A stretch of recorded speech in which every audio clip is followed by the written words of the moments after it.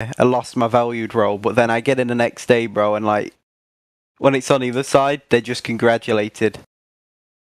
Crazy. The valued role? My God. I had the valued role, yeah, because I've been in here like 2 years. I got it probably a year and a half ago. I came in here one day, and this guy was saying how he walks up to random like employees at like shops and stuff and talks to them about the flat earth and stuff. And I was like, mate, you're gonna look like a psychopath. They're gonna think you're crazy. And he's like, well, I couldn't stop laughing when he told me. And then I did a little trolling in VC because there was these people in VC. They don't talk. I mean, in the text chat, they don't talk in the VC, but they're like cheerleaders. They just encourage. They say like small sentences here and yeah, there. they're like, and they post memes. They add no value. They post memes and they cheer on the flat earthers, and they're like cheerleaders. And there was this one guy who kept atting me saying, "You're shook. Breathe, bro. You're scared." And it's like. So I started doing the same thing, and I lost my valued role. Oh, yep, that's how you get banned if you act just like them. Yeah, exactly. Like I did the same thing, instantly lost my valued role. It's crazy, bro. Like there was a guy that did that. He also was on YouTube. He went into I don't know where it was, McDonald's or something, and there was a NASA employee there, and he just approached a NASA employee and put it on YouTube, and it was kind of cringe and everything. But he sort of became a little bit. Popular in Flat Earth. I can't remember what his name was. I haven't seen him in a long time. But yeah, it was kind of cringe the way he just walk up to random people and. One of the astronauts. Just a NASA employee or something. But he had NASA on his shirt or whatever, and he confronted him, and it was kind of, oh god, man, don't do that. But he actually got better at his videos. I can't remember what his name was. But it was cringe at the start. Yeah, that's it. That's the guy who's like the cheerleader. He's called Cut the Shit. He just sits in the. He doesn't speak in the VC as far as I'm aware, and he just sits in the text channel posting these memes and atting people saying you're scared and you can't. Well, we shouldn't really talk about people unless they're here to defend themselves. No, he doesn't defend himself anyway. I've directly called him out on it. I know him. Yeah. I like the guy. He just sends memes and says you're scared and stuff like that. That's his response. Guy, bro. No, he's fine. Hi. Stop trolling, Vinny.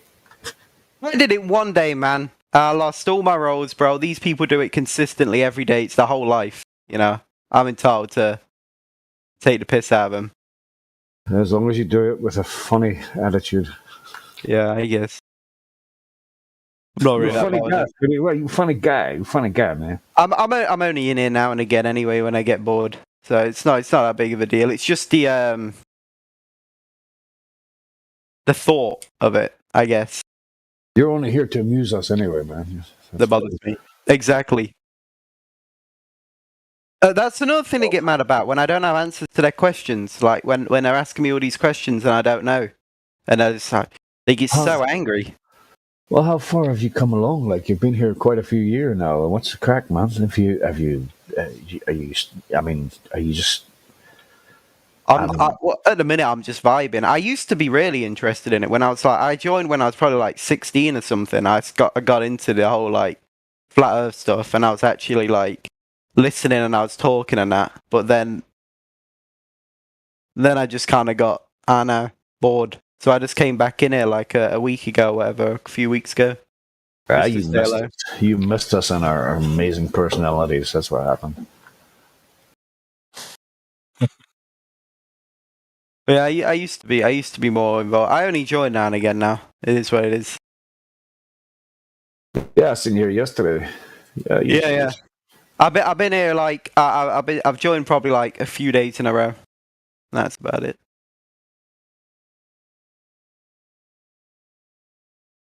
Used to be another one of these like servers that I used to be in. Yeah. There's quite a few of them. Because I remember there used to be like a massive one, but it had like it had like a civil war or something, and it split up into two. Oh yeah, like the 1.0. Oh god, the human sheeple debacle. That's it. He was called Sheeple, wasn't he? Something like that's human it. Sheeple. Is he still around? The admin. He used to control the 1.0 server, but I think it eventually did get banned or some shit because it was just a toxic cesspool. but I don't know where Human Sheeple went. Doesn't I he never use? seen him after that. Does he talk, or did he use like a voice changer? Or Oh something? no, I think his account originally got banned too. I think his original account got banned, so he kept making alt. So I don't know where he is anymore. Yeah. That was it. He managed to take control, didn't he? I think he like. I think if you're an admin or something and the original owner gets banned, you can like write to And like you go Discord. like dormant, right? Because you're like a high admin, so they trust you. Because I mean, obviously the people in the server trust you, right? Yeah. But they didn't realize Human Sheeple Yeah. was And a then good person. and then they split up and made their own server. Yeah. That was funny. That. I never thought I would witness a flat Earth civil war in my lifetime. That was not on my. man. It was crazy. It was so Did that people funny. take Human Sheeple's side too. Oh Just- god, Just give people time, huh? that was a good time. Human behavior. There was this one guy I used to speak to, and I was trying to find out where he went, but he wasn't like he was like a moderator, but he wasn't like a high up moderator or anything. But he just like, I don't know, because a lot of the servers get banned and stuff, don't they, when it's about stuff like this. Oh, there's things you can't talk about.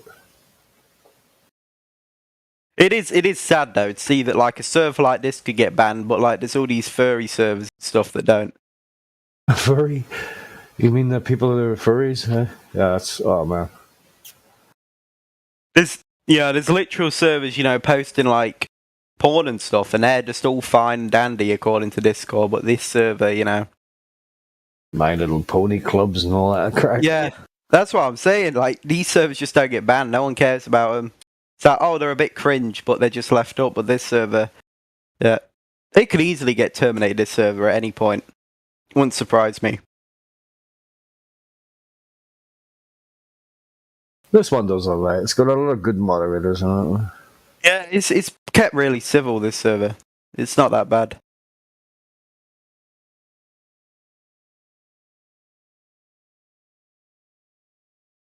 Whereabouts in England are you, Vinny? Derby. Derby. What about you? I'm in Derry. So we both come from a place beginning with D.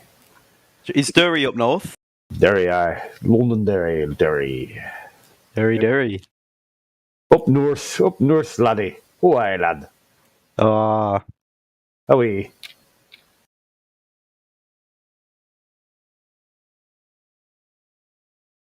Northerners. We're the best. I guess you don't like Margaret Thatcher, eh? Who does? I know. I think there's a decent following in like London of her and stuff. The richer people don't mind her. She took away your mug. Yeah. Well, she Right. closed the mines, didn't she? Destroyed your biggest industry, and the North has never really recovered from it, have they? No. That's There's right. a lot of like benefit claiming up there. It's not really their fault though. Also, what saved her too was the Falklands. Yeah. She had balls of steel, didn't she? That was her saving grace. Yeah, that's what they call it, isn't it? The Iron Lady. Yeah. Was she Well, involved in something to do with the IRA as well? She nearly got blown up, didn't she? I can't mind that. I think there was an assassination attempt on her. They tried bombing a hotel but got the wrong room or something. All right. I don't know that.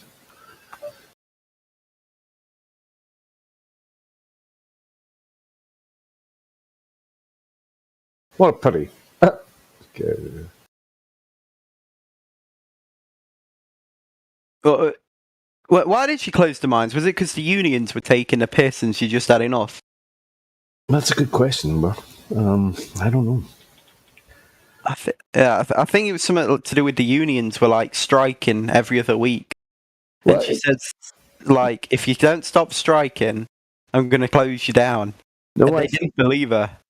Yeah, no, I think what that was the start of this whole fucking global warming, green energy fucking thing. That was the start of it. Like, Was it? I think that's the early days. Yeah, that was the start of the whole fucking thing. It was because of I don't know. I might be wrong. There's probably a couple of reasons. Maybe because they were fucking a pain in our ass. Yeah, they were a pain. It's like because the unions were so powerful back in those days. The unions had crazy power. Scargill, Arthur Scargill. But I'm not bothered about like greenhouse gas stuff that much. But like mining is pretty bad for you. But yeah, but it was the biggest industry. Well, the whole Western world seem to like started from the 80s. They just seem to be destroying things in America and the UK. They took away all the industry. They just, the minings, the car buildings, everything just seemed to fucking go downhill. I don't know. Yeah. Steel as well, I think. Didn't we have a big steel industry back in the day? Oh yeah, steel too. Yeah. It's because other countries could do it cheaper, and with like globalism and that, people just bought off them. Well, that's right. Yeah, the companies went overseas. Yeah. Yeah. But and I think some people would pay extra just to have like made in England or made in the UK on the packet. Well, I feel like I've just joined the economics server. Are you into economics, Vinny? Not loads. Just yeah. I don't know. It's interesting though, isn't it? Yeah, it's just because with flat Earth, because it's like I know I don't think you guys like it being called a conspiracy, but because it's like an idea, like, but there's a lot that go with it. There's a lot that slot into it. Yeah. Like the moon landing, global warming, all that. It all kind of slots into each other. Yeah, if anything had made in England written on it from Sheffield, it was definitely the good metal. Made in Sheffield. To make knives and all kinds of stuff.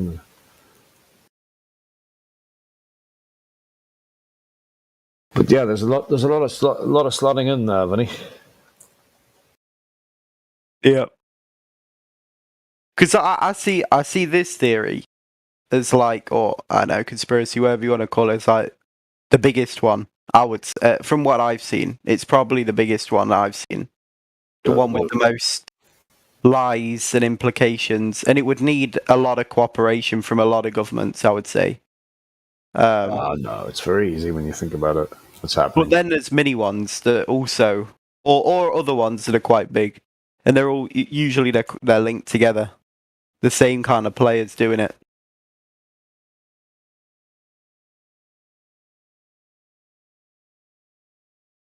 It's a strange world we're in, Vinny. It is. Don't you think? Yeah, I'd agree. Are you religious, PMac? Me, I do believe in a higher power. Yep. Fair enough. Absolutely. Are you like any particular religion or just? No, not at all. Just a higher power. I was a Mormon. I was a Mormon for a good few years. In the UK, there's Mormons in the UK. Of course, there's Mormons all over the bloody place, man. I thought that was like like an American flavor of Christianity. Yeah, they branched out, Yeah. They send missionaries all throughout the world. And It's like Utah, isn't it? That's where. that's right. Yeah, no, they've got temples all over the place now in South Africa and Europe, all over all the major cities in Europe. Crazy. UK has a temple, Far East, everywhere. They're actually advertising on YouTube now, I noticed as well. How come you left? Couldn't. Okay. I suppose one easy word answer: girls. Fair enough. Do they do polygamy still? The Mormons? No, there's fundamental Latter-day Saints do it. It's actually on Netflix. I'm actually watching that at the minute. I'm halfway through it. It's fucking amazing how they. I think I've seen that. Yeah, I saw my mum watching it one time. And they fuck with people's minds and they use cheap labor. They build buildings for Walmart all over the fucking USA, but they send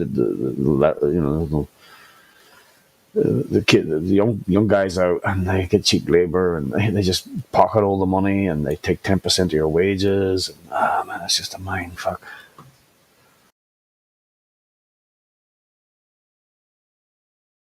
And the guy had like fucking 20 wives, and Yeah, that's the polygamy in it.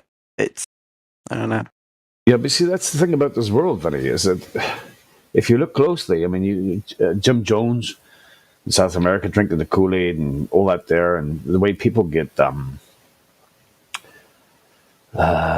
do you say? Brainwashed? Yeah, well, okay, yeah, that. It's everywhere. It's in everything. It's so pervasive. It's just Yeah. people. It's, if you can control the media or anything that people consume, it's easy. Oh yeah, big time. You're right there. Yeah, and I don't say like the Earth's like I think the Earth's like a sphere, but you know, I'm not like completely against it being flat. I think it's a possibility. It wouldn't surprise me, you know what I mean? But yeah, I just don't. Well, it's a level of intelligence, isn't it? If you can entertain the thought without making any judgments or something like that. You can hold an idea without making judgments. That's truly open-minded. Yeah. I'm not. I mean, to be honest, like most people are open-minded in some aspects, but there's not many people that are open-minded in all aspects. Most people have stuff that they'll like always believe in. Oh, there's people that think they're open-minded, and they're just not. Yeah. And you can be open-minded in some things, but not others as well. True. Hey, Jim. Oh, how you doing, gentlemen? Thanks for the warm welcome. Yeah, I'm just listening in there, yeah. I'm partially open-minded. I don't open my mind to everything because some things I feel personally are not worth taking on. It's just unnecessary baggage at this point. I'm 60 years old, so I'm trying to move through light as possible. I'm a revolutionary, so I want people to wake up and take on the system properly. You know what I mean? You know, stand up. Let's take, because we are slaves. We're not free. As far as I'm concerned, anyone voting is really sealing our doom. We don't need to be governed. We need to be supported. So I have time for like Nelson Mandela effects and shit like that at the moment. I'm more concerned with getting this flat earth message out there, perhaps change the education system, and for people to wake up that voting means our demise at the moment. That's all I'm saying. Right. But that's G. You know. Yeah, I do like that because I was always thinking like all these people who like talk about flat earth and that, but what's the end goal? It's good to see that you actually have like a goal with it, because a lot of people just believe it, want other people to believe it, but don't want to do anything with it. But it's good to see that you actually want to do something about it. Yeah, of course. I mean, I come from, I was 2015. So during 2016, you had the Globe Live team led by Harry from Scotland, and then Roxanne Glenn and the entourage. They were really good people. Something of the Dibley, family Dibley. He was Jason, that's it. These guys were, you know, in Britain, and they went across the UK urgently trying to get everyone to understand how this globe isn't a globe, and we need to change the education system. And the culmination of this, the cherry on the cake, was when they took Flat Earth to Cambridge University and Oxford. They got a kicking.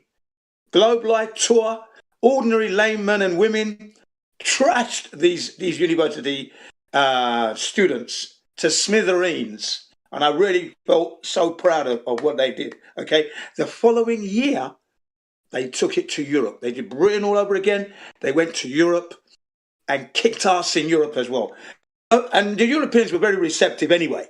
But the legal system that was trying to stop them from free speech got trashed as well, you know. So all I can say is that well done, Britain, for the British contingent. They did a great job. That's why they shut us down in 2019 with all this nonsense. Because of them. They were on their way to America.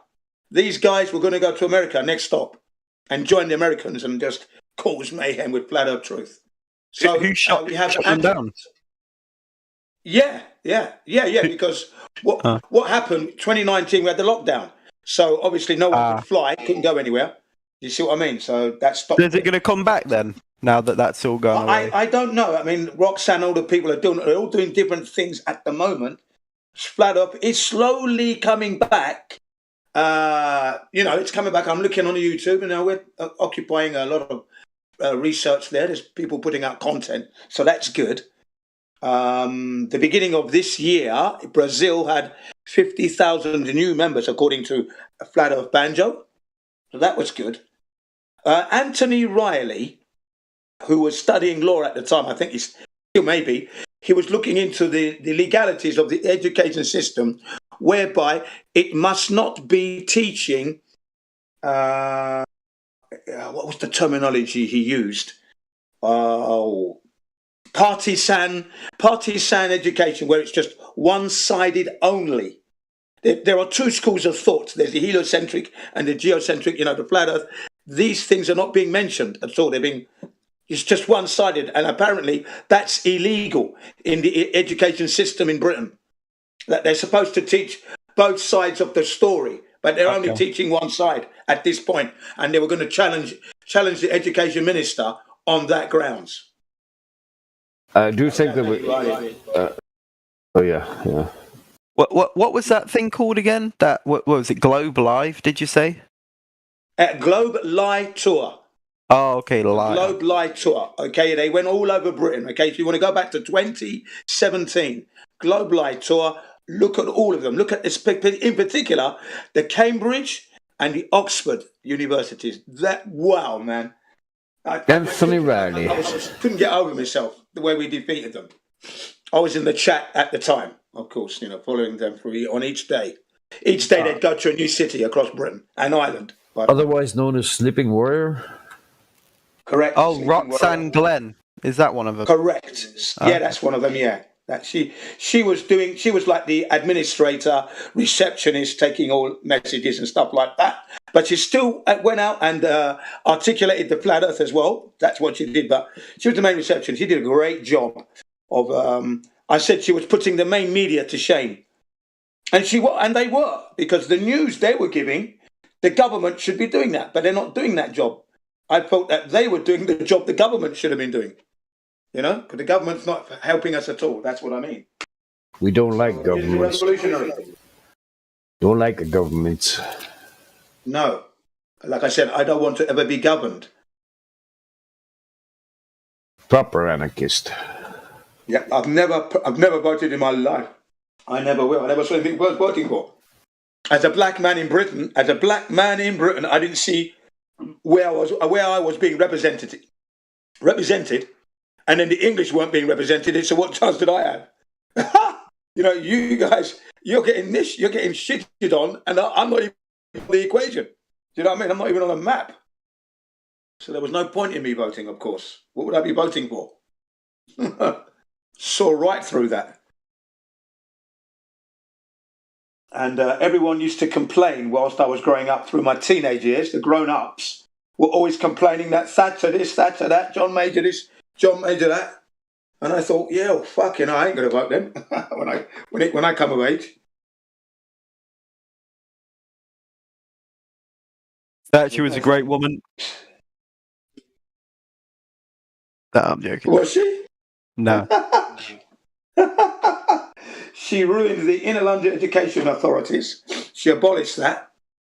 Then at that time, I was a part-time youth worker in central London, Westminster, and it forced our youth club to become a proper business where we would be getting funding from Westminster, but we had to show it as a viable business.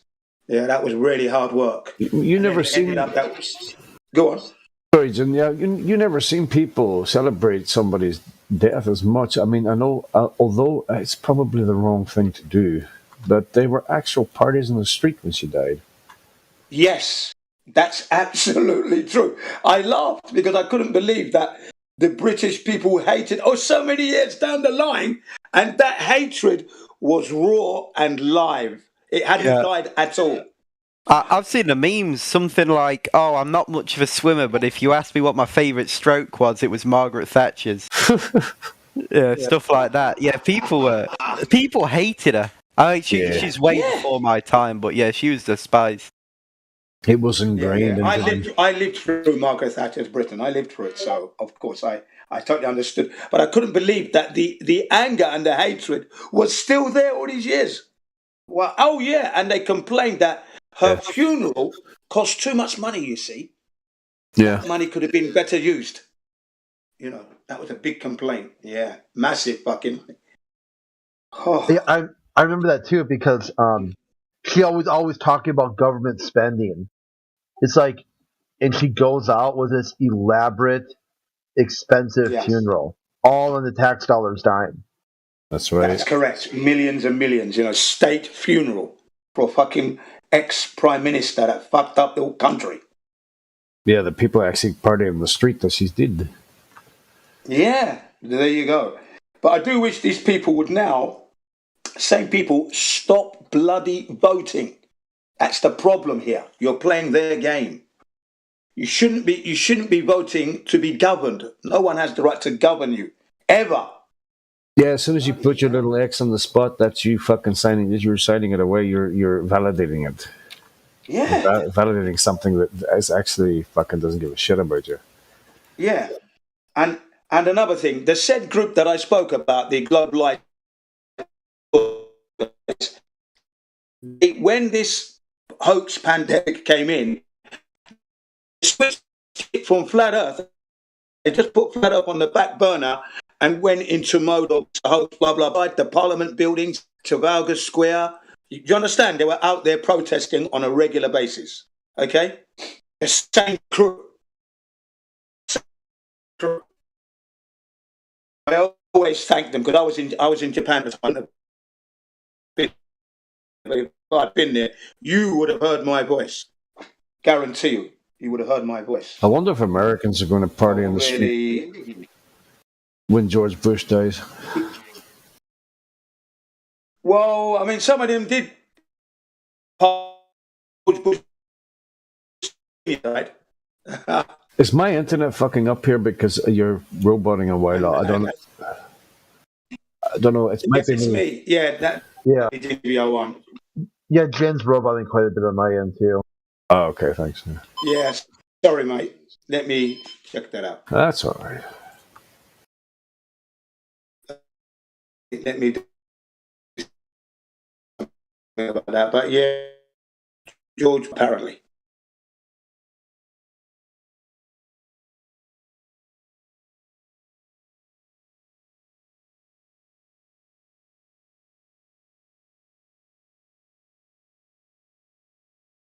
Yeah. So the Roxanne and that lot, four and everyone, they did a grand job in trying to get everyone aware that this thing of the mask wearing and that this stupid thing is not real. It's come on, wake up now, do a little research, you know. Meanwhile, YouTube is cutting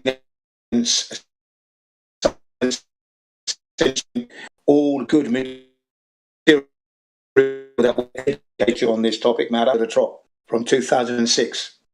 Okay, you broke up a wee bit there again, Jim. And say that again? You broke up a wee bit there again. Oh, okay, yeah. I was just saying that I watched this from 2006, right? So I knew all about the vaccines and stuff before. That's really bad, Jim. Okay. Tell them Japanese to get their fucking internet sorted there.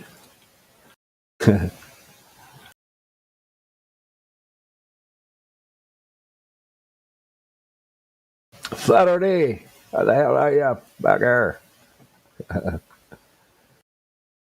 Saturday things.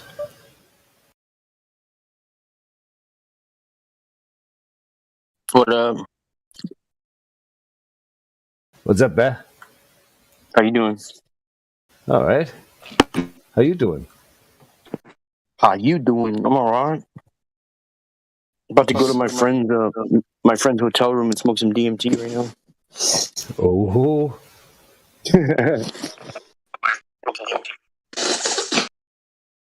you crazy person.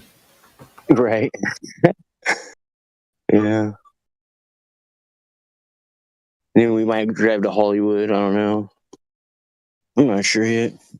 There's so many good places to take pictures and videos down there, dude. How's it going now, Jen? Any better? Yeah, I'm hoping it is. I just thought I'd give it a break a bit, let it settle down. Now, for a while. Hey, Jim. Is it any better now? Nah, How are you doing? it's not, unfortunately. Is it shit still? Yeah. Oh fuck. Are you on a like a modem or a hardline, or are you on like Wi-Fi or what? Yeah, I'm on the Wi-Fi and I'm in the basement. I'm on the ground floor. Oh, basement. Well, that will do it. Router's upstairs. I really need a booster. I think. Oh, he said he needs a booster. Yeah. Need to go sit. Ah, yeah, I need a booster for my router. Yeah, right. Boost up to the roof. I won't be calling Bill Gates. I won't be calling Bill Gates. Hey, Jin, have you heard my newest song yet? My booster. It's called Illegitimate. No, DM it to me, please. Okay. Illegitimate, yes. That's what the system is. It's trying to replace God. That's what this illegitimate system is. You're roboting a little.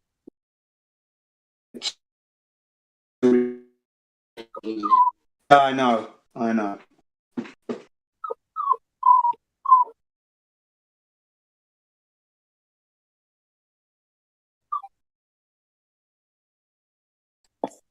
We got dogs over here whining, barking, fighting for food.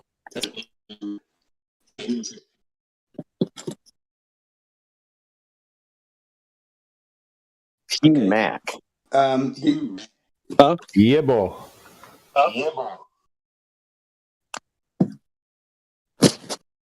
Yeah, I'm making songs now without using the C word in them. Carrot? Yeah, 19 carats. I was playing with a handicap. I got a hole in one. You mad motherfucker. Fuck, I got 2 strikes for that shit. Didn't even knock down all the pins while I was playing Chutes and Ladders. Chutes and Ladders. That game, Operation, well, you're the doctor collecting all the pay. Shalom flat today. Yes, I remember that. I remember that game. That's right. What up? Doctors in the UK, by the way, have just asked for a 30% increase in their wages. No, yeah, just thought I'd add I'm surprised they didn't ask for a 33% increase. that. Oh, fucking Mason's the bastard. Right? Really? 30%? 30%, yeah, I heard it. If that's in the National Health Service, was that in an NHS? Yeah, I think so. I heard it. I was listening to the news yesterday. I was listening to people talk about it, and I was like, "Wow, 30%! What the hell?" Aren't they already pretty Well, I well reckon paid? they deserve it. Yeah, I reckon they deserve it. Although they lied about the pandemic and shit. So I think the nurses they don't should get it deserve it. first. Like the nurses and lower work. The nurses should. Doctors, they don't deserve it if they're lying about a fucking pandemic. They're already rich as well. The nurses don't get much money. yeah, that's what I meant. I meant absolutely agree. Yeah.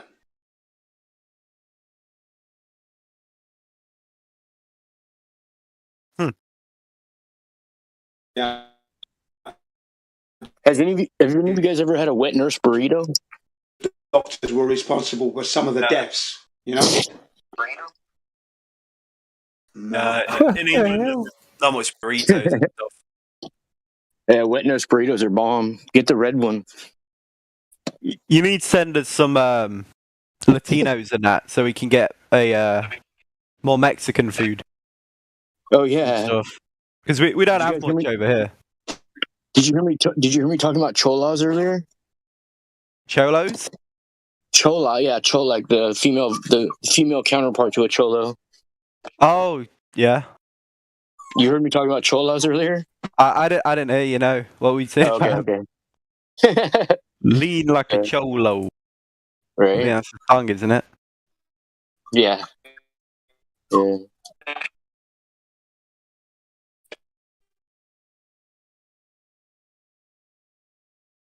Yeah, we probably have like 8 Latinas in this country. Like, there's barely any.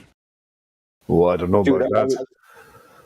There's if they're Oh, we Latinos, have yeah. a massive like Pakistani population and Polish and stuff, but not many Latin people. Yeah, there would be more Far Eastern people, wouldn't there? Yeah, there's virtually there are some, but not a lot.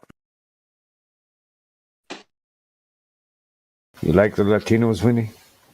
The Latinas I like. Aren't about the Latinos. I don't know. I've never really met a Latino. Yeah, me neither. Dude, I was stuck with my friend's sister. I was stuck with her and I had to give her a ride. I was stuck with her for like 2 hours. She's sitting there doing her makeup in the mirror the whole time. I'm sitting there trying to talk to her about flat earth. Look at the water is all level.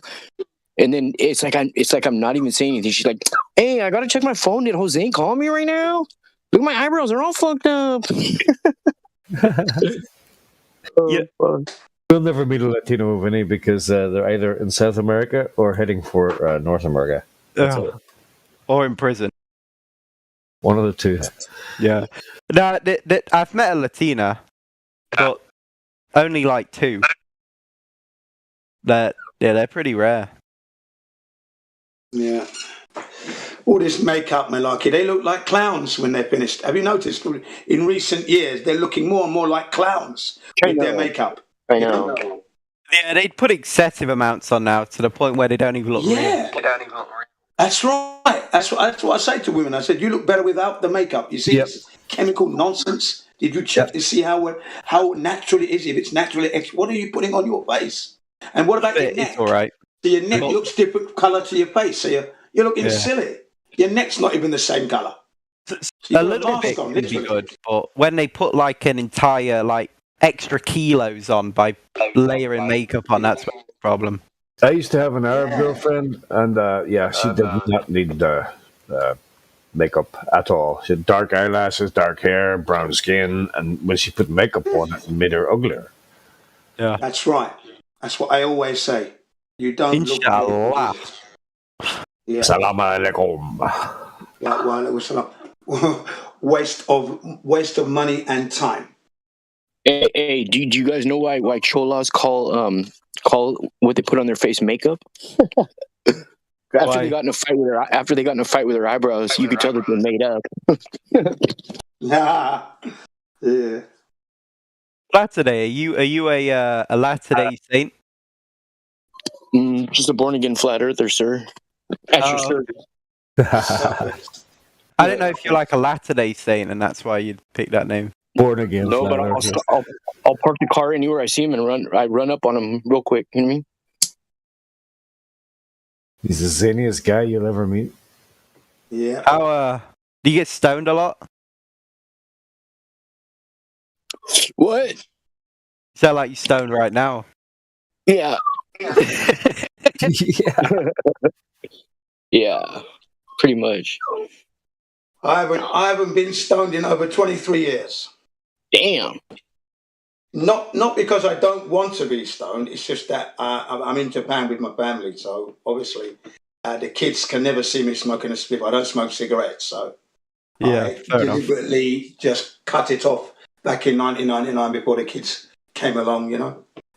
So I had my last spliff in 1999. So I just use cigarettes to cover up the smell of weed. Yeah. Weed's not really my thing. Skunk. I used to love the skunk. Wicked flavour, that one, skunk. Love that stuff. Weed's scary for me, bro. I know, like, I hit the bong a couple weeks ago. My head started vibrating. Like, I was not happy. Yeah. You're not supposed to you hit will the go bong with through your that head, if you're man. bonging. We used to have Hey, a I bong just called the Turbo. Two I bowls. posted a picture. I posted a picture of some purple Compton Grape Street Kush right now. Instead of having water, we had whiskey. Whiskey Hell in there. yeah. We had a double bowl. So we called it the Turbo Booster. That's Man, right. that's I hear that. fucking killer. I hear that booster all day. You know what I mean? Yeah. I just got my second one. Yeah. Second toke. Your head is just full of smoke. Just Right. full of I smoke. I got start my- vibrating. I physically I just shake. got my one and done. You know what I mean? While I was on the John.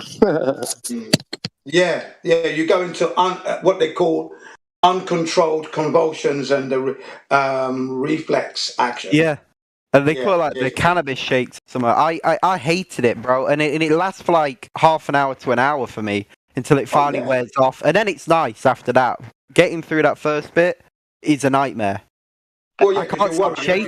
You don't know what's going on with your body. You don't know what's going on. Yeah, I can't stop worrying. shaking. I'm not even cold. I'm just That's what happened to me. That's what happened Yeah. to all my eyelids started twitching. Whoa, really Yeah. quick. my head Fucking was what's like going on here? my head My felt like sack it of was weed being got blood clots, compressed. dog. Yeah, my head was like getting compressed from sides. That's what it felt like. It was. Yeah. I don't know. It was scary. Yeah. I just think weed's not my thing. I think for some people it like vibes, but for me it just doesn't work. Oh, think no, if- I think you've come to the right conclusion there, bro. It's part of the buzz, isn't it? It's part of the buzz, man. Well, I used to crack up when I used to see my friends twitching and out of control. Right, Yeah. you might crack up. I'm shitting myself. Yeah, after a while you get used to it. Yeah, I After a while, guess so. You understand what's going on. But that Even very if I first time, understand, that very first time was like, a yeah. bit of a roller coaster ride there, that first one. Even when I understand what's going on, I still don't like the feeling. I don't know. After though, then it's really nice. And if I have it's nice. But yeah, I have a low tolerance to it. Very low. Whereabouts are you in the UK? You sound like you're in the southwest, but I could be wrong. The Midlands. I'm in Derby. Okay, Derby. All right. Yeah. Okay. What about you, Jin? Well, I was in London, but like I said, 1999. I've been in Japan 23 years now. Where was that? You're in Japan? Yeah. Oh, Japan. Nice. Yeah. I've been here 23 years now. Is that a nice country, Japan? Yeah. Well, it's nice. It's a nicer prison than the Americas or Europe, for that matter, because you all had a heavy duty lockdown. We didn't have that yet. Do the Japanese women look like the cartoons? So yeah, the anime, that's all popular here. But Yeah, they look like that in real life, though. the girls do, yeah. Oh, they do. You know Okay. Yeah. It's not false advertising. It's real. No. You come to Japan, you'll see them. They dress up. All in Really? places like Tokyo and Tokyo, Akihabara, Shibuya. Then you've got the other cities like hang on a minute, Kyoto. Are they Osaka. small as well? Yeah, some of them are petite. Yeah, some of them are petite. Some of them are tall. Okay. I like You're advertising it to me, bro. I'm coming. I'm a mix and match. They're into fun, big time having fun. So that fun loving. I'm on my They way. don't like the serious side of things because He's on it his way. scares them. He's already there. I'm already there, bro. Yeah. Jim, answer the door. Are there nice beaches there? Oh, hang on a minute. Let me go and get the door. Yeah, so when I was in London, I was living in Highgate, which is North London, north of Camden Town, Hampstead. What's that? East of Hampstead, Highgate. That's where I was living. But originally, I was born in East London, Popular, the Isle of Dogs. That's where I grew up. First years of my life, the early years. And then I think it was in 1967 or 68, my youngest brother was born. So it would have been, let's say, 68. We moved to Camden and I ended up going to St. Mary Magdalene's Elementary School. So Regent's Park. So that's where we lived. Cobden House, Arlington Road, and you have Regent's Park just up the road from there, and that's where I grew up. And then as I, got older and got my own place, I was living in Kentish Town, and from Kentish Town, Archway to Highgate, working my way up. I lived in Finchley as well for a while. Really nice place, Finchley. Several years in Finchley. Heavily Jewish population, but Jim didn't give a shit. No. You know what I said? You fuck with me, I'll give you a Holocaust you'll never forget, yeah? Don't you fuck with me, mate. I fucking knew it. Yeah, man. I'm gonna head out for a bit. Take care, guys. Okay, enjoy yourself, yeah? Take care, Nice, Vinny. man. Yeah. Yeah. What is it? So it's just coming up for half 12, is it? Yeah. Yeah, after all, yeah. Yeah, lunchtime, your time. Vinny's I've just had something to eat now, right? Look. It's 8:30. I haven't eaten anything all day. It's 8:30 in the evening, and all I've had is 3 of these granola with a mixture of walnut biscuit kind of thing, health bar. 3 of those, covered in maple syrup, very thinly covered, very moist. I've had just 3 of them and water. And I've gone out and done let's have a look, 12 miles. Sorry, 6 miles today. But can you not afford food, bro? No, of course I can afford food. That's just I know, I'm just kidding you. I'm just not hungry, you see. And dropping the weight in the heat. So I went out for a 6-mile cycle, came back and did a 3-mile walk with dumbbells. So I've done 9 miles today, sorry. God damn it, Jen. You're going to live to your 100, bro. I love it, man. Loving life. Yep. Trying to keep it going, He's got these lovely dumbbells, right? And I'm shadow boxing as I'm walking, and then I'm jogging. So you've been out there since 1999, is that right? That's right, yeah. Uh-huh. Did you marry out there, or? Yeah. I met my wife in London, in Kentish Town. Oh, okay. In a right dive of a place. Right, where my friend was doing security at this pub, right, this dive of a pub, and I would finish earlier than him at my venue, which was more near Were you doing Regent's Park? Were you doing the door as well, or?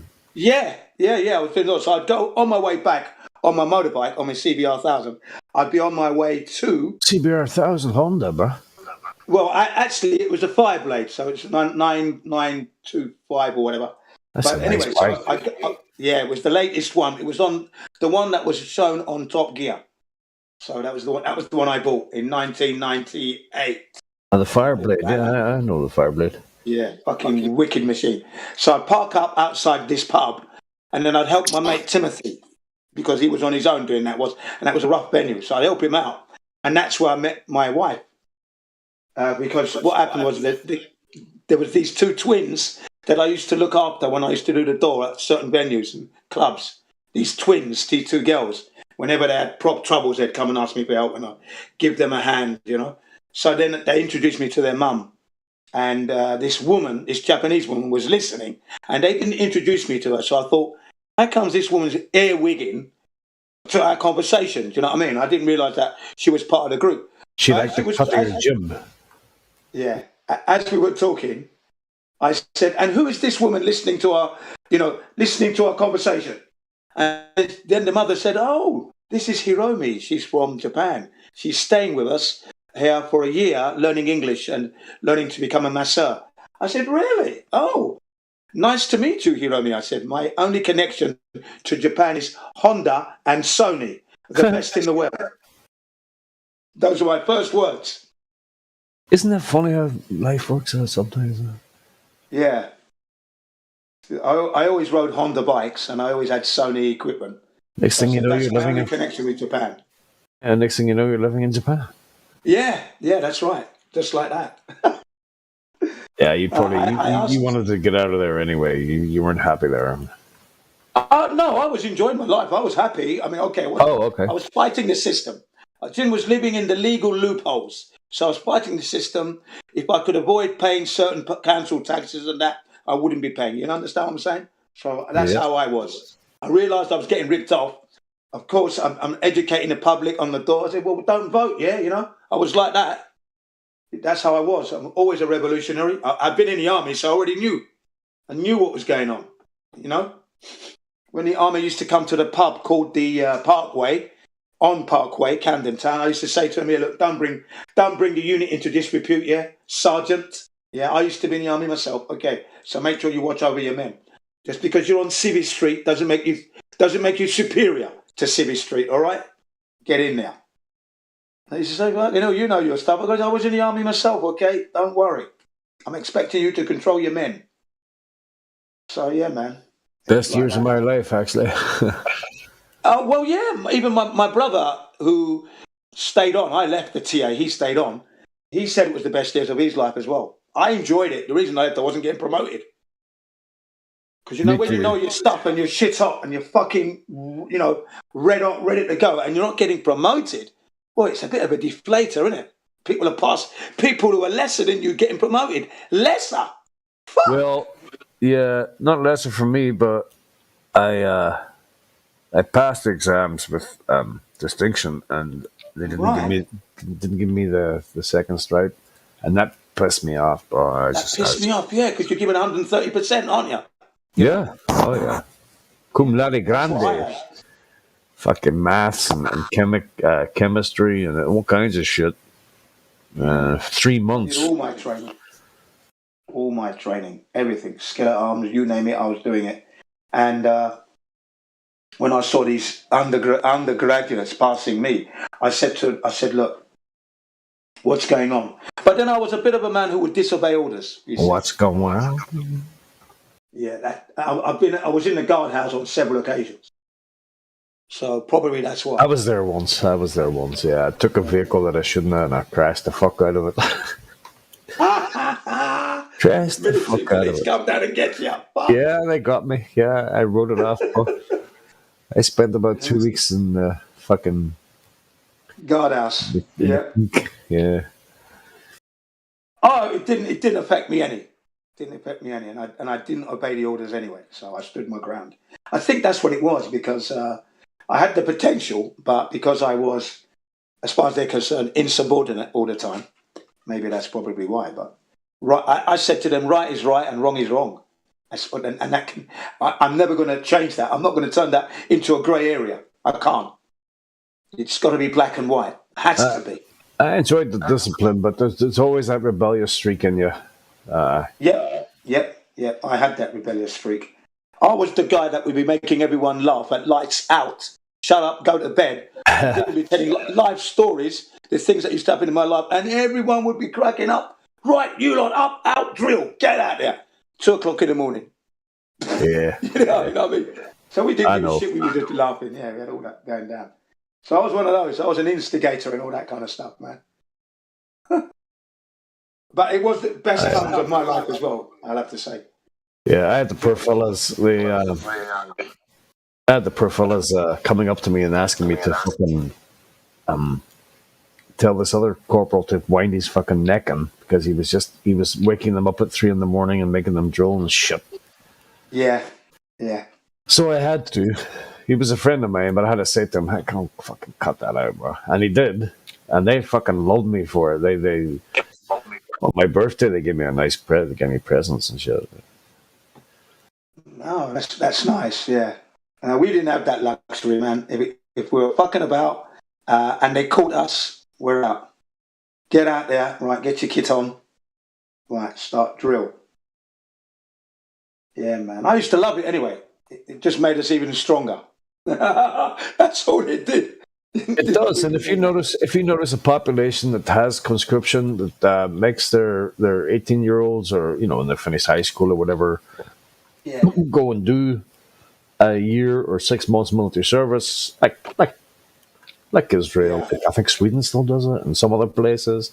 Those young people, generations are better off for it. Yeah, I would have to say that. I agree. I think when you leave school, you should do at least 1 year's military training. You know, the basic training. You've got to go through that. Sorts you out. It really does sort you out. It does. It instills a discipline in you. It instills a fighting. Like, shit, I have to go through this. It makes you who you are, like in many instances. A sense. Even though you have that rebellious streak, it beats the shit out of you for having it. But you can still have it, but you can't allow it to show itself, because they'll just knock you the fuck out. But yeah, no, they could never do that to me at all. You know, where's your initiative? I left it at home, sir. You know, that kind of thing I used to say.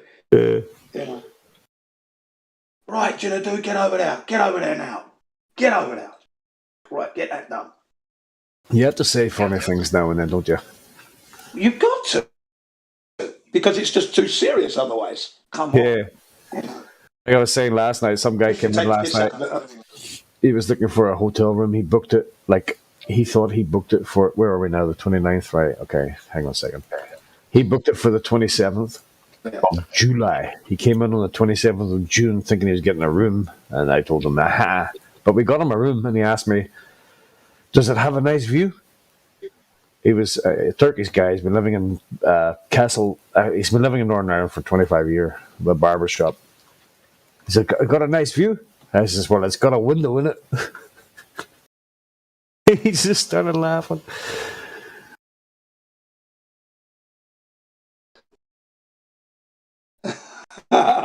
Okay, so it's not an asylum then. Yeah, just go look out the window.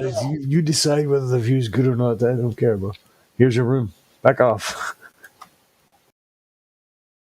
Yeah. He was a nice guy, though. I opened the bar for him, and we just talked about shit. I remember this guy. His name was Mr. Leckie. He was a priest, but he was a warrant officer, coming up to be a second lieutenant before lieutenant, right? You're breaking up again, Jen. It was going so well there for a while. He always used to. He once. Am I breaking up now? Not now, but it was. Yeah, it's going so well there. Yeah, I was saying that I used to make fun. Yeah, I said I used to make fun of this warrant officer Leckie. Okay, now he was going to become a second lieutenant, and his kit was never up to scratch at all. He was a priest, but his kit was atrocious. But then again, you know, he probably didn't have time to do it. Okay, fair enough. But what used to really make me laugh was when he used to call us onto parade, okay? Now, the sergeant majors would be, all right, everybody, fall in, move yourself, hurry up. You fucking little rat. Yeah, you horrible little rat bags, or you shit bags and all this. Yeah, okay. Man. And then he goes, all right, company, shut. But warrant officer Leckie used to get it wrong. He said, company, son. And that was really bad. I used to crack. I could not stop laughing because there was no command in the voice. It's a priest's voice giving you command. No power behind it. I just could not stop laughing. And as soon as I started, it would go down the ranks. Everyone would be laughing. Right, Jim, get out there now. Give me 20. Because I couldn't stop laughing. Company, stand at ease. And that's how I used to say it. And I used to burst out laughing. I just couldn't stop it. This high octave voice. Yeah. Company, son. Company, stand at ease. I would have pissed myself too, bro. Yeah. That was his voice. Sergeant majors, man, parade sergeant majors, they're born to that role. We had one that this guy would open. He doesn't need no fucking megaphone. This guy would open his voice, and all the young people, all the young fellas would start shaking. The guy just had a presence about him, That's right. and a voice that came out of him that fucking you listened. You know what I mean? Well, you know that they're going when they're going to battle, he's going to be in the front. They're leading it, so obviously he has to set that example that there is no fear. You go in and you give your all, be all you can be. So that's why they like that. The drill sergeants, the bulldogs. Yeah, the drill sergeants, the parade sergeants. It's funny how that is, though. The sergeant majors, they have this presence about them and this voice that comes out of them that they know, and they just sort of know.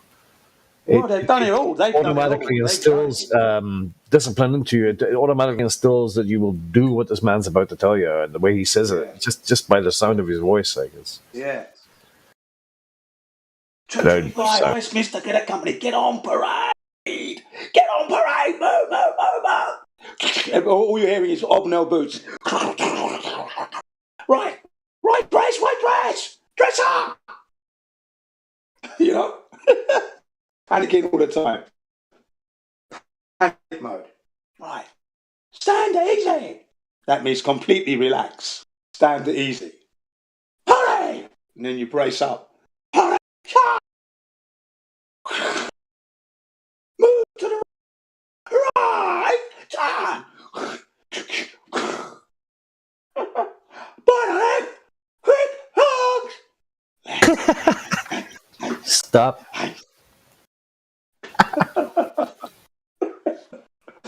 Yeah, man. You fucking pissing yourself as you're trying to march. Those were the days. Those were the days, yeah. I used to make money bullying up boots on camp. Yeah, people say, Jim, can you do my boots? Yeah, okay, give 'em. So I'd be gone for like 3 hours, 4 hours doing boots.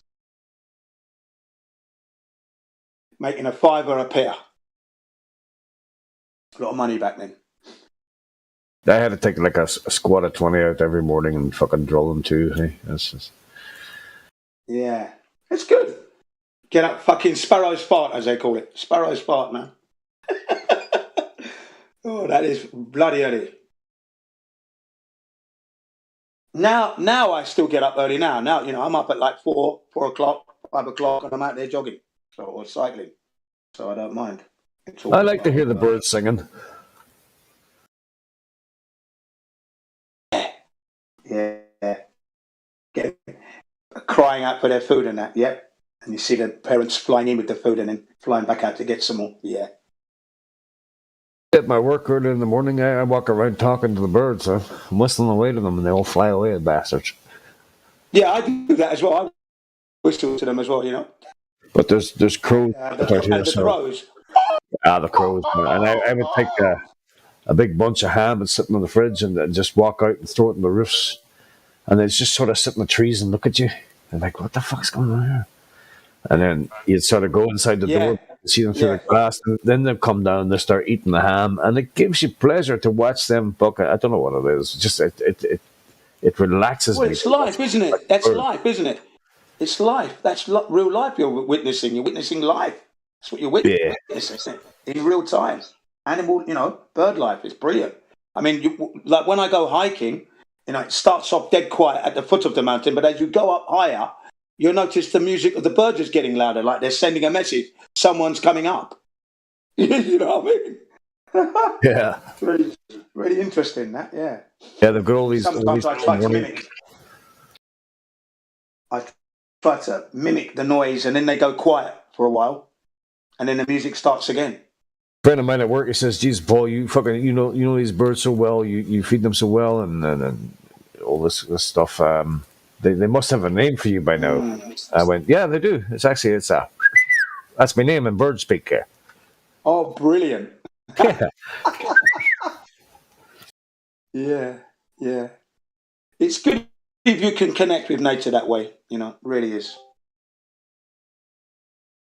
I love it, bro. I have a big shit out the back here, and I throw breads and shit on top of it, and I just stand for like 10, 20 minutes just watching them all come down and go. Yeah, fighting over the bread. I used to do that a lot as well. Oh, they always, wee bastards, they always, I don't know what it is about birds, but if something's on a roof, they have to fucking knock it off.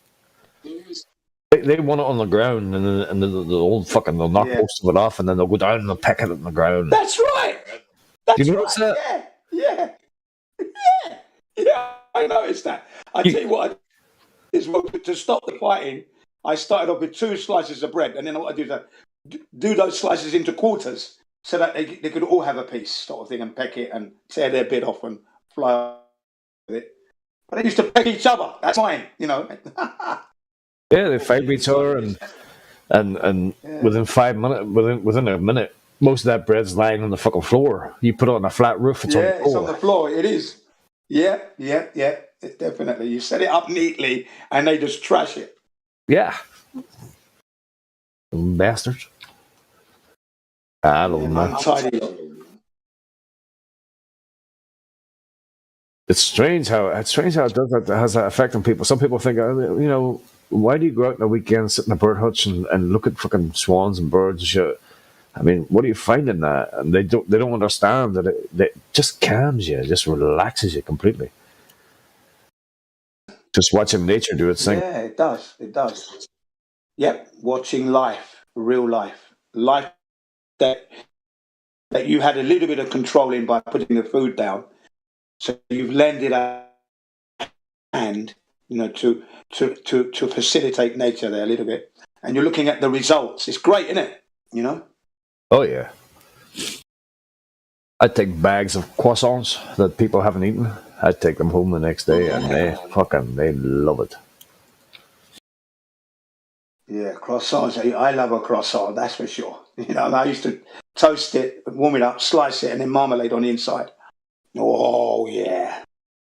Yeah, what is it? Yeah, my buddy puts sausages in them. He loves a croissant with sausage. There you go, croissant sausage. That's fucking beef sausage sliced down.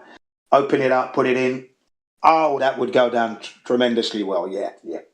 I used to love those sausage rolls that we used to get at school as well. They were wicked. Sausage rolls. Yeah, old sausage rolls. Yeah. And then they cover it with gravy. Yeah, cover it with gravy. That's what me and my mates say to each other after a night of fucking drinking, and we're talking to each other on the text or whatever. He goes, "Go and get yourself a wee sausage roll there, that fucking brown sauce will sort you out. Bread sauce, a couple of sausage rolls, or a chip butty. Or chip butty, yeah. A wee sausage roll in the ground. Man, that was something else. The British have got some good food. Okay, it's a little bit high calorie, folks, but man, it's delicious. That's the thing. It's a filler. Yeah, you've been out on the razzle and you have a chip butty and a sausage roll. Yeah. You're well and truly satisfied. Sausage rolls. Yeah. English sausage roll, man. To die for. Like they say, the British Army marches on its stomach. That is so true. The food you get in the army, second to none. I don't care what anyone says. It's the business. At the NAFI, you know you're always in for a treat. There was never a time I said, "Oh, this is shit." Never a time. It's funny that the South African Army called it NAFI as well. Yeah. Yeah, the NAFI. A lot of good bargains in the NAFI. Yeah. Yeah, I used to eat everything they put on the plate. It was all good. And then when you're in the bush, man, I remember we had that. The first time I had chicken supreme. I went, wow, this is fucking amazing. You know, after all that hard work eating dirt, grit and fucking leaves, being scratched up by the stinging nettles and everything, that chicken supreme was like, boy, heaven sent, you know. Yep, done that. Yeah, with the mess tin and that. Yeah, eating out your mess tin. Anybody wanted, before the man finished, anybody want any more? I was already waiting. Yeah. Anybody want? And Jim would, there you go. Yeah. Fill it up. And walk that down. Yeah. And then the oatmeal blocks they used to get in the compo rations. Those oatmeal blocks were brilliant, man. Wow. The MRIs. Yeah. Yeah, the MRI. Everyone used to complain it was not good, right? But I thought they were bloody brilliant. I'll give you. Don't you want it? Give it to me, mate. I'll have it. Fuck's sake. Yeah, there's a few things in there I love, too. Bloody idiot. Yeah.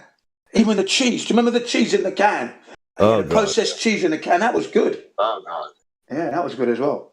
Remember, you're out in the bush, guys and dolls, right? You know, you're sweating your guts out. You're fucking dragging yourself through the forest backwards just to get to your next checkpoint, right? Yeah, that's right. Field craft training.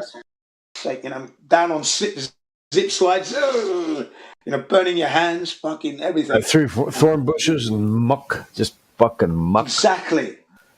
You go from your clothes being very dirty. By the end of the exercise, the bushes have cleaned your clothes up. You don't have to polish your boots. The nature's cleaned it up for you. I mean, I was surprised.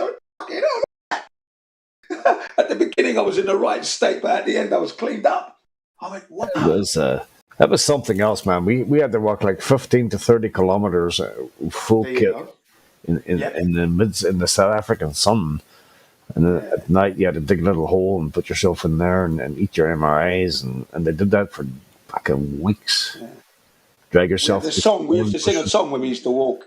It was called the Cockney Jocks. Cockney, because we were in London, you see, the Cockney Jocks, Scottish regiment, right? London Scottish 235. That was one of the that time.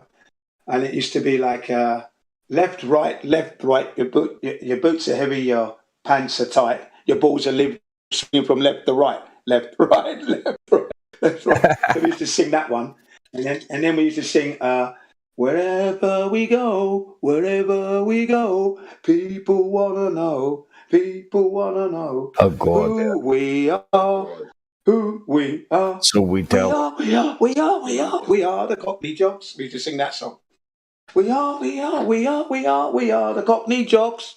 And if you want to stay alive, surrender or you'll die.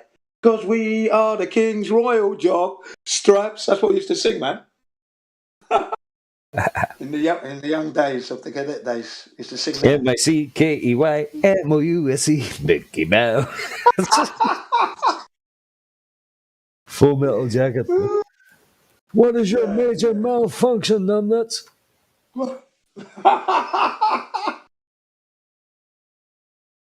Yeah, man. There's only two things come from Texas: steers and queers. Now I don't see no horns on you, boy. Yes, no, Joe. Yes, son. Yeah, going on those walks, those marches with your kit on. Yeah, again, they were, definitely character building. I had to carry my this young kid. His name was Joey Wright. His dad was a major in the army, so his dad was a big wig in the army, right? And he was a short lad, right? And his boots were too big for him. So when your boots are too big, the heels are hitting the ground before your actual foot hits the ground. Do you know what I mean? So it was like he was dragging his boots, and then he couldn't carry his kit properly. So I grabbed his kit. I said, "All right, Joey, get your kit. Right now, march on." But he was a right mess because his kit was too big for him. So I grabbed his kit bag and had that on my shoulder, and then we just carried on going. Keep the unit together, otherwise he would have been left right at the back. And I like to be at the front, do you know what I mean?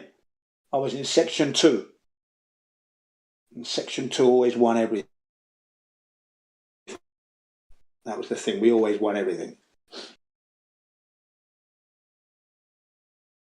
So yeah, come on, let's go. We want to get there, yeah, come on, well, come on then. I want to be first in that naffy, yeah? Come on. I was doing it because I want to get the food.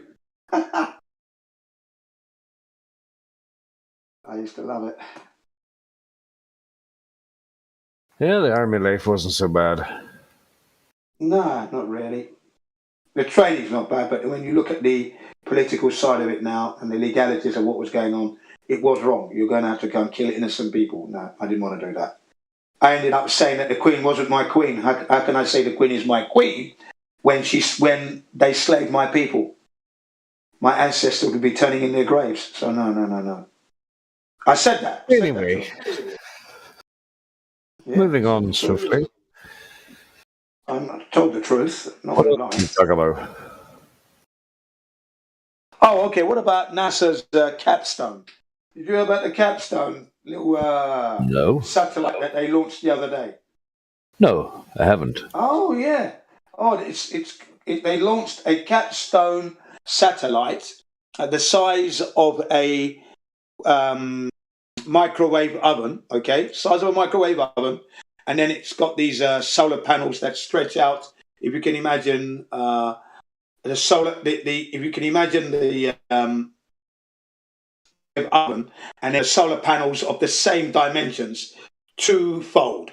Okay, so you've got the microwave oven, and then the solar panels spread out 1, 2, and 1, 2 left and right, like wings. That's it. And they've set that up recently, a couple of days ago. I can imagine it's it.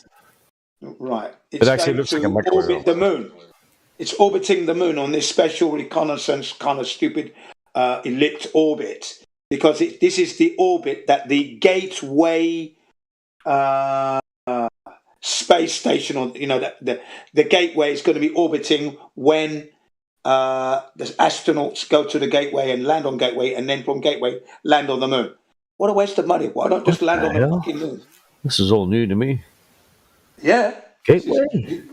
Yeah, Gateway is it's like the stop before what happens. The astronauts supposedly leaves Earth, arrives at the moon, but they go to Gateway. They land in the Gateway station first, get their bearings and whatever, have a shit and clean up, and then they go and land on the moon after that from Gateway. They get shipped down. Stupid. Just land on the fucking moon. Astronauts to the moon. Yeah. Ridiculous. So that's what this is this NASA, not SpaceX? Satellite is doing, yeah. NASA's, the other day. So NASA's actually doing something now again. Well, yeah. This is the plan, isn't it? That they're going to be landing on the moon soon, and they want to have this Gateway space station ready in place, so that when the astronauts arrive, they can arrive there. Don't know what the hell they're going to be doing, waste of money, I think, and then land on the moon. Do you know, when everybody, when they finally do reach Mars, at least everybody will be watching it on Meta, so it has to be true. Yeah. We'll have these goggles on. Wow, look at that, bro. They're on Mars. CGI will be through the roof. That's right. I don't know. I don't know what's going to happen 50, 100 years from now, but I'm guessing that it will be some kind of simulation thing that people will just. I mean, the technology will be so fucking advanced that the whole. Now, hopefully, the flat earthers around the world, across the flat earth, will have put a stop to that. I'm telling you now. Yeah, there's too many eyes in it now, isn't there? Yeah. Too many analysis of bullshit. The flat earthers are going to come in and, we're going to take that apart. They're not going to be able to get away with it. It's going to be too many people wise to the trot now. Sorry. I think that's already happening. I can't imagine 100 years they're going to be in the lead. No. It would have meant the flat earthers have failed, and I can't see that happening. I can't see that this information is going to die. Yeah, no, me neither. Right. So there's no way they're going to be getting away with their CGI crap. The gates are open. The horse is bolted. I kind of think really we don't like flat earthers going to do anything at all. This level of government spending is simply not sustainable mathematically. It can't be sustainable. So they're going to have to do something. And maybe this looks like privatization. It looks like defunding, but there won't be NASA like there is today. That's over with. That's why they started Space Force. Space Force? Yeah, that's right. Did you hear, Crit? Did you hear today's news about Donald Trump having an altercation with his secret agents? Did you hear about that? Yeah, he wanted to take the wheel. He wanted to take the wheel and drive to the demonstrations and all that stuff. That's right. Didn't you hear about that, Crit? I was laughing today, man. Yeah, I haven't been really watching a lot of the news stuff lately. Other than I kind of look at headlines and stuff, but the January 6th stuff, I kind of want to see where it goes. Like where I'm with you on that. Okay, so what it was, I was preparing my bike trailer to go out to collect the 15 liters of water, which I get for free from the supermarket. And, I had the CNN news on the podcast, okay? And it was just saying, I just couldn't stop laughing. It's ridiculous. What, Donald Trump having a fight with his... Nah, it's just bullshit. The things that they said he did, the way the woman was describing it anyway, you knew it was a lie. I just couldn't stop laughing. Yeah, it's hard to believe that the Secret Service would have that much control over movements. Yeah, exactly. And it was hard to believe that Donald Trump would even dream of trying to attack, a secret agent. It was a joke. I just said to myself, come on. Oh yeah, he was telling them to stop scanning people, let people in with guns and all that kind of crap. Causing too much lines and just let people into and stop scanning them. And man, it's all bullshit. Yeah, and he was saying, "Look, I'm the fucking president of the United States," as if he uttered those bloody words. He never uttered those words. Okay, I know he didn't say that to the secret agent. What? Can you imagine Trump saying that? Look, I'm the fucking president of the United States. Oh yeah. I can imagine him saying, "You're fired." Yeah.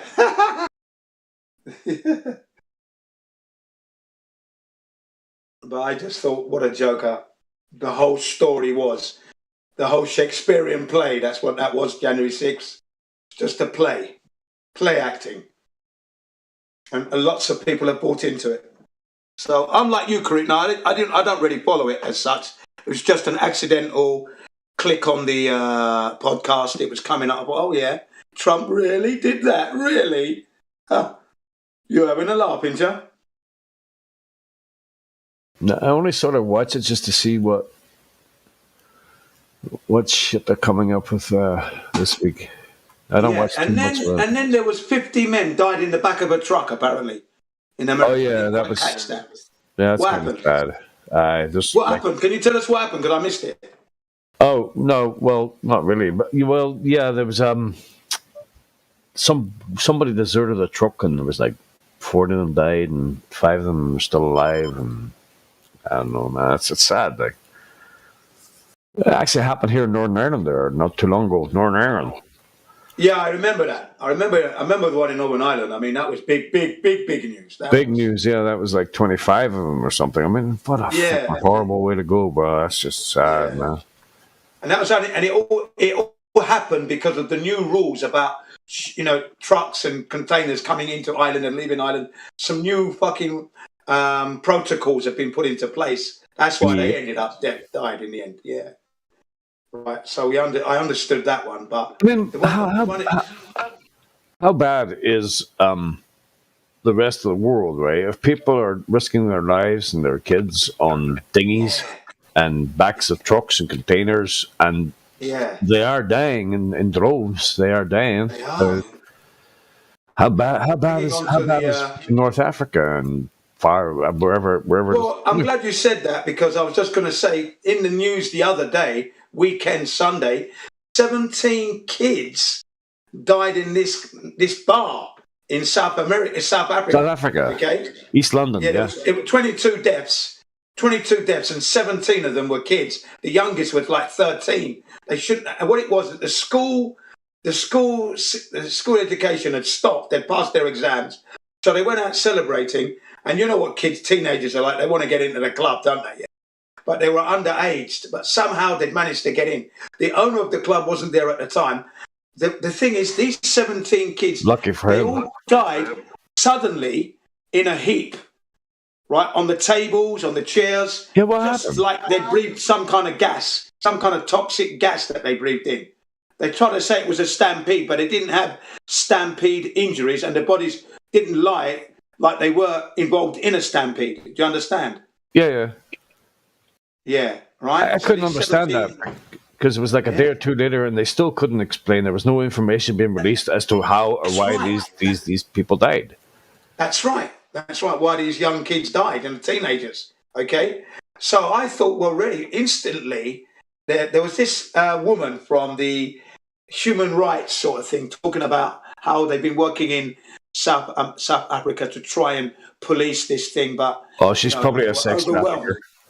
Yeah, she said they were overwhelmed, so they weren't able to do their job well enough. Okay, at least she was honest about it. But the other black woman who was running the news report, said, "Yeah, well, you definitely have to take responsibility for that. But we still have to hear from the owner of the club and blah blah blah." So I thought, yeah, what's going on there? What happened? I still don't know. Yeah, me neither. Yeah, and the thing is, the parents are also to blame because these kids are out till like 4 a.m, 6 a.m. Huh? 13, 14-year-olds out that silly. So I looked at the parents who were looking angry, but they looked stupid. But how many was it died, Jim? Well, the numbers. These It's are in the the 40s, numbers that isn't I it? got. I got 17, 20, 22. There Okay, so 22 deaths is the max. 22. was no 17 of stampede. them were kids. Yeah, no stampede, and they've no idea why this happened. No, from the news report of Gravitas, they said the way the bodies were laid, like at the table, slumped over the table, it seemed like they all breathed in some kind of gas or something. That's what it was, or they'd had some kind of toxic drink or something. Okay, Aye, there was no probably. signs of a stampede. Otherwise, they would have all been at the door.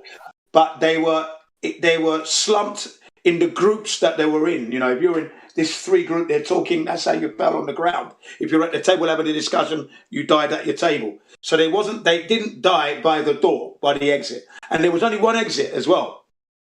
The entrance is the exit. So that was not very good either. So the health and safety for that club was totally wrong. No emergency exit.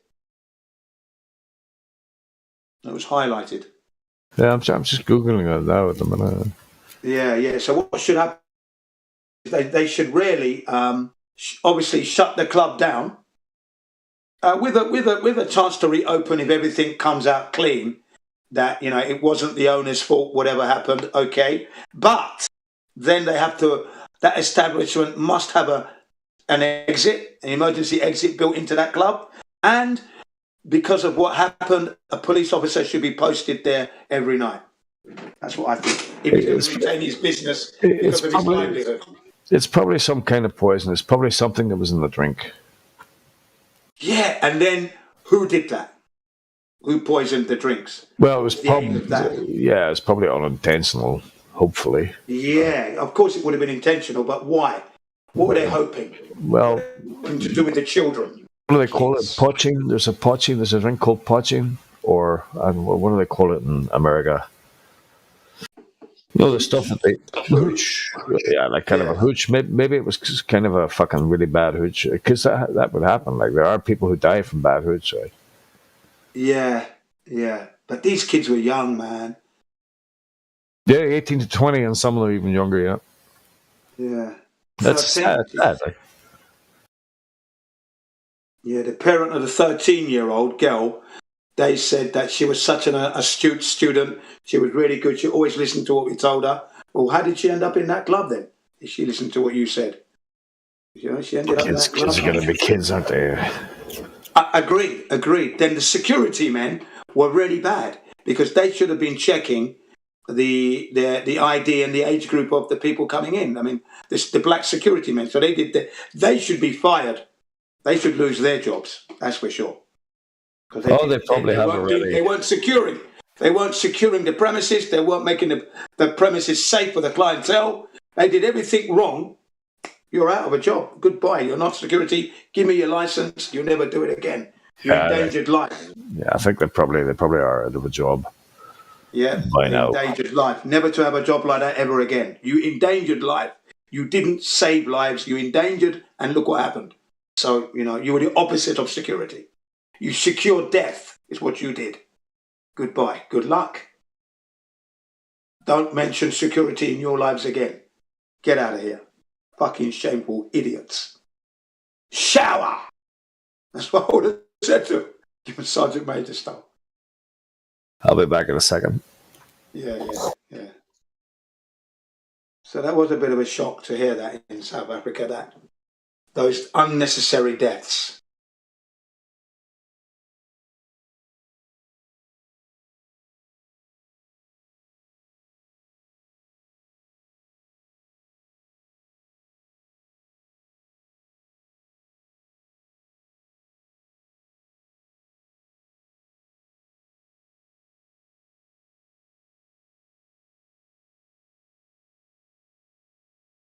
Mm.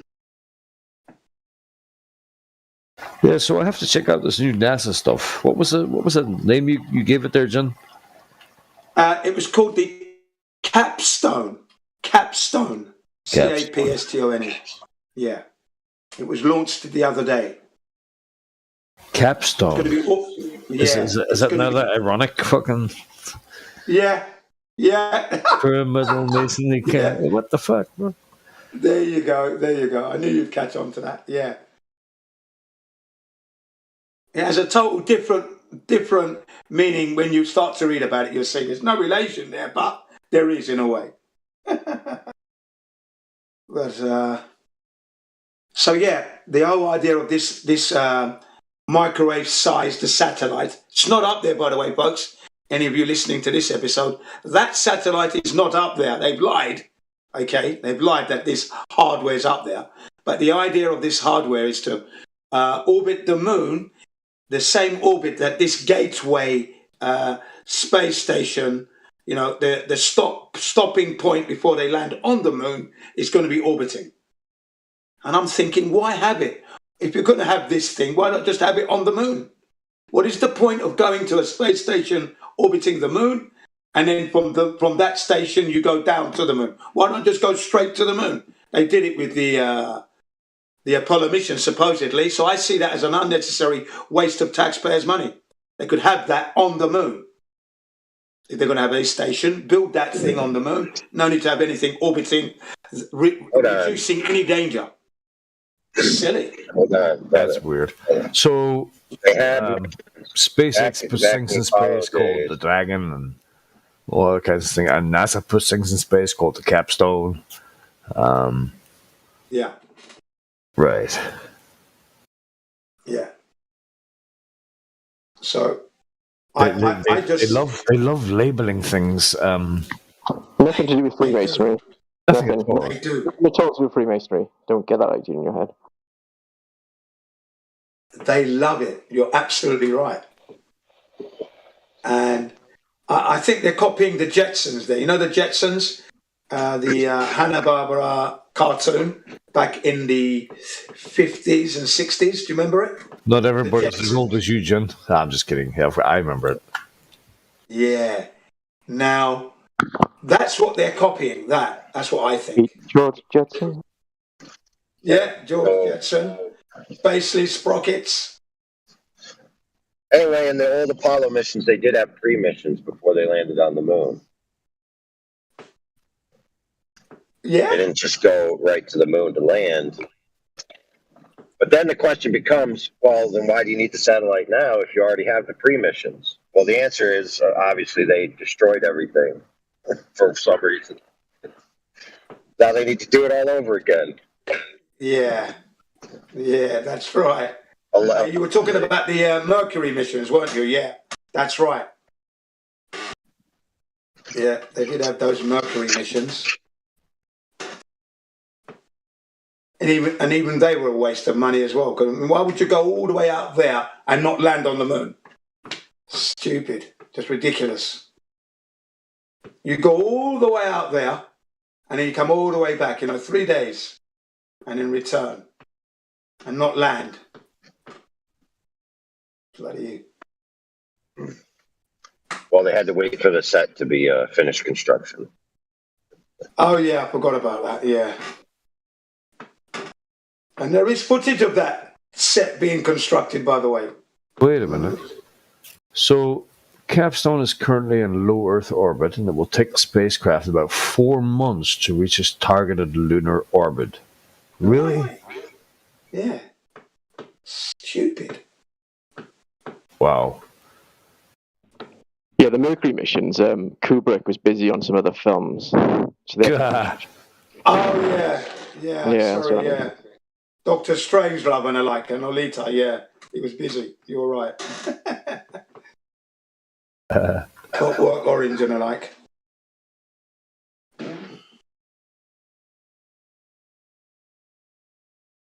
Well, this is going to be a doozy. Already, the pictures that I'm looking at are pure fucking fake. Yeah, that's right. It's all fake CGI shit. It's nothing real. It's all CGI, nothing real at all. Well, Nothing is real at all. Even the rocket launch looked a bit iffy. when you put a little fucking camera in that motherfucker and we can see it? No, we can't. No, why not? No, we're just going to do the CGI. Shut up. That's right. There's no camera on it, but there's an antenna that can obviously Send a signal communicate to with a Earth. computer and tell you, ping, ping, you're there.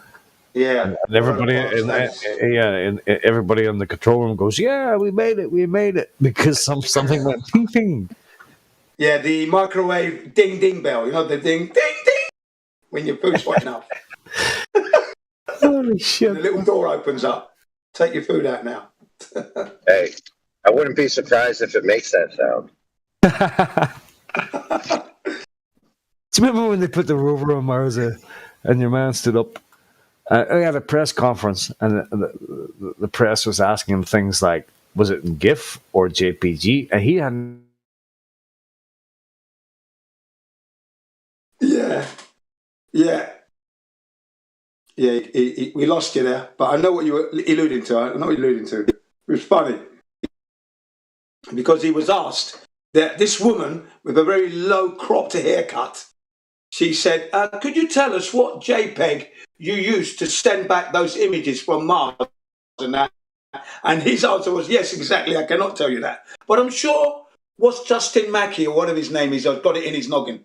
Justin Mackey, right? He never knew answer to anything.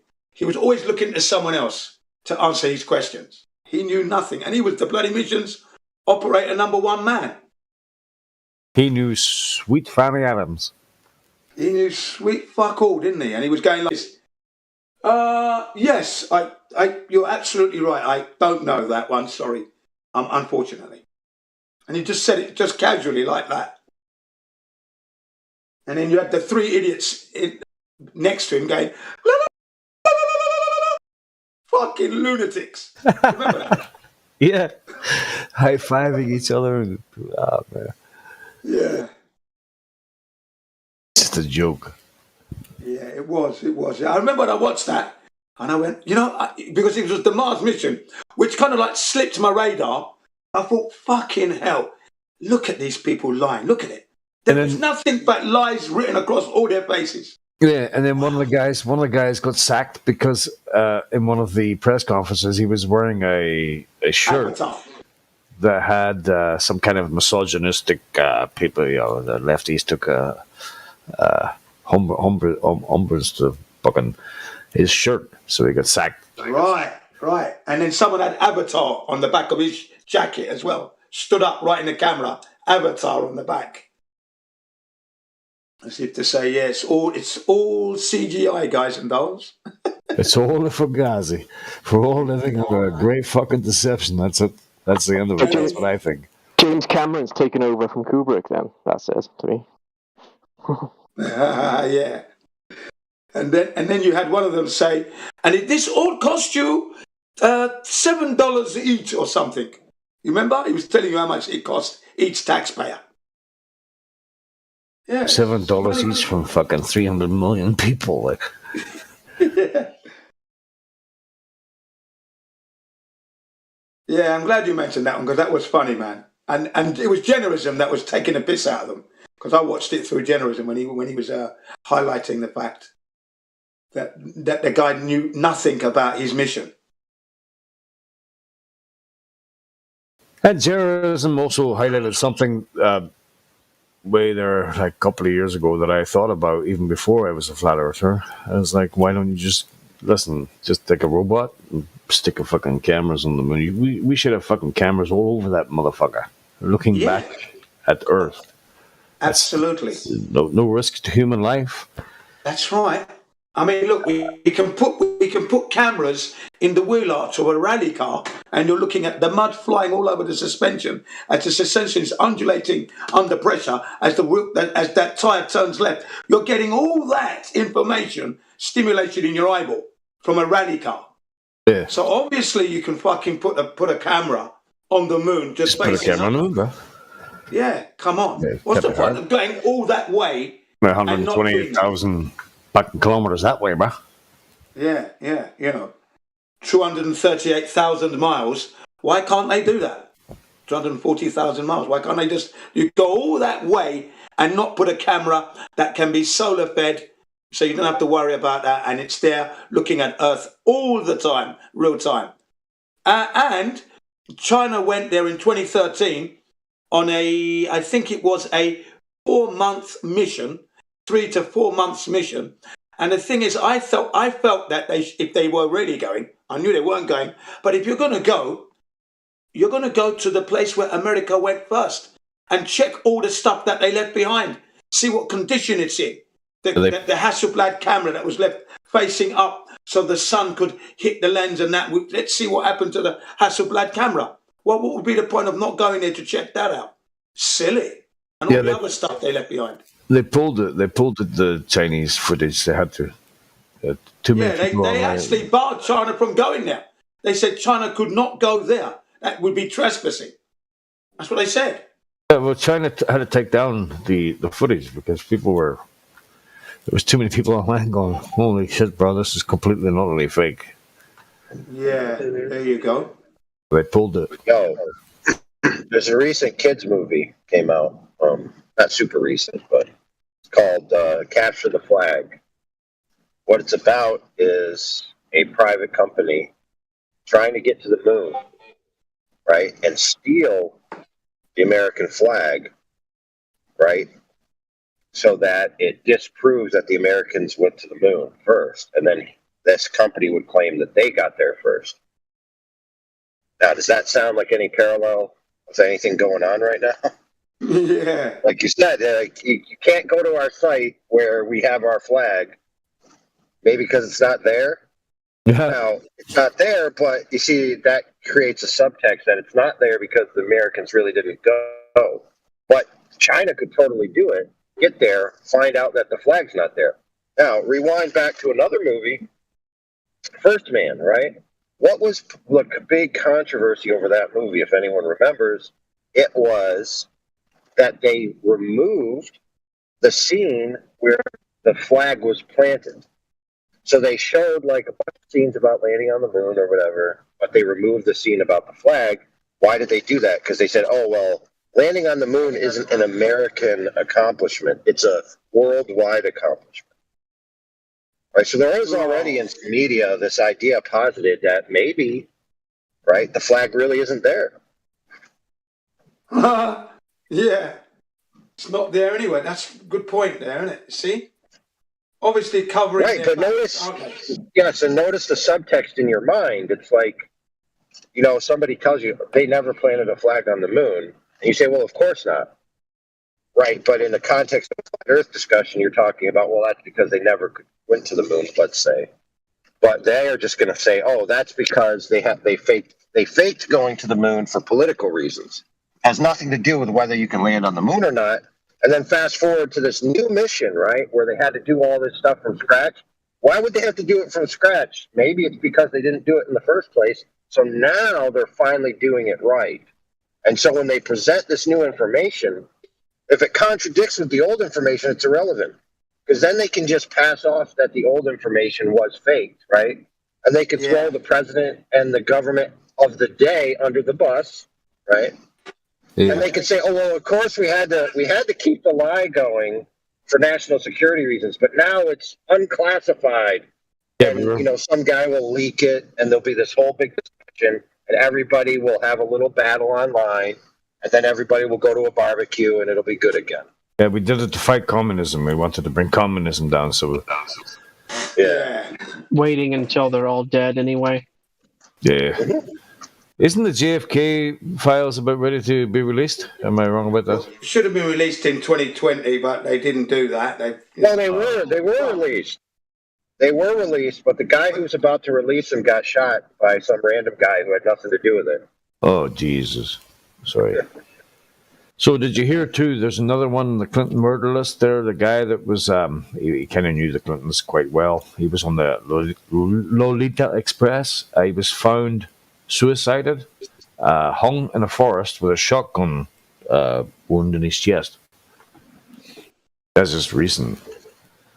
But anyway. Suicided with a hanging and a shotgun in the chest? Yeah, hung himself and shot himself in the chest, apparently. Another associate of the Clintons. Oh, bloody hell. What's going on, man? The Clintons are fucking out of control. What's going on?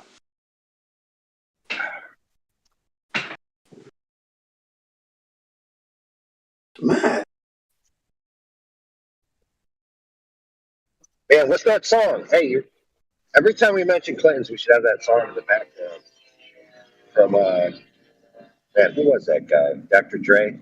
It's like body count, yeah, body count, body count. Yeah, I saw that. That video. Yeah.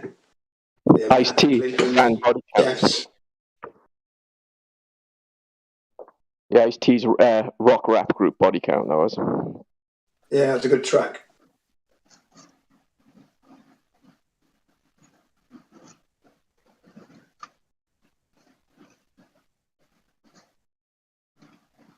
Bill Clinton's advisor was found hanging from a tree with a gunshot blast to his chest.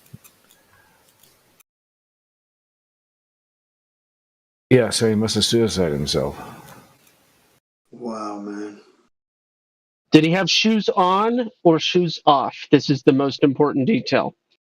Because you can't pull the trigger with your toe if your shoes are on. I was wondering where you were going with that. Yeah.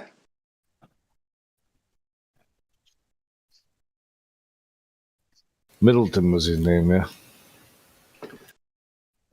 Mark Middleton. Why did they bump him off? MM. Why did they bump him off? Did he reveal something? Yeah, he was. About to reveal? Yeah, he started talking about the Lolita and Jeffrey Epstein and stuff like that. Ah.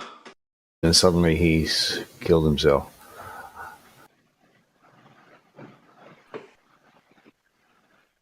Man, you know what though? I mean, listen. No offense to the dead, but at some point you gotta be wise, you know, and be like, maybe I should talk about this or release this information in a different way that doesn't, specifically target me.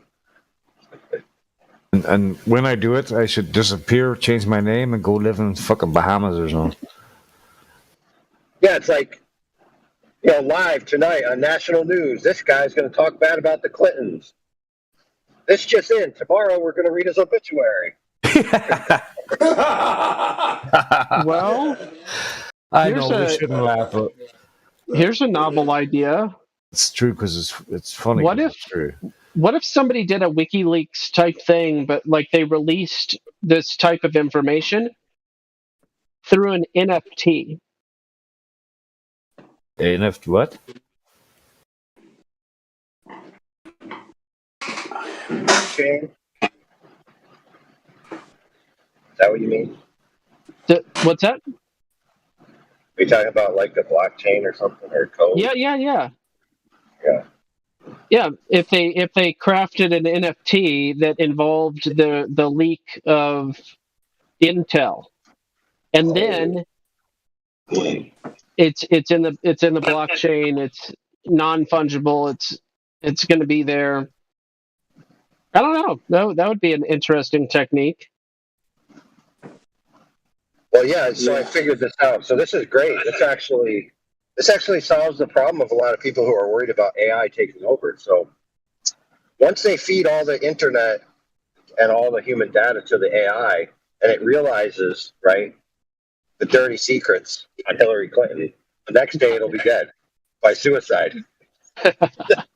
7 stab wounds to the back. Wow. No, dude. Several Control-Alt-Delete to the back. No, Alt F4. Alt F4.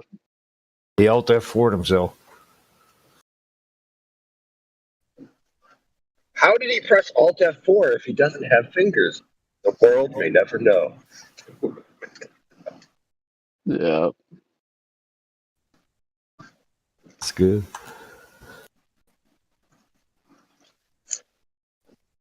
All right, but let's move on from talking about Hillary because there's a lot of butthurt people out there that will report us. Like they're talking about Hillary Clinton. Report to the censure police. She's my hero.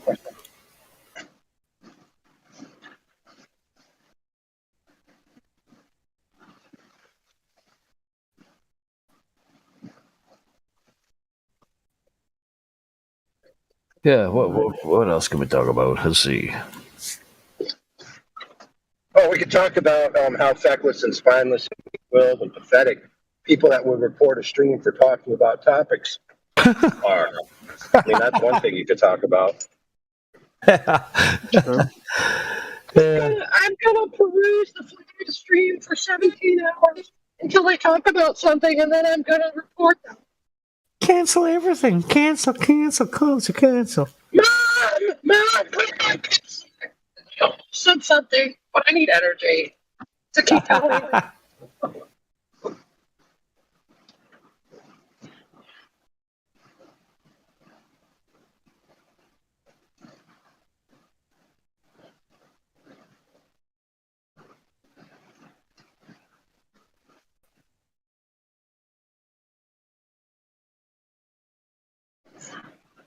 You know what? I could fix this. All you have to do is create a matrix where you have to pay to report. You know, so let's say $1.75 to file a strike or a claim or a report on a stream, right? And that would basically rule out most of the losers. Mm-hmm. Let's see. We're talking about the moon. Now, how do I know this? The reason I know this is because all the streams that I watch, like, you don't see a lot of $1, $2, super chats and all this kind of stuff, because all these 100,000 people watching the NASA stream or whatever, or watching Professor Dave, and they ain't got $1 to spare. I need $1. There are a lot of trust fund gammas, though.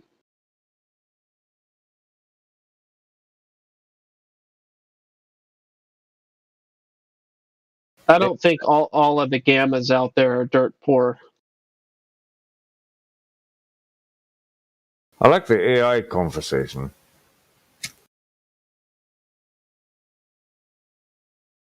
You think it's a possibility we're living in the past and AI are actually in the future controlling us? Nope. No? Okay. Next topic. I mean, there's a lot of really fun topics that you could make sci-fi movies off of, but as far as discerning that as part of our current reality, nope. Well, what is reality? There's another topic. Yeah. What is reality?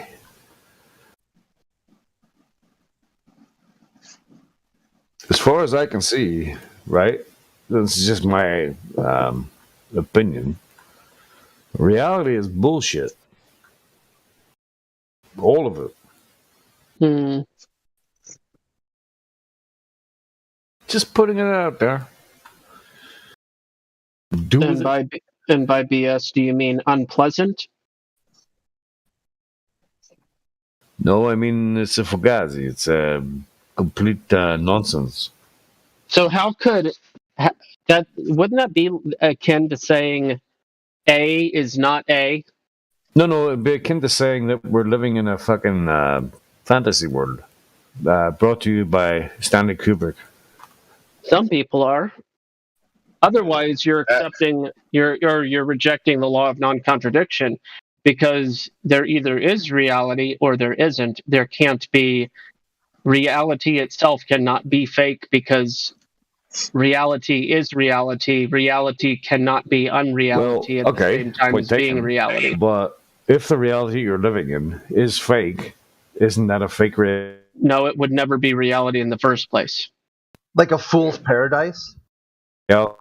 Yes. So a paradigm, right, that's given to you, like ideas about reality and how to interpret it, right, and a conclusion that you live under, that doesn't necessarily correspond to reality, but you can act as if it's the reality that you believe reality is. But that doesn't make reality itself false. That just makes your world that you're living in within your mind not correlate directly to reality.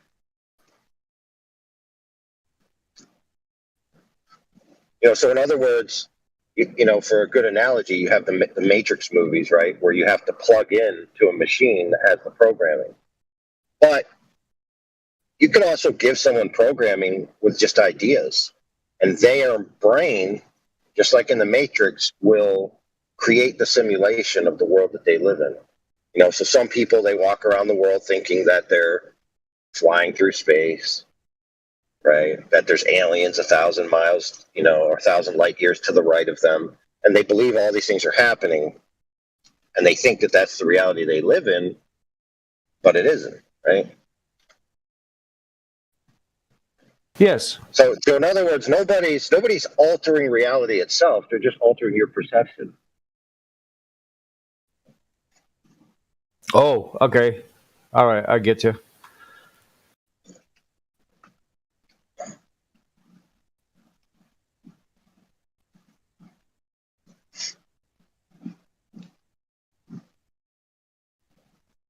No matter what, it's just your perception's been altered to see it differently. Right. I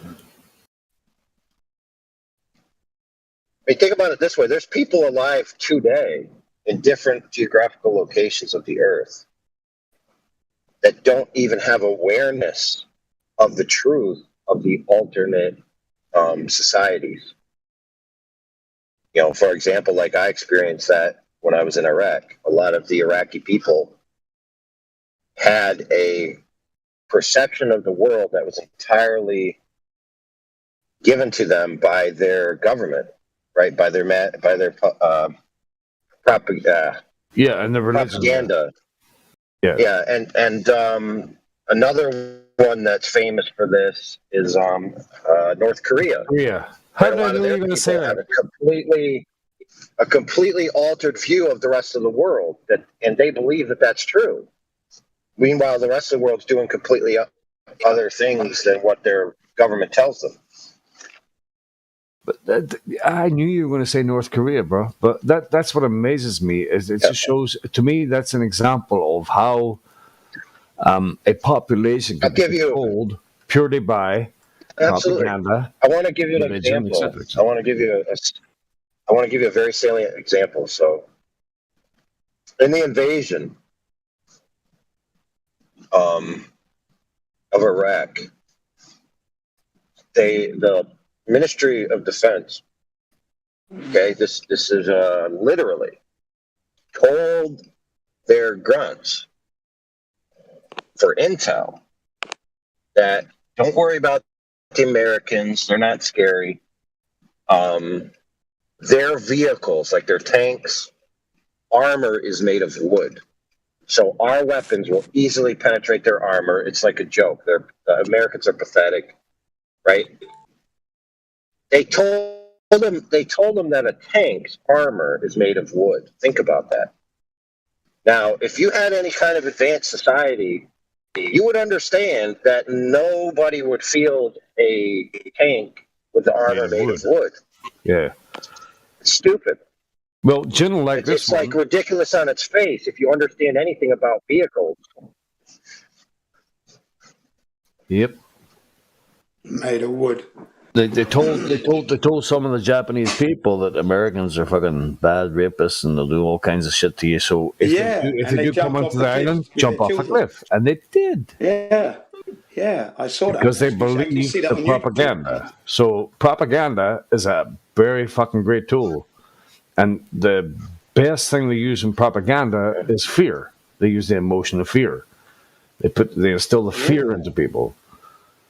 And there's so many examples, and it's happening today, even if you look at it, where the propagandization of people is everywhere. I mean, since 2020, since the COVID, blah, blah, this world's going fucking batshit crazy, bro. I mean, I wake up every day and you're like, what the hell, man? Right? Yeah. What am I living in? What is this? Is this reality? Okay. I understand. Maybe reality is always there, but something is warping this reality into something else.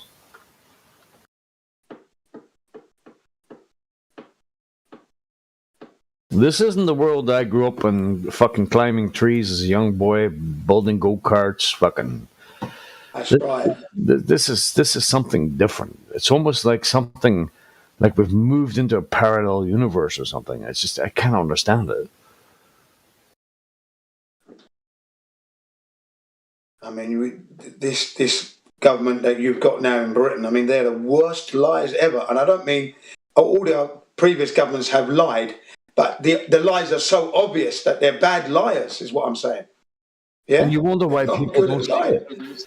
Why they don't see it. Why they've been shown so many times, time after time, that they're lying, they're lying. And the biggest killer of people is governments throughout history.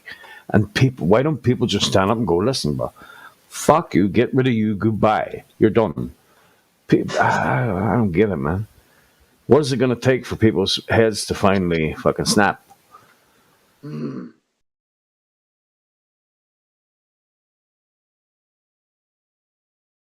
The young are just lost. I can see that now. I've been listening to some of these youngsters.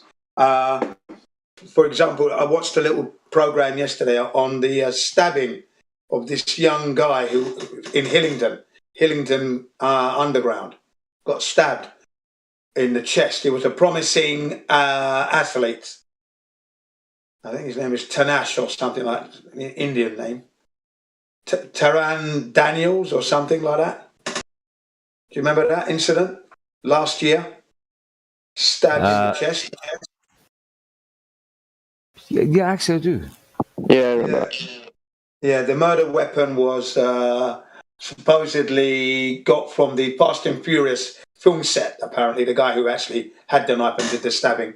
He gets life imprisonment, and then the young black guy that was with him, he got 6.5 years for manslaughter. The thing is, when you listen to the whole group speaking, there's just no direction in their lives. Although he was promising to be a good athlete, he was showing signs for that. But, they don't seem to have any, what's the word? Drive, core essence. It's definitely system. They're in the system, and that's how they act. That's how they speak. They speak that they're trapped in the system. Seem to be devoid of any essence of real life.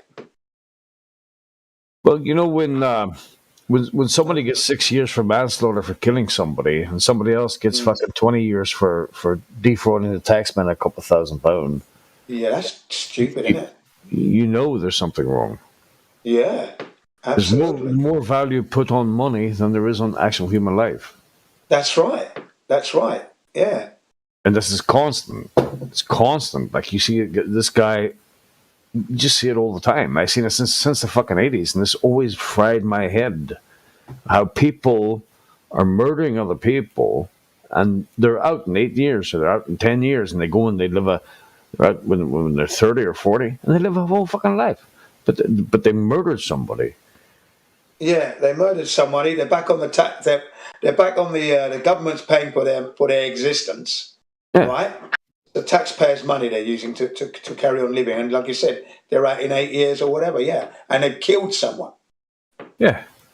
The greatest crime you could commit on this plane, or planet, whatever. Yeah. No, plane. Yeah, definitely a plane, yeah. But yeah, it's like... But you get done for tax evasion, let's say, or whatever, which is not a crime in my book, right? And there you go. You're in there for 20-odd years. Yeah, it's wrong, right, to rape somebody. That's terrible. Do not do it. But somebody rapes somebody, they get 15 years. Somebody hits somebody on a night out, their head hits the concrete, they die, they manslaughter them. I didn't think... He gets 5. Yeah. That's wrong. You've extinguished their life. That's right. It's absolutely ridiculous, the system, the judicial system in Britain. Judicial system in Britain, it's wrong. Well, not just Britain, bro. Everywhere. Yeah, but I'm focusing on Britain in this case because I've seen the stupidity that they have. the inconsistencies with the sentencings. So, Yeah, well, and then there's pedophiles. yeah, pedophiles. There you go. To be proven to have destroyed 6 young people's lives, and they're out within 3 years, and they put them next to the fucking school playground at the tax dollar. Again, yeah. Mad, isn't it? That's mad. In the old days, you just take him up to a tree and everybody just fucking, the whole town would clap while he was fucking hanging.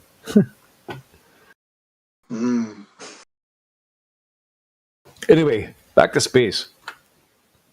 Back to space where we can't go.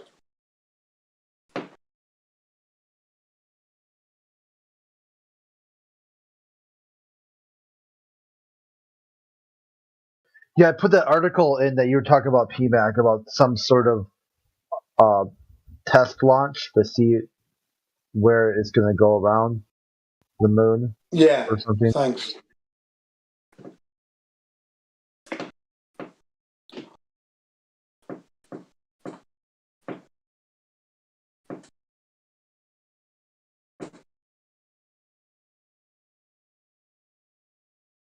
Yeah, this January 6th, Cassidy Hutchinson, former top White House chief of staff, Mark Meadows, described Trump supporters as being armed with AK-style rifles. AR-style rifles.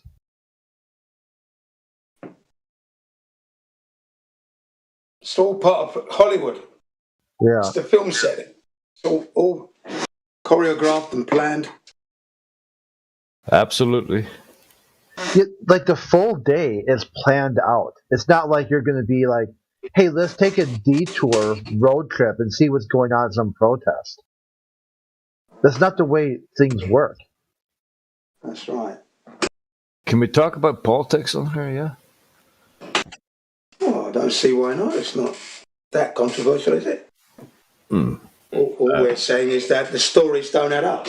That's all we're saying. Kamala Harris, we're going to work together. What's happened to, you know what? So that we We've can, heard in the nothing future, about her. work together. Yeah, hang on, it's president, isn't she? The VP, yeah. Yeah, we haven't heard anything of this woman. And What's the she been things that doing? we will do to make things happen so that we can work together, we will ultimately, in the end, work together. It's a fucking... It's I was like, watch this, and I'm like, what the fuck? She's a very, very quiet VP. Very quiet VP, I thought. Well, they're quieting her now because she doesn't make sense. She talks. She uses like 3 key words and then uses them for like a paragraph. Right. And at the end of it, doesn't make sense. Biden, is Biden married? I'm losing it. Has he got a first lady, or is there no first lady? Yeah, the wee blonde chick. Yeah. Oh, I haven't even looked. I don't know who she is. I've never. This is tell you how much interest I pay to this shit. Did you hear about Didn't this? even know he was married. When did you hear about this? Biden's daughter released a diary. All right, by Veritas again, the news agency. And Okay. Biden, probably, I don't know if have you heard about this? No. No. Right. No, Okay. He sent the FBI to her house and to somebody's house or whatever to get the diary. Okay, they hadn't committed a crime. Writing a diary is not a crime in the United States, but he sent the FBI to get the diary, and they arrested people and all this shit here because his daughter is talking about having showers with her dad growing up. So it's creepy Joe Biden all over again. Yeah, I heard about that. I heard about the showers with my dad bit. I've heard that. Oh, you've heard that? Yeah. Yeah. So that's just another abuse of power. Using the FBI to fucking retrieve a diary because you don't like what it says. It's not illegal. Like, but so you have no right to send the FBI or any alphabet agency to anybody's house or to any news agency or news reporter's house to retrieve a fucking diary. Yet somehow they get away with it.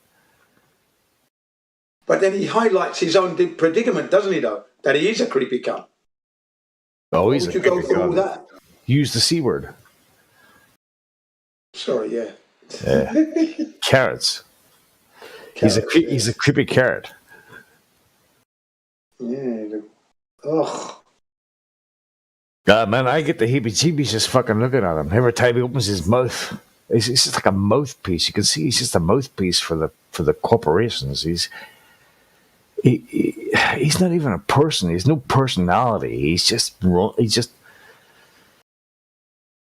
dick.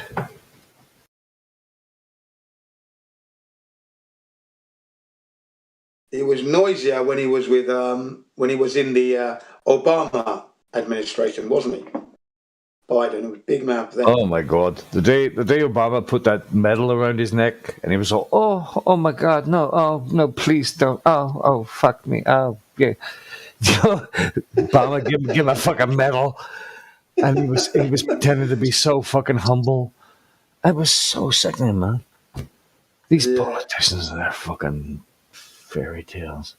And then he was under pressure from the guy from We Are Change. You know, 9/11 was an inside job, We Are Change. And he was talking about Ahmed Matada and that. You know, we gave them the weapons that, you know, for the Taliban and that. We gave them all the weapons. He goes, no. And he was trying to argue his point. And he ended up, he goes, why don't you get a life? Do you remember that? Well, so Hunter slept with his dead brother's That's wife. right. That's and then also while he was sleeping with his dead brother's wife, put a baby in a prostitute. That's right. And had a fucking laptop full of fucking incriminating evidence. And somehow he still gets elected. And there's footage way back in the 60s where he's in a bar talking big about how he finished second or third in his class and it was 3 degrees and all this here. Not one bit of that was true. He's just a fake fucking person who probably fiddles with kids. And this man is the president of the United States. I remember when he was in some kind of function there and he had his hands all over this woman's shoulder and she was feeling a bit creepy. And if that doesn't tell you that there's something wrong with the world today, nothing will. Yeah. It's all a fucking clown show, bro. It's just a clown show from fucking end to end, bookend to bookend. It's a clown show. We're living in a fucking mad world. We're living in a clown show. Sure enough, reality may be reality, but they are warping reality into something fucking completely different.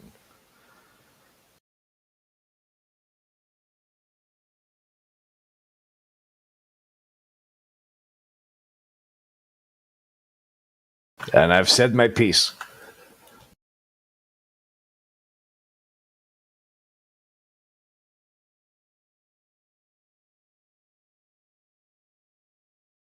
Bit of a revolutionary, Jen. I agree with what you say. You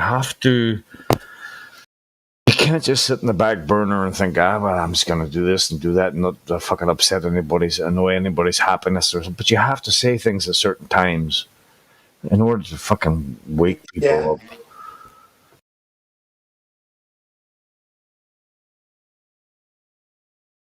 Yeah. Like, I hate governments, bro. I hate them. I hate royalty. I hate governments. I don't think any one person should have any fucking control over other person. Ever. Exactly. That's right. Supporting is fine. Governing, no thanks. But people are in love with their PlayStations and their McDonald's, and what are you going to do? No? How are you going to stop that? Yeah. No, you can't, can you, really?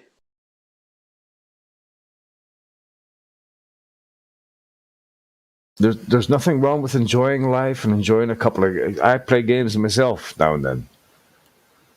But you have to admit to yourself at least once that it's a fucking clown world, bro. There's something not right with what we're living in. There's something not right. There's something very, very strange going on here. And I've probably known this from the days when I could start fucking critically thinking for myself, which is 8 or 9, 10. When I first walked into the Catholic Church and thought, this is creepy as fuck, bro. I don't like this. There's something wrong here. And that's the niggling thought that is sticking with most of us. I'm looking at an image. Yeah, I'm looking at an image of Joe Biden and his wife.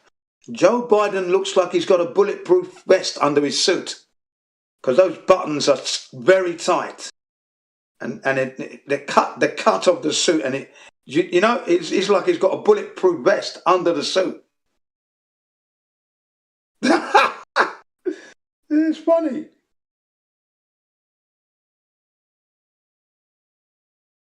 His wife's dressed in white, long dress. All the teeth gnashers. Like, people wonder how fucking Trump became president of the United States. How does sniffy Joe Biden with Hunter Biden? In case he shoots himself by accident. Yeah.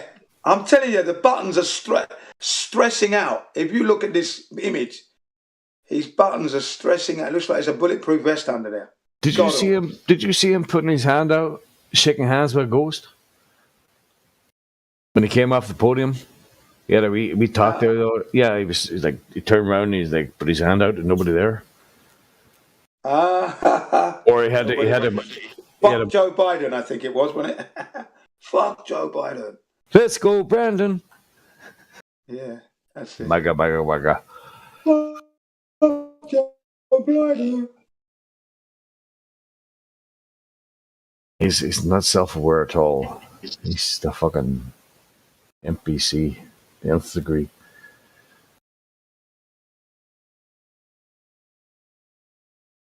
His wife must know he's a bit of a paedophile, I reckon.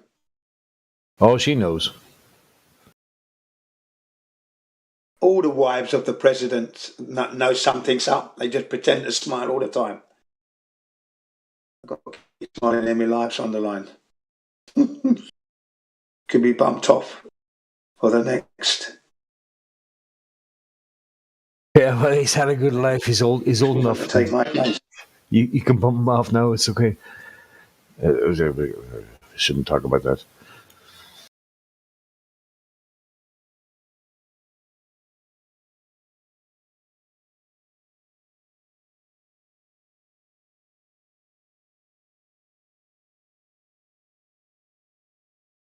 It's so strange, man. Well, about Trump's racist, he's building a wall, and he's doing this, and he's fucking destroying America. But he didn't. And then Joe Biden comes in and destroys America. There you go. Well, that was the plan. I'm looking at another image. His wife's kissing him on the cheek. Everyone else has got masks on. All the security staff has got masks on. They look stupid. Do you know I still see people today in supermarkets here today, this very day, wearing masks? Like, what's wrong with you? Yeah, it's over now, man. You know, it's over. It's finished. You made it. You didn't get it. And even if it was there, I wouldn't care too much. Listen, hey, your time to go, right? That's right. I actually seen a guy, and I swear to God, I should have taken a photo. That's unbelievable. This guy actually, in my local supermarket, was wearing a full-blown mask. I mean, a gas mask. The suit, it was almost... Really? I swear to God, man, I should have taken a photo. Well, it was unbelievable. I couldn't believe what I was seeing. He was that far gone. He had a full-blown gas mask on, with most of his fucking suit zipped up and tied and fucking, I don't know, masking taped. It was just, oh man, it was, I couldn't believe it. Mm.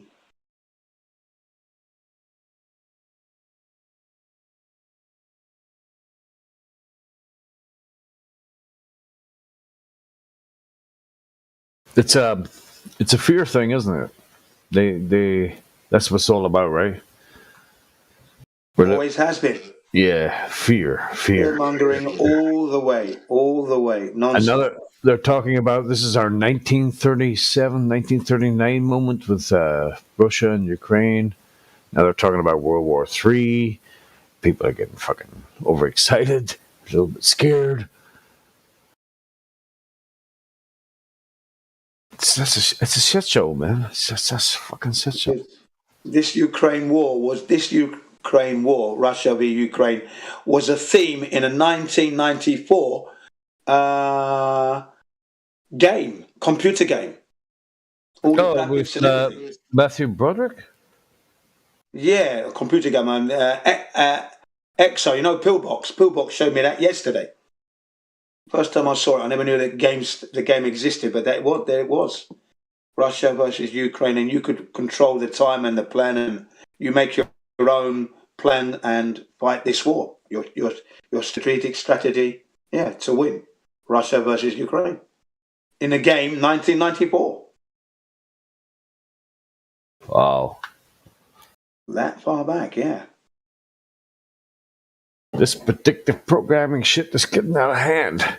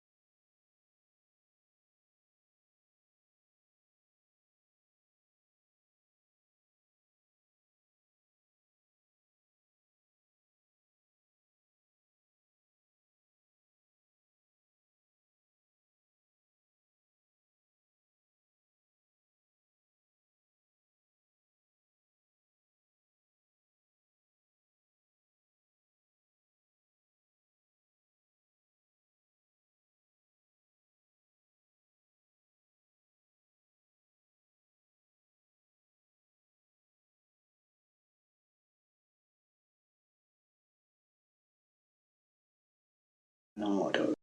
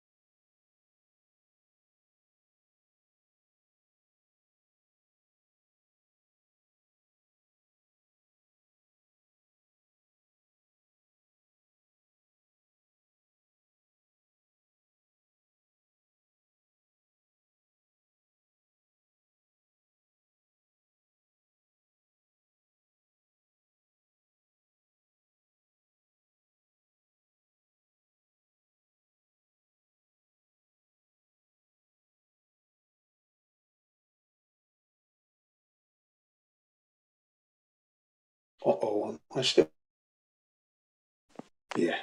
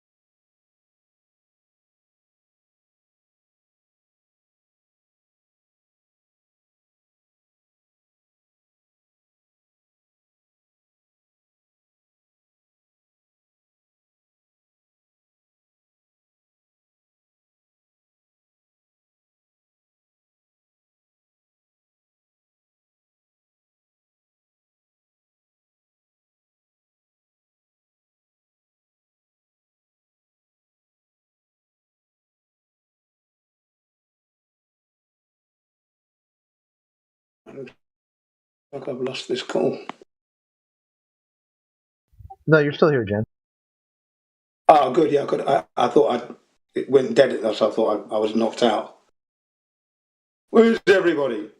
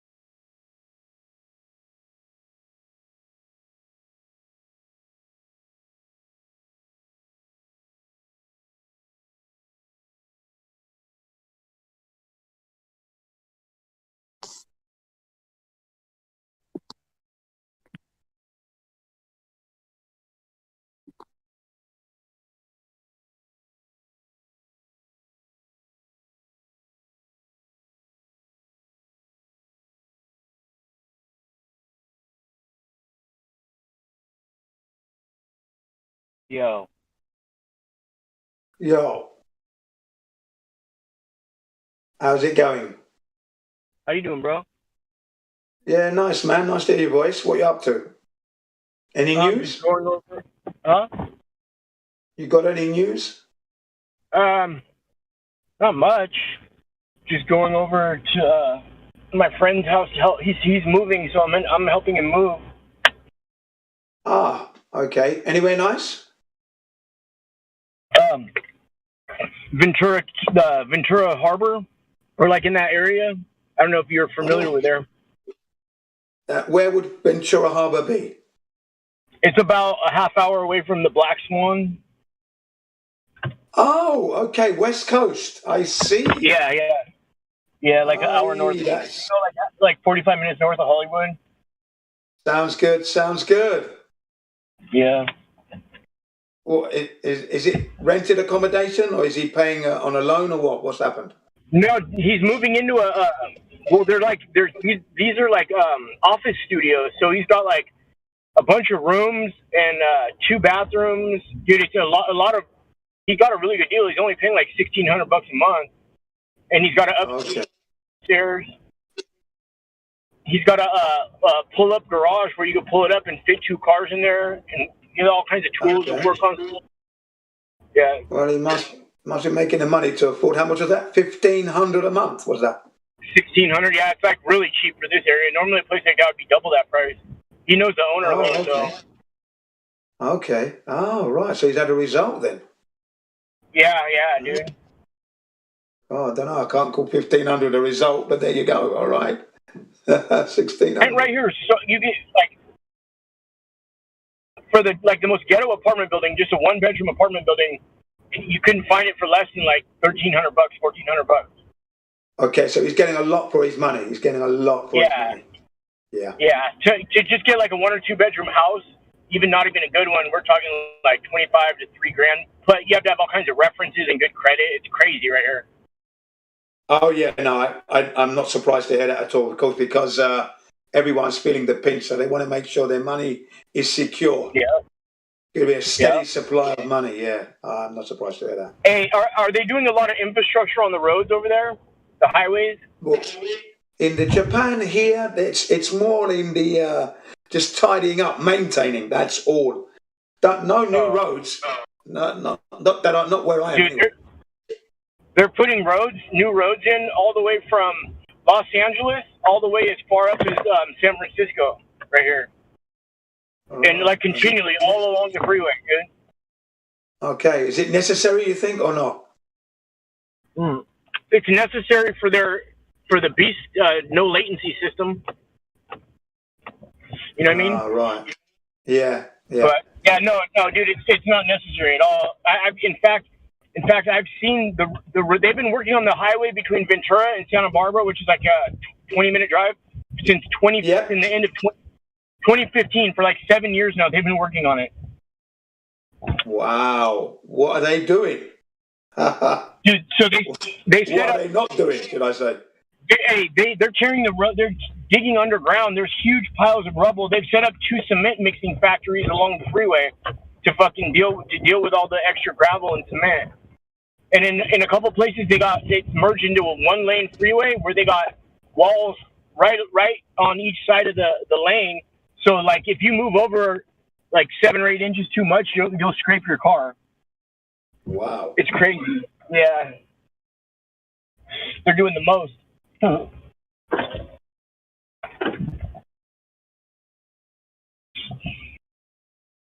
Definitely don't want to move to California. No, you don't want to move. Okay. No, definitely not.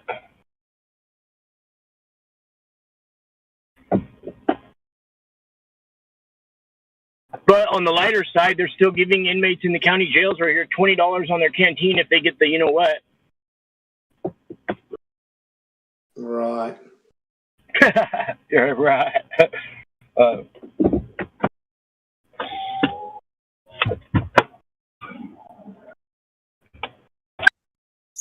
Yeah. So what is it? Are you in the summer season now? There.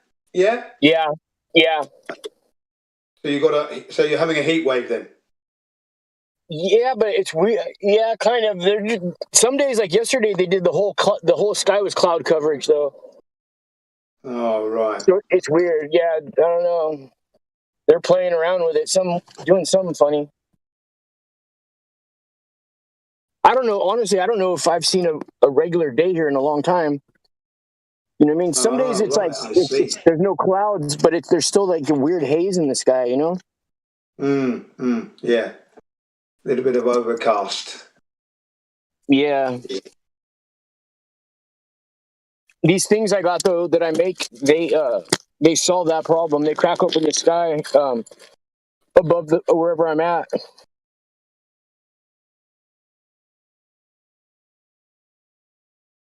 Yeah, we don't get that here in Japan. I've never noticed any of this. What do they call it?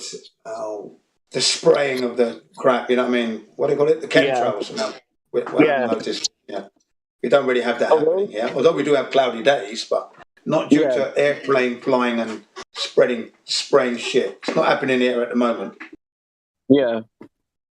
I mean, it could be, but I haven't noticed. That's all I'm saying. So I haven't noticed it. Yeah.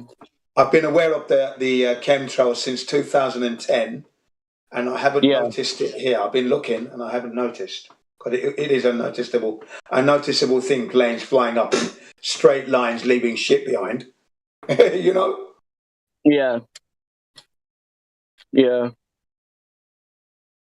Yeah, you're lucky then. Yeah. They do it all right here. There's I got a map. There's 15 weather modifications all by my house. They're ground-based places where they burn silver iodide flares, and then it reacts with the stuff they're spraying in the sky. And then they got these drones that follow the airplanes that make a frequency. So the chemtrail, it looks like it goes from being a straight line to like a zipper kind of. And then it'll have like these waves in it. Okay, yeah. Yeah, then it have these waves, these weird waves in it after the other second plane passes by. Stupid. What the hell are they doing? What I think it is they don't need to spray the whole sky. They only spray sections, and then that frequency thing breaks it up, so it makes it like an overcast. You know, they really got it down pat though. And that's a nice place to be. Unfortunately, the situation with the states and those that are controlling that area, spoil it, because it is nice West Coast.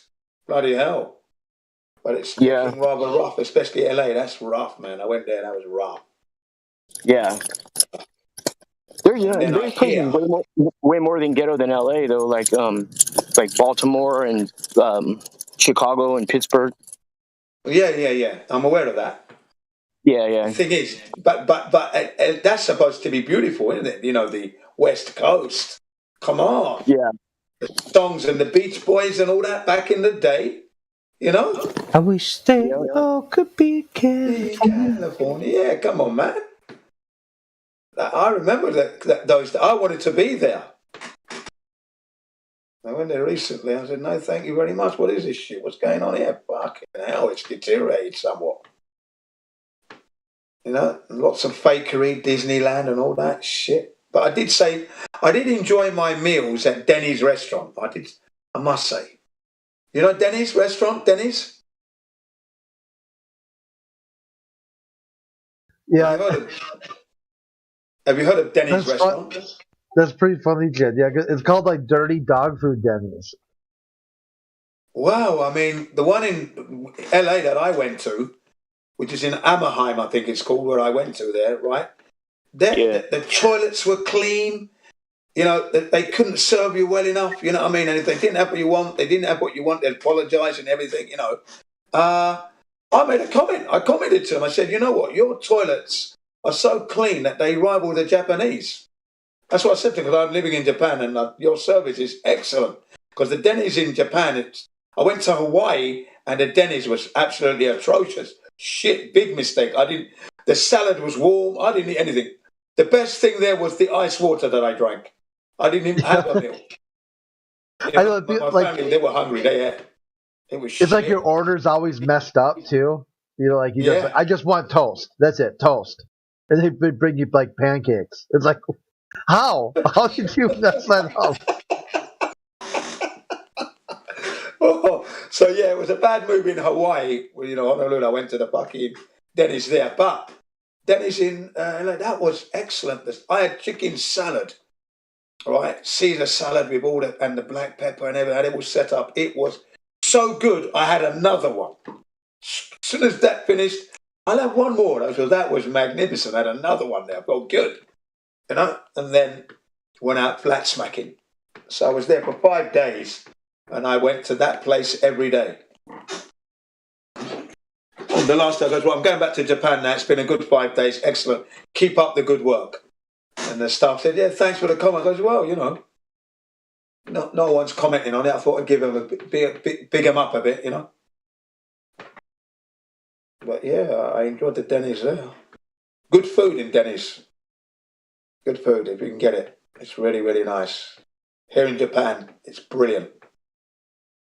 The Australian version is Jonathan's. Did you know that? Yes. Denny's rival in Japan, known as Jonathan's. Australian chain brand. They do good food there as well. But I think the Denny's takes it. Here in Japan, the Denny's takes it. I compare Jonathan's and Denny's.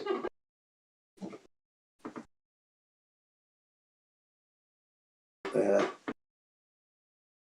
You have that nice chicken salad, comes with like sweet corn, tomatoes, lettuce, green pepper, red peppers, cucumber, of course, yeah. And then the Caesar salad, the lettuce, spinach raw, and that Caesar salad dressing with bits of bread on there as well, and that chicken sliced out. Man, and I love my black pepper. I cover that.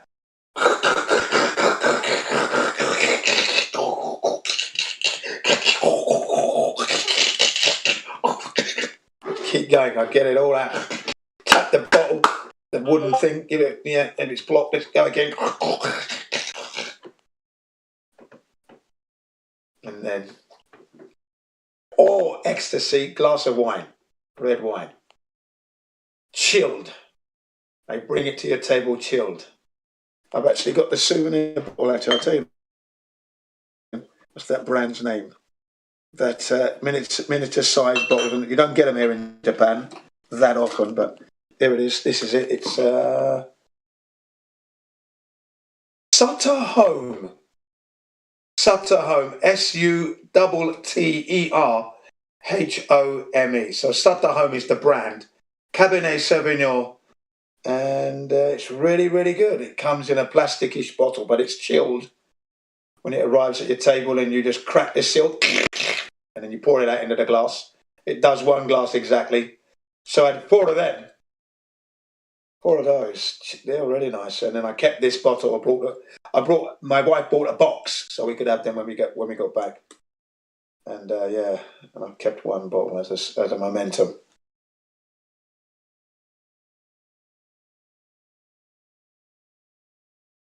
Red wine with your Caesar salad, chicken salad there, mate, I tell you. Do you know the brand? Sutter Home? Have you heard of them? Yeah. Oh, you have? Yeah, they do all brands, all brands of wines. Yeah, they've got Hock, they've got a Cabernet Sauvignon and Chardonnay. They do it all. And I sort of like, I'll have that then. One time they ran out of Cabernet Sauvignon, so I'll have the Hock. And they had it, and I went, yeah, nice, chilled Hock. Open the seal, glass. Can you give me 2 more of those? Because that's going to go down here. This is like soda pop to me. You have to give me 2 more. You know. And then I went flat smacking till 6 o'clock in the morning. And my wife had to call me and says, "Look, can you get the kids some food because he's crying. He wants something to eat." Yeah, what does he want? I was right outside the CVS, right by the hotel, so it wasn't far to go. The CVS, I think it's called. Do you know the company CVS? Have you heard of them? Kind of like a drugstore called CVS. I was right there, and I went in there and I got like beef salad sandwiches, chicken salad sandwiches, turkey salad sandwiches, and that fruits, melon cocktail in a nice cabinet, and drinks. And I just rushed that upstairs. I said, "There you go, enjoy."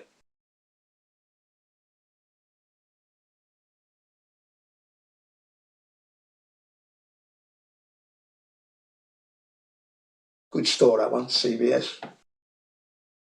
Everything's fresh.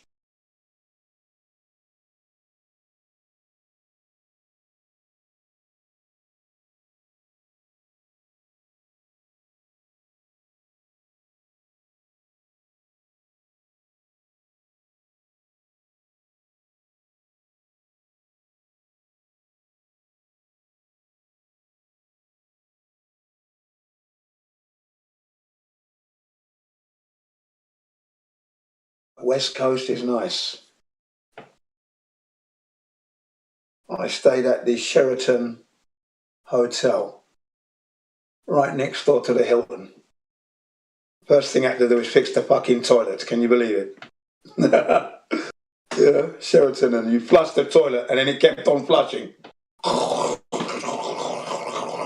non-stop. The stop cock wasn't shutting off properly. So I opened up the tank and had a look in there. Thought, yes, the stop cock was bent, leaning against the body of the tank, and it was stuck in the down position. So I bent it away from the body. I then bent it down, and then once it filled up, it stopped, shut it off, and that was the end of that. Nice. I thought, they've got a very bad maintenance man in this hotel then. Sheraton.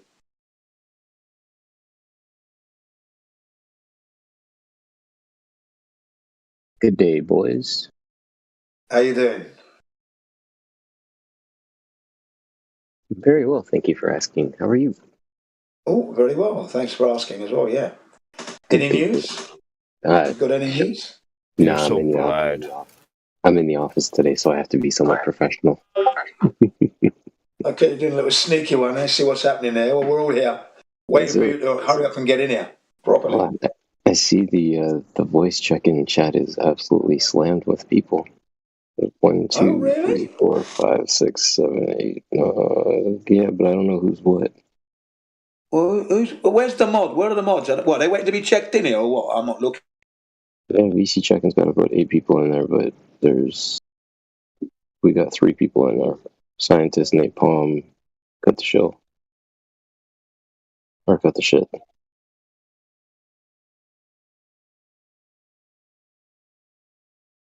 Yeah, there's people in the VC. What's going on in there?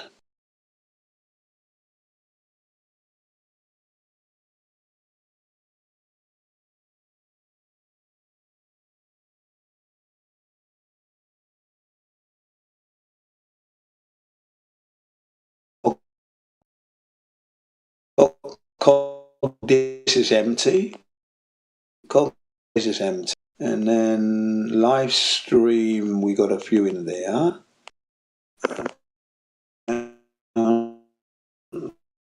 Us are hanging around in there. Scratch. It's picking on out empty. No, nothing happening in VC at the moment. I'm missing it.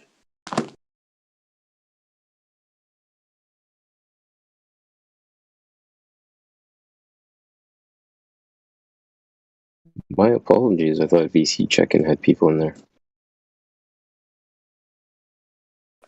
Yeah, no. We've got a live stream, people in the live.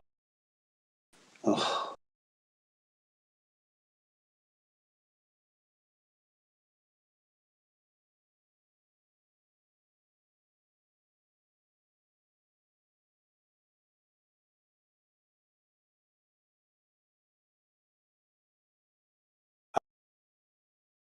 Something's happened.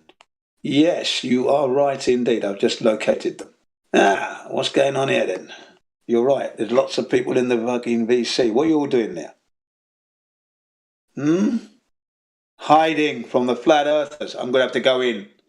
I'm going to have to go in and cause some ruckus, I think. Hang on a sec. I'm not having this.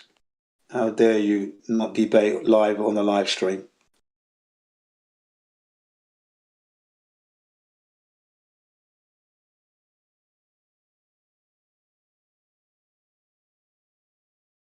Check them all in. Let's have a plethora of trolls.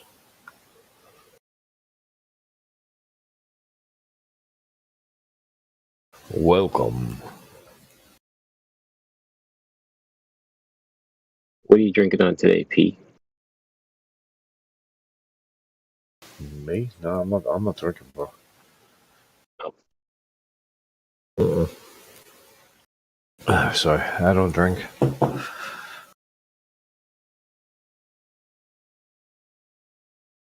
What's up, Nothing, my guy. I'm in the office today. Just popping in to see what's the haps craps. That is about it, my friend. Hope all's well with you. The 9 to 5. User. Usually we do 2 days in the office and 3 days at home. So got my 2 days today and tomorrow. Yippee-yi, yippee-yay. Yippee-ki-yay, motherfucker.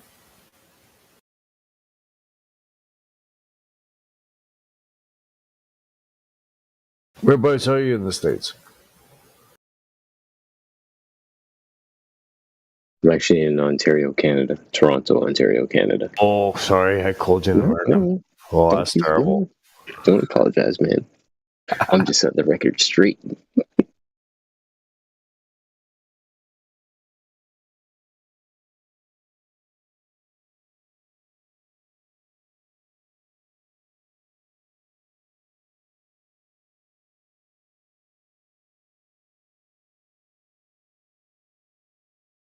Whereabouts are you located, PMAC?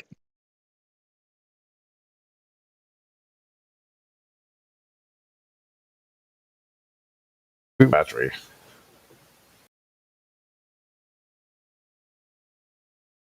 Say that again. Sorry, I missed it. Oh, we were talking about all kinds of stuffs, like moon landing stuffs. no, whereabouts are you located? Oh, me, I'm in Derry, Northern Ireland, Ah, attaboy. Very good. My first the old country. my first name's Killian, so I'm good old Celtic name for you. You're definitely Irish. Just my name. Just my name. Anytime I meet somebody from Ireland, I always share that with them. Good old Irishman. Killian. I still want to try Killian's Red. It's a beer. I haven't been able to find it yet. See, if it's a beer, I would definitely try it. Yes. I like Sapporo. That's my beer of choice. Sapporo? What the hell's that? Yeah, it's Japanese. It's a wheat beer. Oh. I'm a nerd like that. It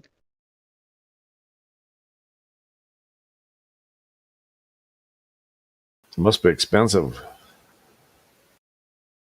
Nah, it's not bad. Not too bad. No, it's not too bad here. We get it at the grocery store here. It's pretty. Cost is.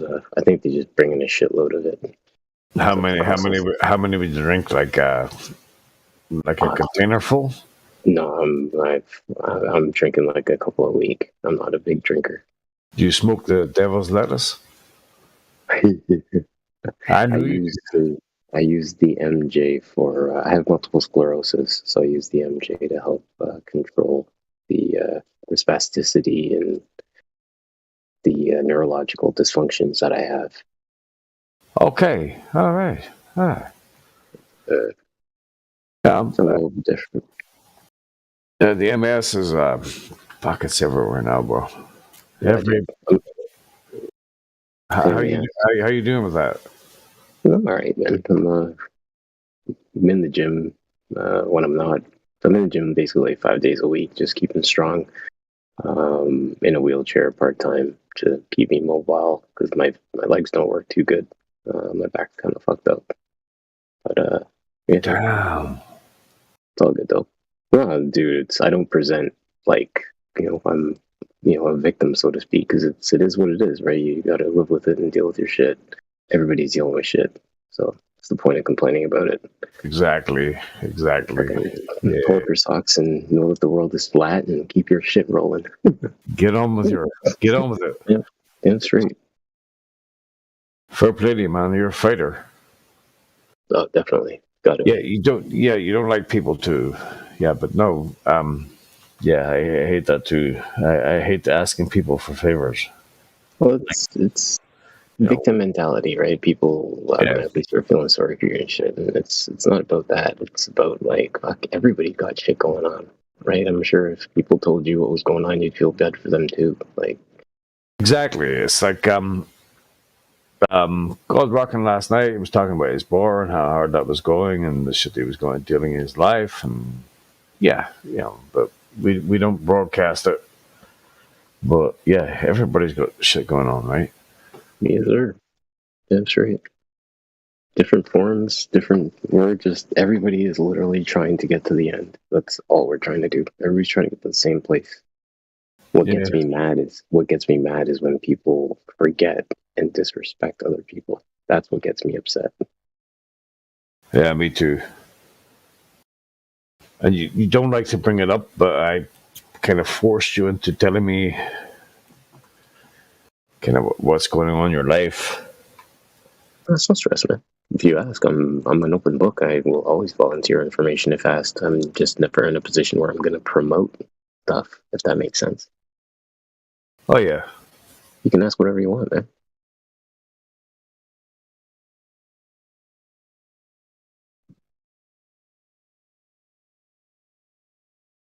I'm more than anything else, I'm appreciative of the community that we have, and the fact that we all come from so many different places, and we all have so many different outlooks on things. We have a great melting pot here of people. That's pretty good, right?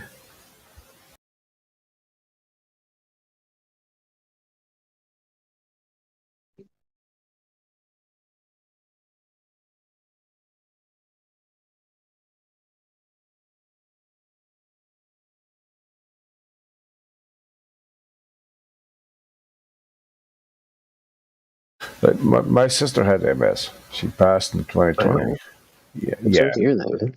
So very sorry to hear that. How is she doing? She was good with MS, but yeah, the fucking bowel cancer. Oh, man. It's not easy. And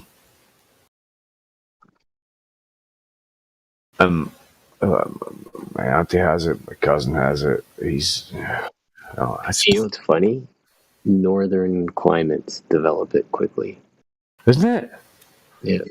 What's so up like with here that? in Ontario, because we're all the same relative distance off the equator. If you stayed closer to the equator, apparently you wouldn't develop it. Apparently, Yeah, it's kind of weird. you don't hear too many people near the equator or south of the equator having MS. It seems to be a.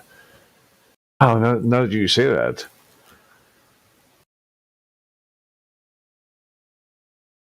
Like I grew up in Trinidad, and also Barbados, and so if I had stayed there, chances are I probably wouldn't have developed this shit. Apparently, that's what the doctor said, anyways. That's kind of cruel. Well, how old are you now? 42. Oh, you don't sound 42. You sound like you're fucking 20. Yeah, I'm 42. My son keeps me young. You're a young soul. Yeah. Oh, I stay young through my son. He's 15. My daughter's 12. Stay young through them. Yeah, that helps, eh? Yeah, big time. Big time. How about you? Yeah, I have two daughters. How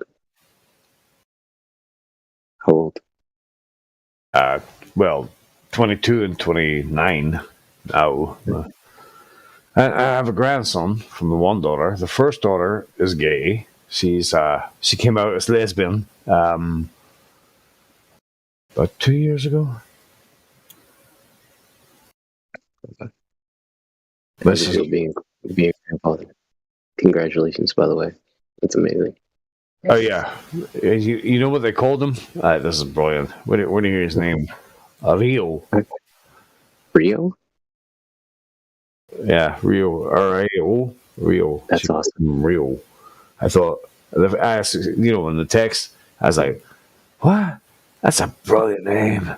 Where'd you get the name out of? Rio. He turned 1 there yesterday. Congratulations. Happy birthday to Rio, man. Literally. That's awesome. So he's a Cancer. But the time goes so fast. It felt like he was just born yesterday. And then, your daughter saying, like, I know it's the 28th, but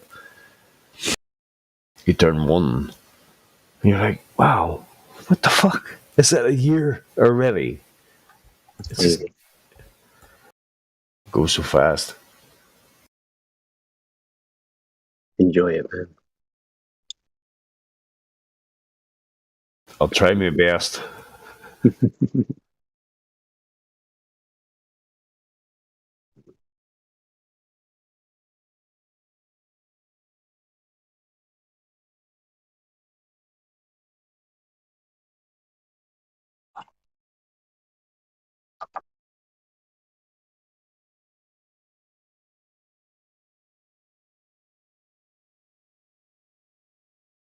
So, what'd you say? What age were your kids?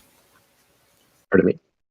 The age of your kids? Yeah. My son is 15, and my daughter is 12. Oh, they're still babies. Yeah, they're coming up. Daughter, she's a dancer, dances competitively, and then my son is what is my son? My son is a future MMA fighter. He's he just finished up exams. Guy's playing straight A's. He's he's a wee genius. His athletics. Well, he's well rounded. Proud of him. Like he's into sport. He's a wee professor. Basketball. He's doing all kinds of stuff. So, but he's definitely applying himself to his schoolwork, which is great. But yeah, professor for sure, man. He got like a 90 in science. I've been making fun of him the whole time. Pretty awesome. Because he knows that I joke around about the Earth being flat. So when I say joke around, I joke around with him. because he's at that age, obviously. But all things serious, he knows what's going on. I.e., you have to learn the media and regurgitate the media that they are taught, right? Yeah, but you won't impose your beliefs upon him. You're going to let him figure that out for himself. Well, that's the thing. At the end of the conversation, because he had his exam on last week Thursday, when he was finished his exam, he calls me up and I'm like, "How'd it go?" He's like, "Good." And then I asked him, I said, "Gas needs a container, right?" And he responded to me and he said, "Yeah." And I said, "That's all I need to know." And I walked away before I left, hung up the phone at that point, so to speak, because he knows the premise, the idea that gas needs a container. So I can't hold him responsible for what he's being taught. You know what I'm saying? Does that make sense, Pete? Yeah, okay. Like he knows the fundamental that gas needs a container. He knows that that's a rule, right? Yeah, that's But- kind of that's kind of the one. Isn't Exactly. it? Yeah. But he still has to regurgitate the stuff that they're teaching him in school at grade 10. Right? So he still has to play their game, if you will, in order to be successful. Does that make sense? Yeah, he's playing the game Exactly. in order to progress. And I just make him aware that at some point, right, you just need to be aware that at some point in time, what you do with your life may impact, well, not impact, sorry, what you choose to do with your life. You know, if you study numbers all your life, or you do something with numbers, you don't have to really care too much about that stuff. But if you get into something where, you know, science and that stuff is predicated on the Earth being a globe, well, at that point, you're going to sell your soul at the river because you're going to start selling a fake story, right? Yeah. It ain't easy, but It is fake. Absolutely. Oh. that's what I mean. It's a religion. You literally go to school and you learn about a religion. It's a cult. It's a cult. Yeah. And you regurgitate that information, right? But if you stand up in the middle of that class and you're like, "Yo, the earth is flat," the teacher will fail you, right? Yep.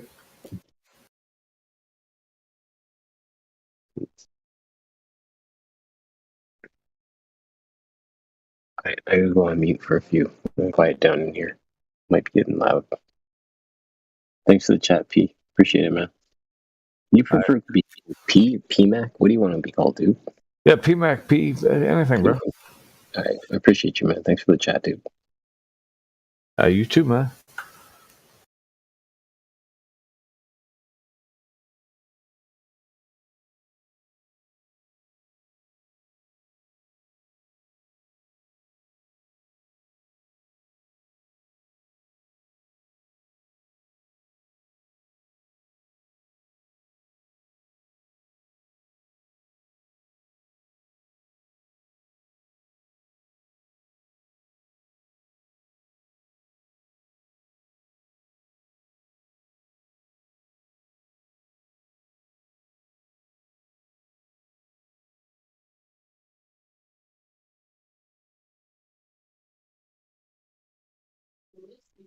Did you guys notice my name is Blue now, by the way? I've been promoted. I'm joking around when I say that, of course.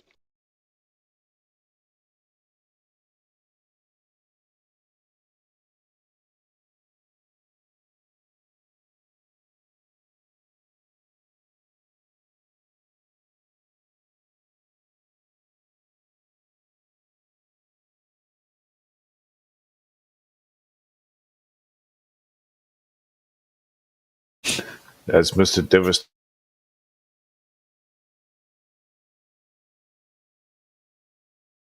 you boy.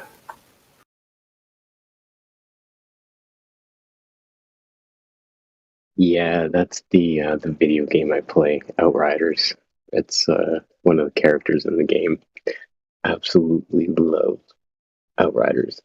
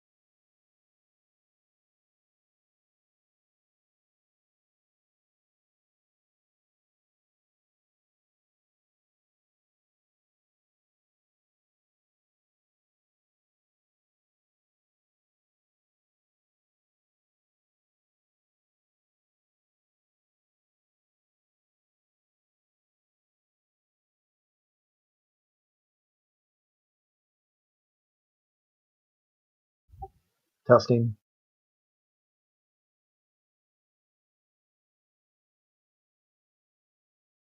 What are you testing? Testing, testing. Yo, Dave, what's going on, homie? What's up, Kiwi? Chilling, Hey. brah. Live from Minnesota, we have Critspiracy. What say you? There's a mysterious crater on the moon, unexplained by modern science. They want to blame the Chinese, but the Chinese said, "Niet, no mas." So I thought modern science could explain everything, man. What's up?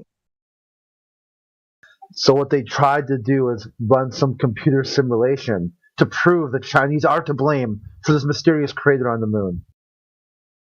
But the problem is the computer simulation does not match Kepler or Newton's laws of relative motion. So there must have been a secret agency who had launched a rocket and hit the moon. How dare they violate international law? Those pesky Chinese, man. It's always Trump was right. China did it again. They did, yeah, one more again. They added again.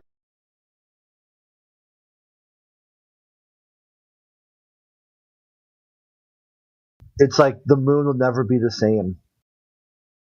Just, it's completely ruined for all generations now. And then all they had to do was just wipe the telescope, right? Oh, it was just a smudge. Yeah, that's very troubling, man. If there's a mysterious crater on the moon that they can't explain, I don't know how I'll get through my day now.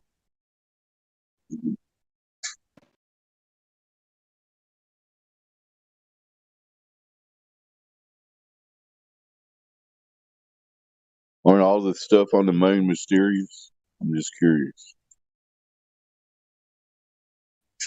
I guess they've got most of it figured out. They just can't figure out that one. Okay.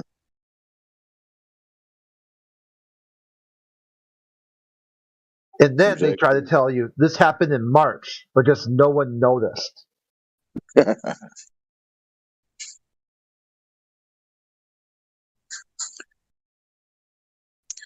There's people in the VC check-in. Maybe we'll have a new person here in a moment.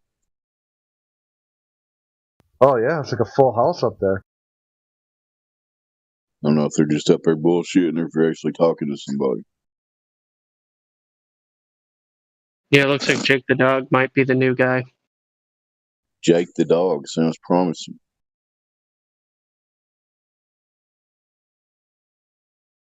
This is what the headline here, right?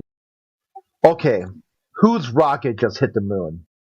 But one thing you know that this is a space age. When rockets hit the moon, and so yeah, no one knows why, right? No one can figure out who did it. There's so many rockets up there now.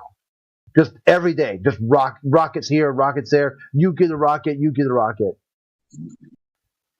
So then an angry teacher folds up a paper airplane and asks who threw this paper airplane.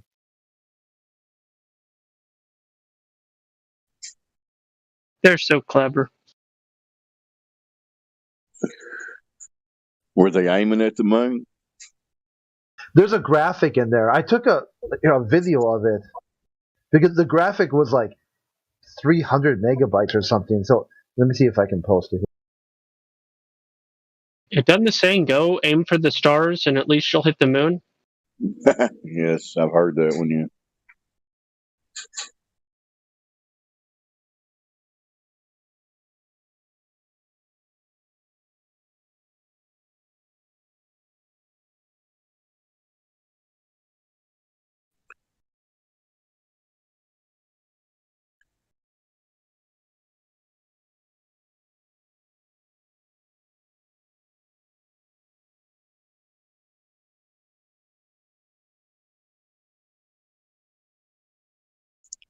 June 28th, 2022, 10:08 a.m. here in Kentucky. Pretty weather.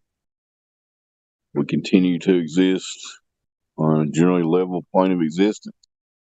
No signs of this globe unless somebody has some information that we're not aware of. Please come and share it with us. Or as we can tell, this globe is non-existent. But everybody thinks it's real. Because somebody told them so. They saw pictures on their screen, so it must be real. Anyway, what else you got, Crit? Anything? Yeah, I just dropped in that. Give a second.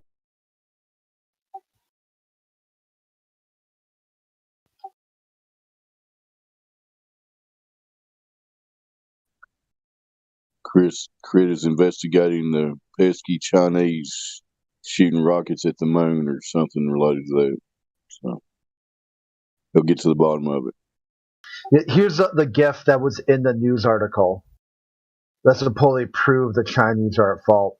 So it was too big to post on Discord. Like the Discord version is just really crappy. So then I decided to play it on my PC, but just screen capture it. And then later on, maybe run it through some sort of GIF maker and see if that would work. So here, this runs it runs it like 3 or 4 times. The green is supposedly the rocket, but it never, if you look at it, in their thing, the rocket never actually leaves Earth. It starts like off of Earth. The rocket, but it never, if you look at it, in their thing. Well, someone's YouTube's playing. Yeah, my cat just walked across my laptop and unmuted my YouTube. Sometimes it's like they know what they're doing. Anyway. I never took you for a cat guy, Dave. I thought you were more of a dog guy. I've got 1 dog and 5 cats. Bro, what kind of dog do you have? It's a pure breed Bichon Fritz, which is like a poodle breed. I love it. Getting old. It's like more than 2008, so it's a 14-year-old dog getting up there. So.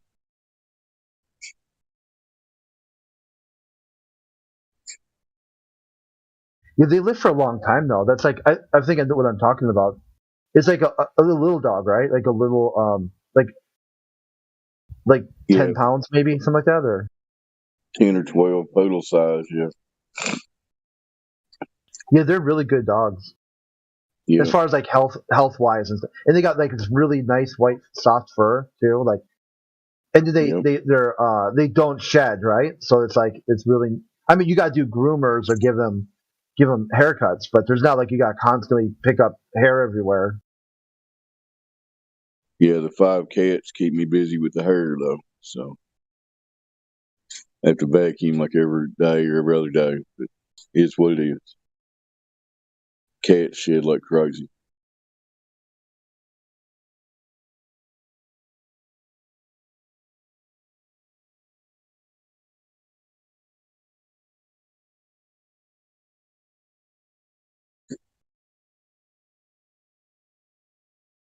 But all my cats and my dog understand that they live on a level plane of existence.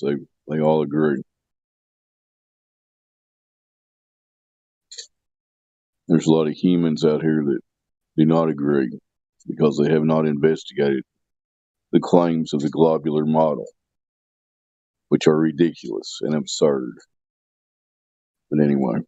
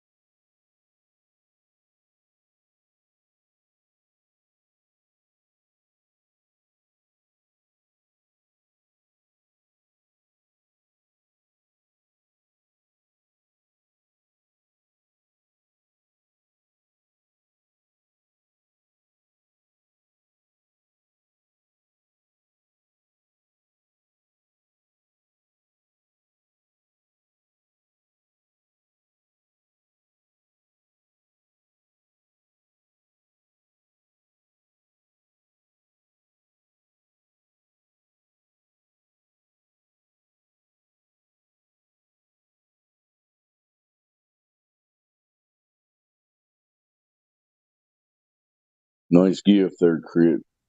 If anybody knows anything about science, it would definitely be lady wrestlers from the WEF or whatever it is.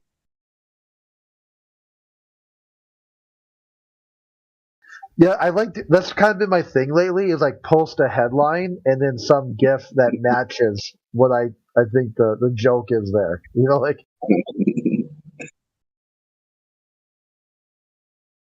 like there was this one where Chinese telescope spots alien life, and then I posted this GIF of like this Santa Claus like throwing toys on the ground, like made in China piece of crap.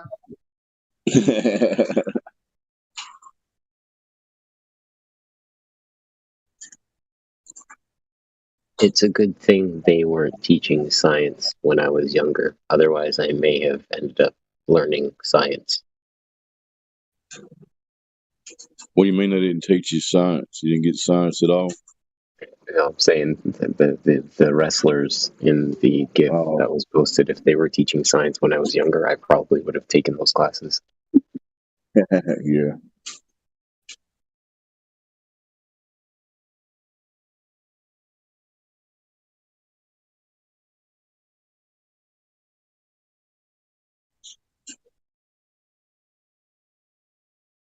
Yeah, I can remember in 7th grade I had a hot science teacher, so I don't remember if I actually absorbed more information, but it was nice to have a hot teacher, you know what I mean? Especially when you're in the 7th grade.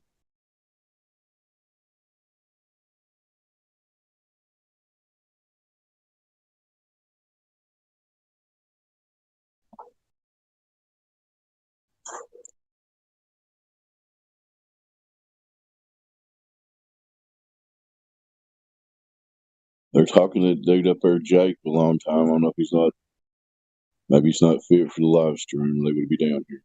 Who knows?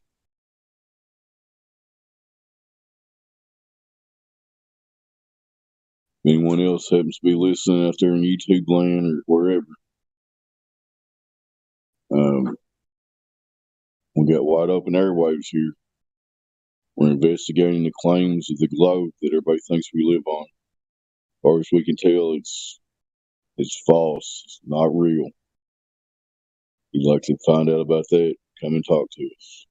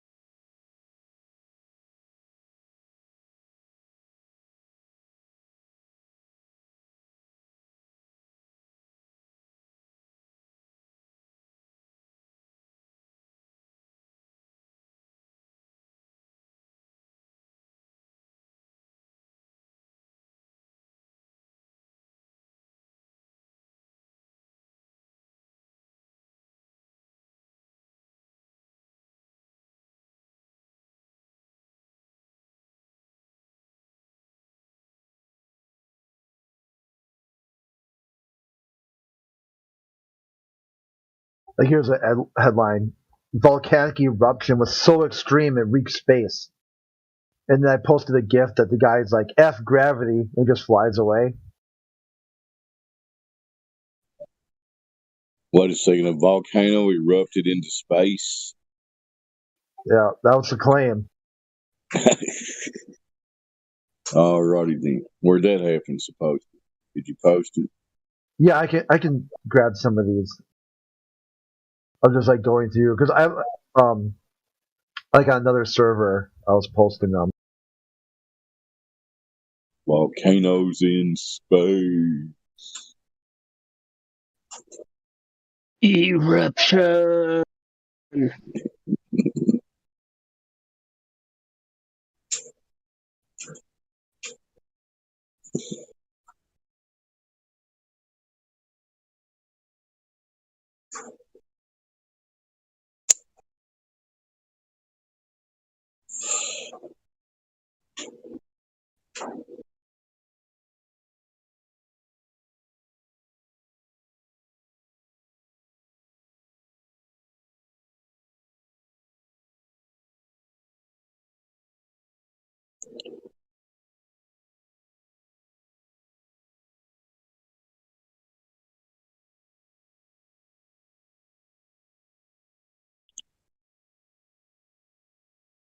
Live from Canada, it's Flatman Can. Hey, Hello, everybody. good morning. It's about time you got here. Good day, my guy. Good to see you. Thanks for being here. Flatman King. Canada. Can't wait till Castro's son is replaced with someone. Well, I'll assume. Well, anyone would be better than him, actually. So yeah, that is correct statement. Who you liking, Polyev? Who would you choose? The homeless guy on the corner. Aren't the What about, puppets are pretty much interchangeable, aren't they? Go ahead, guys. well, I was just thinking, didn't Randy Quaid go up to Canada? Or Actually, who I'd like to see win, and I'm sure a lot of other my fellow Canadian citizens would like to win, has been silenced and imprisoned a few times by Castro's son. Maxime Bernier, the People's Party of Canada. I think he might actually want to do some good shit. He was a former, I think he started as a Liberal, then he went to the Bloc Québécois. I could be wrong about this, but I know he lost the leadership vote for the Bloc Québécois, and people thought he was disappointed, but he was kind of happy because a year later he formed the People's Party of Canada, which consists of people that want to effect serious good changes in government but haven't been able to, are welcome to leave the Liberals, NDPs, whatever party they've been a part of for years, and go to him and effect the changes they want to effect. So he's basically formed a new party. And Castro's had him arrested because he had a few gatherings to speak to the Canadians and tell them what his plans are.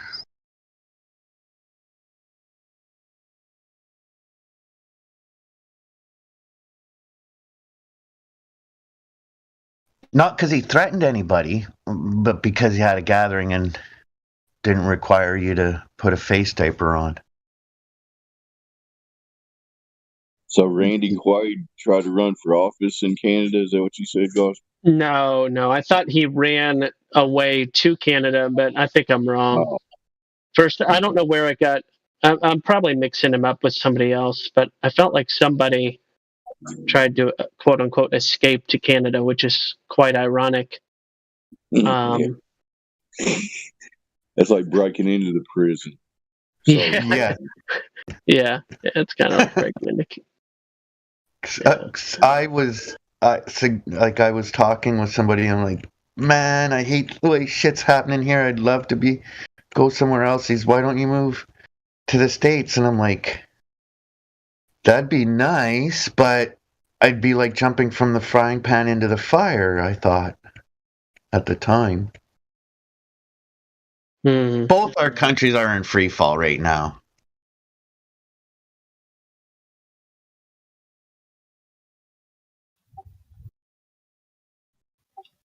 I have little faith that any country's on a solid footing at the moment. You're right about that. Did you guys hear about the Romana Didulo?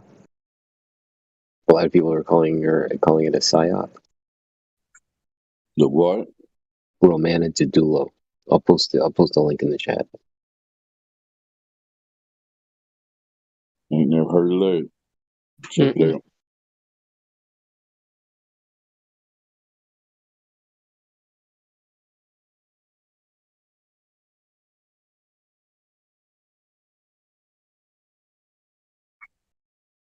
How old is the Queen now? Like 107 or something? How's she still alive? She just turned 96, and my father's mom, my nanny, is actually 3 years older, 99.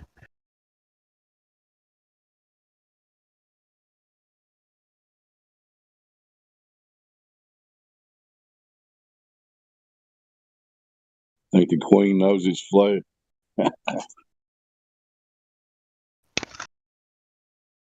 I think the Queen knows that her time is coming to an end, I think. The jig is up. No more hiding all that money from the citizens.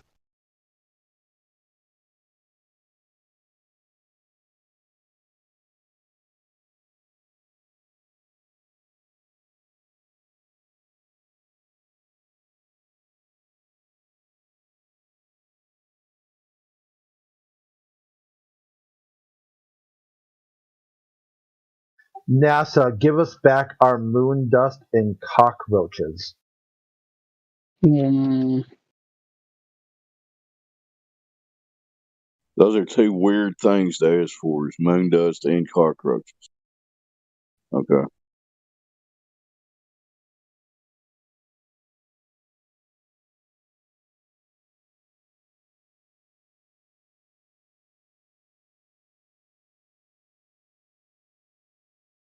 Yeah, she looks pretty It's good. so... The Queen there. Sorry, go ahead, Larry. Go ahead. I was just saying the Queen looks pretty good for 95 or whatever. 96, yeah, she does. She does, yeah. I'm surprised how well my nanny looks as well. It's crazy. I hope I live as long. I want to share my genetics, have kids. I think what I was going to say was, it's so ridiculously retarded how, on one hand, they've got us sitting on the edge of our chair, freaked out about nuclear destruction and all this food shortages and so on and bullshit. And then on the other hand, we're going into space and everything's great. Don't worry.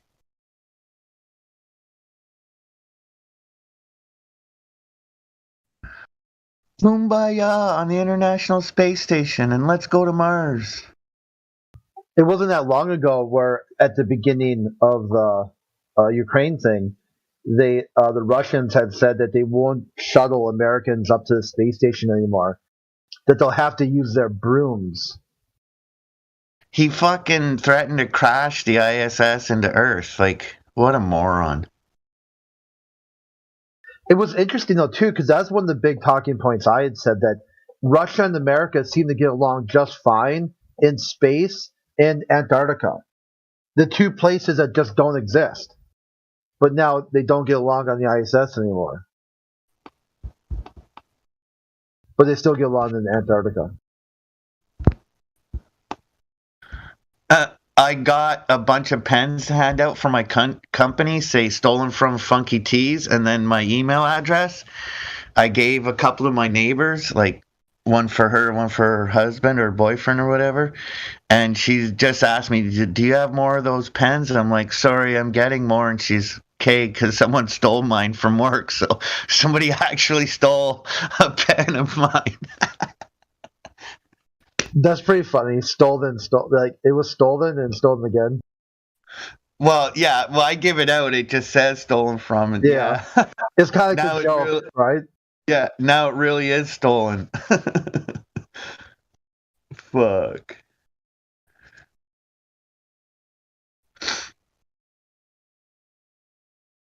Yeah, my theory is they enjoy this idea of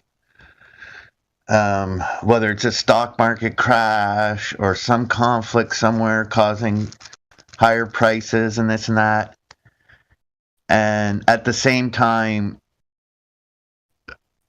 trying to convince us that things will get, be better and go get your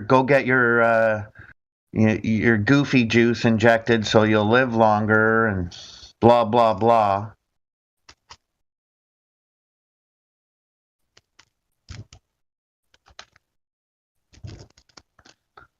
And then if you're a critical thinker and sit back and look at the situation for a minute and see it might not be such a good idea,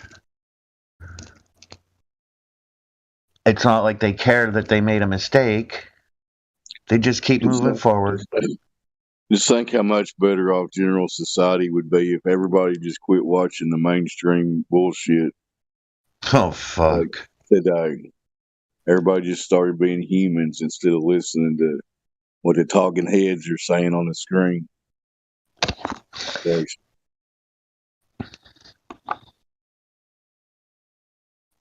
Imagine being a cosmonaut and numbnuts like, I'll crash that frickin' ISS into the Earth. And you're like, hey, wait a minute. I don't want to crash into the Earth. What's so impressive about space travel is how much it's advanced compared to other technologies. Like in the 60s, we went to the moon and stuff, and then we went to low Earth orbit for the last 50 years. But never mind, they're going to go to the moon. What is it, 2024? That's when they're going. They're really going this time, I promise. Sorry. Space travel is the only technology that's literally went backwards, regressed. Never was. It's ridiculous. And they blew up the plans, right? They can't find them anymore or something, or threw them away. Yeah, we destroyed that technology, and it's a painful process to build it back. So painful. Imagine the three of us owned a massive company, and one of us asked the other, where'd the original specs for that first, I don't know, maybe we built modems. That first modem we created. Oh, we threw them out and destroyed them. We don't have those no more to look at. How Yeah, we stupid. said that's why we didn't think we'd need to go back to the moon. We're done with that. We done been 6 times. We played golf, rode the moon buggy. What else can you do?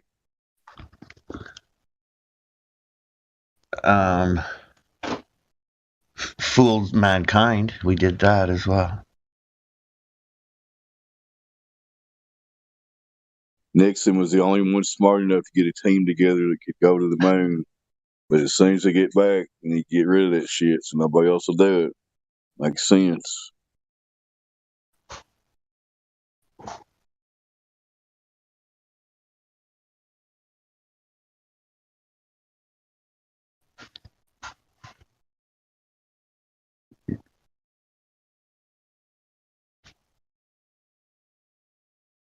It's so weird knowing there's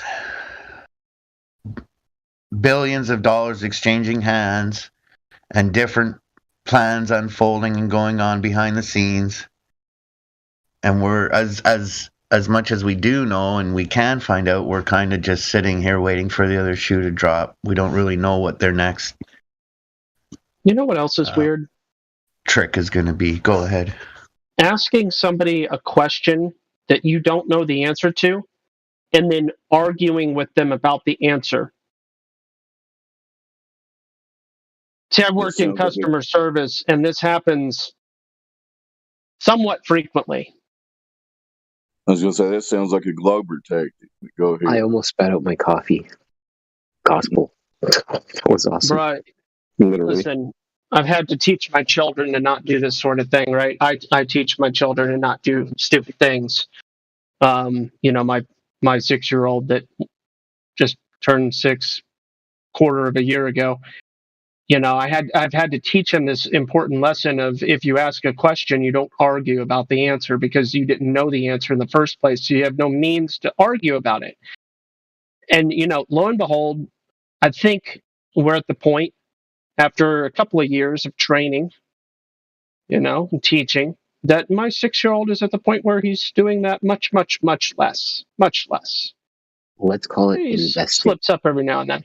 But I'm dealing with people that are, you know, 40, 50, 60, 70, 80, and sometimes beyond.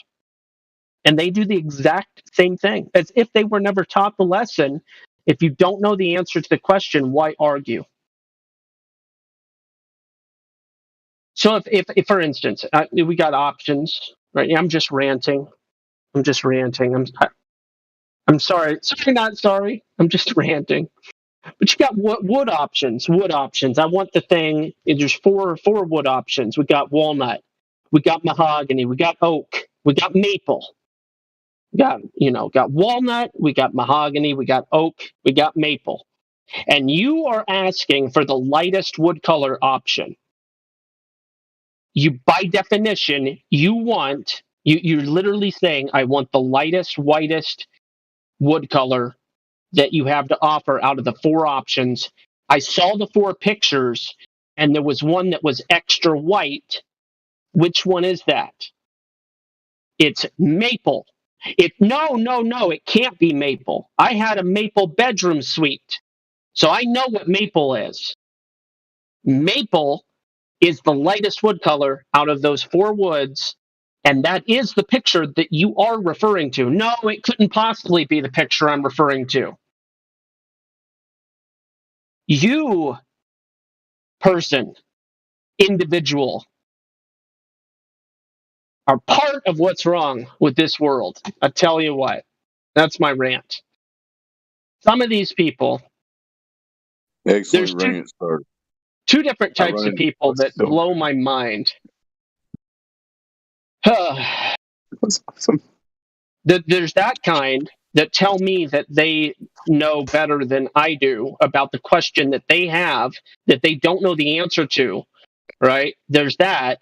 And then the other type of person that I like to rant about is the type of person that asks a question that they don't know the answer to, but they don't allow you to answer the question. They have this mental tick that causes them to make bombastic utterances in the middle of your answer. Does anybody else get the conversation or do phone stuff or whatever, and you want to talk, but the other person's talking, so you actually have great difficulty talking because the other person is already talking? 100%. 100%.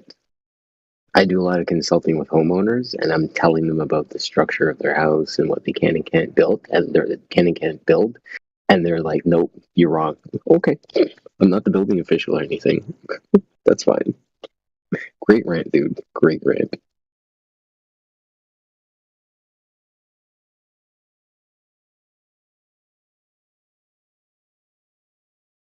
Another example of common sense being all too uncommon these days. Got anything else, Gus?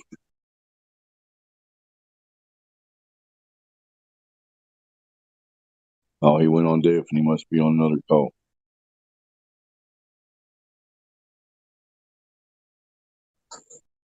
He's calling them back to yell at them.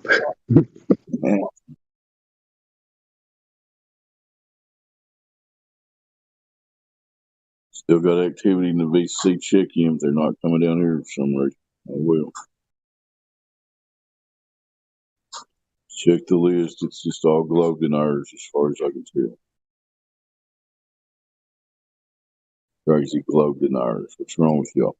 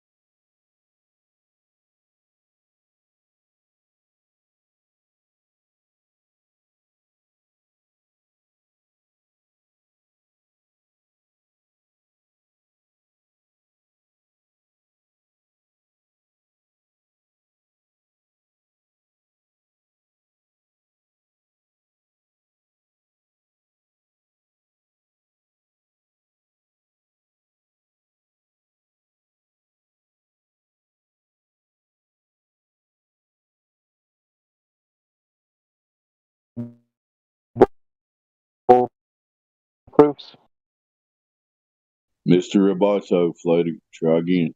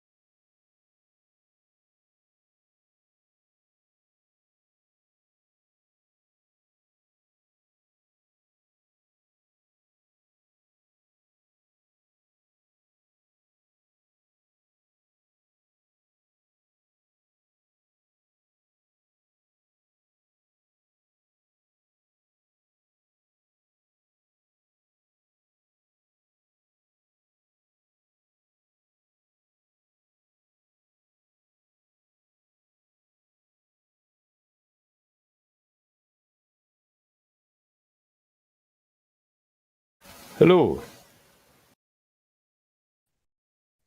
Hello, P-Mac. Welcome back. Hey, I found Professor Dave in a Fleetwood Mac album cover. That's 3 seconds of airtime he gave Professor Dave that he deserved, but go ahead. There he is, juggling the ball.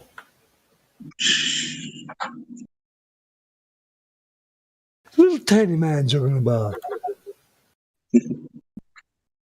Since Conspiracy just posted that Beam Me Up Scotty thing, it just made me think in terms of NASA is basically trying to be a real life sci-fi Star Trek.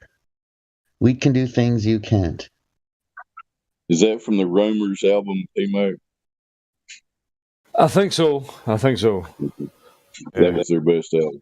Sorry, go ahead, Flutter. Absolutely. My mom played Fleetwood Mac lots when I was younger. Great band. I love them.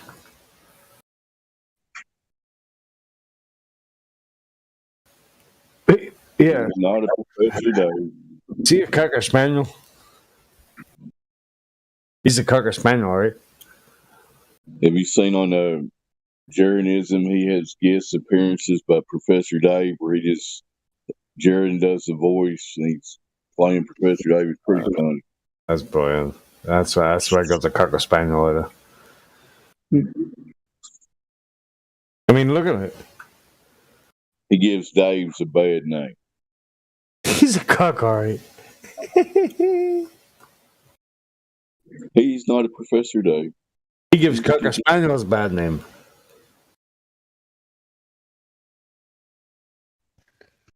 Yeah, the Cocker Spaniels are like, hey, cut your fucking hair. Imagine just having a channel with 2 million subscribers and all you gotta do is basically get on there and read the science books or Wikipedia. And y'all you sit back and rake in the dough. Wouldn't that be cool?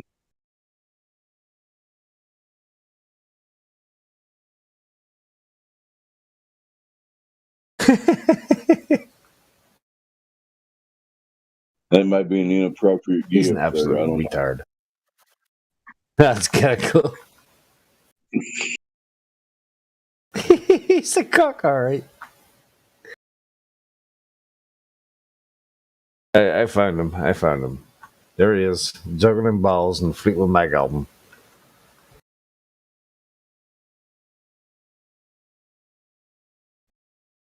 All right, that's enough publicity for Naughty Professor Dave. What else y'all got? Let me think. What can I do next? What's happening in Ireland, Big Mac? Be convinced any of your people are in real life that they're not on ball yet. No, I actually haven't even tried. I know, it's shameful. No, it's okay. I mean, nobody even strikes up the conversation with you. They know you're a flat earther, right? Yeah, that's right. Yeah, they know that 100%.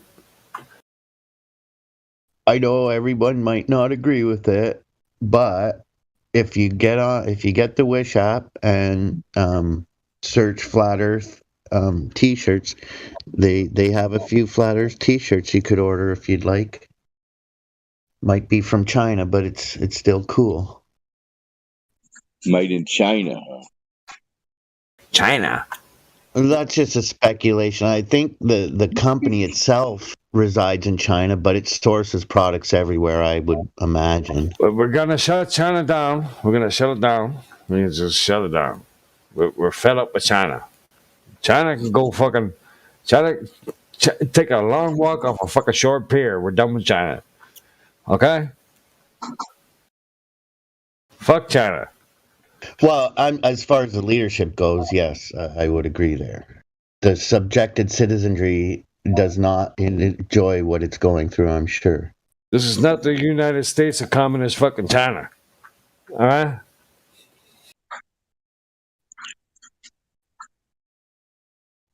I agree with you, P-Mac. We should get too political on here, though. The Earth is still flat. It measures that way.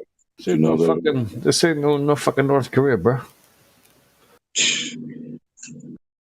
These people that think they're in charge obviously have some kind of plan that we have no idea what the fuck they're doing. But the governments in general are not looking out for our best interests, no matter where you're living, especially China right now. It seems. Now, I wonder if. Oh, sorry. I was just saying some of the videos coming out there that get some pre-order kind of concerning. I was just going to say, I wonder if the worse are governments are less like flat earth aware. I don't know.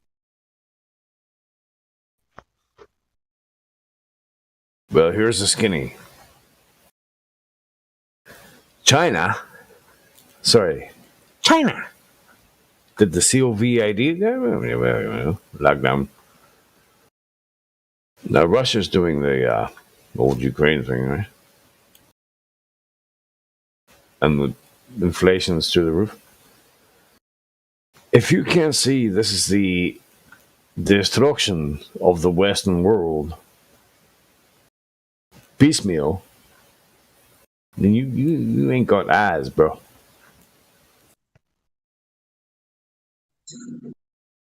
Don't look at it so black-pilled.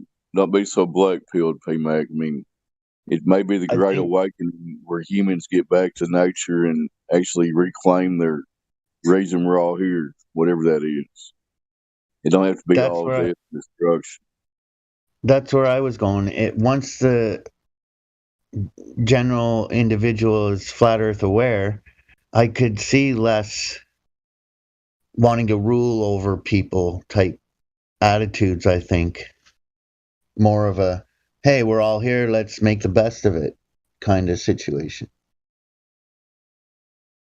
That's why I like you guys.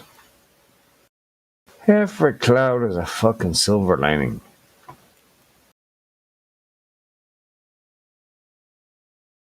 None of us can predict the future, but we don't have to assume it's going to be a bunch of bullshit and hardship and all that crap. How was it? You know. Sorry, go ahead, Dave. I was done. Go ahead. Oh, you were? Shit. Could you start again? No, I'm just kidding.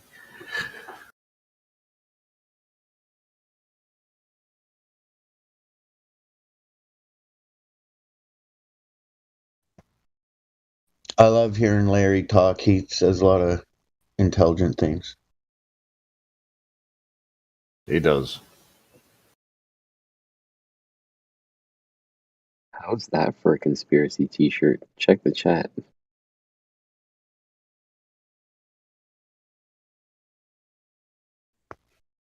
I saw a meme with somebody wearing that in a meme just yesterday. Oh my lord.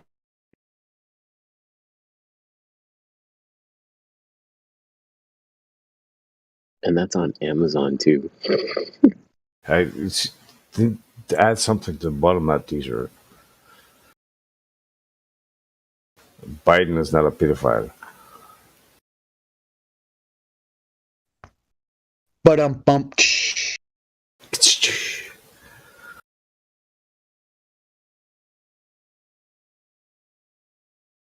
Hunter Biden never smoked crack.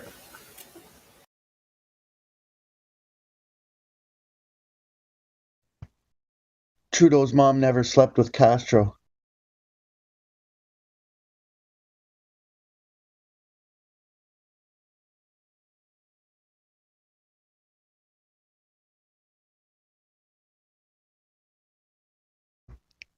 I could see Trudeau's dad and Castro passing his mom back and forth like a ping pong ball.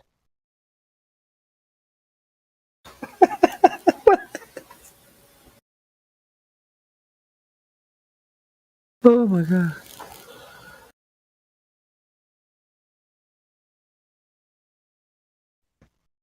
She was like the worst feminist for women ever because Trudeau's dad smacked her around and she's like, he's an okay guy.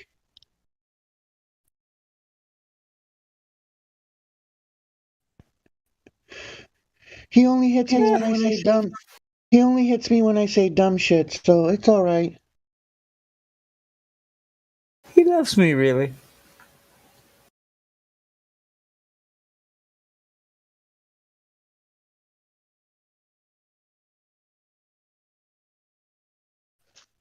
I just have to talk less and he won't hit me so much.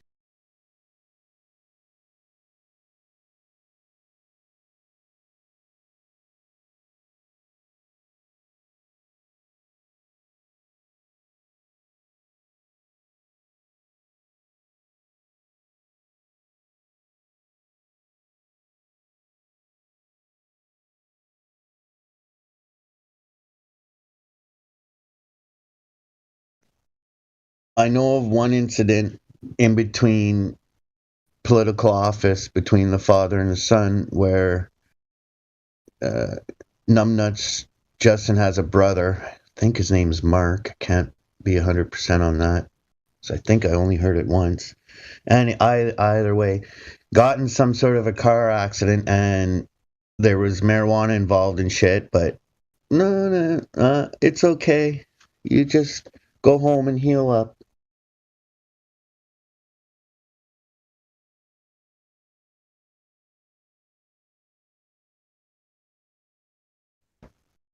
Where if it was Susie Q Public, oh, you were smoking weed, were ya?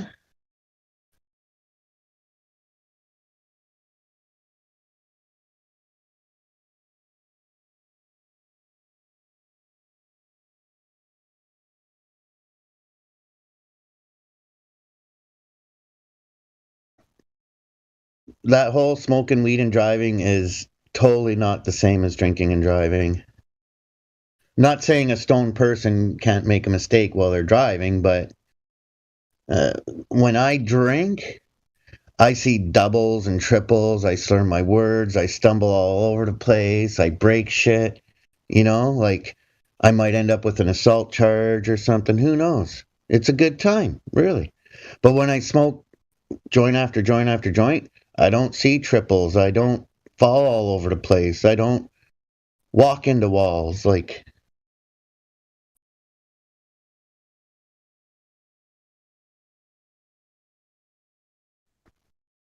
drinking and driving, Shit, drinking and walking is dangerous. Fuck.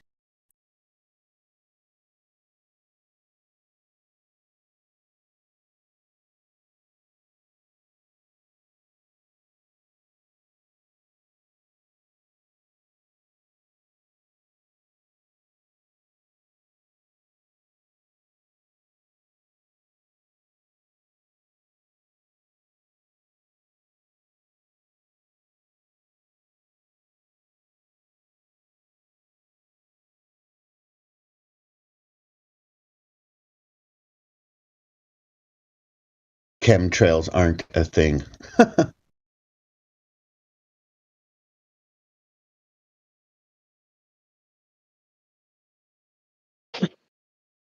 So I got my rant out, and then same customer called back to continue to argue about what maple wood is, and after much patience and deliberation, she came to the realization that she didn't know what maple was, and I did, and everything's good to go. So you got off the line, and I'm like, he's calling them back to yell at them. No, they called me back. I know. To try to cancel the order because they thought that they knew what they were talking about. Lo and behold, I have. A layman's question there about that Maplewood situation. Is it not possible what did she say? She had a bedroom set that was Maplewood or something. Is it not possible it was stained so it didn't look like maple in the photo? She came to that understanding. She wasn't stupid. She wasn't stupid. She was just ignorant. Okay. There's a difference. She just didn't understand, but she came to the realization, and this is why I'm saying she wasn't stupid. She came to the realization, oh, what I bought years ago and what I've seen in all the furniture stores is stained. I'm like, yeah, this is actually natural. It looks like the wood. Novel idea. People are so used to crap and knockoffs and fake stuff that when they are confronted with, well, by walnut you mean walnut stain, right? And like, no, by walnut we mean walnut wood, and they use heartwood to make sure it looks really beautiful. And and this is why it's really expensive, so on and so on. It's the actual wood that it actually says it is, because it says it's walnut wood, so it actually is walnut wood or maple or whatever. People aren't used to getting what they read in the description. People have become complacent to complacent with authenticity. That's why or lack thereof. What's up? That's why the hamburger looks nothing like the photo.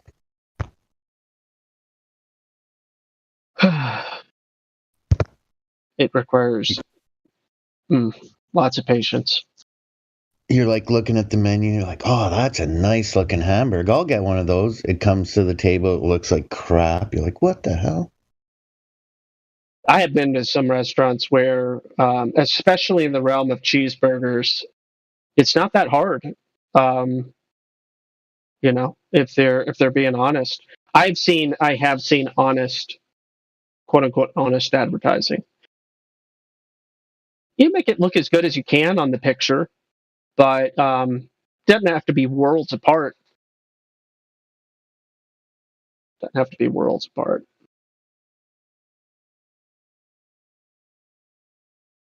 And cheeseburgers, that's a thing that can really have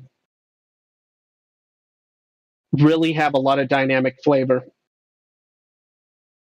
It's a really impressive food.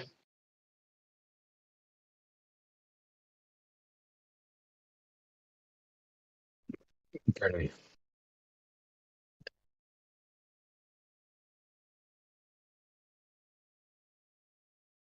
You could do avocado, pineapple, and barbecue sauce, right? You could do plantains and you could do plantains and barbecue sauce. You could do plantains and caramelized Plantains onion. and bacon. Plantains and bacon. Yeah, yeah. I think that sounds promising as ever. You just gotta Oh, for get the sure. right sauce for that, though. Yeah. I think a I barbecue mean, would be the move. a lot of Americans aren't quite familiar enough with plantains, but if you get yourself a black plantain, needs to be black, not yellow, not polka dots. Black, soft, very soft, super ripe. That's the way to do plantains. It's a fantastic, fantastic flavor. But are you frying it? Or how are you preparing the plantain? Sometimes, yeah. See, Yeah, I mean, I would for the sake of like a burger or something like that. Yeah. On a burger, I'm going with a golden plantain, and I'm frying it until it's like golden brown, and then I'm putting some not crispy bacon, but like the type of bacon where the fat is starting to turn golden, so it's getting a little bit of sweet. Yeah, that's when I'm pulling the bacon, going in. Very well needed, man. That is a good combo.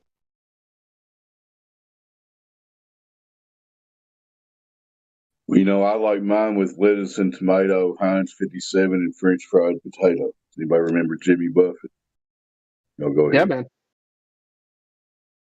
I got you on that. You know that putting mustard on a hamburger to a hamburger connoisseur is it's apparently, I think mustard is not a condiment. It's like only ketchup and relish, I think, are the actual burger condiments. Apparently. It doesn't offend me. I'm a fan of mustard, quality mustard. Mustard is the lowest, like the least fattening. Do you have any Grey Poupon? Grey Poupon.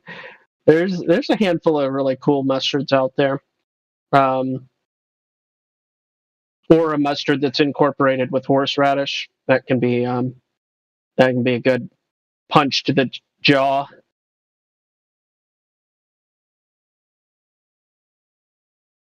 Sinep. I'm not familiar with Sinep mustard. No.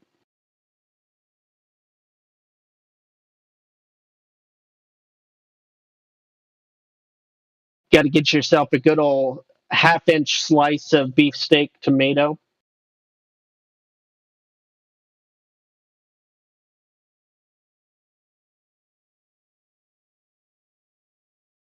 That's one of the mistakes oftentimes too with the things like onions or tomato. It's how they slice it. Doing like 2 or 3 slices of a small tomato, and then one falls out or whatever. You got to do a real good. It looks like chapstick. What in tarnation? Pulsama strong. Pulsama strong mustard.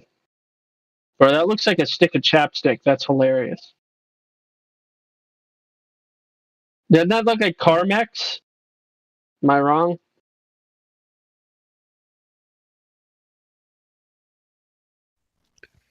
It looks like a tube of gasket sealant.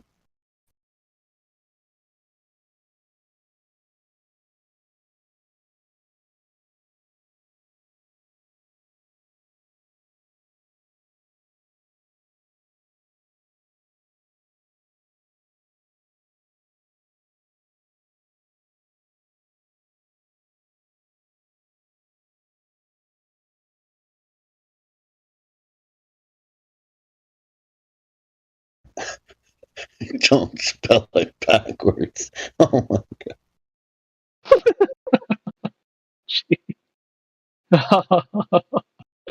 Oh, those Estonians.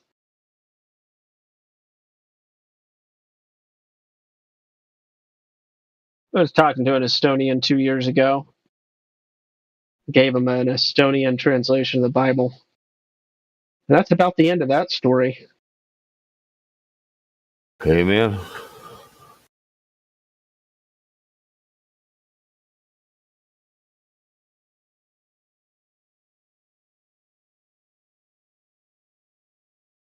What is this tracking number associated with?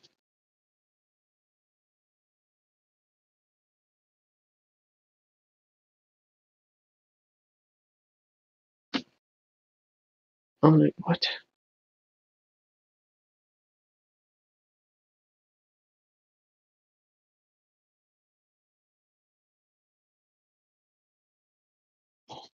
It's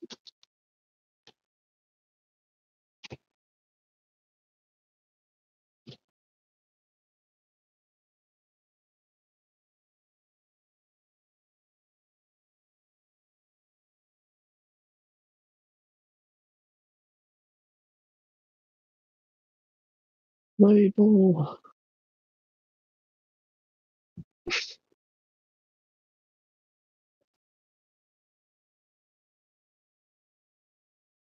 Oh.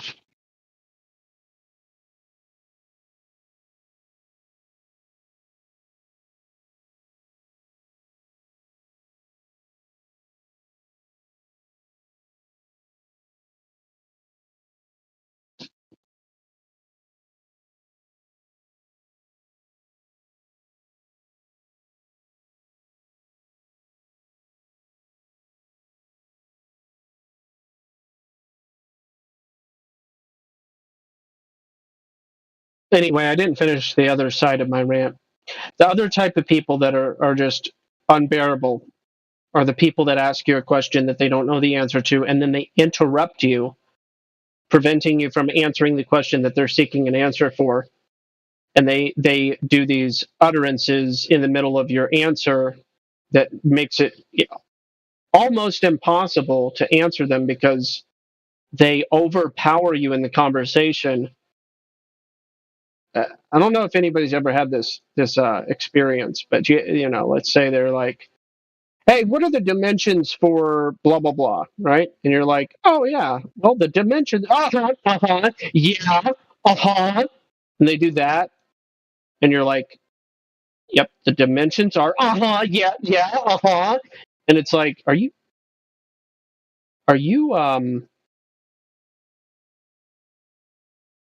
what are you doing? Retired?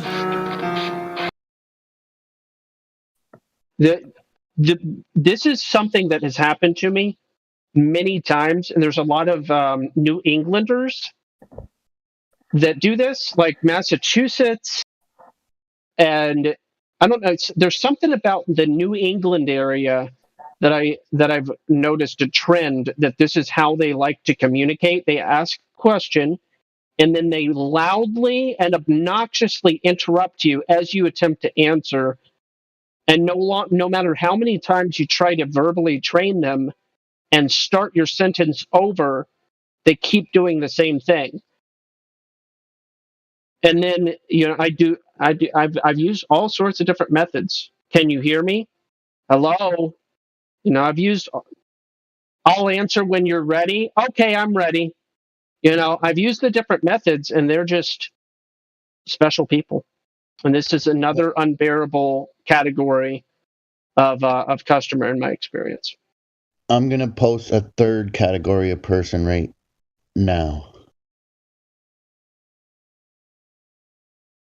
Yet always does the opposite of what she told you. Yeah, well. Yeah. It doesn't happen too often in the realm of customer service, but I can appreciate the example. Bro, the people, ooh, that's like it's weird because there's an emotional reaction to being gaslighted, and gaslighting isn't the only thing that causes that reaction. That there's a level of frustration that's very unique to these settings. It's weird. It's a weird thing.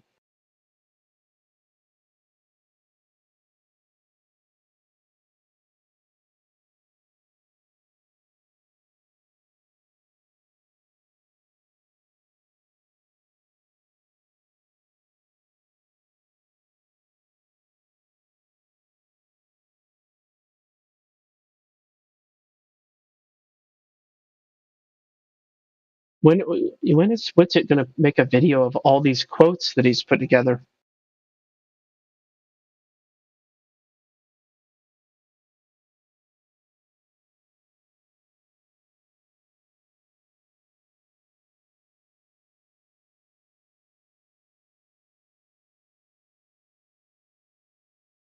Oh, okay. Well, I mean, that's good too. But at this point, you have enough that you can make a whole video out of it.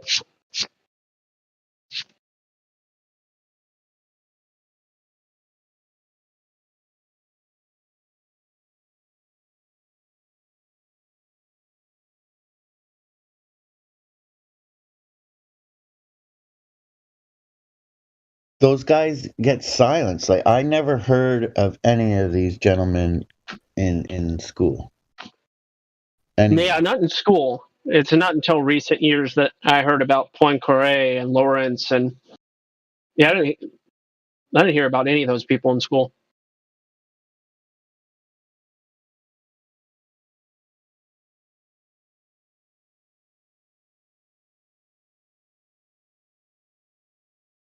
Hey, I like that Mickelson picture because I have that. I have a radiator just like that right in my office. You know, cast iron radiators in their house. My 100-year-old heating system that such a good system.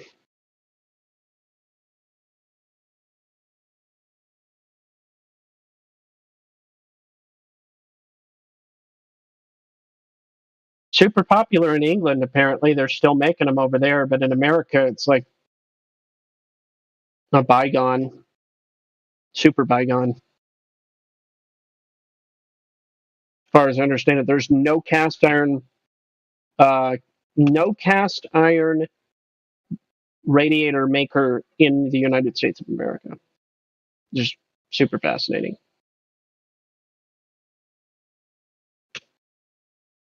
But then there's like more than one in the UK, like 4 or 5 manufacturers. It's just kind of interesting.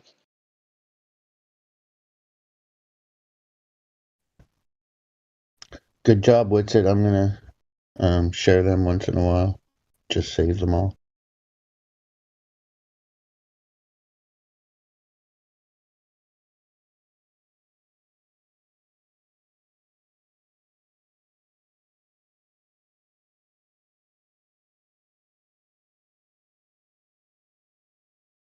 I wonder if there's any quotes where one of these scientists says, "Ha ha, we're just utter retards and we made it all up because we hate ourselves and humanity too."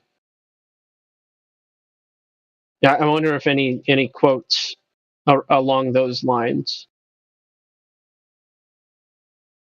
because at this point, I wouldn't be too surprised.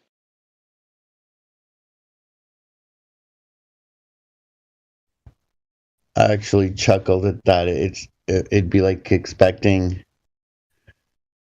whomever to come out and say, we don't really care about the poor people anyways. We've been scamming you the whole time. Mm-hmm. All those $30 a month to feed those kids, we've been bombing them anyways and keeping your $30. Or like harvesting their natural resources and then selling them out from under them. That's typically what I've heard happen from these organizations, these NGOs that go out to allegedly help the people. They actually just swipe the natural resources out from underneath the people that they're pretending to help.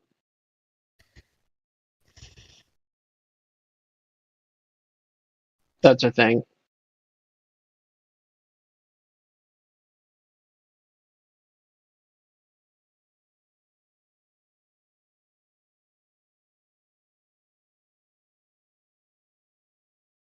Even if it was on the up and up, and you've been donating blank a month to sponsor somebody somewhere for the last 15 years or so, then all of a sudden whoever decides, let's drop bombs in that area, and now they become refugees again and needing help again, and what the hell?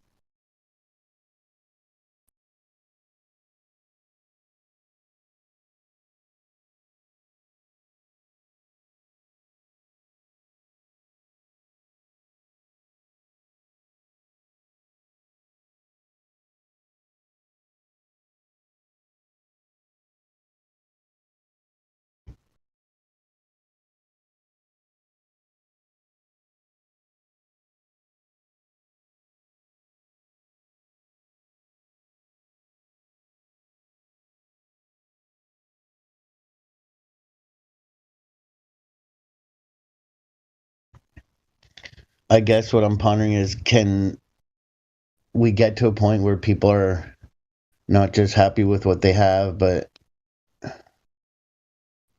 not motivated to try to take something that isn't theirs, you know? I don't know.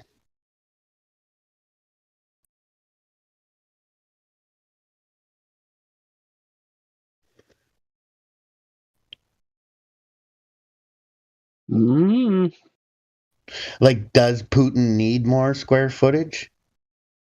I don't know. Well, look into the history of that country and how many times their borders have shrunken. You'd be fascinated.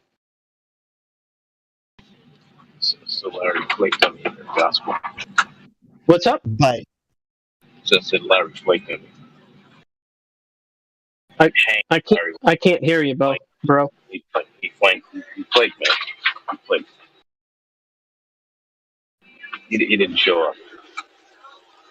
Oh. Yeah, he flaked them. So we got to.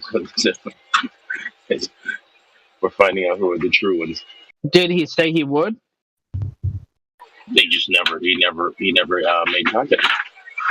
It's even worse. Did he ever indicate that he would? Yeah, that was the whole idea. Yeah. Oh, gotcha. I gotcha.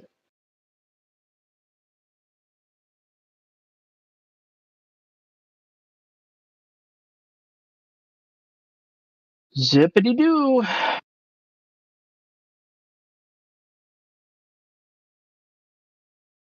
There's a lot of people in the VC chicken. What's going on with that?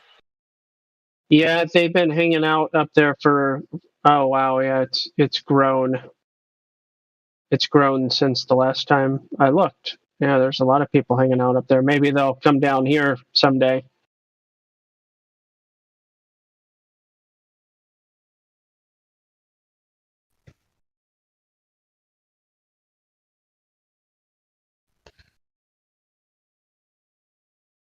listening to the enforcers updates last night, for the first time ever since 1918, I believe it was, Russia's defaulted on their loans, couldn't make a payment. What loans? I thought that they were completely. I thought that they were debt free. Well, I read an article not too long ago that the reason that most of the countries were angry with them is because they didn't even owe anybody any money. Apparently not. Weird. Do you know what country this was in relation with? Well, I'm thinking it whomever they owe, because as he explained, they've never missed a payment since 1918, and for the first time since then, they haven't been able to make their payments to whomever they owe, whether it's one country or four countries. I don't know who they owe, but yeah. I guess what he was pointing out was the sanctions are finally starting to have an effect. Oh, I see. 10.6% of Russia's GDP is debt. I don't know what. I think we're at like 100 and something percent in the U.S.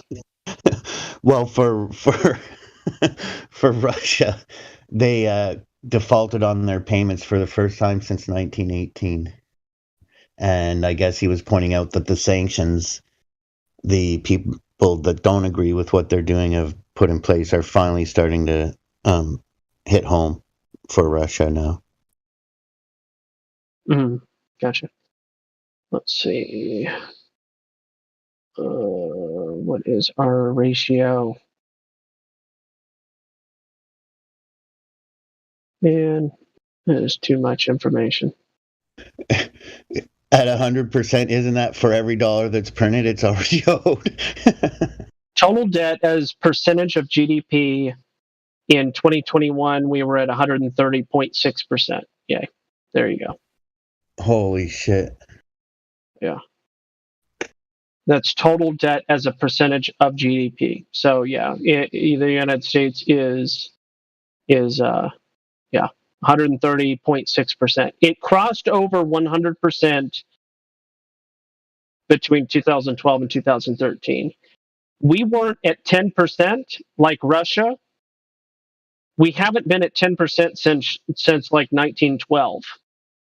Our percent of debt versus our GDP has exceeded that number since like 1912 or 1913.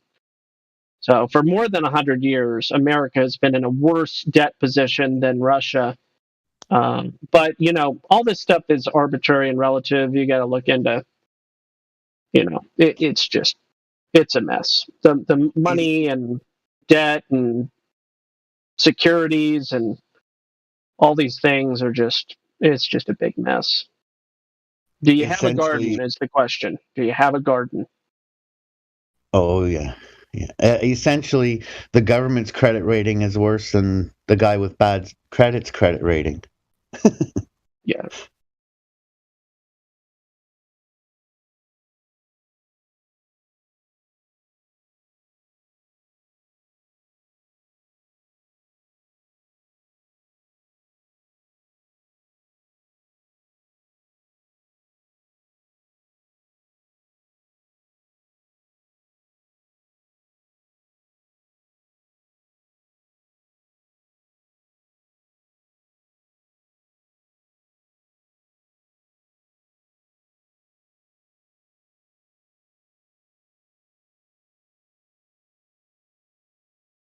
Is everybody coming here from VC check-in now?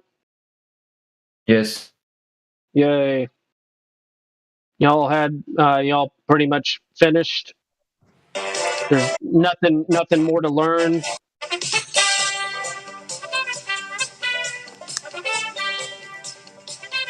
No, we actually want the new people down here to join the discussion.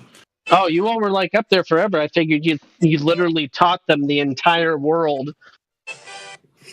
Well, I just was there for 5 minutes. Oh, okay. Have these guys learned everything there is to learn? I'm not sure yet. Oh. I just joined them understanding that everything about the moon landings are just obviously a fraud. Sure, yeah. Hell, it's about time. Sounds like video game audio.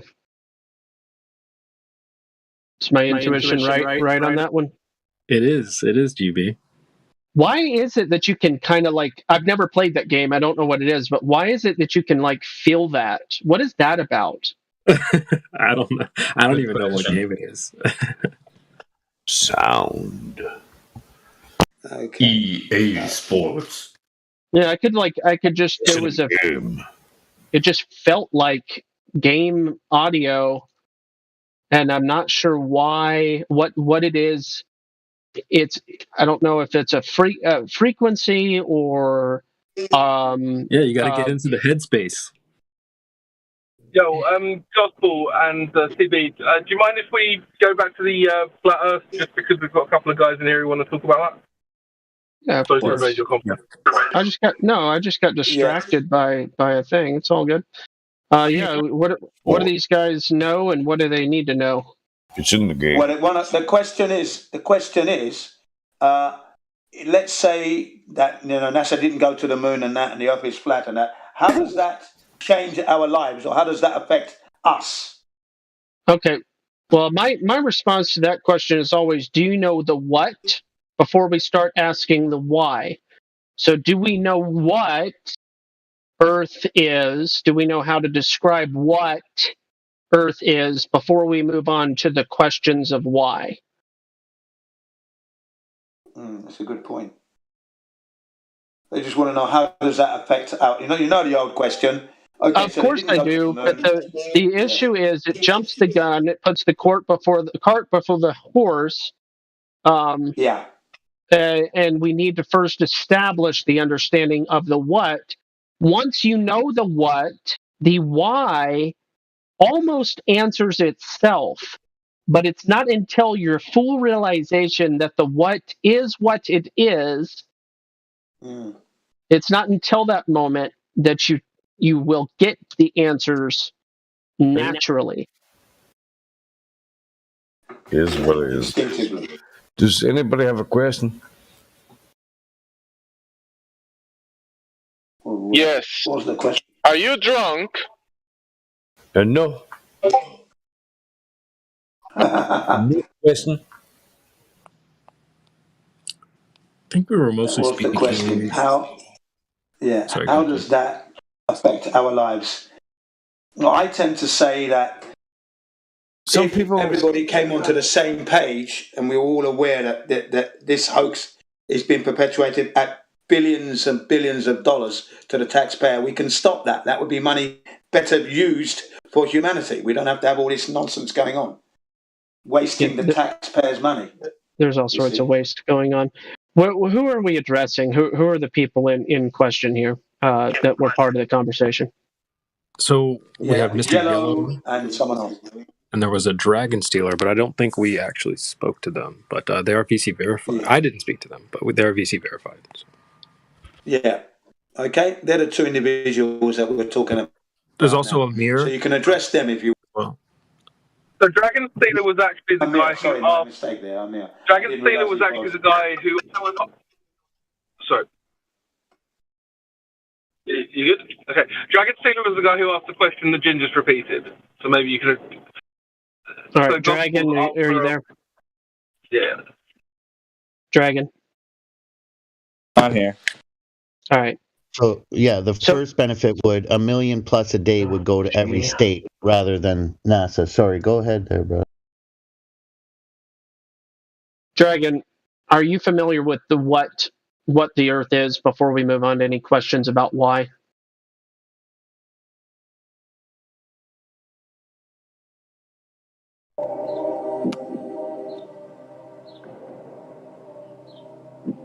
Wow, this is tedious.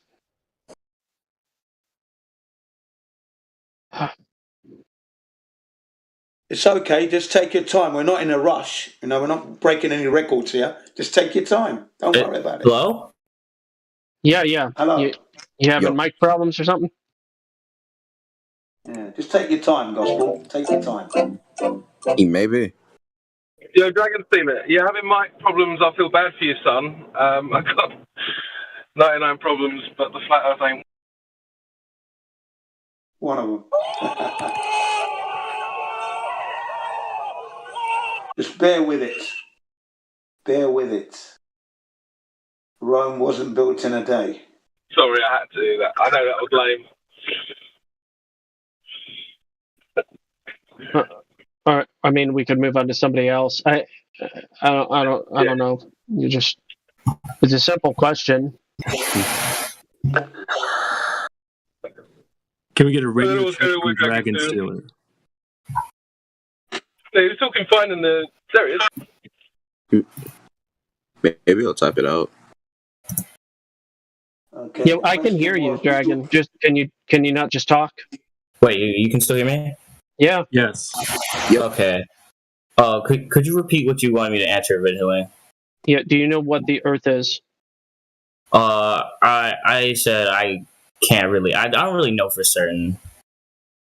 Like I couldn't confidently go up and say that the Earth is this. Okay. What do you know about the Earth? How would you describe it?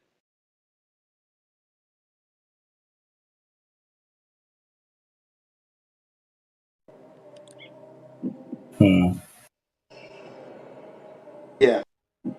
It's not a trick question though, bro. It's not. I'm not trying to gotcha, right? It's just this is like, oh well, okay. So as far as this is how I would answer. Okay, so as far as I know, in all the places I've been, I've seen water and I've seen dirt. I've seen other materials too. I've seen like hills and I've seen mountains. Some people wouldn't call them mountains because they're not tens of thousands of feet tall, but they're like 8,000 feet tall. So I've seen some miniature mountains or whatever. I see stuff, right? So that's what I know about the Earth. I know that there's like hills and flat things, and then there's also water, and that's what I know about the Earth is that it has some fresh water. I know it has some rivers. I know it has like oceans, and I've seen those things. I've seen the sandy beaches, glaciers, ice. I mean, I believe that those things exist. I've not seen them with my own eyes, but yeah, glaciers, sure. But the point is, you just ask or answer the question as you're able. Does that make sense?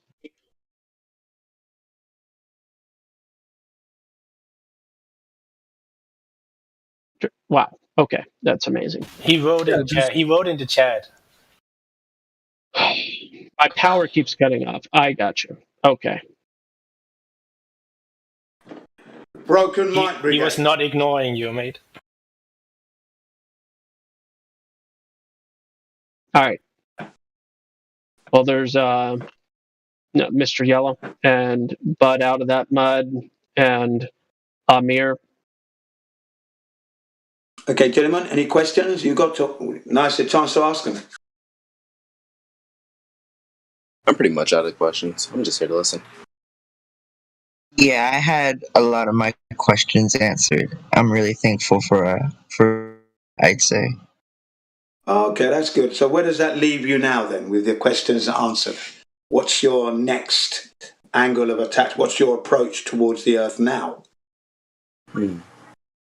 Well, I would say I'm still at a crossroads, but I do thank you for broadening my view. I think there's some more research for me to do. Yeah, there's some research I plan on doing myself.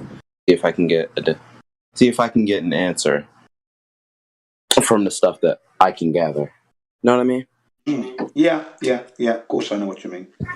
Yeah, you're going to go out there and confirm what we've told you, of course, what you may glean from other material that you may look at. But what you've got to remember is this. How have you confirmed to yourself that the Earth is indeed a globe without someone else's voice telling you? Have you confirmed, have you measured, discerned that there is indeed curvature happening? Yes, the Earth is indeed spinning, that's for sure, without a doubt. And we are in the vacuum of space without containment. Because, in order to have air pressure on Earth, the Earth has to be contained. The Earth's, you have to have some kind of containment in order to have pressure. Particles hitting against the container increases the pressure. Okay, now when you see the ball in space, in that diagram of the solar system, it's a naked ball spinning. There is no container there. How is Earth's air pressure able to be pressurized so we can breathe and live if it's spinning in the vacuum of a space? Minus 10 to the 17 torr. So have you confirmed that these things are actually happening as been described and told to you? That's your position at this point. Have you confirmed that? And if you haven't confirmed that, then you're carrying a belief. And a belief is not knowing. And when you don't know, what are you doing? How are you believing? Why are you believing something without evidence? Or without proof, without confirmation?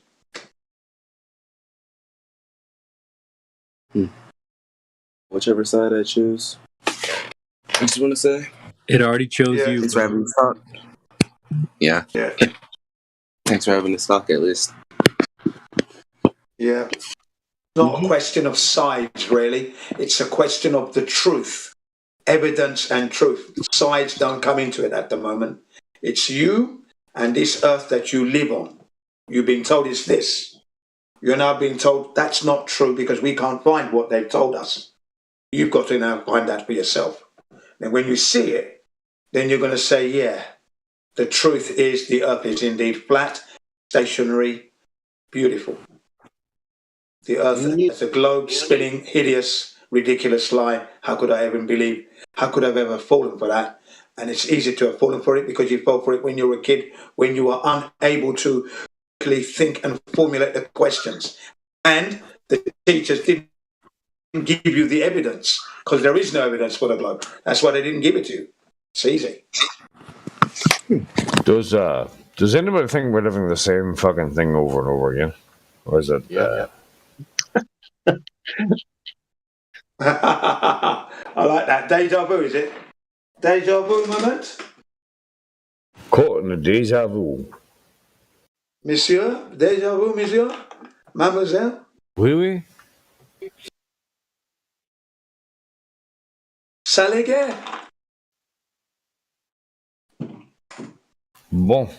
Comme si, comme ça. Che cazzo succede?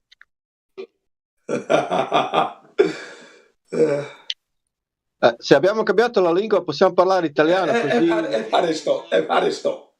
Hey, Amir, I have a quick pop quiz. Here you go. Just like rapid fire question, you can answer. If you don't know, it's no big deal. Think of it as like a status report. We'll put it on the checklist. Do you know the radius of the Earth? Do I know the radius? Not off the top of my head. No problem. How about the distance to the sun? That's a trick question. Yeah, this may be wrong, but I don't think it's 3,000 miles. That feels wrong. No worries. That's a good answer. It's more of a status report. That's a good answer. Okay. How about distance to the moon? Distance to the moon. That might be the one that's 3,000. Another little good answer there. I'll give you a little good answer for those. How would you define gravity? Not the actual.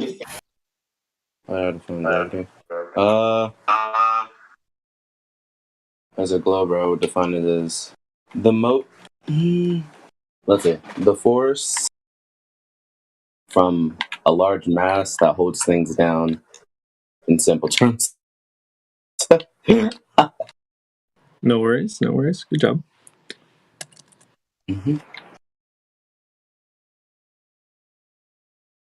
Those are actually better than the 3 questions.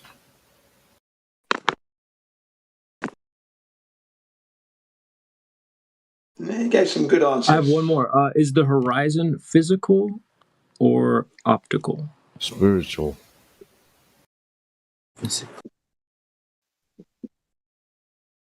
More than likely optical. Nice. Okay, cool. Anyone else have any other questions? Those were really fair answers. So, like, next time you come back, if we see you, if you have to go or whatever, like, next time you see you, hopefully, maybe you'll have some answers to those questions. How we measure elevation? How do you measure elevation? Elevation from sea level. Where is the sea level on the Earth? Where's the sea level? No clue. Have we more sea levels or one sea level? From what I learned, one sea level. That could be contested, but from what I remember, there's just one sea level. And if we have one sea level, what that mean? Welcome to Flat Earth. Awesome. All right, I'll see y'all later. Okay. Oh, he's out.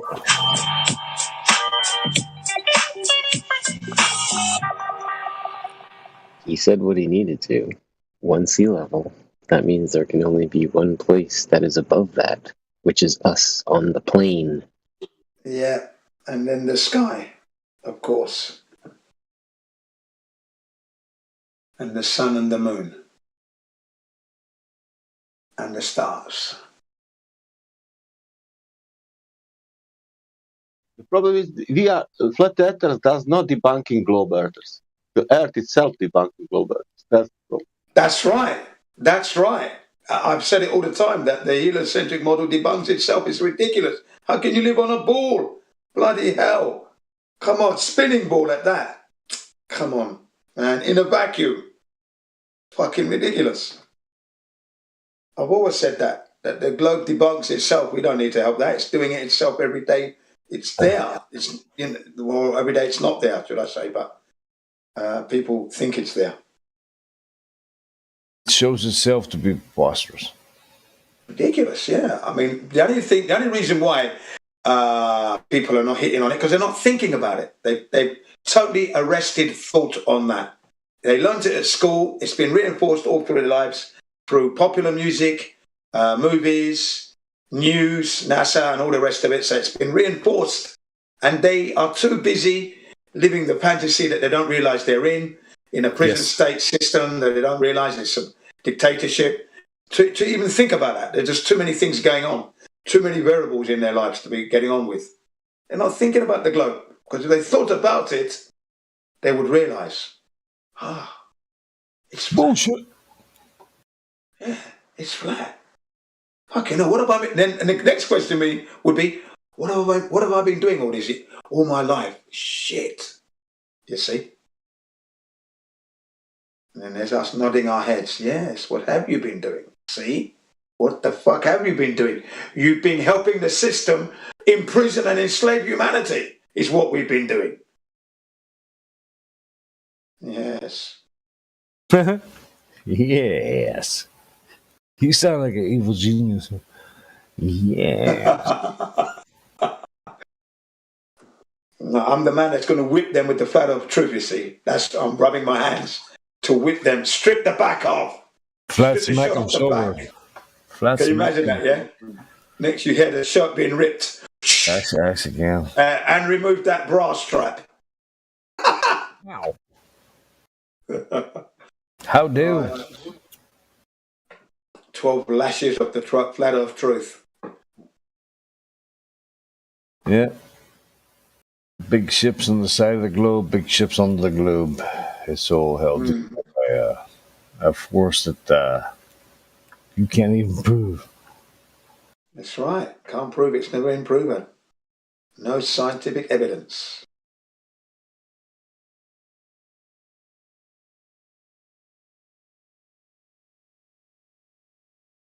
I don't like the idea that these scientists use theory to mean it's proof and it's real. It should be, it is scientifically proven. Scientifically correct. That's what it should be. It shouldn't be theory. Theory means not real. It's an idea, a hypothesis. It's a suggestion. That's what a theory is. A fact, scientific fact means it's scientifically proven, and gravity does not meet that criteria. Yeah, but people don't realize they're actually living in theory land. They don't realize that. That's right. That was kind of one of the wake-up calls for me, too, when I was discovering the shape of the Earth and all that shit there. I was like, holy shit. And somebody said, do you realize that the Big Bang's a theory, evolution is a theory, and gravity is a theory? Yeah. And I thought to myself, holy shit, wait a minute, that's right. It's theory. It's not proven. That's right. That woke me the fuck up very quickly. Yeah, I had that when I was 18. I discovered that gravity was a theory through my encyclopedia called The Tree of Knowledge, not episode 1, what's it called? Volume 1, okay, the first one that I bought. I became a member and used to get it subscriptions every week or every 2 weeks they come in. And that first episode, I opened it up and read it. And it was like telling me that gravity wasn't proven. It was a theory. And when I actually thought, well, I thought gravity was real. Yeah, the thing is that people gloss over it, and we kind of like theory, the theory of this, the theory of that, the theory of that, and we kind of just accept that as fact because everybody else believes it. That's right. That's exactly what happened to me. Yeah. I didn't realize that those were theories until you just said it. Like I had no idea. And thank you for sharing that. Shut up. Yeah, no, seriously, I didn't realize that they were quote theories, honestly. Like They're theories. They have no scientific basis at all, no evidence scientifically. They cannot conform or follow the scientific method, the standard of which we use to determine the world we live around us. This is the standard measure, and gravity does not fit that criteria. That's probably the statement that woke me up. Thank you for that, Will. I appreciate that. PMAC, thank you for that, dude. So Isaac Newton didn't even agree with the mass attracting mass theory. He thought it was absurd. He didn't want his name subscribed or ascribed to that theory. He didn't want it. He couldn't prove it as well. So Isaac Newton did not prove gravity. He couldn't. So another thing you mentioned. Gravity a bit more provable. It would be nice if somebody could go to the center of the ball and prove that stuff is attracted there, or if somebody could show that space-time warps and curves or whatever. It'd be nice if there was some sort of provable element. It appears to be, theory. And so at that point, you theorize something else. And why are we theorizing gravity versus some sort of variation of whatever they call gravity? As far as we can tell, the Earth isn't curved. And if the Earth isn't curved, well, then gravity appears to be inconsequential if it doesn't curve the Earth. So whatever gravity is or is not, it doesn't appear to be a curve-making force. That's right. And the current gravity, because Newtonian gravity has been now superseded 106, 107 years later by Einstein's bending and warping of the space-time fabric, that special relativity. That's the current gravity now. So you can't even begin to mention Newton. You shouldn't even be talking about that. That's done and dusted. That's finished. Because, that's the end. It's Einstein's now. And that is a theory, not proven. Okay? So like I said, and Lemon just said, there's no evidence for this stuff. And, how is this, proof being interpreted? Let's see if we can interpret it in a flatter way. What? Truth? Well, it's self-evident, isn't it? Truth is self-evident. Well, truth is self-evident, but you still need a way to interpret it. I mean, people won't even interpret flat as flat. They'll say that flat and level are curving around a ball. So there's a high amount of philosophy and prior framework used to interpret flat and bend it around a certain worldview. So we're going to need to talk about the philosophy of interpretation at that point. Even though otherwise it would be self-evidently this, that, or whatever. People have frameworks in play that make them override certain other interpretations. Yeah, that'd be the lack of knowledge, ignorance, pig-headedness. To override what is self-evident. I'll tell you that now, the truth is the truth. You can measure it, touch it, experience it. That would be the globe. I've never had any of those. I've never seen it in curving. I've never experienced a spin. And I know we cannot be in a vacuum without a container because we would be dead. Self-evident if you have any sort of intuition.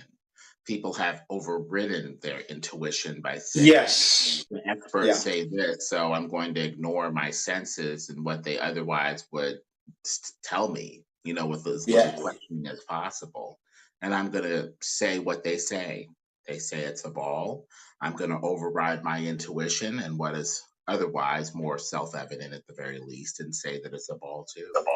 That's correct. The heliocentric model requires you to dismiss all of your senses and then you enter the world of fantasy. But that's what happens. And remember, they told you about this heliocentric model, this globe. When you're a child, you are unable to critically think, to formulate a question, and they offered you no evidence for this. So you've taken it on belief at a young age. And as you've grown up to become an adult, a man or a woman, it's been reinforced every year, through your life, right up till today. Still being reinforced. So therein lies the problem. You've given up on your senses. Your senses are telling you one thing, but you're not using those. You're saying, no, it's what I learned at school. It's a globe. I've seen pictures. Those pictures are not real, but you don't know that at the time. You think they are real. You see, so it's easy for you to be confused. And you don't even realize you are confused. You're carrying a very, very strong belief is what you have, but not facts. You don't have very, very strong facts. You don't have that. Proof, you don't have that. Evidence, you don't have that because you've never proven that to yourself. You've uploaded what you were taught, period. Not confirmed anything. And it is knowable. It is not beyond anyone's pay grade, like I said earlier. Flat Earth is child's play. It does not require a bachelor's degree, a master's, PhD, or a doctorate. Don't need any of them. Child of 8 can discern this. It's child's play. So it is definitely knowable. You can come to this conclusion very easily. It's just whether you're willing to or not. That's all.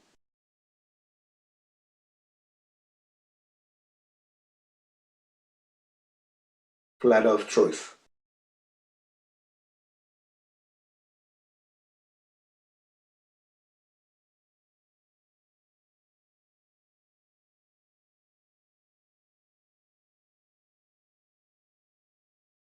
And it's funny how they say, what about the edge? You know, what about the edge? Well, what about the ball? How come you don't fall off the ball, man? Look at that stupid thing.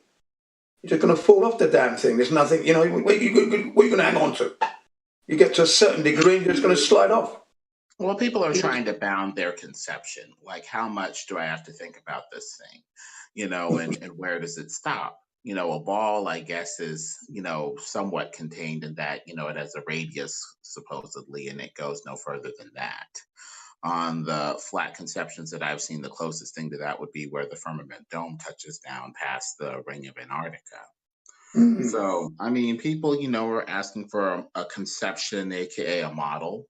And, you know, that's, you know, fine. You know, people, you know, need to see it in their mind. And, you know, people have a hard time imagining what another person means. So they just need a way to guide them, you know, toward thinking about this in some sort of rational way is all. Yeah. See if there's multiple universes and everything. I seriously think that we're gonna be the kind of people that go like, all right, listen, there was a bunch of people like living in the world, right? And we told them it was a ball, and they all believed it. It's silly bastards. I think we're going to go because they're not. I don't mean this in a derogatory way, but we're probably going to humanity or humans or whatever we are here now. We're probably going down as the stupid motherfucker of all time. We fell for it, hook, line, and sinker. Yeah, but we were children at the time, so we didn't have the power of discernment. It's not our fault, really. Like, no, but it's the most ridiculous fucking thing when you think about it. It's the most stupidest fucking thing you've ever heard in your life. That's right. It's the funniest. Hey, BMAC, aren't humans animals that evolved from monkeys? I don't know, Jamesy. I am not a monkey. No. Yeah, but where is that human term comes from? Doesn't that come from the? Well, that's a good question. We should ask a gospel bearer about that. Well, it comes from other premises, because if somebody really believes in evolution, then the human categorization or any sort of categorization becomes Maya. It becomes illusion. It just becomes false. And so why would the categorization or the designation of human or any sort of different thing be made if evolution appears to say that we are all one in various states of, you know, evolution? You know, that's a huge question for evolution to answer. You know, what justifies these different categories? It can't answer any questions. We're all the same evolving thing. That doesn't make sense. Yeah, it's just what makes sense is to children, and I got this one from New Perspective, Dave, one of our members, right? He asked me that question, so I ask it all the time now. And I ask children, which is safer to live on, a spinning ball or a flat dinner plate? Children, okay? So, you know, you've got a group of kids there. You spin the ball. There it is. Look at that. Spinning. Okay? Which is safer to live on? A ball that is spinning like that or a plate that is stationary? And they all chose the plate.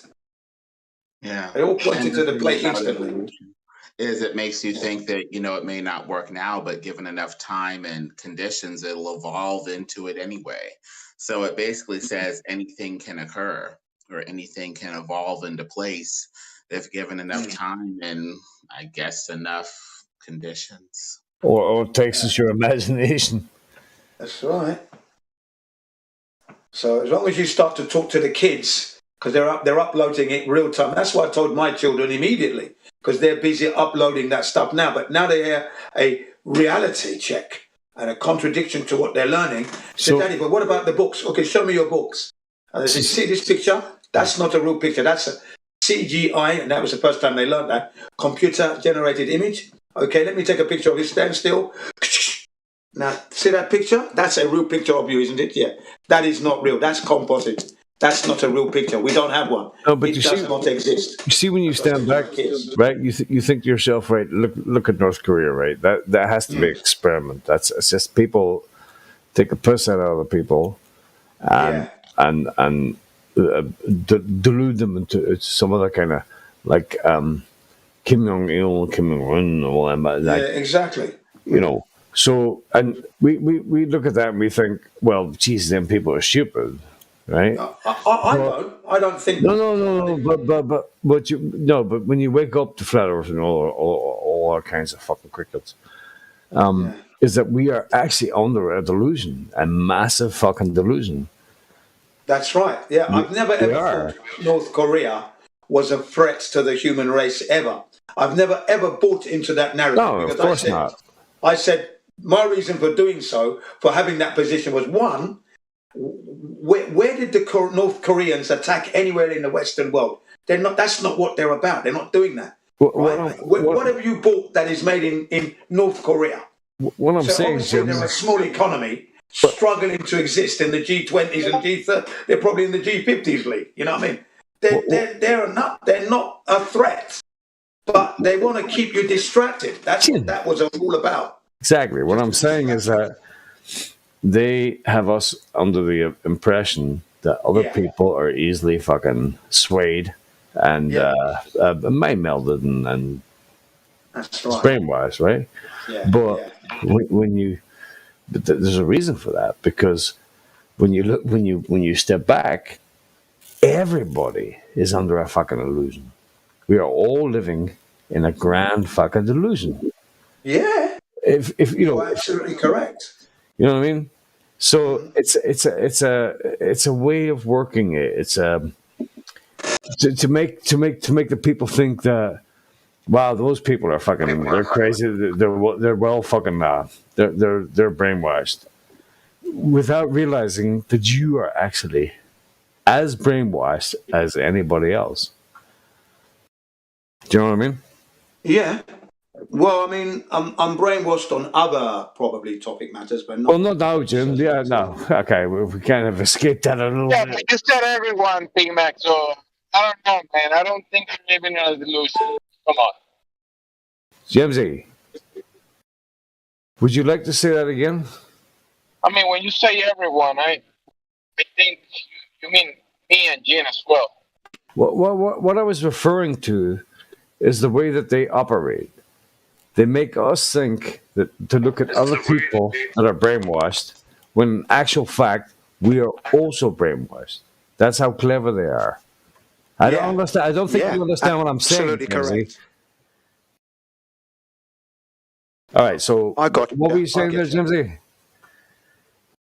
I'm saying that the North Koreans are giving competition to NASA, and they made it to the sun during nighttime.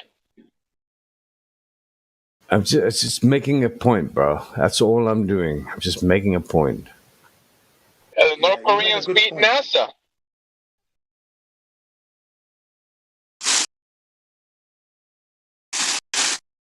Let me check the news.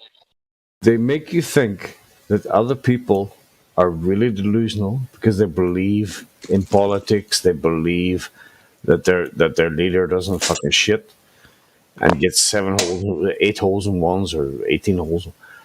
But we don't realize is that we are actually under the same fucking delusion. That's all I'm saying, bro. Yeah, we're deluded to the same level on other things. You're correct. No, you're right. I'm not knocking you. Absolutely.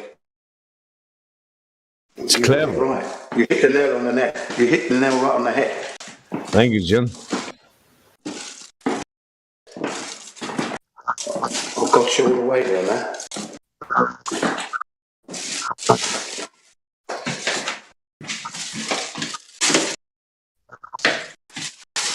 Hot mic, Larry. Sorry, yeah. It's me. I'm going upstairs.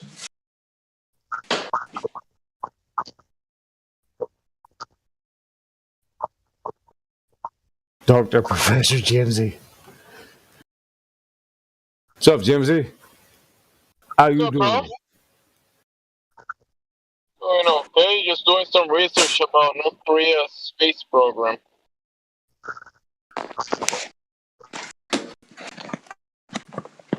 You're Dr. Professor in North Korean space program. That's your doctorate.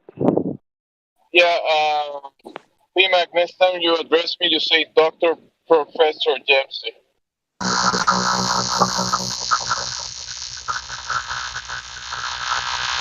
Shit, man. Hey, Larry, fuck. are Hey, you shaving, Larry? The AI's taking over, bro.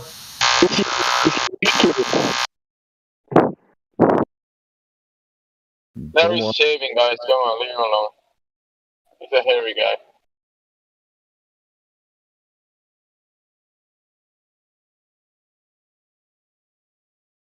Domo arigato, Mr. Roboto. And to get hot, I got hairy legs.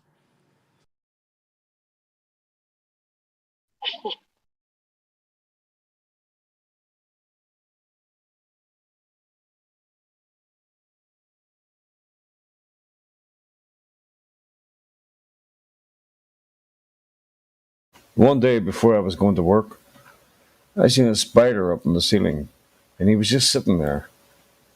And I thought, that's great. And I actually said to him out loud, I said, look at you. And he didn't say anything back, obviously. But I have to go to work, and you're sitting on the ceiling going, oh, look, I'm a spider. Wouldn't that be great if you could just be a spider? The kids used to come up and reach in the pool and rub my leg down. Good morning, everybody. Who's that? Rick? Me, Rick. Yeah, good morning. Good evening, good afternoon, good afternoon, good night. That's it. It's a Truman Show all over again. Every day, huh? Every fucking day, bro. Yes, sir. Clay, how you doing? Oh, never mind.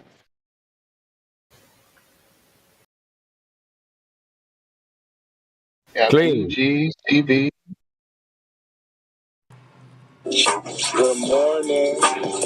Yeah, thanks for calling me up. Yeah, I'm doing okay. I'm in the bathroom doing the laundry, so I didn't want to make any noise. But yeah, what's thanks. up, How you G? doing? Good morning to you. Good morning to you, Doing man. good. Better go sweat it out a little bit. Any news? Any news?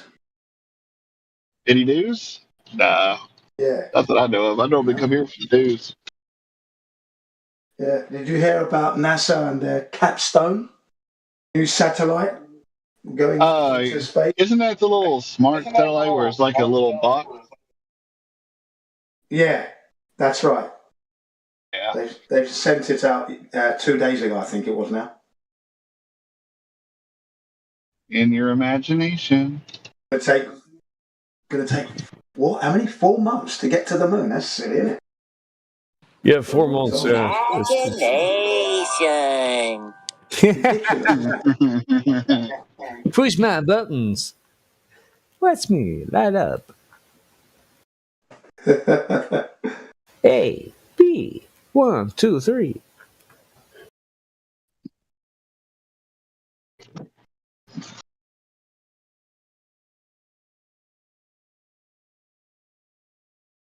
Yeah, 4 months. 4 months in orbit. What?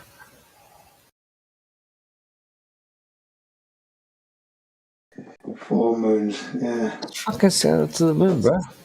Don't be spending 4 months here. Just send the motherfucker.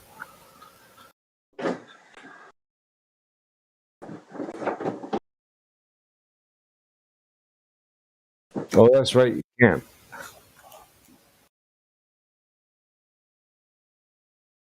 Wasteful. Wasted.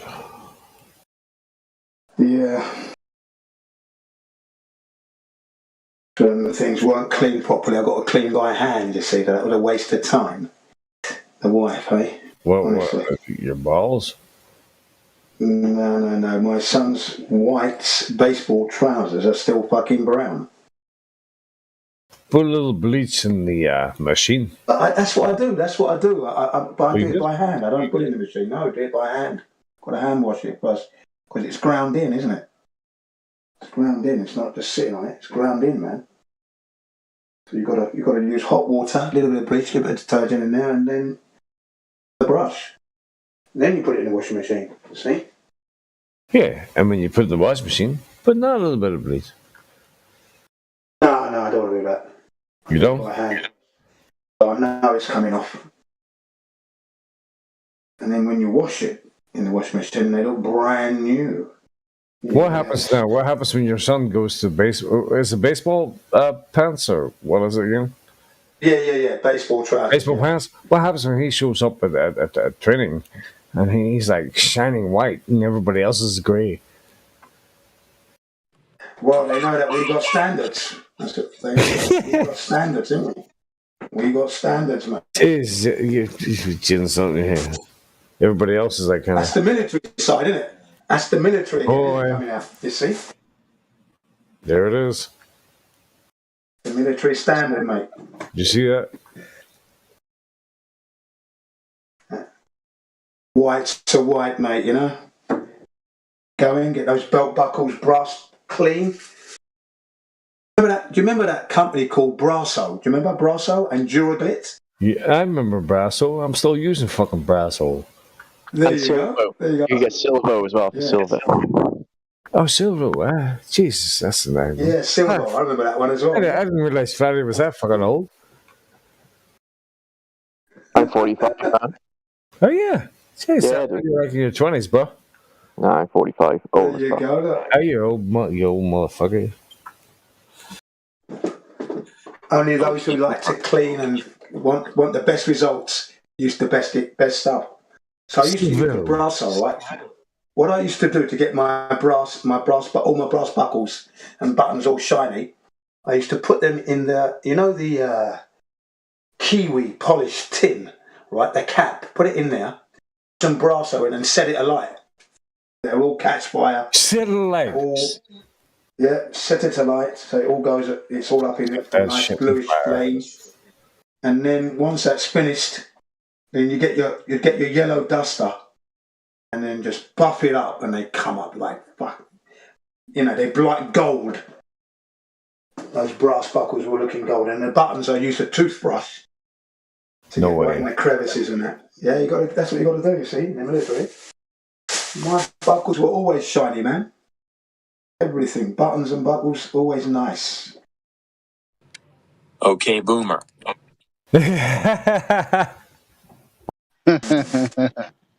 No, I can't do my boy. I'm always grungy, man. I'm just messing. Hey, Okay, what's that boomer content? I mean that boomer insinuations. Sonny, What's the youngest boomers? boomer? Fellow boomers. Sonny's a Gen X at heart, and you, Sonny? Yeah, I can't be a boomer. I'm probably 60. younger How than can I that. be a boomer? I'm 60 years old. I always love to hear Sonny's voice, man. I know. I'm the See, OG, man. Jen's a junior boomer compared to me. I resemble that remark. I don't know why. Why would Sonny brag about being so freaking old? Because I'm so young. That's why. I don't know what you just said, but fuck you. I know. Fuck An off. old too. pole. Hey, fuck off. Fuck off over there, then, daddy. We'll kick you up. We'll kick you in the daddy-er, you daddy-er. You did How many times do we have to teach you this lesson, old man? Up your hill. That's boy. Flatman's in the house with full-on maple syrup. In the hoose. Hey, do me a favor. Fuck off. Fuck off. Fuck off over there in Canada land. I mean, we love you over there, but fuck off with your maple syrup and shit. Shit. What's wrong with Sonny Hey, today? we brought you Terrence and Phillip. Come on, man. What? I'm sorry. Say what? No, what now? What'd you say? We brought you Terrence and Phillip on South Park. Come on, guy. Terrence, okay, you know what? Second City TV too. I can't deny it. Yeah. Flatman knows what I'm talking about. Most people don't even know.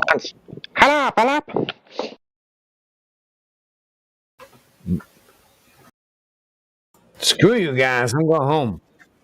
Okay. Fuck you, Terrence, you uncle fucker. You guys are hilarious. I can't stay off the Discord thinking about the convo the night before. Shut your fucking face, Uncle Fucker. The other one.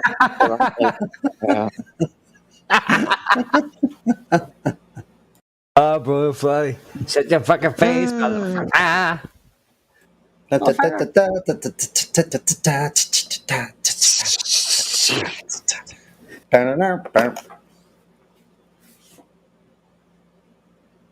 they got the guys with the pie faces and the oh man. South Park is actually hilarious, isn't it? So is living on a globe Earth. It's fucking hilarious, bro.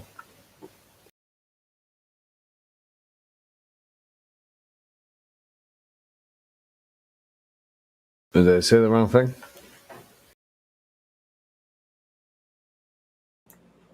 Pardon me? Hello? How's that? I was on here till 1:37 last night, and Flatty was on here still, and you're still on here? Dang, boy. Fuck off.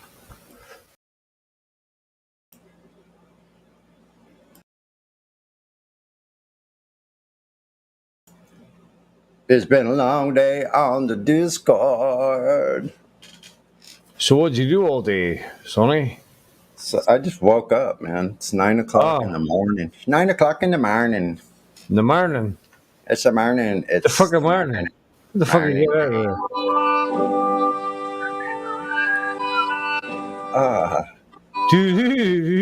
Is that a fox over there? I thought I spotted a fox. I'm hunting wabbit.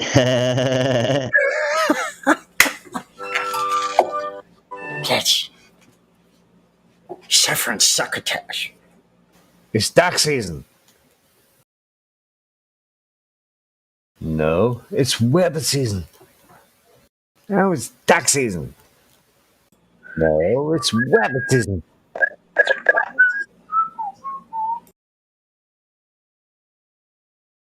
What the hell are we all about? Where do we get it? Where do we come from? Where do we go? Where do we come from, Cat Nigel? Hold on. This whole operation was your idea. Was me? I know, but we originally thought of it when we were up there in the mountains for 4 days shitting in little cans. So it's going to be a little flawed. My partner thought he had to correct for Coriolis. But what direction are we facing? East, west, north, south? We got to factor in Coriolis, man. Come on, man. Well, fucking for, bro. Every time we do this, we miss a shot, dummy. Well, if we don't, that means Neil, the bike stealing DeGrasse Tyson, is wrong, man. Right, okay, a little left. Okay, now factor in the spin. No, god damn it, man. Okay, what direction are we? East, west, north, south, northeast? Factor in everything. We need to know exactly the direction, the spin of the earth, and how to combat it. Else we're how do I live without you? Take the shot, retard. But that would mean Neil deGrasse Tyson is wrong, and you miss every single shot when we do this. If we miss this shot, our location will be blown. We've been here for 4 days shitting in little cans. Tell me the spin of the earth. Like, okay, down to the left 16 inches. No.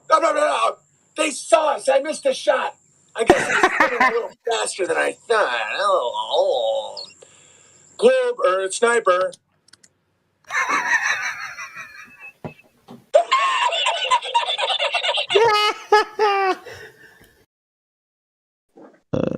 fucking awesome.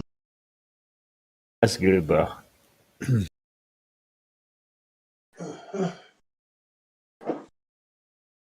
There's some talented people in this flat Earth.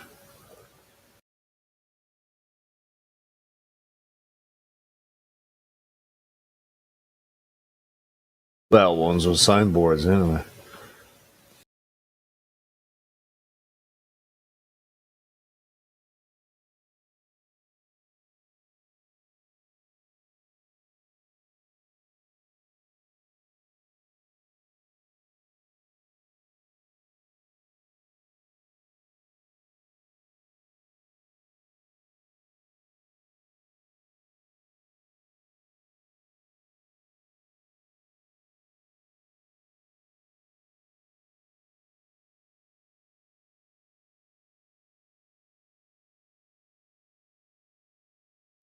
You guys hear about that new app? It's like DoorDash for space. They have a Space Dash.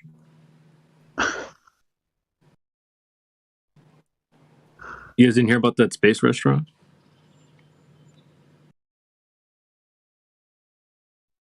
Wait, you guys haven't had space food? I think it's called Space food to your door.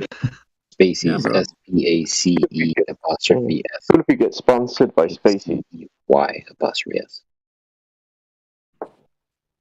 And where can you find all this spectacular space food? At Spacey's. Now with our new Raditz menu. Spacey's. It's good food in space. You know what? I'll go work for them. I'll go work for them today if they give me some kind of little, like floating space bike.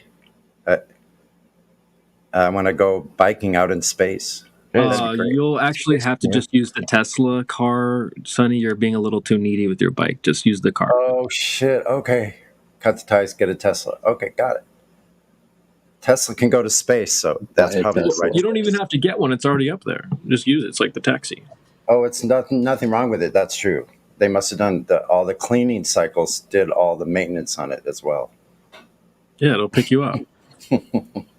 How do you think they get the space food back down to Earth? Right.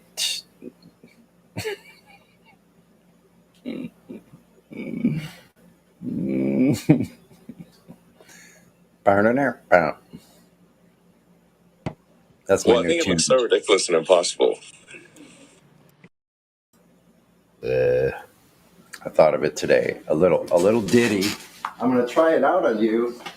Let's go. Hold on a sec. Give it to me. Get a drink of this coffee. Give it to us. Give it to us. Hurry up. Hurry up. Okie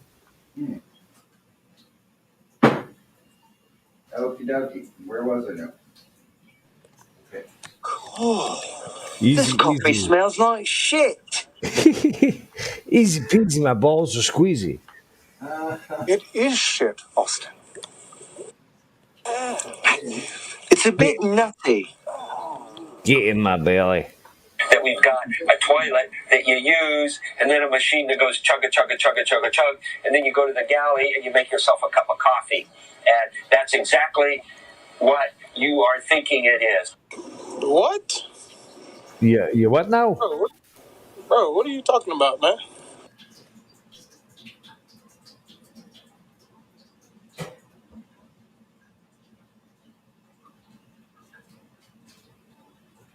That's not the question of. I'm still in the room. Hello. Oh shoot! Sorry, Betsy. That's not the question of a child. That's my question because we didn't go. Okay. I had this idea. How did it go?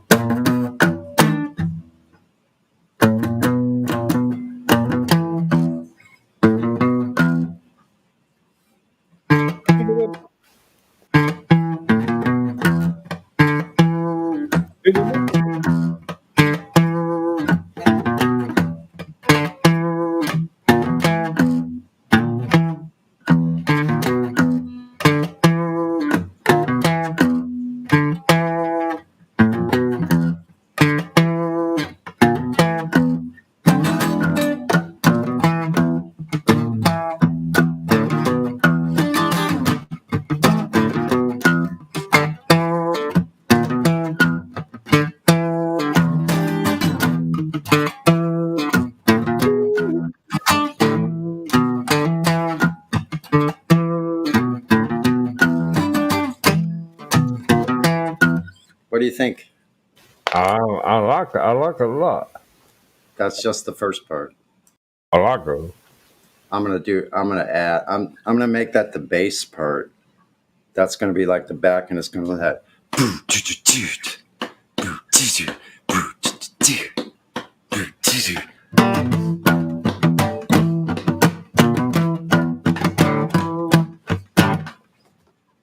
I can almost do the bass pedal part with the guitar. It's pretty tough though.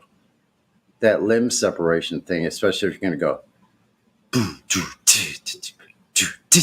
or something like that, like I like it. Bum, Good riff.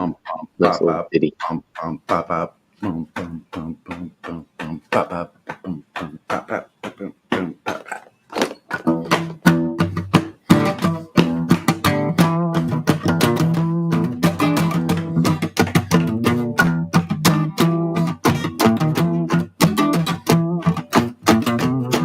Almost got it, huh? Good thing I don't have a drum set in the room. I'd be playing the drums and the guitar at the same time. That'd be pretty freaky. Several guitars. If you could do that, I'll fucking donate. I could at least do the snare. And maybe the snare and the bass drum.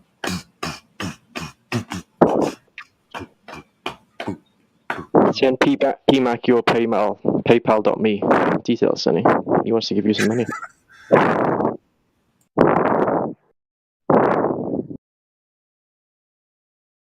Jesus, Flatty, you sound like Darth Vader there. Luke. Bum, bum, bum. Da da da. Bum, bum, bum. Ba da da. Yeah. So now we gotta find the next stage.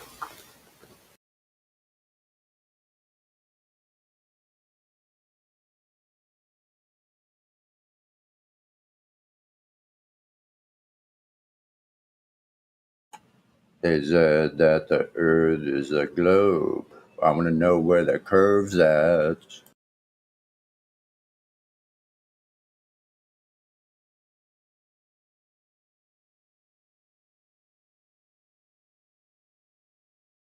I don't see it where I'm at.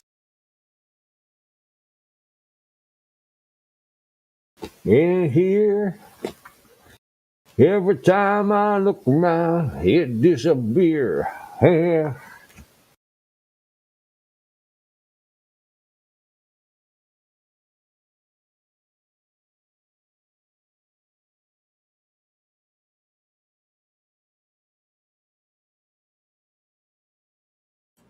I like the idea of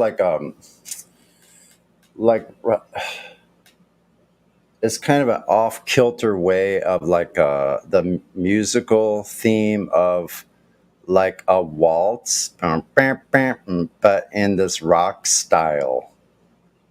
Like, I have some weird ideas. I'm telling you, it's probably my second removed uncle on my mother's side of the family. That's because you're weird, fucking. That's because you're weird, bro. Weird fucker. A long line of weird fuckers in the family. And I don't know. I think I broke the mold.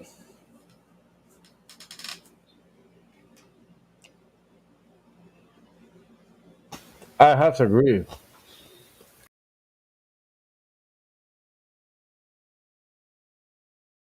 Yeah, I used to think there was something wrong with me.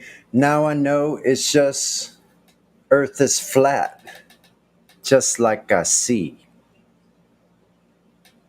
No wonder I thought there was a problem. Well, Earth isn't what I was told.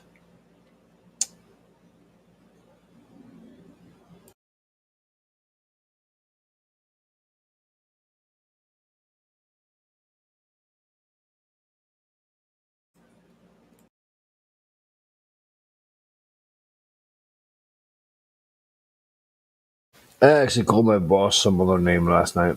I thought she was some other woman because my boss and this other girl has long, dirty, fair hair. I was clocking in and I went, "Hi, Sharon."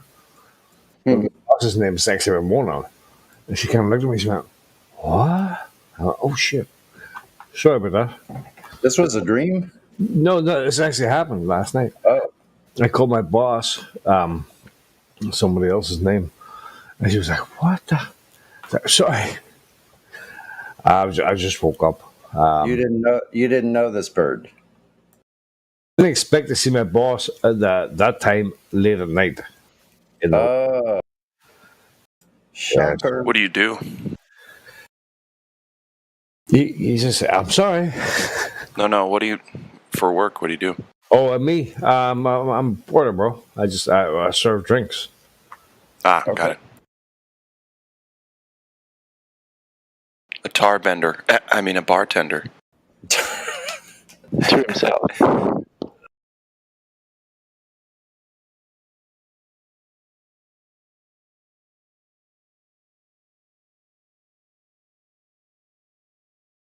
Hey, what do you do? I go to school and I drive for DoorDash. What's DoorDash? I deliver food to lazy people. Dude, if you got on that Space Dash, you'd be getting paid like buku NASA bucks. Oh, cool. I love how you say it's the They just lazy came out with people. that Space That's Dash. great. Have you ever worn DoorDash while you're doing DoorDash? DoorDash, dude. It's a Wow, DoorDash. That is pretty good. Yes, they are lazy people. And when I'm lazy, I get DoorDash too. So I can call those people lazy because not only do I take them food, I order food. What about people who are physically unwell that order DoorDash? They aren't lazy. Then they shouldn't be ordering food. They should be taking care of themselves and resting, not ordering Burger King. I order DoorDash and I'm not physically well, but I take care of myself. So how do you get physically unwell if you take care of yourself? Globe. Needle issues. I'm in a wheelchair part-time. You should tell them. So I get DoorDash all the time. Damn it. Wait, are you serious? Yeah. Yep. Sorry, dude. Wait, so you're in a wheelchair? That's why you get DoorDash? I'm in a wheelchair part-time. Yeah, I don't walk well. Can't. Jesus, I'm sorry.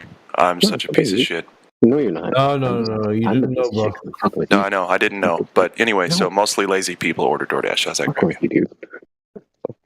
See, when I'm being lazy, I order DoorDash. I 100%. Hey, a lot of the times. Don't word it now. Keep it lazy.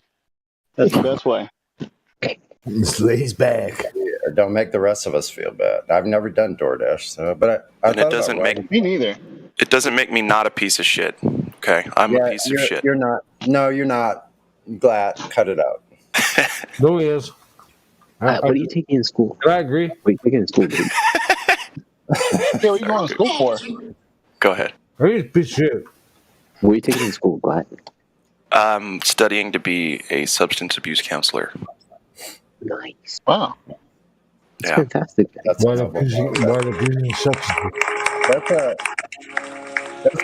you know what? It's hard to stay sober if you have like those kind of problems, man. And also, how can you be a piece of crap whenever you're going for a profession like that, helping people? Yeah. I mean, come on, man. It's a noble thing. Yeah, but I mean, I called someone lazy and I didn't know whether or not they were disabled. Yeah, but No, that was man. based on They're still information lazy. that you didn't have. That was based on information you didn't have all the information, so it's Exactly. You didn't have all the case. True. They're just, All right. I love you guys. Thank you. But if you want to keep beating up on yourself, don't worry. I'll join in. I'll beat the crap out of you. Yeah, keep going, bro. I'll join in too. I'll beat you up like you're a piece of shit if you call yourself a piece of shit. Just double team them, motherfucker.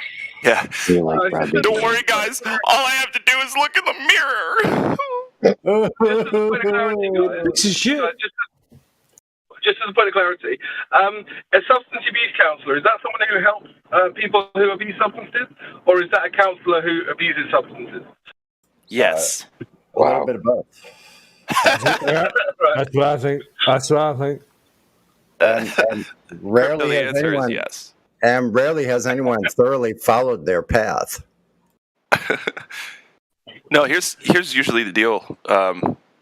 People spend a lot of time in their lives making mistakes and doing drugs and drinking and stuff, and then if they're, if they get out of it and they want to try to help, then a lot of them do what I'm doing and become counselors.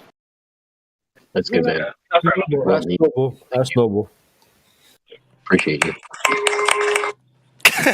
Thank you. I don't have my degree yet, so, but I appreciate it, guys.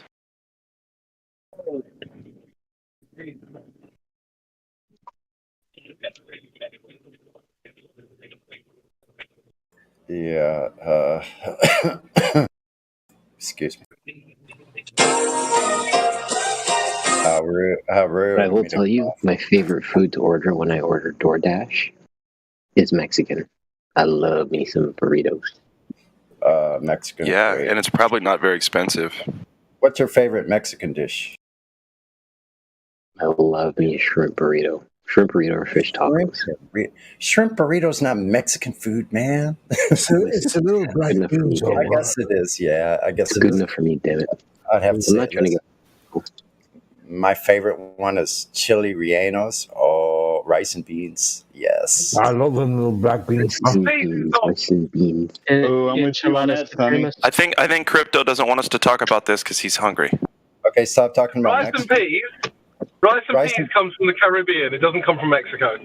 Also, burrito means little donkey. Burrito. Wow. That's burrito. So what's the deal with Upstream here? The what? Oh, I think it's Meat Drinker, but they were talking to me last night. Upstream. I don't know. Upstream, you there? Well, they have Heliocultist. Interesting. How did these no-name people get roles before anyone's talked to them? I don't know. From other servers, maybe. Maybe. No, I don't know, but my name's Blue now, so I'm happy. Happy. The Heliocultist is like just another version of Cogdis. So. Okay. Yeah. Got to keep up on all those Discord. Can they unmute? Here, I can unmute them. Let's see. Yeah. Here we go. Upstream, are you there? Drink rain, drink rain, drink rain. Okay, nice to hear from you again. Anything new to say? What about chemtrails, dude? No, don't go off.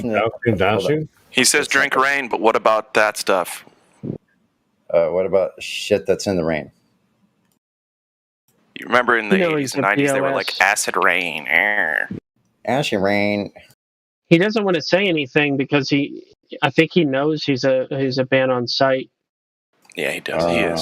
I think he left. No, I banned. Get the fuck out of here. So he said last night. He said stuff like, he quotes some Bible verses, and then he said, "We should trip together on cactus. We can float above the earth together." I said, "The hell we can." He said, "I'm in heaven right now. If you choose death, you will go into the earth with the rest of the wicked. I want to be with you in paradise forever." Oh my god. Stuff like that.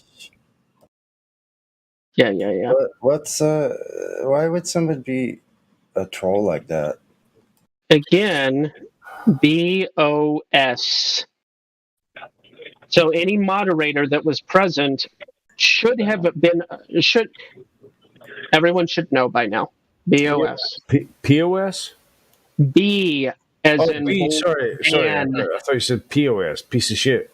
No. I don't do acronyms of cuss words. Not usually, at least.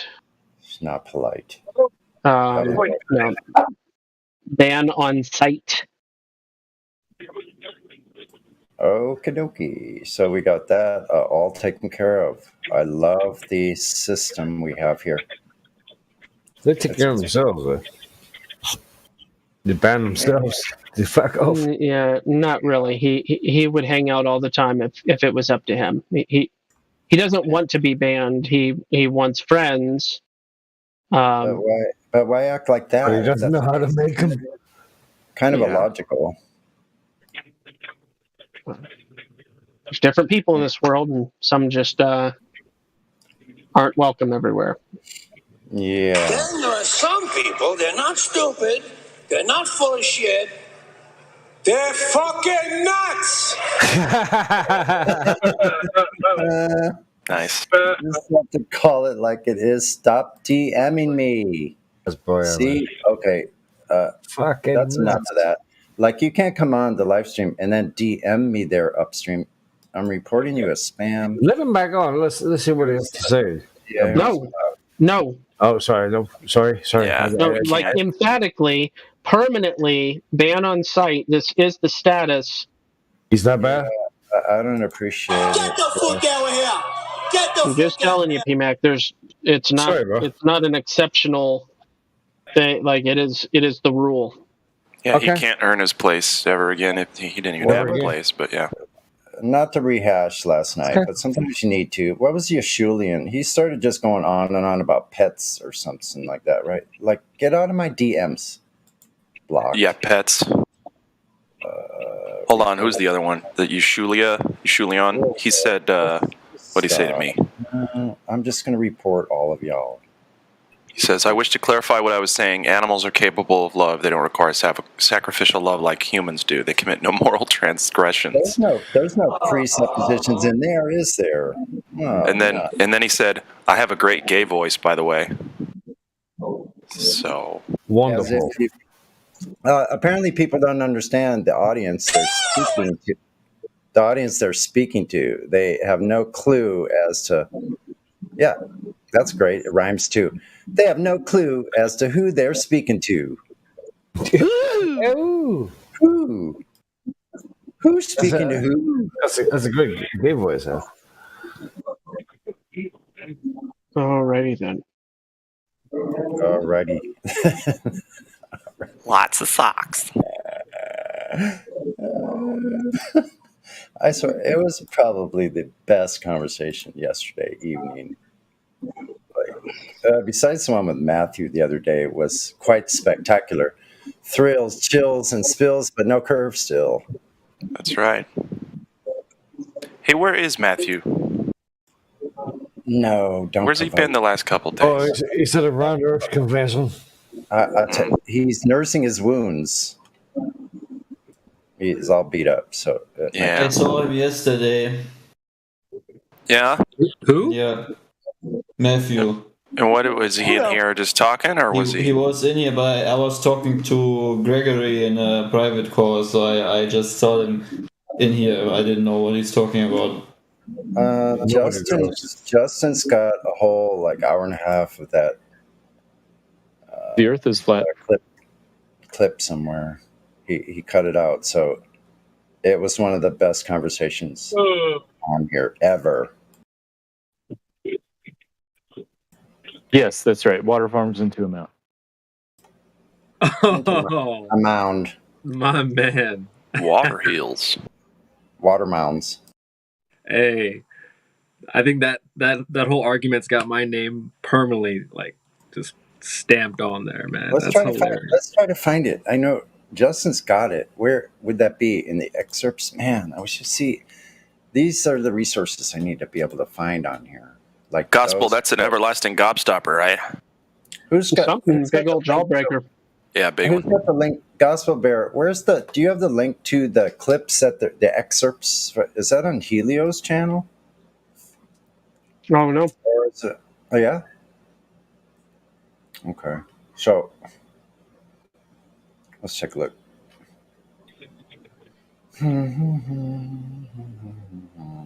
Enjoy your shopping here today at the Flat Earth Discount Store.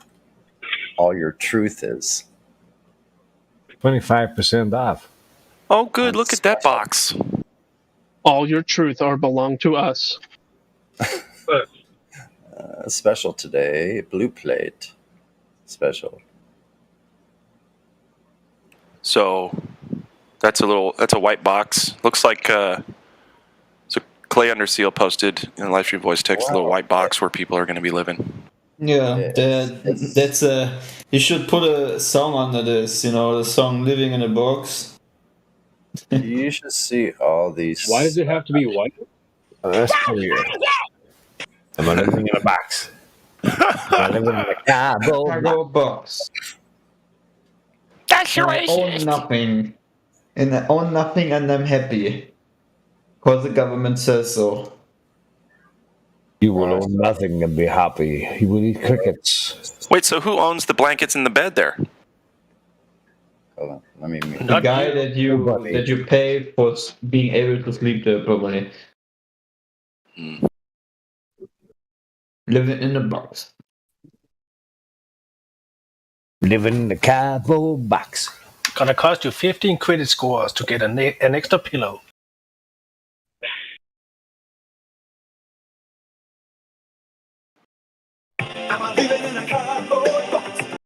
In the box. And I will be so happy. Thank you, government. I mean, when we all attach to the metaverse, we don't need any more than a space box.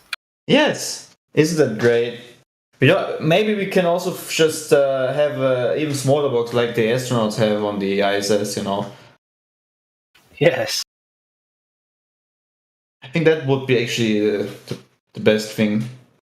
Maybe directly have some cables to your digestive system, so you get don't never need to take off your VR glasses, and you can just stand there. Can I rent my opinions? So, you say you own nothing. Can I rent my opinions? Give them back when I'm done with them. Isn't that what when they buy people to pretend to like a product or bots, essentially? Isn't that just the same thing? Yes. Okay, so I don't know where to find the excerpts. I mean, if you want to, you can rent a star that I point out in the sky for 20,000, and you can name it if you want to, but you need to rent it from me.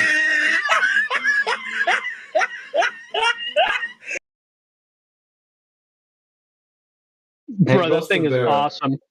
That's actually quite nice. I think it's sick. Hey, that looks better than a Luna module. Wait a minute, let me get on track. You guys are. I'm sorry, technical difficulties. Man, this guy should. Guy should work for NASA. Can you put a link? Does Justin have a channel that he's saving clips? I need this stuff. Am I driving in a cardboard car? Cardboard car. What do you need, Sonny?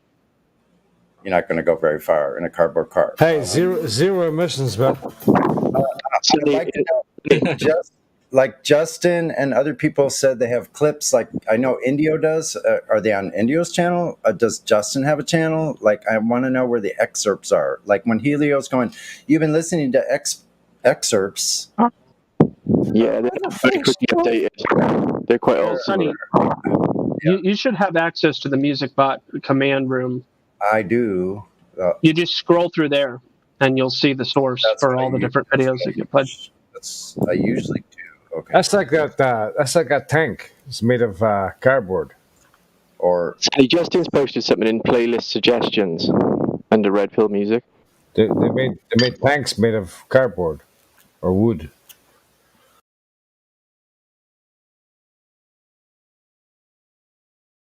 Zero emissions.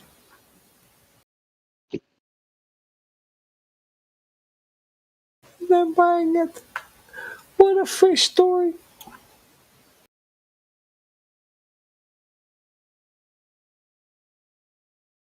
If I was him, I would have attached a cardboard wheel to the outside of the actual wheel to make it look like it was all cardboard. Yeah, that's pretty good. I like it. I like it a lot. Cardboard wheels.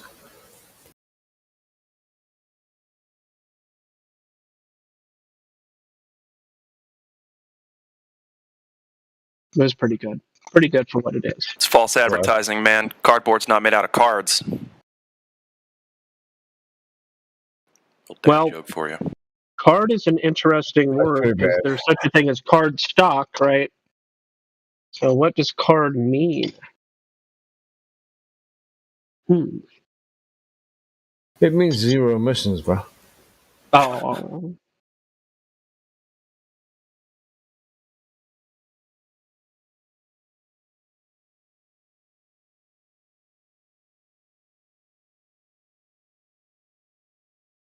That's all it is. 2 G words. Globe gullibility.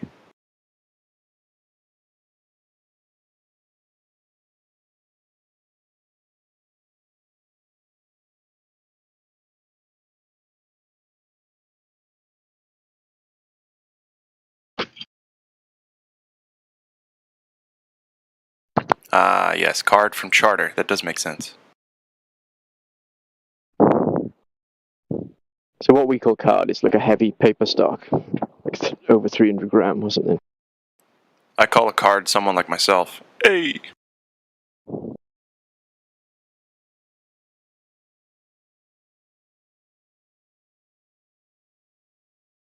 Fucking God, bro.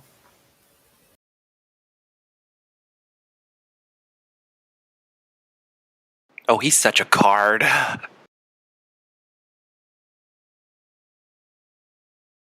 Don't talk like that. Lemberg might get excited.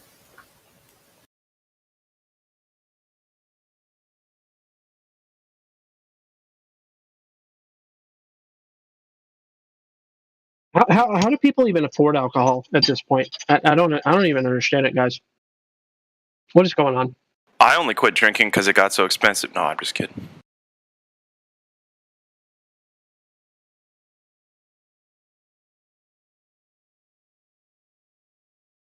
Well, it's £14 for 15 Guinness, so it's not too. Where there's a will, there's a way.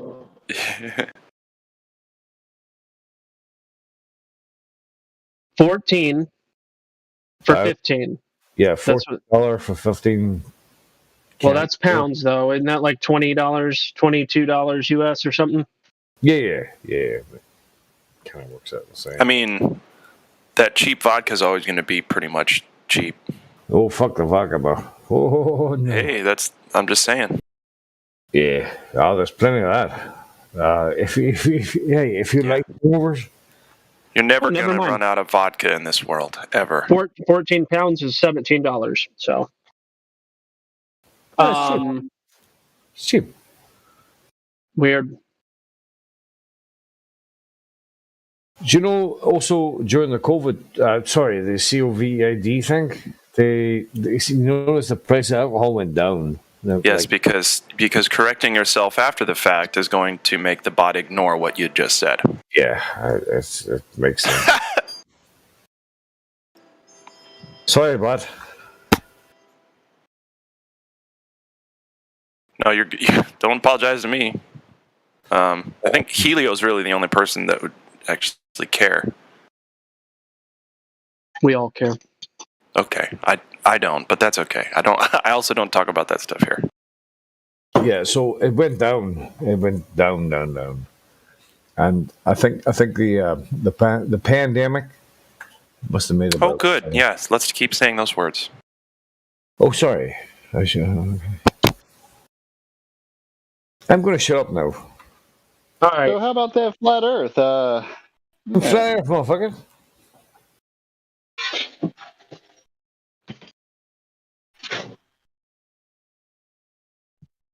I thought they just wanted everybody to start drinking while they were home.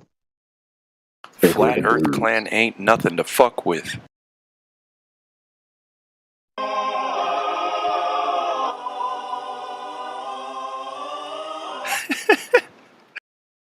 Been spending most of my life living in the Globers, something. Imagination. I'm not gonna say paradise.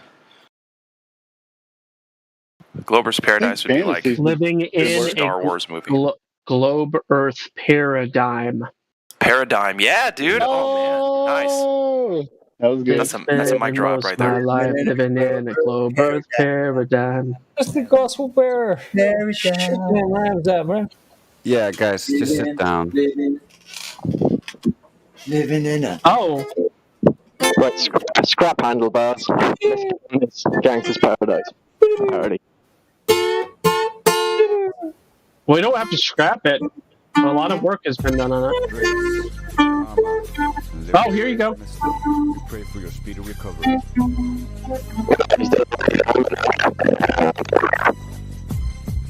As I walk the arena, loudly shouting, who's next? I break a globe on my dome and utilize my weapon's chest.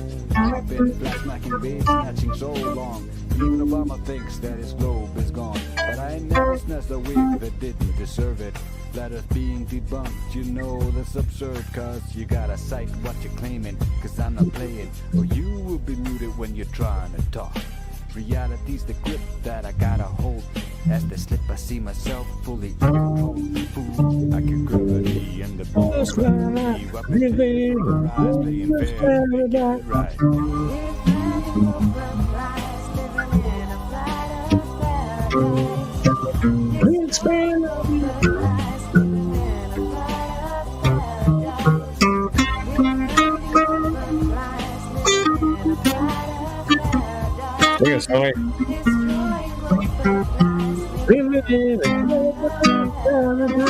Open conversation, we're embracing. We're tearing down the lies, flat earth is century. So we shut them all down with their globe scheme. Too much television watching got them chasing dreams. The indoctrinated fools are out of their mind, thinking they can debunk flat earth online. I'm a devout 3-point big snatching player with my homies in town. We are the global slayers. Their best thing, nothing but a flash back away. Truth on the mic. What can I say? I got 23 giving that wig to me. 20 for the way things are going for the globe. Tell me why are we so bad to see that the wrongs we heard are you and me? Defending both lies, living in a paradise. Destroying both lies, living in a paradise. Defending both lies, living in a paradise. Destroying both lies, living in a paradise. Power and the money, government and power, deceiving every minute, seeking to devour. Ballers scatter gunning, and none of them are winning. It's going down on the Discord. We know the earth is spinning. They claim the earth turns as I listen to their preaching. They don't understand it. How can they teach me? I know they can't. I know they won't. They got debunked. That's why the globe is out of luck, fool.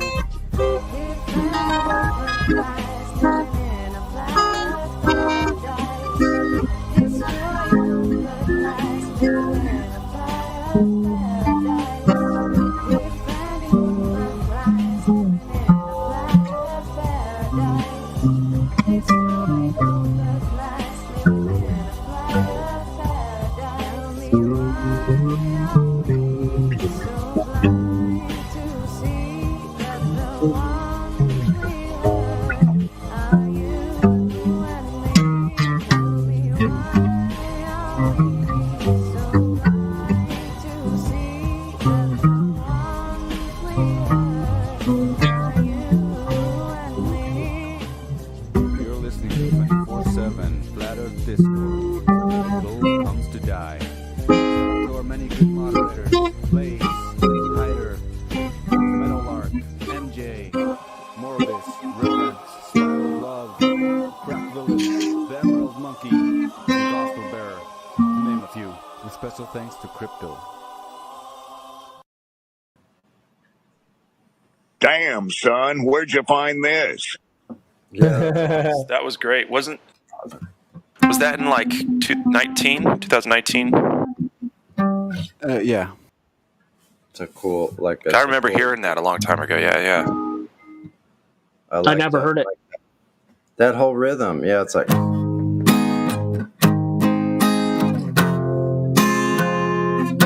It's almost a country riff. It's like almost sounds like a Johnny Cash riff or something.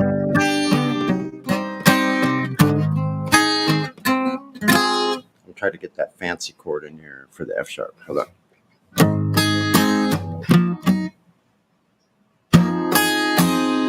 That's it. Oh, see? Gets complex.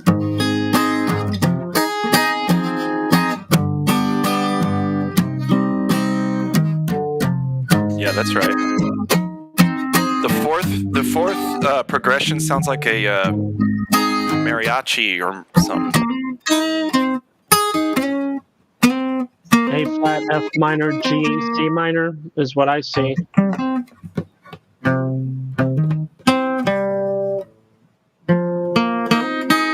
Got that pop song structure.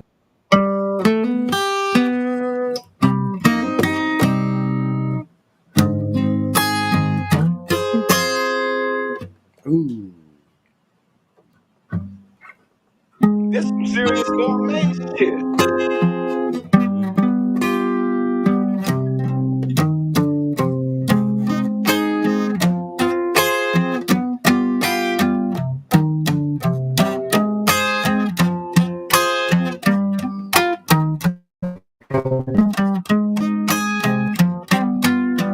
Oh.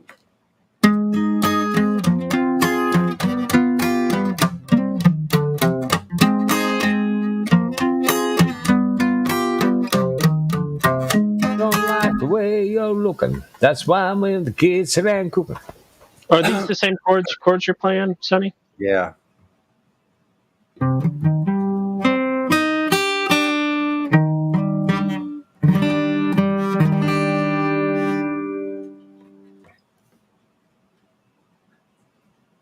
Yeah, C minor. Is that showing to mute the to mute above the notes? What's that? When it's the 4FR where it's showing the line across the string, is that showing to like throw your pointer up there to mute the strings? If it's going all the way across, if it's an X, that means it's. Well, I not see the played. X, but what's A palm mute. You're looking at chords. Hold on, let me get back to. I put it in the chat. It says in the thing no capo. He says no capo. So is he doing power chords?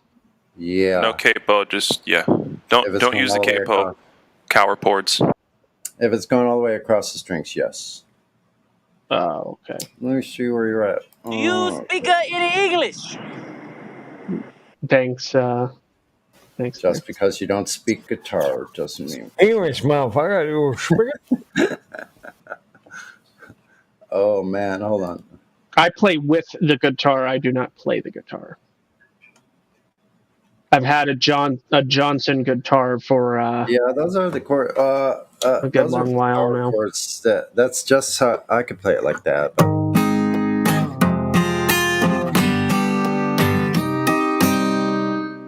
Exactly. Do you play Johnson Gospel? That is the brand of the guitar that I own. Yeah. But see, I was also playing it at the 8th fret, C minor. So you're doing a A flat at the 8th fret with a bar across and playing a C-shaped chord with all the rest of your fingers. And then the F minor also at the 8th fret in an A minor shape. And then a G7 at the 8th fret as well. But I like to play this little stuff like this.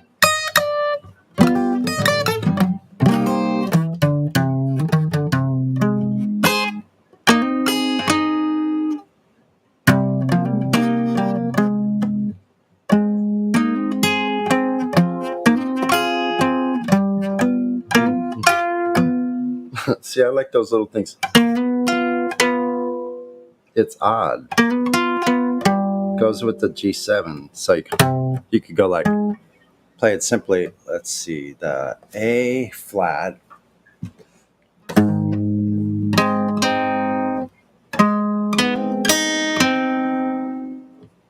not for that one.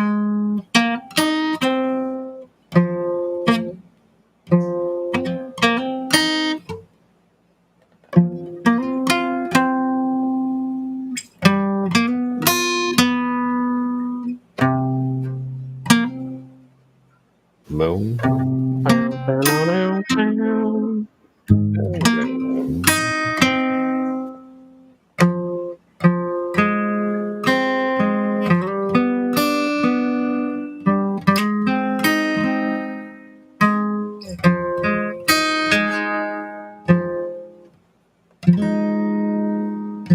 See, I like little like chords like that make it interesting.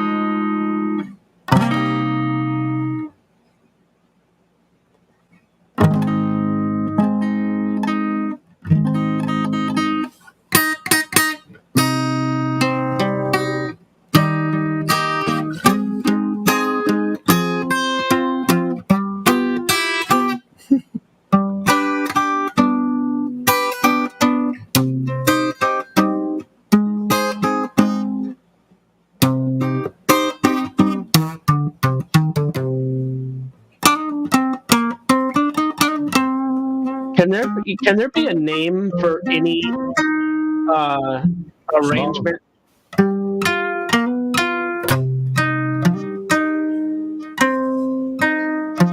Like, can you stick your fingers on any fret on any string combination and there be a name for it? Yes. Yeah.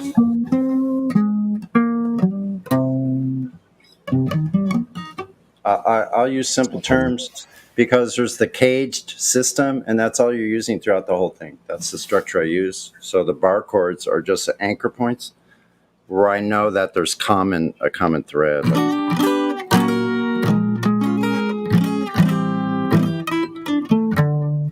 Somebody help me. Help me.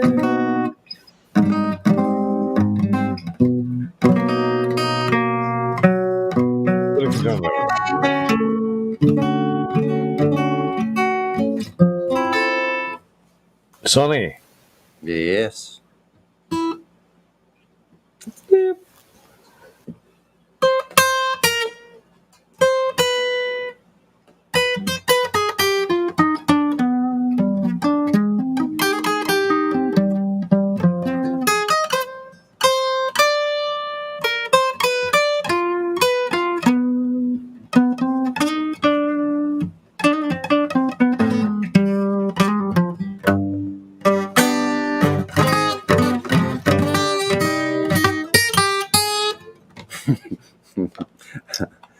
Get him out like Django Reinhardt mood.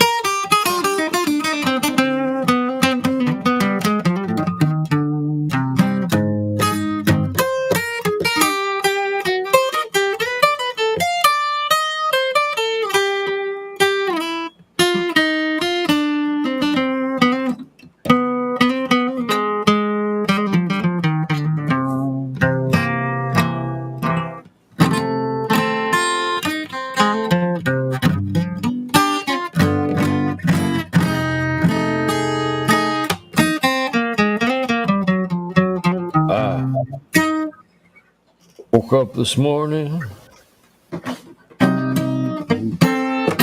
got out of bed. First thing I remember, what the hell you said?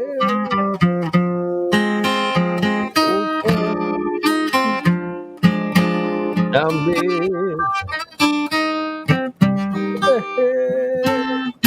Going out in your head. I see.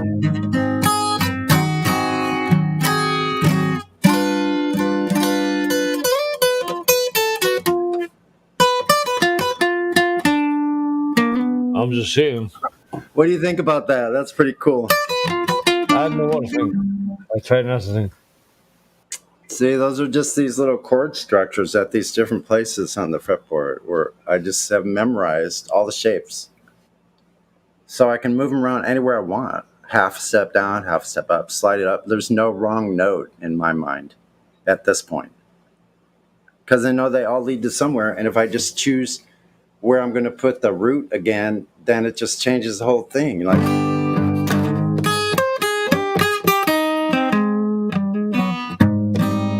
then change back to my.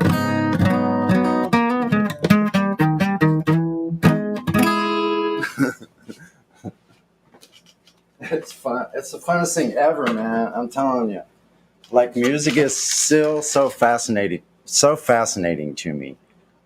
Like, and really, what I like about it the most, and I'll stop rambling about it. Like, it's the geometric, like, they're like geometric shapes. Those are just patterns. And so when you learn the patterns that are inside the general basic chord patterns, like you have those structures, when you connect how those structures apply to everywhere you are, then you can just do whatever you want. It's like an infinite playground of these structures.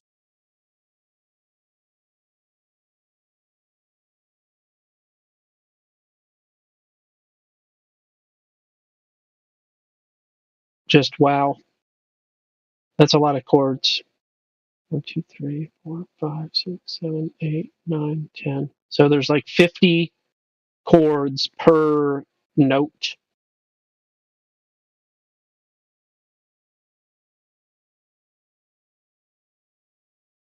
So there's like, what did it say? I would count 600, but I think it said a different number. I mean, it says 2,700 chords. I don't even understand. Yeah. So it seems complex because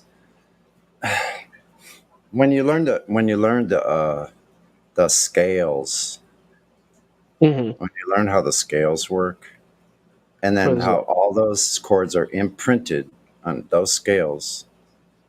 So I could do generally like a regular 1, 4, 5, let's say, very simply, C, F, and G. And then I can just run around in these scales and do little short emphasize statements of 3 or 4 notes within these scales. And then you just time it right. So you can have all kinds of strange things going on. Like, so you go.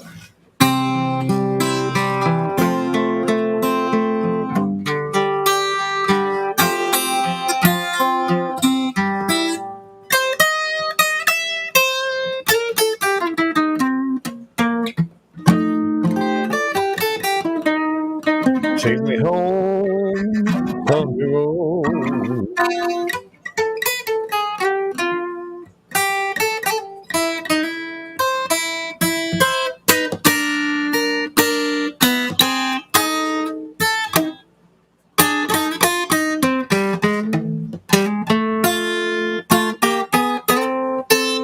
See, I just do these little skeleton structures with the implied, like, you'll have.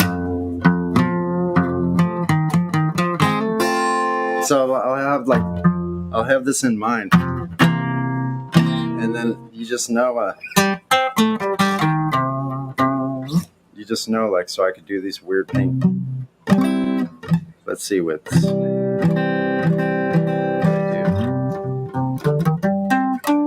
Stunning.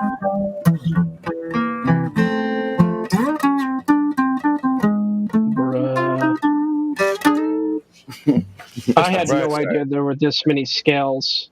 Can you play Mr. Bresser? Look at this website. I could have a lot of fun with this website right here. Look at those scales. Moorish Phrygian, Hungarian Gypsy Persian, Romanian Minor, Prometheus Neapolitan. Just wow. Just wow to all of the chords that I didn't know existed.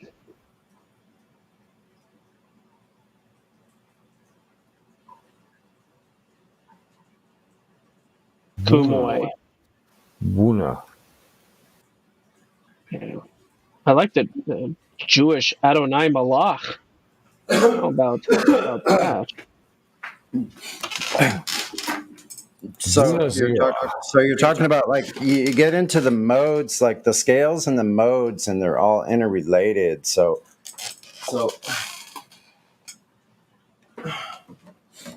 it's just where you start. It's hard for me to even describe. There's like not many words. Like, I don't know how to describe it properly. And so let's say you have what's Play Sonic. all the white key, like all the white keys. So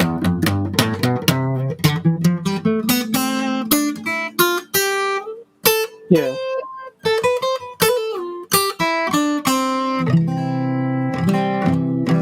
so if you're playing, the second one would be Dorian. So then you're doing.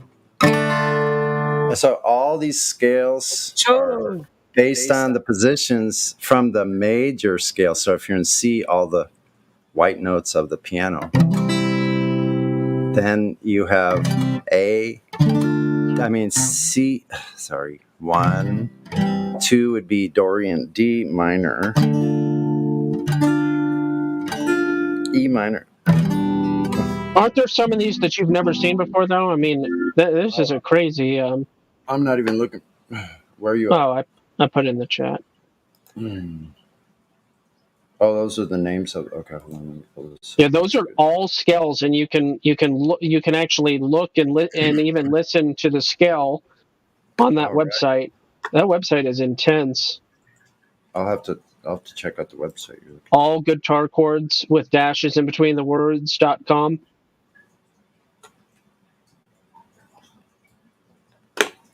Let me look. Pretty neat. I play the drums, I hit, and it go boom tis. Boom boom tis. It can also go boom boom tis. Boom t boom boom boom boom t boom boom t boom. Sometimes go gospel. Boom. That's pretty good. Boom t boom t boom t boom t. It's a very good approximation of a drum. Yeah, the hip hop beats were the ones that I focused on when I played drums. I'm sorry, when I played with drums. I don't play instruments. I play with them.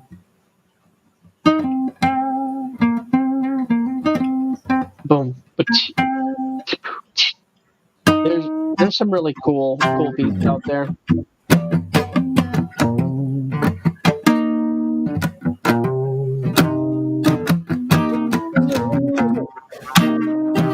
Listen to the music. Listen to the music. Listen to the music.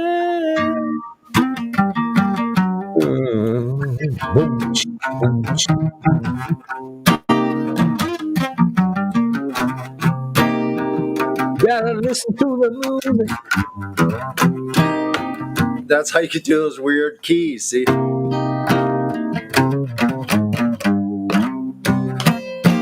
It's weird to you and only guitar players. Perhaps piano players.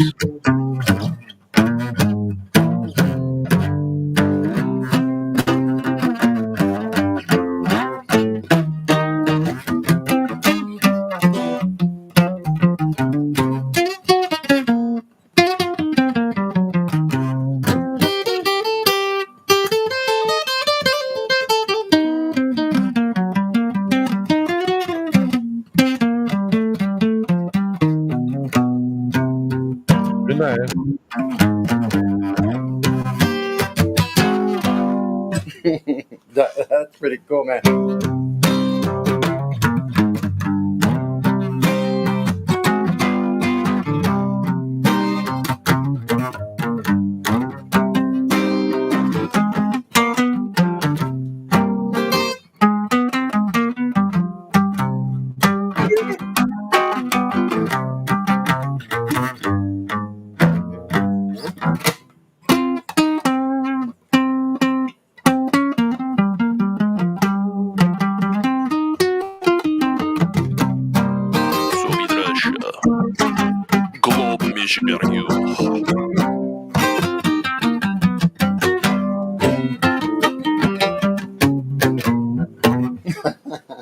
Oh, shit. The only thing that limits me like that, see, that they can get some really great grooves going on that sound really odd. That's what I like. Because that doesn't fit like In a C minor, I'm doing. Sonny, I don't want to hear that again. Nothing holds you back, brother. Nothing.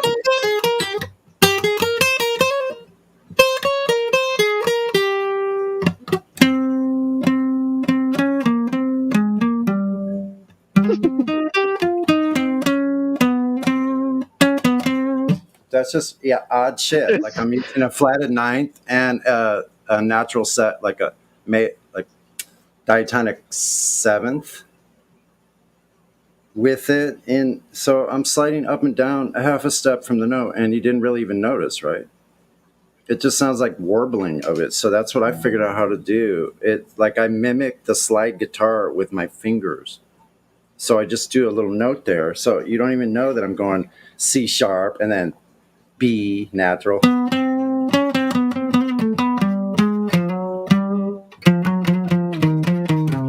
And then something like that, right?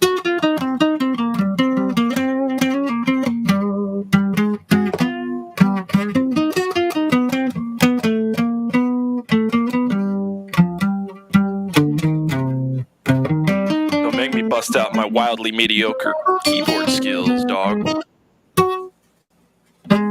Hold on. I gotta make sure I'm not overflowing. Oh. That's funny as fuck, and I'm not hurt. That's good. Oh, I'm glad were you you're not overflowing? hurt. I'm okay. I know how to roll, but my toe got twisted. Hold on, just barely. You know how to roll. Are you on fire? No, I Take think care of that. I think he fell. Yeah, it sounded like he fell over his guitar cord cable. I fell over something. Yeah, I better clean my shit. Is anything broken? No, my toe just got a little twisted. My big Damn toe. it! Make sure to break something next time. No, it's okay. I kind of rolled. My toe got the brunt of it, but I'll be all right. Okay. Well, we got a show to run here, so next time break at least one thing on your body. Okay. Make it worthwhile, huh? Fuck. That's right.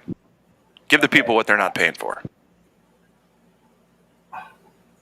I shouldn't try to get up so quick, right?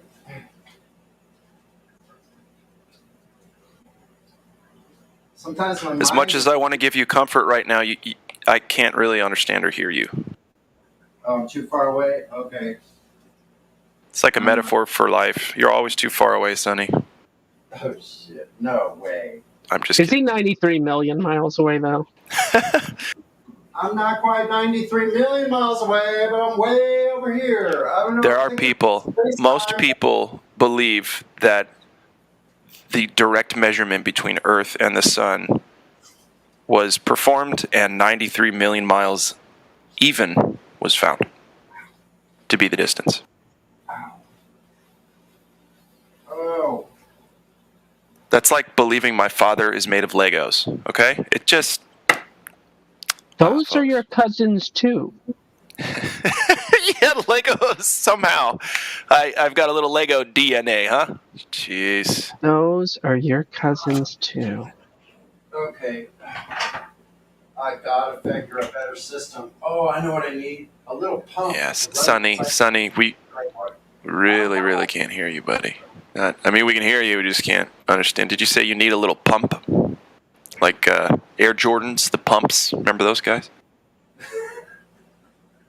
Wise man once say, don't ask for pump from Alex Jones. Why? I don't know. Some people think that he enjoys pumping dumpsters. Pumping them? It's a metaphor. Oh.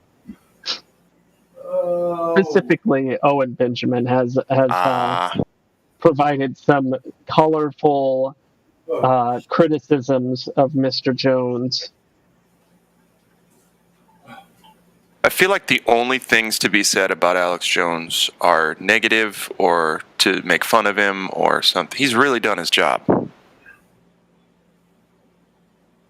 You think as a member to make certain things look ridiculous, basically?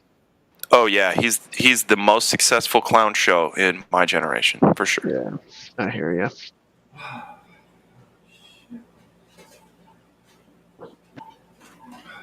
Yeah. Oh well.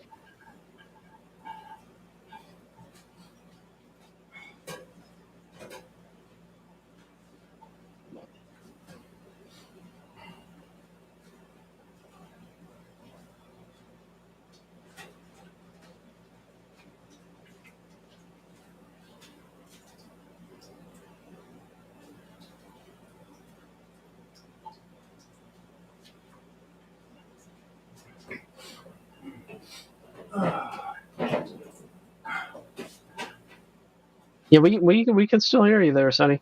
Hey, Sonny, do you need to put a splint on that? No, actually, you know what? It's quite amazing, but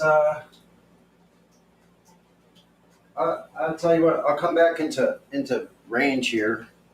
I see the problem. What a fucking mess right in front of me. No wonder I tripped and fell. It did. It sounded like your entire apartment got disorganized when you had that fall. No, it's really funny. It's really funny. I kind of rolled and landed on another carpet. Like I have these like space carpets, but right. Like I drug all of my guitar stuff over right next to my chair. So when you fell, yeah. That. Like see, this is why I don't play electric guitar. No, like I just need to keep like things organized. Like I usually am really pretty good about it. Like I used to live on a sailboat, you know. You know what sucks is no matter how well you have your cables and stuff organized, all it takes is one trip to fuck the whole thing up. Oh, well. You mean like on the ISS where the cords are literally everywhere? Yeah, and they're hanging, by the way, which is funny. Anyway, go ahead, guys. Like I usually disconnect everything so I don't waste the batteries by having the input plugged in on my devices. So all of those are just kind of loose, and I just have to have those to the side. Like, but I shift all this stuff around from like my studio area, which is kind of in between my kitchen and so let's be honest, it's not as organized as you said. Living room. No, actually, it's pretty well set up. Like I got these areas that are just like ideal. Like I want a place in the middle of the room that sounds really good because like the amps are facing like solid concrete walls and floors, and very interesting sound in this entire place. Like they're not facing each other. What, the amplifiers? No, yeah. That's just side. That's just like in a big circle. That's not the important thing. No, it's a long apartment, and I have little sections like an L, and that's where my bed and my TV and like a big table and a couch across from that where my big screen's on that. I have my chair and my laptop sitting there on a cart. Well, to back up your claim, you're going to have to give us a video of your apartment. Ready, go. Well, I do have... Just kidding. One, I don't want to, like, who cares? Someone's seen my apartment, great. You'd probably like it. It's like a jam spot for sure. Like, there's guitars all around, so guitars and amplifiers. I used to have more, but I actually gave away one smaller amp because I don't know, man. This is fascinating. Fascinating, I know. Well, and compelling. I have to say, this is much more entertaining than pure silence. Well, oh, yeah. I would say better than talking to Glovers that don't know their ass from a hole in the ground. Oh, sorry. Actually, no, that's why I'm here, is to do that. Did I say that out loud? Okay. Sorry about that. Not sorry. Sorry, not sorry. Sorry, not sorry. Sorry for Earth ain't no globe now. Come on now, catch up to reality now. Mm-hmm. Yeah. I'm sorry for apologizing. I'm sorry for being sorry. Yep. So it's okay. You're forgiven for being forgiven. Bud has made his way back. We have Bill. Oh, Bud. Bill Evans, the piano player. Wow, wow. Bud, you can say something. I unmuted you.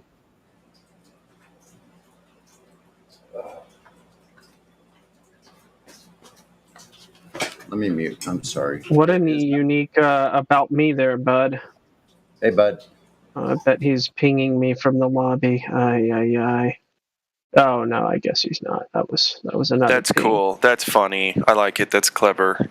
He says so. Bud out the mud says in his or her bio, I was addicted to the hokey pokey, but I turned myself around. I like that. That's pretty clever. I like it too, especially if the hokey pokey means what I usually mean it to mean when I say the hokey pokey. And the other part, the other part says about me. My life is about as organized as a $5 DVD bin at Walmart. I'm so open-minded, my brains might fall out. Also, I'm secretly a wizard. I'd like to have a little coffee with this person, face to face. You know, really get down to brass tacks. It went downhill there at the end. I mean, you can't win a mall. True. I see you lighting up, but I don't hear a thing. How is that possible? Does anybody else see that? Let's go ahead. Let's go ahead and fix that. Yeah, I see it. So I'll do it too. Oh, how do you do that? Microphone was set up. Push to talk, and it's the Q button. So I just fucking. Oh, I There see. we go. You hear me now? A little bit. Can you raise your volume? Or, yeah, like how close you are to the mic, for instance?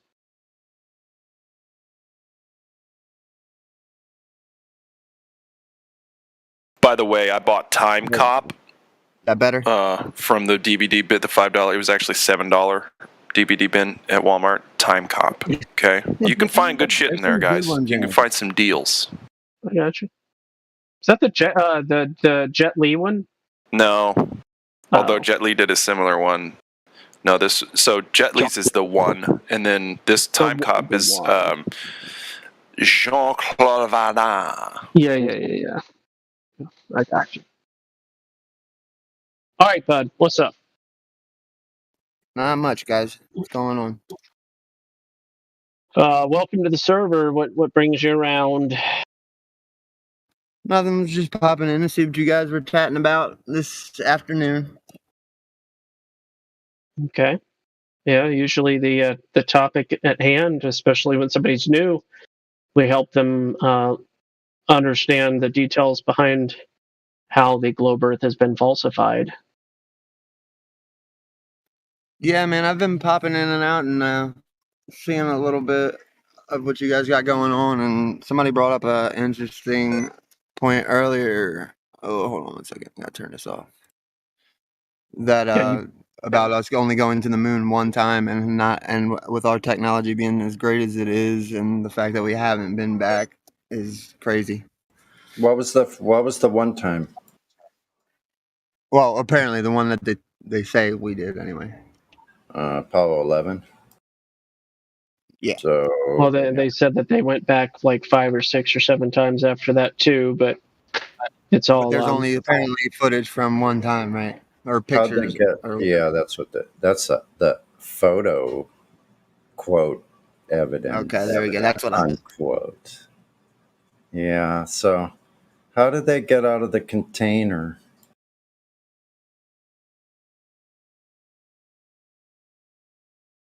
To go to a light in the sky. Yeah. That's supposed to be turning at the exact way that it would look like a plate facing in the same way. Only one side. But you sound like you got an open mind. What say you about the makeup of the topographical plane upon which we live? Well, I can only speak on what I know and what I've seen myself. And somebody had said earlier about that they've seen mountains, seen rivers, and stuff like that. So, like, obviously that stuff to me is real, and I've seen and touched and hiked. And you've seen mountains and rivers. I was the one that was saying that earlier. Yeah. Oh, okay. Sorry. Continue. Wait a minute. Okay. Keep going, bud. Good shit. And I've lost my damn train of thought.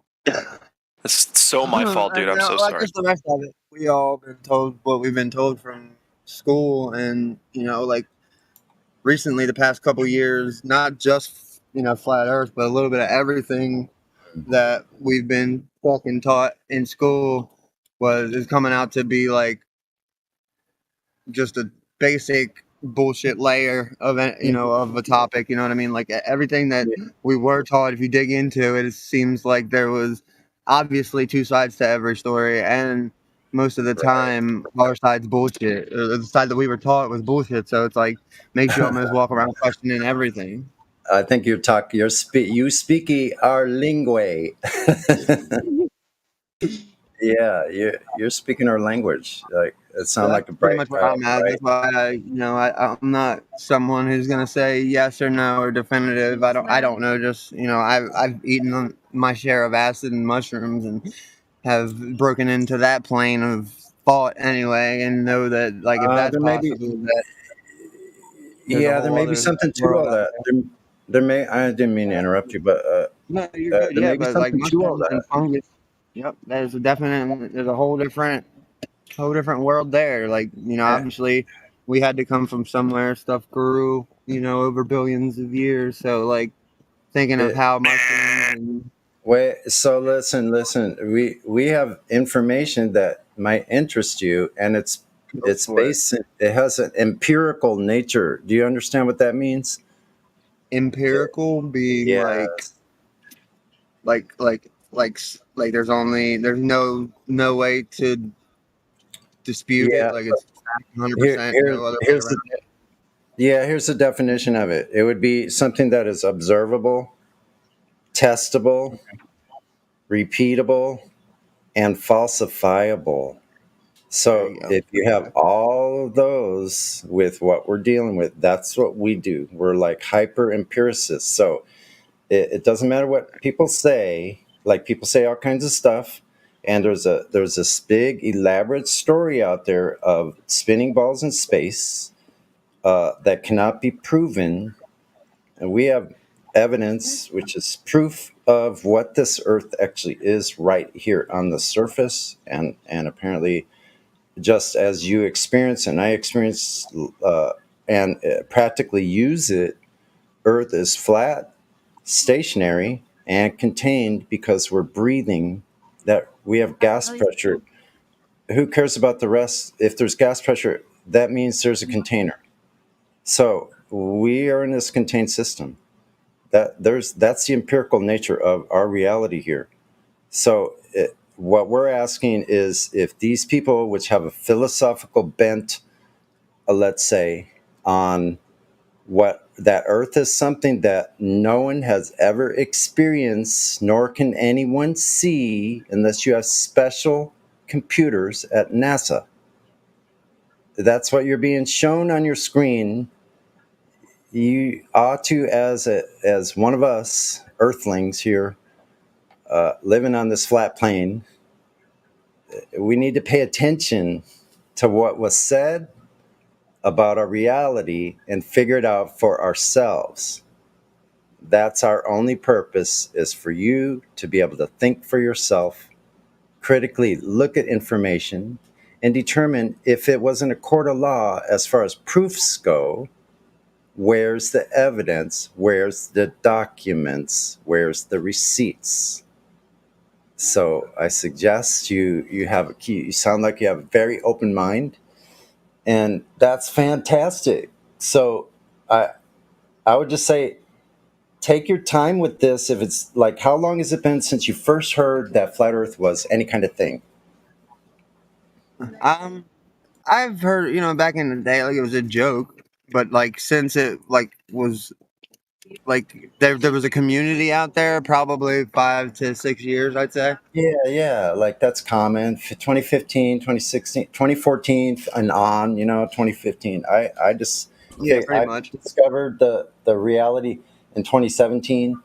So yeah, so that's cool. Take a look at what we have, and these people love having conversations with open-minded people, and we have a lot that you can learn from all of us, and we can learn from each other. Yeah. We learn from each other. Absolutely. I I think that's the most. appreciate what you guys got going on here, man. There's always somebody in here that has got a bunch of knowledge, and there's a few guys that don't know what the hell they're talking about. They're good for some good entertainment. Absolutely. Real quick, old dude, I got this one. Going to announce to the no rolls folks with no rolls, please go to VC check-in 1. Thank you.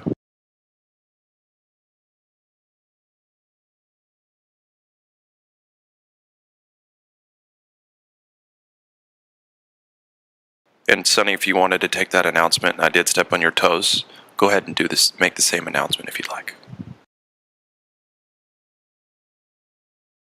Wait a minute, my bad. I stepped away for a second, but it's okay. I was listening. Go to VC Check-In 1 if you have no roles. Yes. Boom. And Bud, you've got a role now, so you don't need to. Yeah, here we go. Let's see. Bud, out that mud. Yeah, you're VC verified. So, yeah, are you watching also the live stream voice text? Bud out.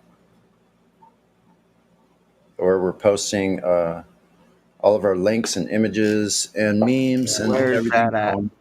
Here, I'm going to ping you. Hold on. I'm a little slow. I am a boomer, but I'm working on it. Wait a minute. Yeah, here we go. I told you I'm slow. I'm just sort of getting started here. There, you should see that now. It's right above this live stream. Do you see that? Yeah, I got it. Cool. Want me to announce it again? Old dude? Yeah, if you're in here and you have no roles, please go to the VC Check-In 1. Okay? Just move yourself on over up there above this live stream. There's people in there that are happy to help in getting this process started. Do I have one? I don't even know. Was that Bud? Said I'm not even sure if I have one on this channel. Yeah, you're VC verified now.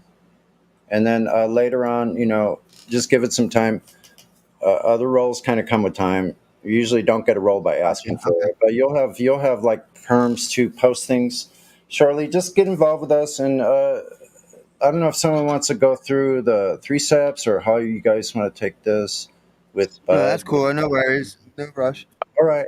Also, be aware. There's a welcome at the top. Sorry, Sonny.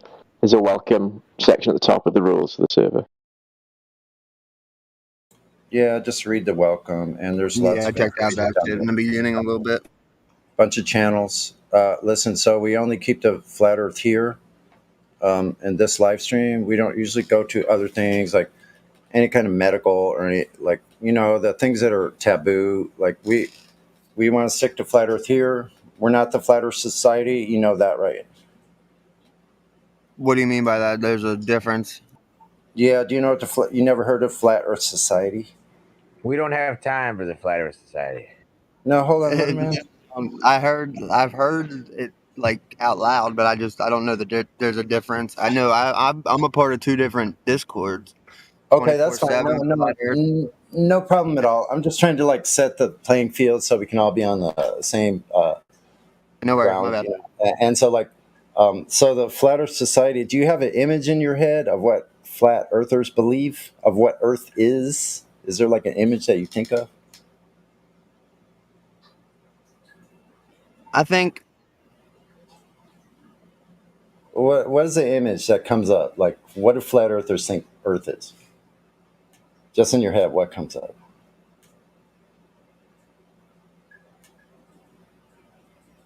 Anything? Are we a disc in space? It's more like what comes up is YouTube videos of people bashing Flat Earth. Okay. So I get it. A lot of people come here because of that, because they see this doesn't make sense. Yeah, okay, cool. So Real quick, sorry, before you go on, I can go to VC Check-In 2 if VC Check-In 1 is overloaded, which it looks like it is. So I'll go hang out and check in 2. Thank you. All right, glad. Yeah, so none of us here think or have knowledge that would lead you to think that we're a disc in space. We're stationary, so that means we're not in motion. All the skies move around us in a clock-like fashion that they have for thousands and thousands of years, as long as we know. And we have almanacs and things about where stars are that are basically proof of where they are. So we know the skies are moving above us. So that's what we don't have any other claims as far as how large Earth is. If it cannot be measured, we're not going to make a claim. The globe Earth is what is saying that things are existing here on Earth that are on the outside of everyone's experience that has ever lived, including yourself living now, and me, and everyone here. So none of us have had an experience. So that's why the globe Earth has the burden of proof to prove all the things that they're saying, because they do say that they know just about everything. And they're making these bold claims, positive claims. That's who has the burden of proof. So that's why we're here. And the rest of it all, as far as like what we found, which would be in a crime scene, the bodies on the floor, the actual evidence that are here right now, is what we go by. And these people would love to walk you through whatever you haven't seen yet. And I just want to welcome you. And I know I'm kind of long-winded and I go on and on, but yeah, welcome to the server. And these guys are going to walk you through what we know.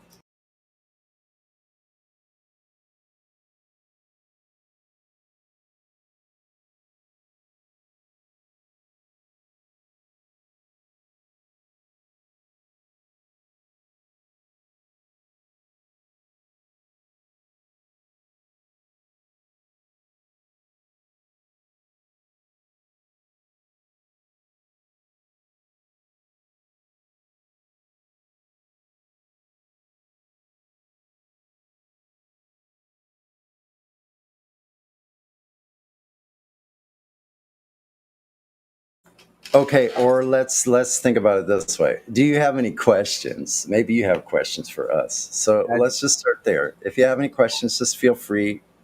Otherwise we do get a lot jovial in here. We banter around a lot with each other, which is a lot of fun.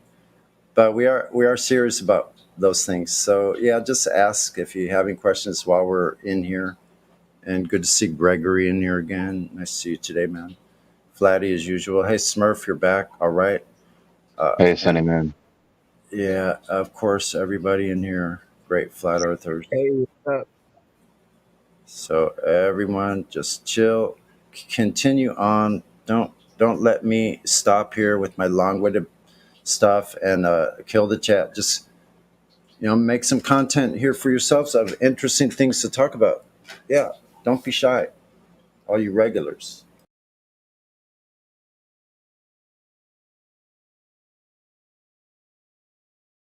Everything copacetic. I used to have a professor that said copacetic all the time. What is copacetic? Man, that word. See, am I right? Is that not like us?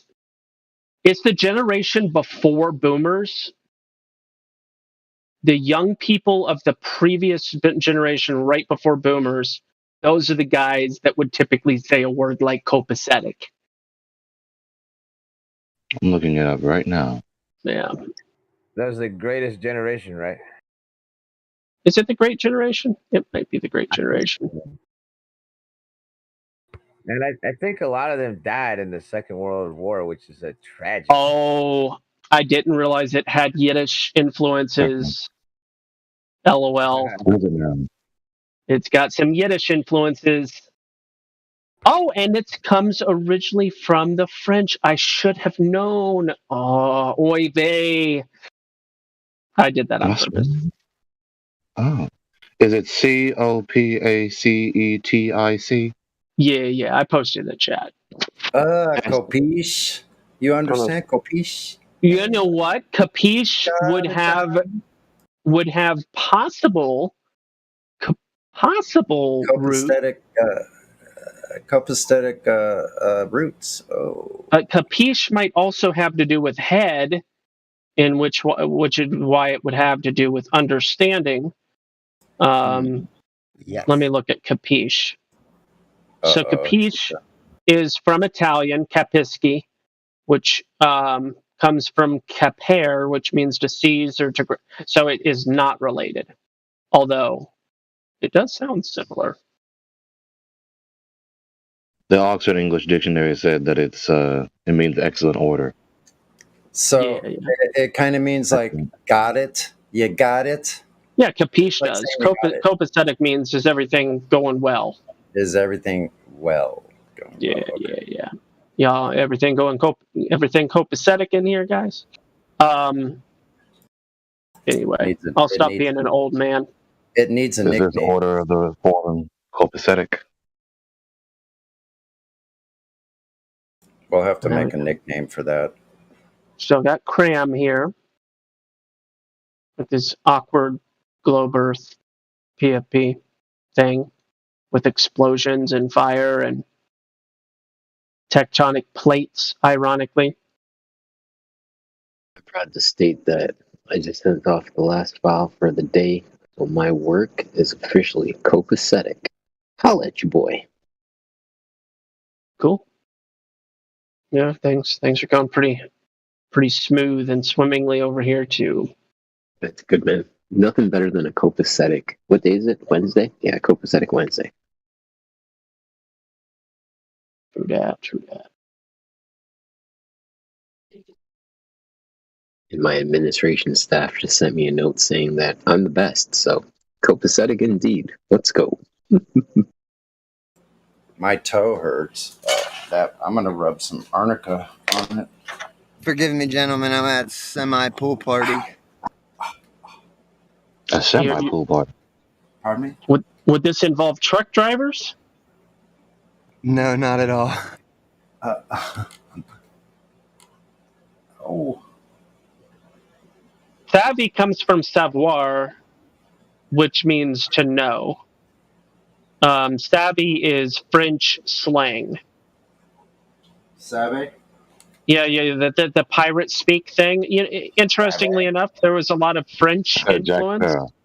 Yeah, there was a lot of French influence on the pirate language. I don't know why that is, but savvy comes from the word savoir, which is a French verb that means to know. Oh, I bet there's some really juicy French nautical terms. Oh, yeah. I'll have to look some of that up. Oh, yeah. Well, I always thought potato. I'm sorry. Flatte.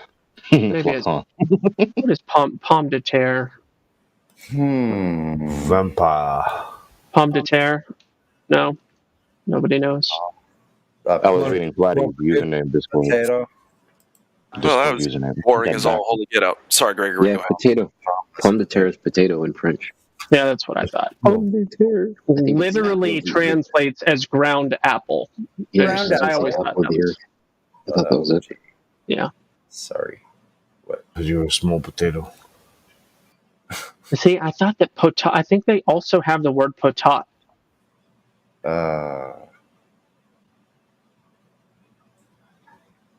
Pomme de frite. Yeah, free is fries, but yeah. Latte sounds cool. That was hard to get used to. Having spoke Spanish, like that was hard to get used to. That you're not rolling your tongue in French. You're like with your throat. Mm-hmm. Weird shit. 7 different. What is it? Seven types of verbs. Oh, that's right. Potat. Wow. P-A-T-A-T-E. Italians have like male and female names for like coffee. Yeah, that's the way it is. That's weird, huh? Coffee's pretty important to people. I'm drinking coffee right now. A coffee, yeah. Coffee. Where's my coffee? I like your screen name change, Flatty. Flatty. Je m'appelle potato. Je m'appelle pomme de terre. Oui, oui. Bon frites. Or je m'appelle petit chou. Don't look at me with that tone of voice. Don't you dare. Don't look at me with that tone of voice. Who did your name is Little Gregory, of all people, I think I knew that you were going to be the one that caught it. Mm-hmm. Mm-hmm. Mm-hmm. Mm-hmm. Don't you dare look at me with that tone of voice.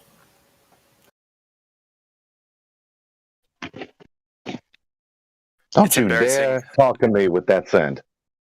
Exactly. Ooh. You shut your mouth when you're talking to me. What did I tell you about touching with your sight? That sounds really stinky. You shut your mouth when you're trying to make noises. I could taste that picture. Ugh. Just shut them up.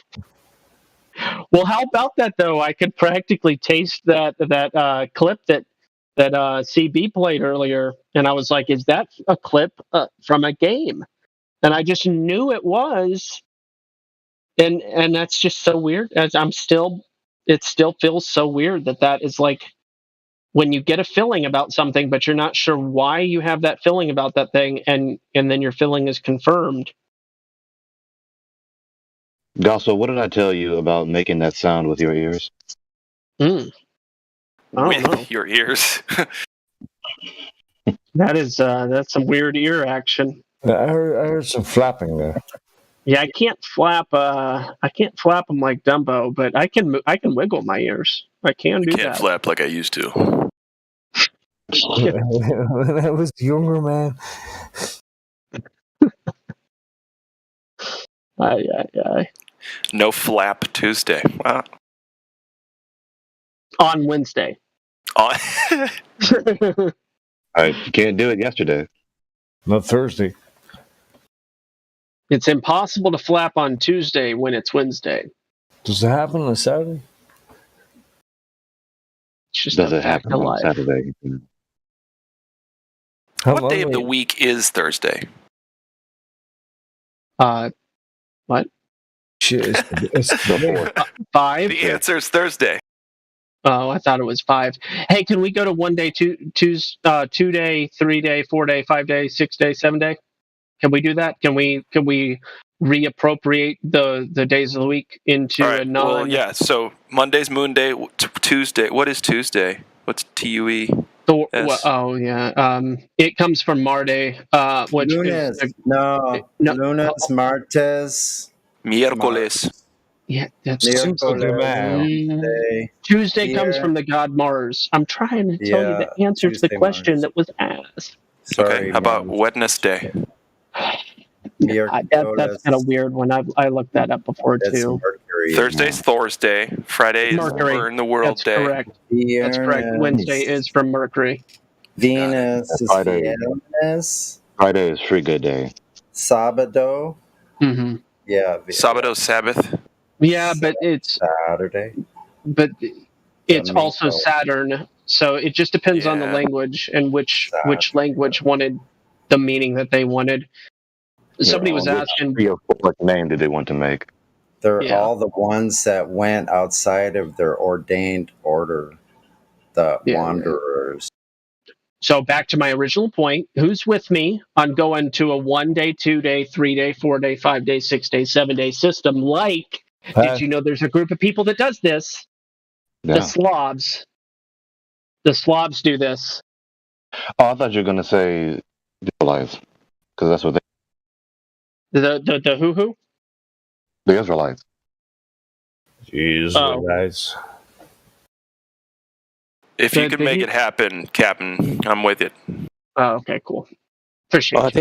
I think it'll confuse people because we call the weekend Saturday and Sunday. Yeah. So then we'd have days 7 and 1 off. That. Yeah. I've I wonder if Gospel also researched this. That isn't uniform throughout the world. No, For instance, that's an Israel. American convention. Yes. In Israel, the weekend is actually at the end of the week, the 6th and 7th day. Allegedly, the cause of Saturday and Sunday being the weekend was allegedly the combination of accommodating Christians and Jews. Allegedly, that is, story has it, that is the origin of the American weekend. I'm just surprised that motherfucking slave drivers give people 2 days off at the end of the week. Yeah, me Well, too. they have to. It's just pragmatic because we can only work so long. They realize that if you overwork, the people too long, it just has residual, consequential, negative effects, detrimental effects. So it's like, no. You got to switch this up. You got to give them more time to rest. Not all industries adhere to that, though. I certainly work 7 days a week, often 80-plus hour weeks. But yeah. I don't know if this is true, but I've read online that supposedly medieval peasant serfs, whatever, they had like half the year off. Like, I mean, they only worked like today. I've read that today we work more than ever in the history, more hours than ever in the history of working. Yeah, I see that. Oh yeah, we're being duped. Who said that in the distance? Sorry, speak for yourself there. Yeah, I mean, but isn't gospel. that wild? With all this technology and efficiency, we work more than ever. Yeah, ain't that an oxymoron? Ain't that a irony? Yeah. Yeah, I could get into all the ironies within corporation doublespeak, but I might give away my employment, so I'll refrain from that. But I think it's got to do with how big the loans are, the debt-based economy, central banking. That's my assumption. Why we work more hours than ever in the history of working. Well, more hours worked garners more taxation, does it not? There you go. Especially overtime. And Your we're not overtime. just doing we're not just doing work just for what needs to be done for our everyday well-being.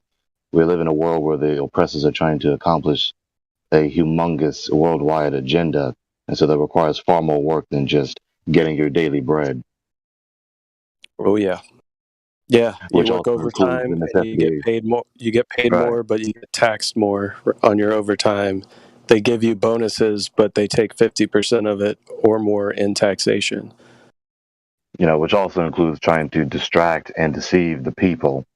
So if you occupy all their waking hours with a bunch of monotonous, soul-draining labor, then that not only distracts them from doing research, from learning, but also makes them despise existing, which puts them out of the mood to learn.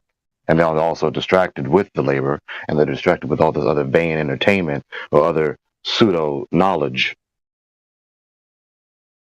Yeah, also ties you up from free time where you can have genuine conversation with other human beings as well. Right, the learning time. But you're about to say something, Napalm? Yeah, I was going to say the weekend encompassing Saturday and Sunday. Did this? Obviously, it took place after a human being decided that they had the ability to change the Sabbath day. Well, it isn't that they change the Shabbat, it's that they disregard the Shabbat and then effectively regard Sunday as being the holy day of the week, the day of rest. It's kind of, I mean, you're going back. I'm just talking about how a Saturday, Sunday double day weekend happened. From a political standpoint in America. I'm not talking about like the formation of America. Sunday versus Saturday or anything. I'm just saying. I don't know any other origin story for why a double day weekend exists apart from that. Maybe somebody else. That makes sense. Yeah, so that a portion of the population can go to synagogue and the other portion goes to church. Which, from a standpoint of if it's about democracy and the rule of large numbers and stuff, it's kind of interesting when there's this accommodation, because if I'm not mistaken, there's a handful of religions that have a holy day on Monday, and then I think that there's another handful of religions that have a holy day on Friday. Mm-hmm. So, certain businesses are always closed on Monday, in my experience. Yeah, the barbershop. Yeah, I don't know what that's yet about. again, what confuses me is I thought that ancient religions had holidays or days off on according to the lunar calendar. Yeah, They did. I don't know. Oh, hold on, I've got a phone call. I'll be back later. All right, Kai Pez with the Super Frog, Keck. Hi, Kai Pez.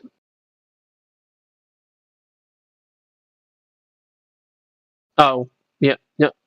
I saw you unmute. I just didn't hear anything. Yep. You want me to say? Sorry, can you hear me now? Yeah, we can hear you. I don't push to talk. Gotcha. This is How long you been on the server? I just saw one of the Apple podcasts, and then I came to the Discord from that. Oh, cool. Okay. Do you prefer the Greek pronunciation of the X or the modern pronunciation of the X? Just say Zipes, I guess. Oh, okay, Zipes. Gotcha. Sounds Scooby-Doo-ish. So, what interests you in the topic of flat Earth? What's not to be interested about, really? Like, it's great answer. It's like the foundation for everything, isn't it? It seems that the Earth is a starting point for the foundation of things. Yeah. Yeah. And seeing as like they told you it's been a globe your whole life, you know, it's interesting to find out what's really going on. I agree. So, what are some of the ways that you've come to the understanding that it's not a ball?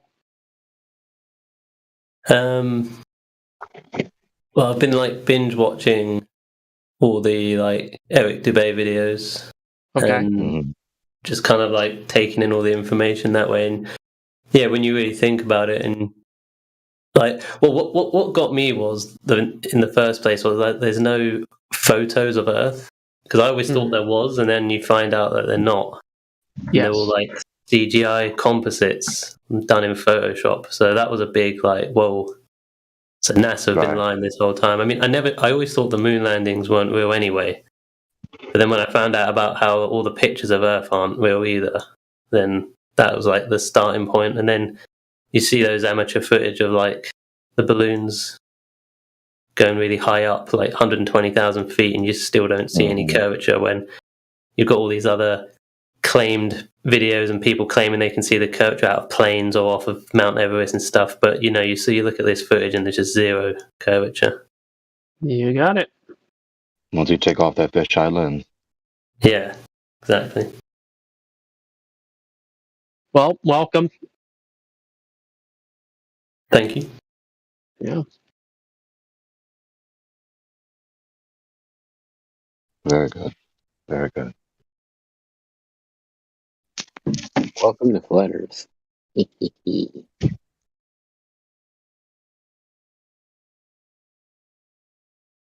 Any questions that have been lingering around unanswered from the videos you've been watching? I asked a question earlier in here. Not in here, but in the other channel up there where you check in for your voice chat. Sure. So maybe see what you guys say about it. So, when I was like talking to my dad about all this flat Earth stuff, he was looking into the ISS. Because you've seen like Tim Peake and on the news and all that, and then you see those tours of the ISS. And I said to him that this is all fake, and he doesn't think it's fake. But then he said, "Oh, you can actually go and find it. You can spot the station in the sky." So yep. I was like, oh, "Okay, well, let's do that then." So we did. We went out 5 a.m,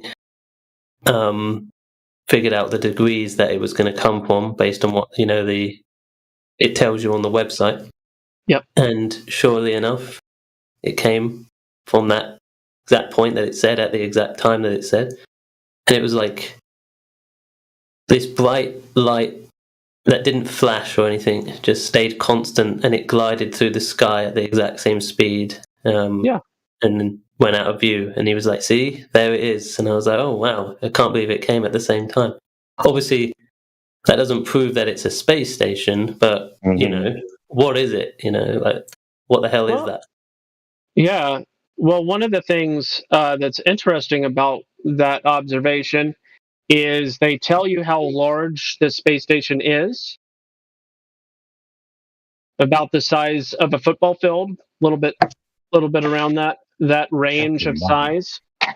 Right. It's only I don't know, 5 to 10% larger than a standard commercial airplane. Yep. Yep. And instead of being 3.5 miles or so up in the air, or I don't know, 5 miles up in the air, however high, instead of that, they say that it's as many as 250 miles up in the air, right? Mm-hmm.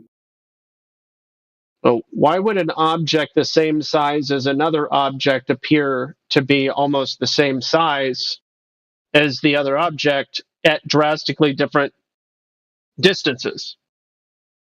When in reality does that happen is my question. I don't know, but what do you think it is, like the actual thing that we saw? I don't know. I know that there is specifically a Satelloon article that I posted the other day that was in the air, allegedly, for more than 10 years. That to me is like enough for me to go, wow, I had no idea they could do that. And that pretty much answers you've got these pictures. I mean, there could be a balloon attached to that potentially. I don't know how many different pictures of the ISS there are, but you see the pictures that people are putting in live stream voice text. Yep. Yeah. So it's we make these observations and then go, how could it be? How could it be 50 times further away? I don't think the ISS is real, but I definitely saw what I saw, and sure, it's definitely not a plane because planes like flash.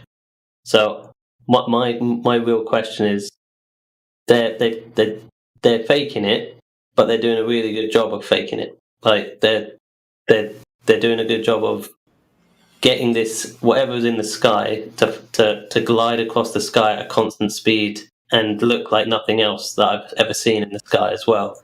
And they're somehow doing that all the time. I don't understand how they're doing it. I have a video from Planete Veritas channel. Is that Mr. Pisano's channel about the balloon programs, and I actually believe if I'm recalling correctly, one second. Sure. There's actually a balloon program for every single satellite with the same equipment on it. He's got the numbers, the data, the documents. There you go. There's the link I was referring to with it was a Google Satelloon that had been floating around for a decade. Oh right, so it could be something like that then, and they just know when it's going to come over at what time and stuff. Yeah, that's why I'm trying to ask the question: is there any footage of the supposed ISS being launched into the sky? I don't know. That would have happened quite a while back. But yeah, let's look for it. I don't know. Yeah, so I guess that's the biggest mystery about all of this, because obviously satellites don't make sense. I think if you look into it, I vaguely remember one mission where they were shooting parts up for the ISS. Now, if you look into that, as one. Yeah, they didn't. Well, here's the deal. I think they want us to believe, they probably said it a couple times, that they put it together in pieces. Yes, while up that there. is the story. Yep. Yeah. Just like we see in movies, right? How's it even possible? It's not. What is the assertion? What is their assertion on how that's possible? Oh, here. Yeah, just ask Here, them to here's a demonstrate cartoon. thrust. Here's Sorry, a go ahead. cartoon to show you how they did it. Oh, well, never mind, guys. It's legit. Jeez, I'm sitting No, they've down. got some really, really cool cartoons to show you exactly how they did it, bro. So a space shuttle with a big arm moving the parts together. Yeah. Space shuttle loaded with the NASA build Unity node is being launched December 4, 1998. And then they go from video to cartoon. So they can't show footage. They switch from a picture to cartoon at the 3 minute and 20 minute mark. Not 3 minute and 20 second, I mean. And then they show you. The cartoon shows everything of how they did it. Yeah, there you go. They built it in space. My room is tidier than the ISS.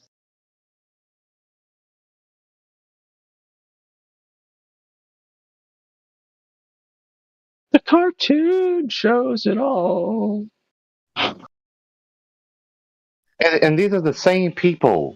I mean, again, I'm not going to stop emphasizing this because this hypocrisy is very much worthy of being pointed out. These are the same people who supposedly are empiricists, and then they make these assertions about concrete reality, about empirical reality, and don't give you empirical data. Empiricists who won't give you empirical data to substantiate their empirical claim.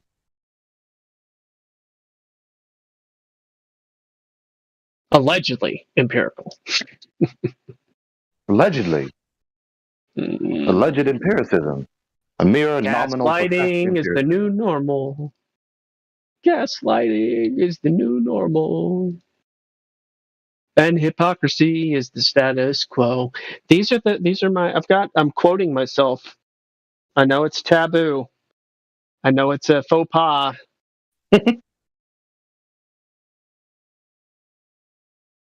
But I keep repeating these phrases so that people remember. Gaslighting is the new normal. What are they, Miss America? What is with the space guys with the flowers looking like Miss America? What, or Miss Universe or whatever? I don't know. It's really awkward, Clay. Thanks for sharing. These comments. There's one comment that says, "Thanks. Now I know how to build my own space station."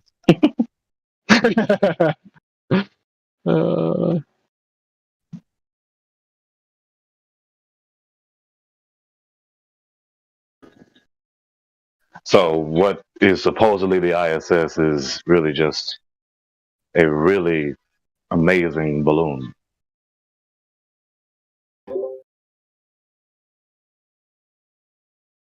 I mean, you got to hand it to them. This is amazing. This technology. Yeah, it's definitely, like, they've done it really well. That's what I was trying to say. Like, whatever it is, they've managed to fake it really well. Have any of you guys gone and tried to spot the station in, like, outside, like trying to look up when it's going to come over? It's really not as difficult as we might think. They might have high-tech helium platforms. That's fine. They clearly are the largest buyer of all the helium produced. So we know that those rockets go. Have you seen the Go Fast rocket? How fast?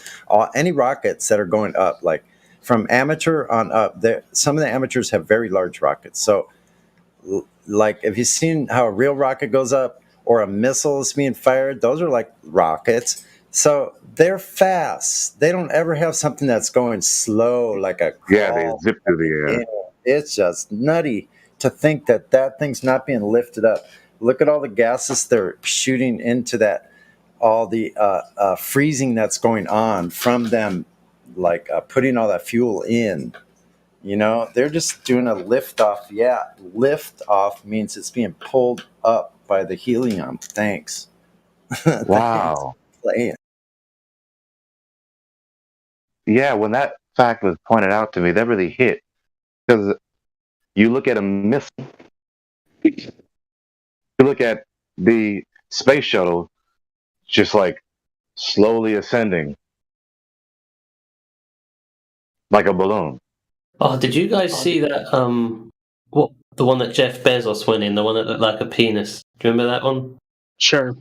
Like What? how how stupid was that? Like Blue Origin. Yeah. You yeah, know, that looks so fake. you know what the most interesting thing about that is? Go ahead and look at the size of Concorde windows, okay? They needed to be built a specific size because of the speed and heat that would develop at 60,000 feet or flying at over 2 Mach, okay? And these people have these huge windows, huge windows, flying with a speed way faster than the Concorde, okay? And supposedly, for some reason, they have no issues at all with heat or whatever, okay? Why did the constructors of the greatest airplane actually ever constructed needed to have windows that are actually even smaller than some people's hands, okay? But these people can launch themselves in a so-called penis-shaped rocket into space. Yeah, exactly. Genitalia formed rocket into space with these huge windows. Okay, makes no sense at all. That's completely fabricated. Whatever we see there, and the fact that they managed to just get it to land like the way they did afterwards, like just comes back down. It's called real good engineering. Yeah. Yeah, that was the fakest thing I've ever seen. Here you go. So you have, for example, Boeing 787 windows. They can be very huge because they fly maximum 35 up to 40,000 feet. The Concorde flew at 60,000 feet with way much more speed, like over Mach or at Mach 2. You see the window difference, right? And actually the windows heated up. The whole fuselage actually expanded when that thing was flying because of the speed. The way that the rockets land with, SpaceX, is that possible? Or is that an absurdity? I don't think it's impossible. I think it's improbable.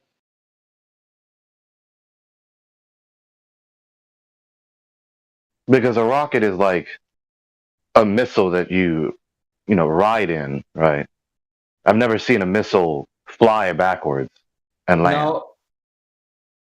Now look at these windows and tell me what kind of specialties these windows are. What's wrong with that guy's head? Why does that guy look like he has a shrunken head? His body looks huge in comparison to his head. I don't know. It's amazing how that happens to some people. The guy on the left looks like he has a shrunken head. The guy on the right looks like he has an enlarged head. But again, go ahead. I don't like. Look at how thin the line is between the windows going into the inside and on the outside shell, and then think about how fast this thing is going to fly and how high, and then look at the shell of a Concorde, how that must have been built in order to pressurize the cabin and have certain safety given. You have a way different construction on the Concorde windows. I've got a question about that Go Fast rocket. That's the one where it's like got the view of the Earth and it's just spinning super fast, right? As it's like traveling up. You guys seen that footage yet? I don't really recall. Yeah. Go Fast. Let me try and get the video. But Clay, these these pictures of like one of the pictures you posted, how professionals organize, it's all neat and organized, and then how actors organize.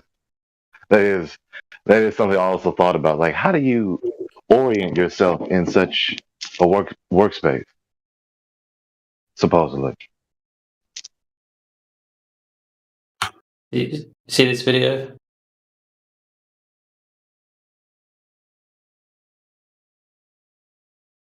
Yes. This was apparently like the first non-NASA or non space organization rocket launch. That's just done by civilians, basically. What's the one in Arizona? The Arizona launch where you saw the moon at the end of it? Yeah. That's what it's referred to as the Go Fast rocket launch. Apologies. Thank you. My question is around, where is it, 59 seconds? Yeah, around 59 seconds, it completely stops. Like, is that what would you guys say that's hitting the firmament there? I wouldn't personally. That's what I think. And so if it is hitting the firmament, isn't it weird like how a rocket can go that fast, smash into water and just not blow up or anything? Is that how? It's definitely weird. Oh, the god just caught it, or some entity just caught it, because that's what happened. It got caught. Either it got caught in an impersonal substance, or it got caught by a personal entity. Weird. Or the fuel ran out and it just stopped. That's the fuel ran out and it just paused in the air and then just fall back down. It kept slowly turning.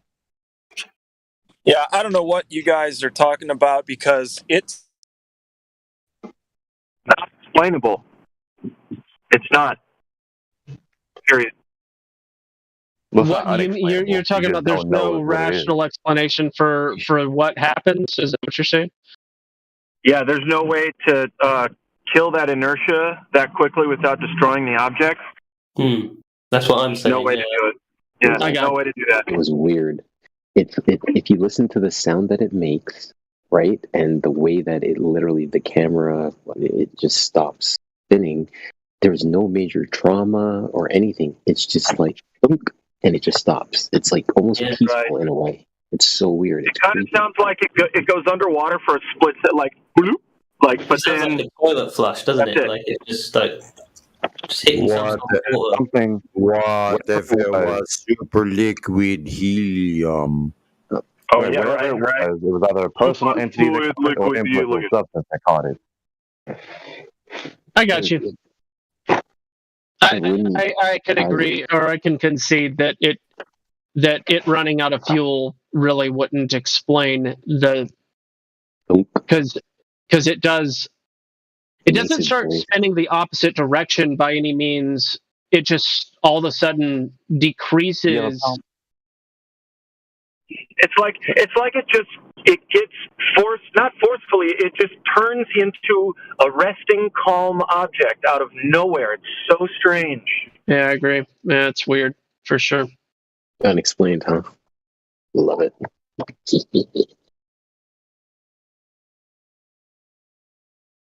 I never even thought about it being stopped by water. That's actually it's an interesting explanation, because if you think about when objects hit water, they literally, they slow down.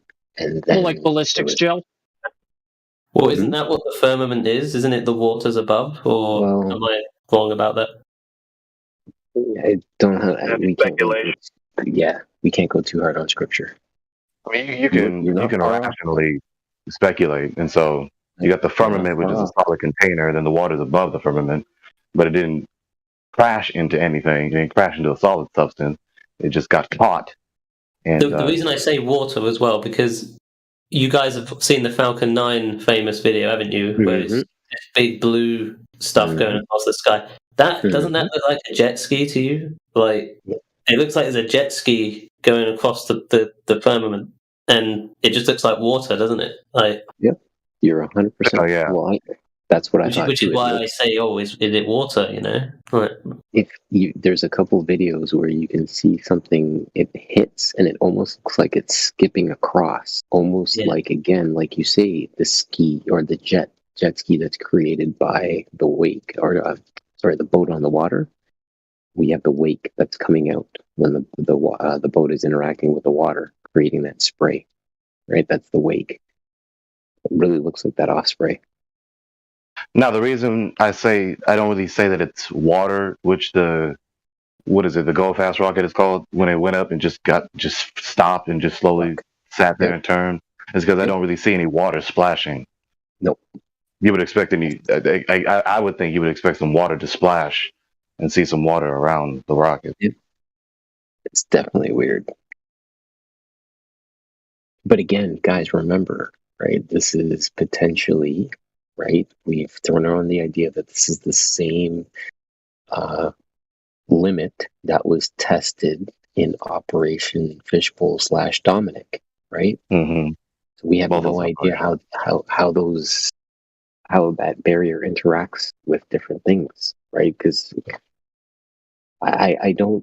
Here's the thing that confuses me is I see that rocket interacting with that barrier in the Go Fast video, and then I think about a missile launched at the same barrier, right? And how those two things would differ in what we witness, if you will. Mm-hmm. Does that make sense? Mm-hmm. One in the Operation Dominic and Fishbowl, they crashed. They exploded and crashed. But the Go Fast rocket didn't do that. Just got caught and slowly turned. Yeah. Like it's literally like that Go Fast rocket entered into a little bit of water and just slowed down for a quick second, then hit that last piece and then went and then just fell off. I don't know. You guys raised some really good points for consideration. It's entirely within the God's prerogative to snatch that rocket and say, here, there you go. This debunks the globe model.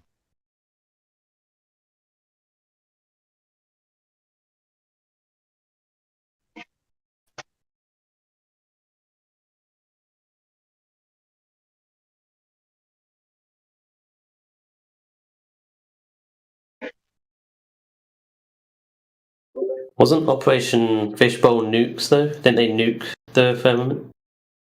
Something like that. That's what or at they least it was an attempt.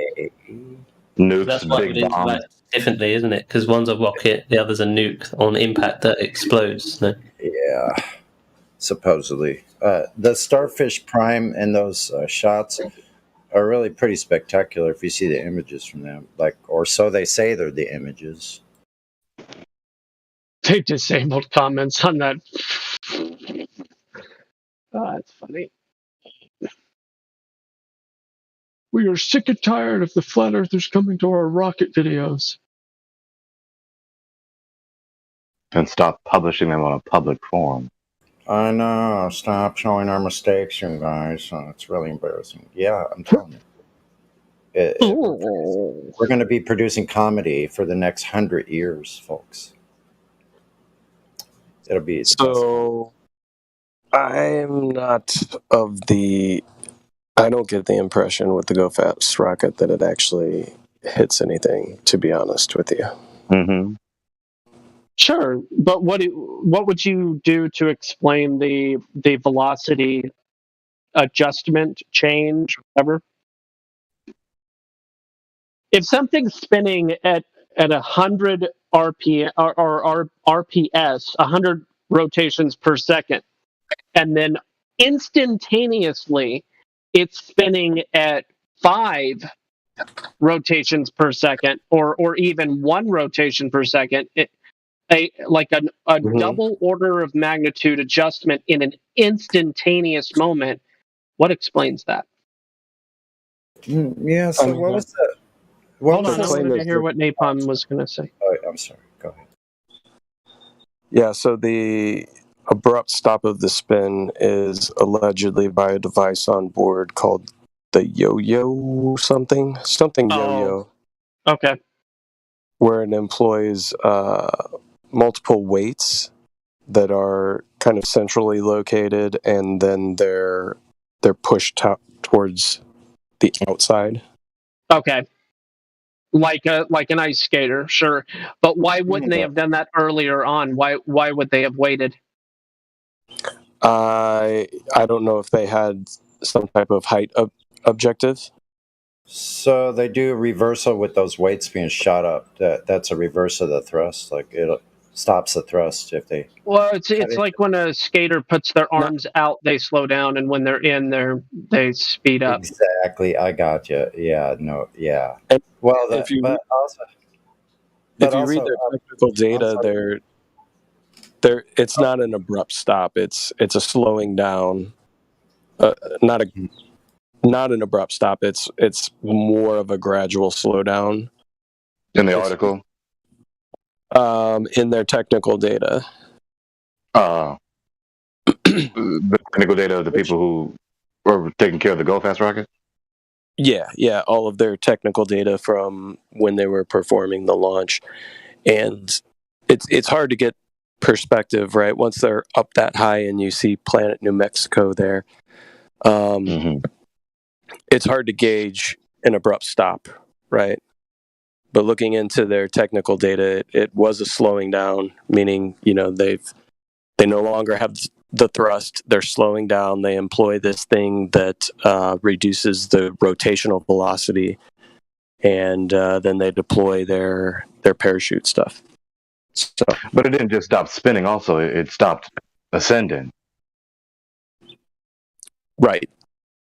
It no longer had its thrust. Right. It had expelled all of its fuel. It happens at But the it wouldn't exact continue same time, still. though. But would it not continue to still fly upward?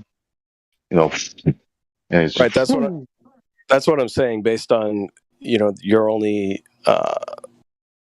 thing that you can reference in the video as far as whether it's increasing or decreasing in altitude would be the ground below it, and it's so far above that you wouldn't necessarily distinguish a gradual slowdown. Say it takes 1,500 feet to gradually slow down. The effect that you see, the biggest effect that you see is when it reduces its rotational velocity. Yeah. Right. When it employs that yo-yo thing, and the spin isn't going as quickly. Is the yo-yo D-spin effective in a rocket? Because the article says it's used in a satellite. I think it's rational to conclude that process could be employed by any spinning thing. Because I'm wondering if the yo-yo D-spin is only effective in, a satellite that's doing what it's supposedly doing, as opposed to a rocket that's zipping through the air with all the angular momentum. I mean, we're kind of talking about there's two effects that we see, right? We see it gaining altitude, but we also see it rotating. Right. And when we say that it appears to hit something, we don't really have a good frame of reference because the ground's already so far away. You can't really tell how fast or slow you're either gaining or losing altitude from that vantage point. The biggest thing that we see is the abrupt reduction in the rotation of the rocket. So that's just my opinion on the whole thing. But there's obvious audio changes to the GoPro or whatever that was attached to it. What do you mean by changes? It makes it sound more like it's in some type of liquid. The doom, kind of the echoing, right? Yeah. Like you don't think that's original audio, that they modified it for some reason? No, I think that's all original audio. No, it's original audio. I'm just saying they're I don't want to say appears to be a kind of a change in the audio, and that could be that kind of change. I got you. Not manipulation, but I understand. Got you. Correct. It sounds like more like they're in a liquid, water buffer.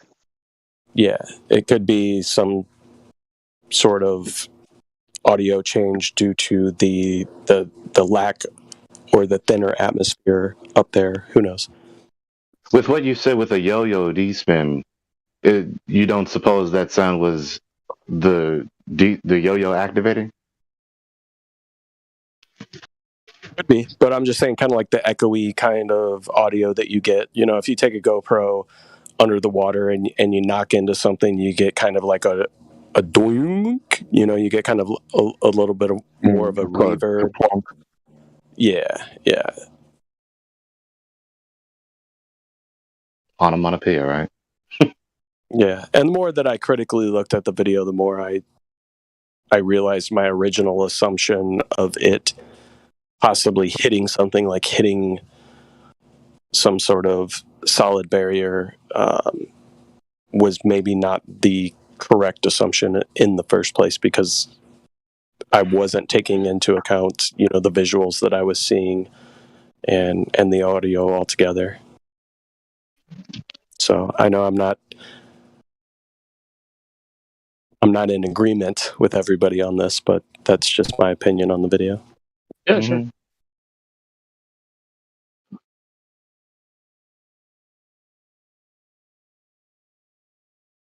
Because what I don't want to do is make incorrect assumptions and then try to pass them off as factual, right? The moon So isn't I even don't- physical.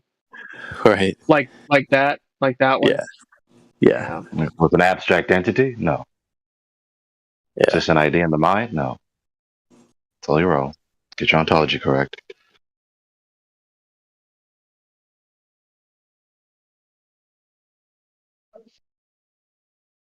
Was that directed towards me, Gregory? No. I'm willing to slow. Willing to deploy my yo-yo device to slow my roll. Whoa, big brain stuff right there. That was a big play. Well done. Somebody thinks they're a comedian, and they might be right. I have my moment. We have Grenade Head back, who grenades are like globes, and Grenade Head has left the chat. The thing that strikes me with that video, the Go Fast, is the thunk and the rotational, the stop in momentum seems to. Were you listening? Go ahead. Sorry. Go ahead. Finish. I was just going to say, it seems to be instantaneous. Two of them seem to be completely, like, the loss of altitude along with the rotation and spinning. Like, those two things seem to be instantaneous, which is, like, I don't see how the deploying of the anti-spin mechanism would lead to a stop in momentum as well.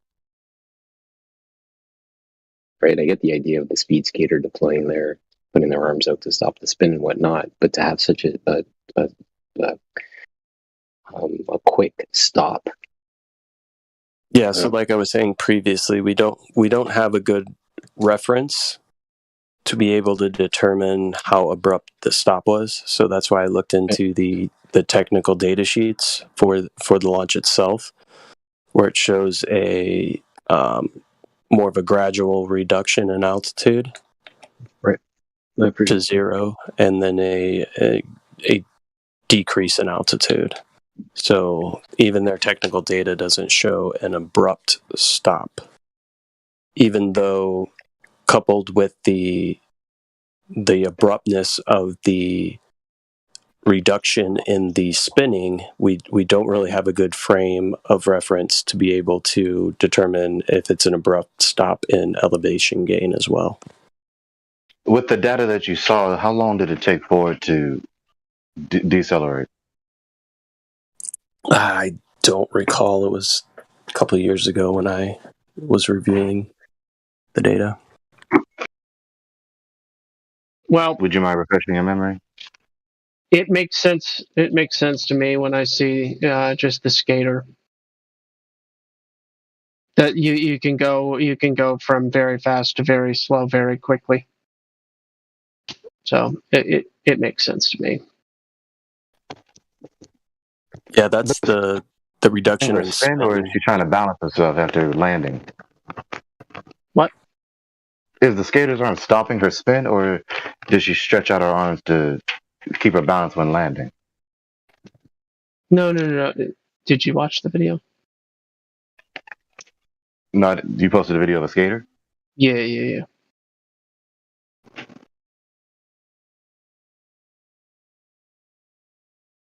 But which one is it?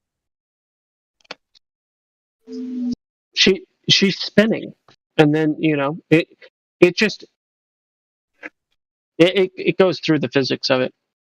It makes sense to me. All I'm saying.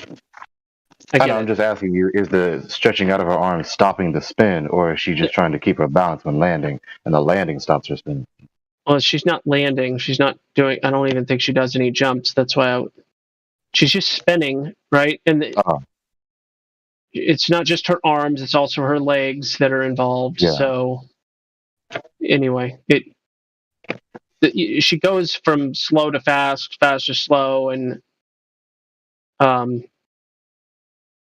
increase the radius, decrease the speed of the spin, decrease the radius, increase the speed of the spin, and it can happen very quickly. So depending on to what degree you can increase the radius. So the question, I guess, there is then a mathematical formula to find out what the radius of the rocket cylinder is and what, is it mathematically plausible? And I don't know. It stands to reason that if there was a release mechanism for some way, somehow, to release to utilize centrifugal force, utilize centrifugal force to shoot the weight outward, because the thing holding them back was some type of lever bar or something like that. And then I don't know. I think it's a plausible explanation for what happened. So, What makes people do these sports, man? It's never come to my mind at all to put on blades on my feet and slide on ice. I don't know. Watch what they do, and it makes sense that why some people would do it. There are some pretty remarkable things that you can do on ice that you would never, just like swimming, like it's kind of floaty and all that fun stuff. I mean, it's neat. It's like flying, floating, all the different things that you can do that aren't normal. But I can't fall and break my neck on water. I played a couple hockey games on Sunday, actually. Napalm's back at it. You're back on the game, dude. Good job, man. 32 years, buddy. Yep. We hear you, MT. We can hear you. What's going on? How are you guys doing? Oh yeah, we're doing well. We good. You got some questions? Questions, MT? No, not really. What are you guys talking about right now? I just joined. That's why. Angular momentum, go fast rocket, ice skating. Ice skating.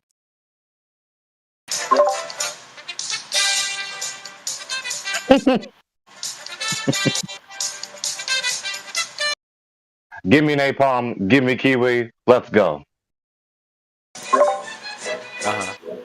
Let's go. Big money. 7 answers on the board. Here we go.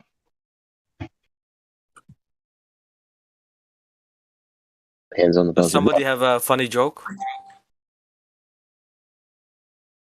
Yeah, Earth is a globe. We asked 100 people, what stopped the go fast rocket high in the sky? A politic. What did God create on the second day? Yo-yo D-spin device. Bro, he asked for a joke, and no one laughed at my joke. What did you say? I'm offended. You didn't say anything. Yeah, he said, does anybody have a joke? And I said, yeah, Earth is a globe. And nobody laughed. I snickered. Guys, did you hear about the new restaurant called Karma? What? Did you guys hear about the new restaurant called Karma? They have like no I know what? menu. You get what you deserve. Do you But guys get it? I That's was so gonna say, funny. thanks, we, chocolate. Thanks. we should. That's just wow. Come on, Damn, it guys. sound That like was my funny. laugh. Come on, guys. Come on. No, Come it's on. fine. It's Come fine. on. Come Appreciate you. on.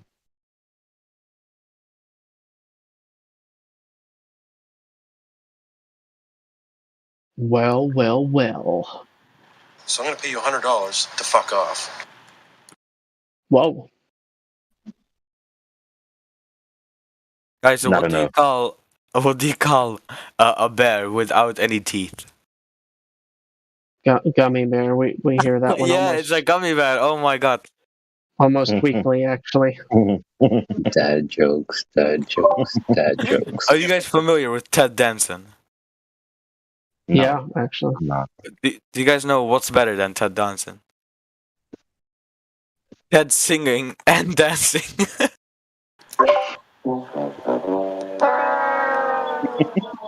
Hmm.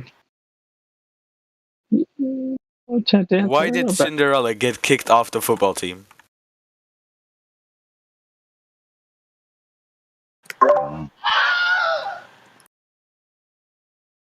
She kept Why? running. She kept running from the ball. Is that like a personal attack or something? Wow. Okay, guys. I'm gonna go. Have a nice day. Good luck. oh wow. Thank you. Yeah.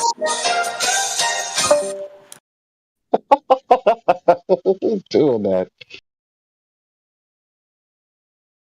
Dude just came in, dropped 5 dad jokes, and bounced. Yeah, that's what we get these days. Christian, how are you doing that? Say yeah.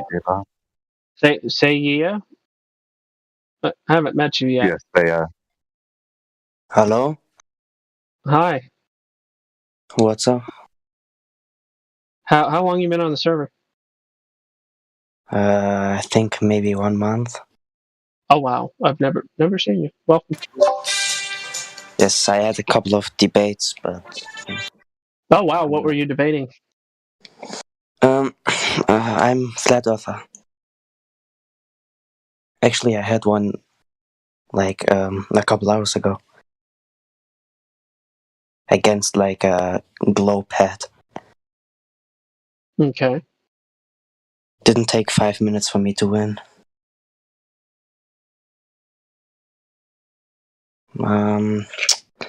You know this argument with the gyroscope and the artificial horizon? Mm-hmm. Yes. He was actually someone who worked like with planes, and he didn't know how the artificial horizon was actually like built. I see. It's so sad because like a 14-year-old debunking these globe heads with ease.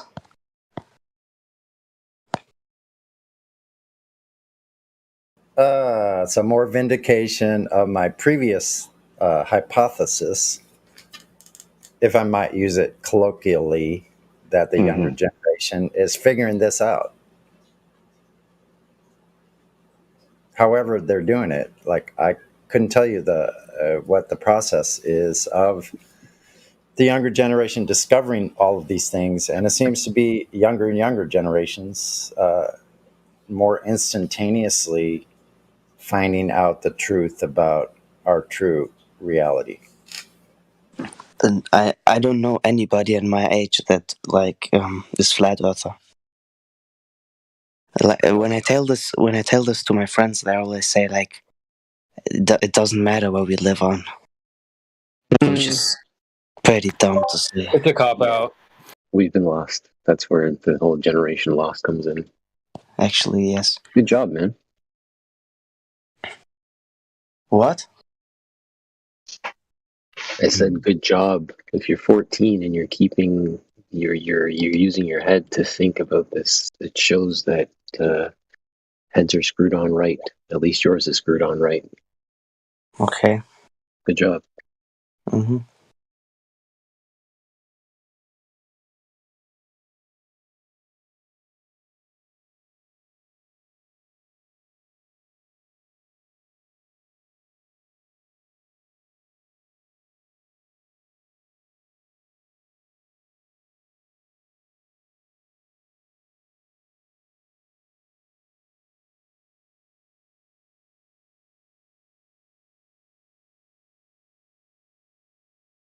Okay.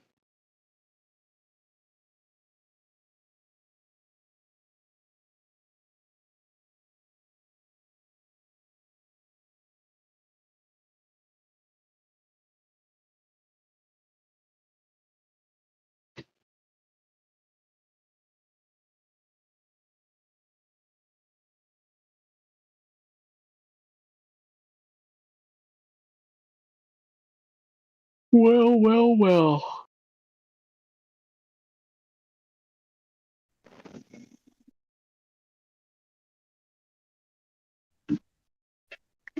Well, I guess we'll just see what we'll see, won't we?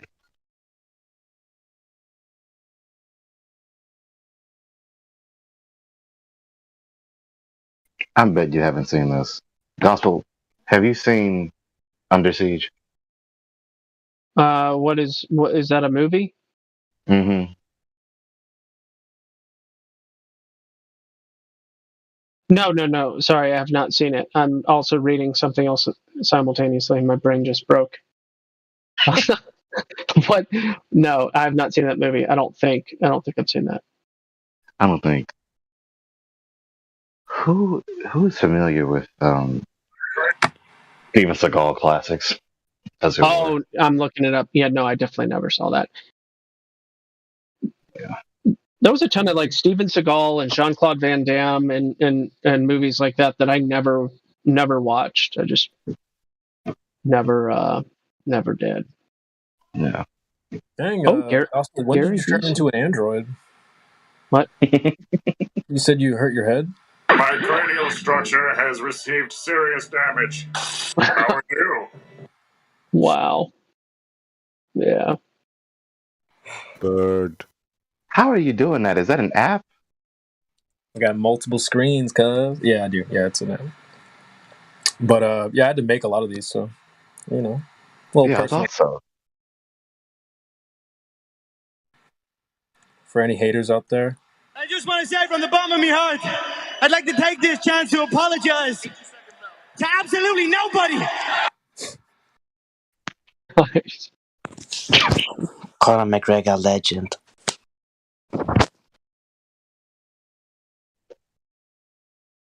I actually just added like 15 new ones today, so let's go. Let's get some Globers in here. Nice.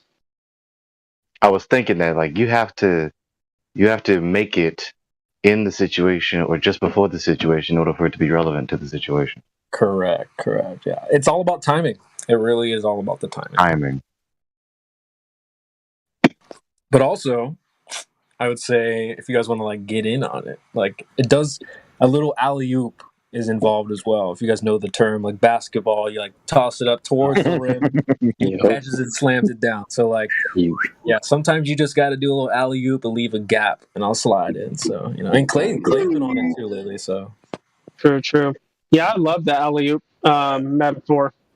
Yep. Hey, CB, I should send you some sounds like some guitar little like they sound like even though they're just sounds coming from an instrument, they sound like snarky little comments, like just in sound. Like I could send you some really strange stuff from the guitar with the whammy. Once I get my Stratocaster back up in action, it's kind of being disassembled now, but when I get that, I'll give you some really cool sounds you could probably use, as well as maybe even some like little tunes along with it, like the like on the guitar, like shit like that. Right. Yeah, that's good. I like that. Yeah, It's a good clip, Trace. That's a good clip. Thanks, Trace.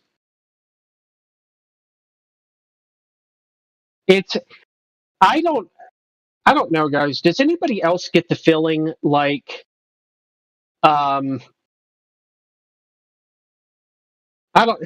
get weird vibes from Tucker. Like he says things that are true, but he's also completely controlled up. Like, does anybody else get weird vibes? Oh, I think I know why. I heard him speak about his methodology, how he gets his news. He doesn't read any newspapers or watch TV. He just has people who send him information, and he bases everything on that. So that's really easy to control him through that. Oh, yeah. If you don't have, it depends on who you're getting. But yeah, if one of the people or more than one of the people that you're asking for information from, I mean that's how Ben Shapiro does what he does, or did. I mean, he's been doing that for a very long time. He used to be like, allegedly, he used to be like roll up the sleeves, lots of his own research, but eventually he was just a mouthpiece. That's been very many years, but yeah, I got you. Do you think that that's what explains it? The awkward vibes, so to speak? Yeah, I think that could play a part in it. I think he also understands that he's like he's putting his face out there for all this, so that probably brings a certain amount of pressure. Yeah. Yeah. It's amazing how this is even possible, because the only reason that Creation Bear can do what he's doing is if all this content has been published. If there were no video at all of anything and no audio at all of anything, we couldn't do this. There's so much content out there. You can browse through the content that's been made, make a clip of it, and make it relevant to whatever you want to use it for. Mm-hmm. That is amazing.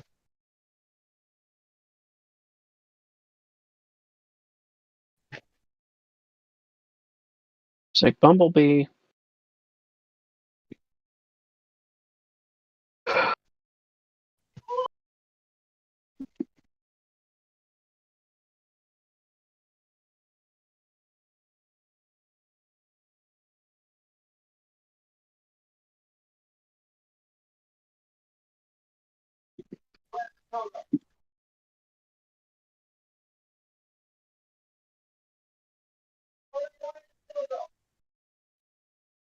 No, What's up, that's man? chocolate. The chocolate. What were you talking about? Which argument or what you said you destroyed me? Correct me if I'm wrong. Correct me if I'm wrong, Kosho. But you once declared that the rotating hurricanes were actually going in a straight line. They just appeared to rotate because we were on a rotating reference frame. It's 100% true that the winds are going in a straight line. And there's no reason for them to so travel. was it lying, There's no guys? reason for them to travel in a circle on their own. So the Earth is rotating. But when they start off their travel, they're going north or south, depending on. So the high pressures are going to go towards the south. Say winds all go in straight line. It's 100% true that the winds are going in a straight line.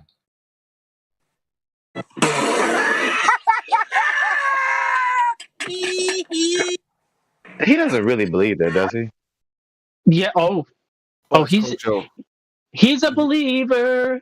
Yeah, and he can believe it if he tries. Right? There aren't Something really like people that? who believe that, right? Yeah, bro. No. I mean, the globe, okay, yeah, but no. But winds going in only straight lines? Oh, Gregory, that's just because you have a healthy mind and you're not broken. When you are a narcissist and you lie to yourself so much that you believe it, you get caught in all sorts of weird holes you cannot get out of. Yeah. That voice.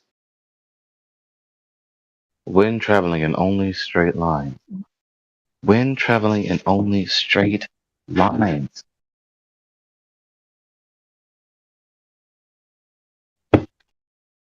We had a guy in yesterday, I think it was yesterday, trying to tell us that clouds tell him that the Earth is spinning.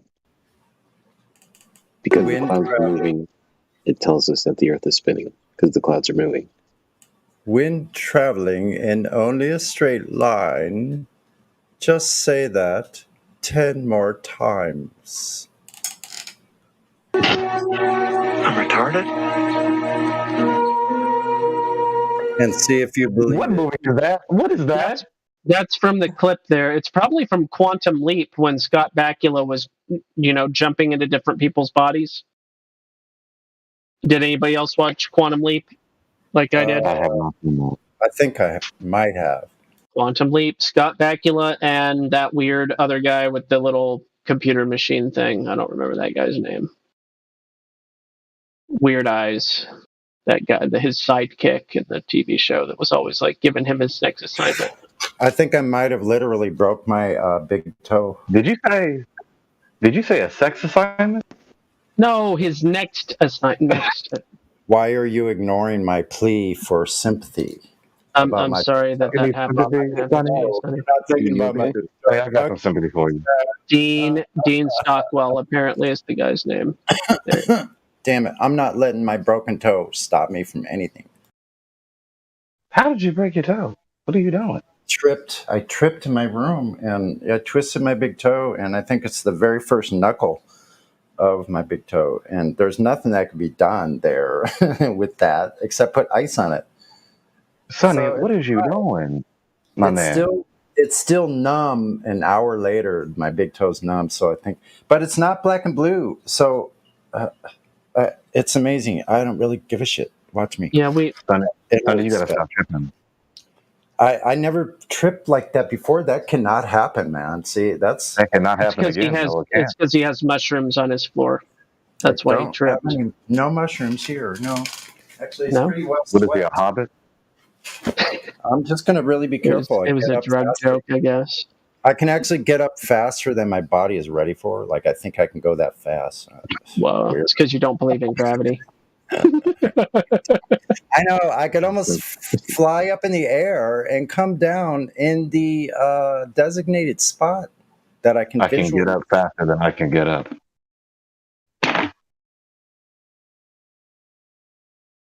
Thanks for that, Levelist. Appreciate you. I'll reserve that. Gossip, what was I trying to Google? Je ne sais pas. You're French. No. You're French. She's terrible. That guy the other day telling me my French was terrible. Go ahead, Sonny. Sorry. French are terrible. Yeah, I think these little accidents that happen are actually stopping me or preventing something worse from happening. For sometimes I get that feeling. Ooh. Like I know this freaking hurts, but maybe something else could have possibly happened if I hadn't done that, where I was able to stop because of the pain and not do something that I might have previously done. Yeah. So like it hurts like hell on this physical level. But I learned a long time ago in the dentist chair how to transcend where that pain was compared to where I am. And I learned how to meditate and totally separate from the pain. And to where it was a joy to go to the dentist's office because I got some rest, believe it or not, even with them going zzz, doesn't bother me at all. It's just like a distant little buzzing, like a mosquito somewhere out there, unidentified, like. Yeah, it's all fine and dandy, but keep that laughing gas away from me. Listen, I'm going to laugh through it because it's still laughing gas. It produces different chemicals, and if I'm like crying about it, I could cry about my laughing, like I could laugh about my crying because it hurts so much, and you can change the whole thing. So, ow, it fucking hurt. Yeah, so you meditated yourself into masochism. Excellent. All right, Python is. Oh, he already left. Sorry. Yeah, I try to pay attention to who's in the VC. If you see, just public service announcement. If you're talking and you see somebody in the VC that's new, Aren't you a good moderator, Go? A Glober. Looks I'm like just saying. Quetzalcoatl's in there with Jimmy the Space Crab Genius. One time, Drace. One time ever, and I said no. Take it off. No. No. No. Take it off. I don't care what it feels like. I don't care if I pass out. Just no. I'm not a big fan of. You've never been inebriated by laughing gas? Well, you know what? If you're in severe pain, if you didn't have indica, like that might be the only thing I would. Sonny, I've been in some situations. I bet. I mean, last year was a big one for me, and they had me on a morphine drip, and they're like, all you have to do is hit this button, and I'm like, I'm not going to do that. And they're like, but it's there for you to use. I'm like, just not interested.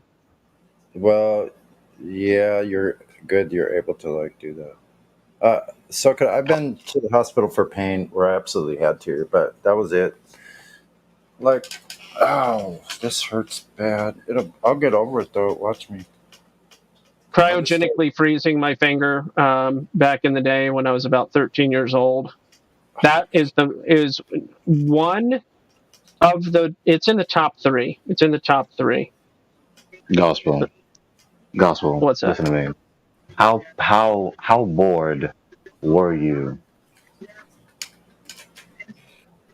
when you did that? I didn't do it on purpose. It was a surgical intervention for that thing called warts on my finger. Yep. So they used they used liquid nitrogen to freeze them, and I kid you not, I didn't feel it on my finger nearly as much as I felt it in the center of my brain. It felt when they were doing it. I kid you not, it felt as though somebody was taking a spear and stabbing the center of my brain. That's what it felt like. Definitely in the top 3. Dude, where is Breaking Down? Where is he? Where is Breaking? Hands and the Feet are the biggest collection of nerve endings, right? He's down there. He's breaking down. Old dude was sharing Breaking's YouTube channel. I just haven't seen him in so long. I'm just. Thanks, Lovelist. I'll save that one too. So that was the number 1. Coughing? No. I sneezed. After having my major surgery last year, and that was number. I think that was number 1. That was really bad. Don't sneeze after having major surgery on your abdomen. I guess if you had your open heart surgery and you sneezed or something, that would probably be right up there. Anything related to your midsection, your body, and it being, completely cut open. Hey, man. And stuff. Ain't nothing hurt as bad as being away from the one you love now. I heard that. I'm so glad the Lord has spared me from just a copious, ridiculous amount of injuries. I had angioplasty. I had angioplasty done on my neck to help with the multiple sclerosis. It was that would do it. That was kind of scary.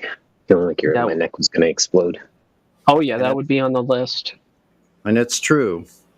There ain't no sunshine when she's gone. Nice. Only darkness when she's away. Ain't no sunshine when she's gone. We have a Glober and LARPer in the chat. More to. Or we can just ignore the VC. Yeah, did you not hear him? That's always an option. Or I can just mute him. Morta, do you wanna maybe have a conversation with us? Morta, the LARPer, used globe salesman with What's a the LARPer? funny live action role player with the funny profile picture of Wow. that weird cartoon guy that I don't know. It's okay. I'll just listen. All caps, all caps, all caps. I'm sorry, didn't mean to rumpus the road. It's Moon Knight with. Oh, that's his name. Oh, I wouldn't know. I feel like I've seen it before. I don't know much about it. I just saw you there, Morta, and I figured we should say hello because I like solicitors. I like the used globe salespeople. Yeah, if you got something to sell, let's hear your spiel. Let's hear your spiel. Sell it to us. Sell it. I mean, the thing is, if my vacuum cleaner is bad and your vacuum cleaner is better, I'd like to hear about it. Yeah, sell me this pen. Shut up. Sell me the pen, Morta. Why? What's the character's name? Why would somebody spend 15,000? What's the character's name? Oh man, that timing. That timing again. I gotta love the timing that Ghost Rivera has when he gets calls. It was released that long ago. 2013. So what happened so far, guys? I ate some pasta. Why is A lot transpired. The last thing we was talking about was making fun of the used globe salesman. That's it. Oh, okay. Do we have a used globe salesman here? We do. They don't want to sell though. They're not selling. Oh, nothing Yeah, to they just say, I wanna- guess. The used globe salesman just wanna come to our party and stand in the corner. He just doesn't want to talk to anyone. Right. Even though we're inviting him. Trying to make him fit in, but he wants to fit out. Did we say that? Is that in English? Fit out? I don't know. Where's Matthew? Matthew! I need some real globe salesman here. Matthew. Come on, he's probably listening. Come to While us, he's working Matthew. or something. Matthew, I summon thee. The Earth is flat. Is that yes, that's right. Water forms into a mountain.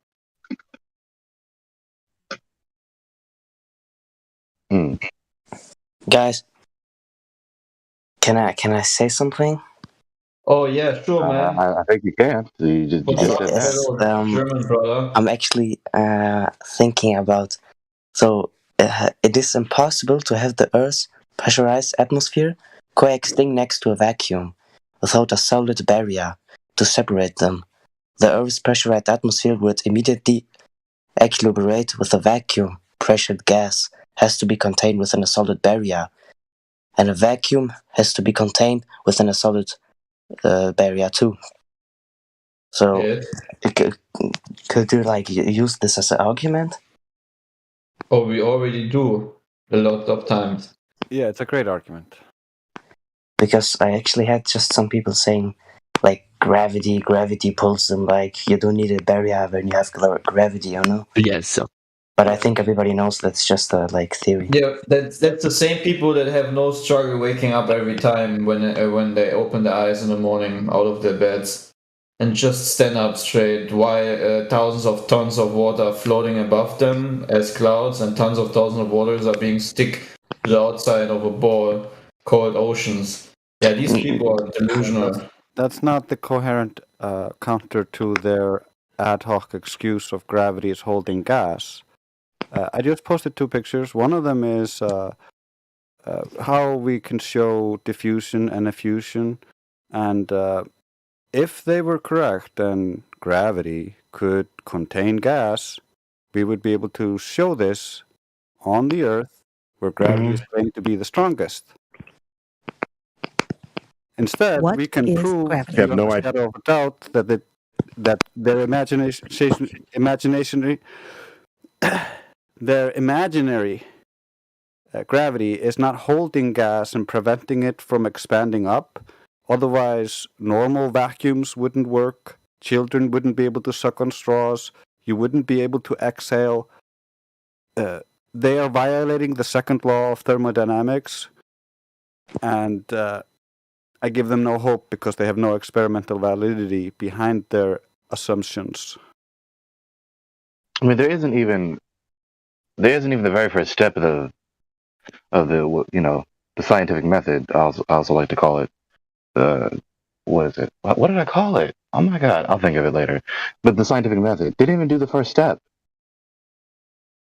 You don't see this. You don't in your human experience. You don't see this. I know people believe that they do, but when you stop just assuming that the assertion is correct and you just you criticize the assertion and you go with your everyday human experience, you don't see mass attracting mass. Yeah, you're correct. They don't have a naturally observed phenomenon, but instead they have a preconceived idea, and then they try to match things to the preconceived idea. Hey, fellow German brother, listen to this. What is gravity? I have no idea. Okay, next question. I don't know. Nobody in the entire world knows why that falls. So what is pushing this? Nobody knows. Why does that fall? This Newton was didn't know. We can describe it pretty accurately, but no one knows why. We can describe gravity. We can say what it does to other things. We can measure it, predict with it. I don't need a computer to get a kid interested in that. To spend a week playing with gravity and trying to understand it and come up with reasons why. Well, so what is pushing this? Nobody knows why. So Newton simply threw his hands up and said, I don't know. So I'm going to invent something called gravitational pull. What's his face done? Like, is he trying to undermine the ACP? The academic cosmic paradigm, I call it. Is he trying to undermine the ACP? You know, the way he phrased that sentence, he just made it up. Like, hello, pause the video. Is this not an obvious concession that this is not a substantiated assertion? That's because at the very least, that's a good technical definition. I think he's putting on his clown nose and just throwing up on our shoes, man. He doesn't care what he's saying. We also got to understand these are high-level academics talking about their worldview. They don't expect the entire population to be running on the same script. Academics. Like normal people just get taught that Newton is the truth, and then if you're lucky enough or you have enough money, you can go to university and you learn that Newton was wrong and his ideas were just fancy ideas that were held as truth for a long time, but were disproven 100 years ago, and so now we have Einstein, and then you go further into different fields and you learn, oh no, Einstein was also wrong. We actually don't know what gravity is. We're looking for something like quantum gravity, but we just haven't found it yet. Tavibrational girl. The only time I make reference to Einstein is when I talk about when he coined the phrase for insanity, doing the same thing over and over, expecting different results. I think Gospel Bearer might have something to say about that not being correct. Gospel?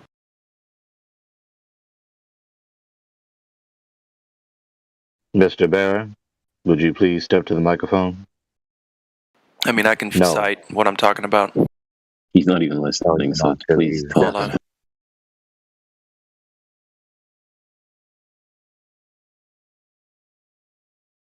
Hang on, I'm slower than him. There is no Earth curve. Wow. That was a good fake accent. Yes. We can see way too far. Yeah, it's a little on the nose, you know, a little forced, try hardish. But I mean, I couldn't do it better than that. Earth is flat. Sure is. Brad, you still haven't figured it out? Dude, hold on. No, not the reference. What Clay is doing. That's not Clay talking. Yes. No, I know, it's a recording. Oh, okay. I'm not playing along. Patrick Schlanger. Yes. Okay, Doesn't so it Albert sound- Albert Go ahead, Einstein's go ahead. Albert Einstein's quote unquote definition of insanity is doing the same thing over and over and expecting different results. That's his definition. But the legal dictionary says it's a mental illness of such a severe nature that a person cannot distinguish fantasy from reality, cannot conduct his or her affairs due to psychosis, or is subject to uncontrollable impulsive behavior. Yes. And yeah, so the latter is the actual definition, and the former, what Albert Einstein, the internet claims he didn't say it. So here I'm gonna cite my shit. Hang on. The Earth is flat. Even Germans know so common French brother. That's a robot. All right, so there's the legal definition in the live stream voice text, and then let me post the thing about Albert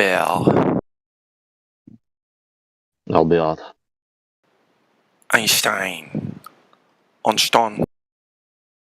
It's called "Here Are 6 Things Albert Einstein Never Said."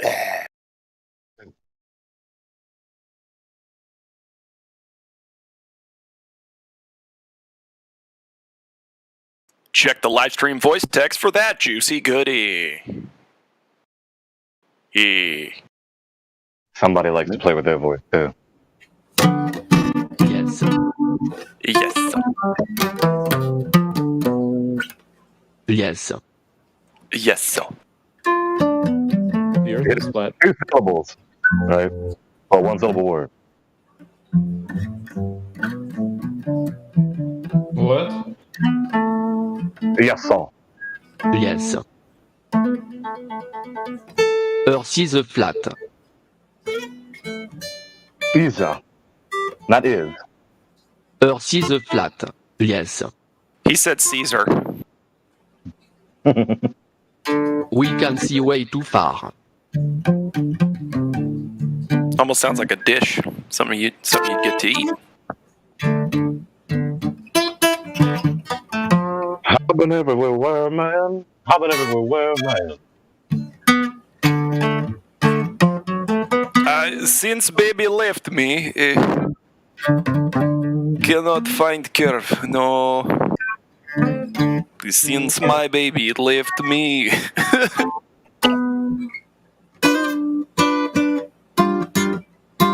Vodka been drinking me.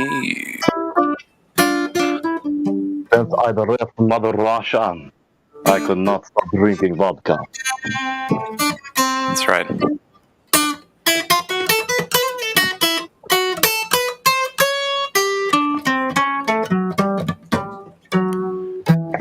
Where the vodka flows like Russian tears, cold icy Russian tears.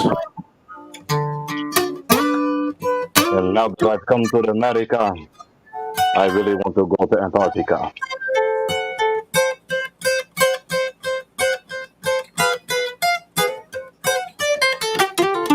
Imagine a Russian getting like a New Jersey accent, moving to America. Yo, like, what are you doing?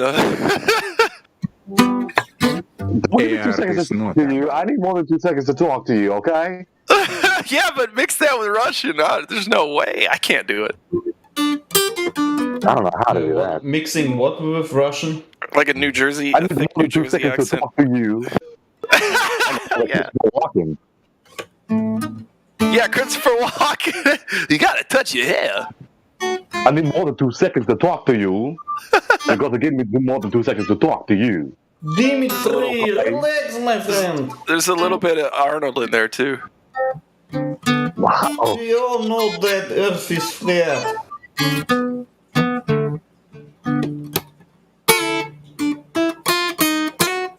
A nice background, guitar playing, yes.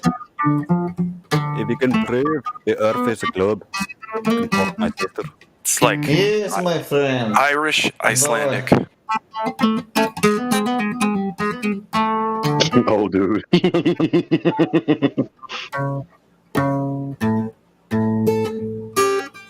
Earth is notable.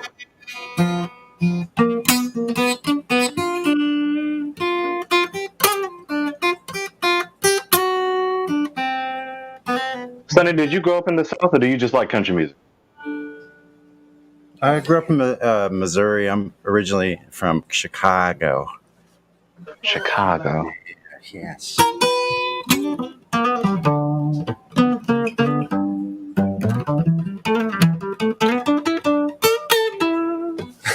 How long have you been playing instruments?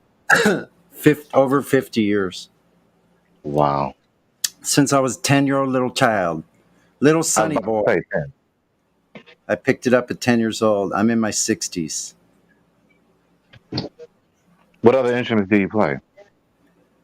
Just about anything you put in front of me, like pianos, keyboards, stringed instruments, synthesizers. Like, not so good at wind instruments, but I was about to ask you. Banjo, mandolin, violin, fiddle. Like I play it all. I kind of play it all on my instrument. The 6-string is my expertise. Is the 6-string guitar. The whole theory. I have my own like theory. Like it's funny as hell. Like, it's like a comedy story.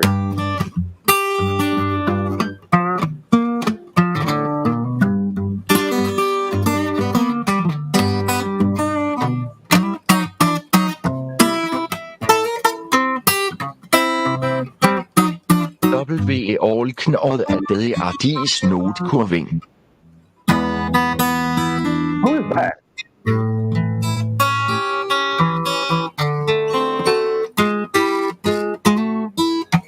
Clay.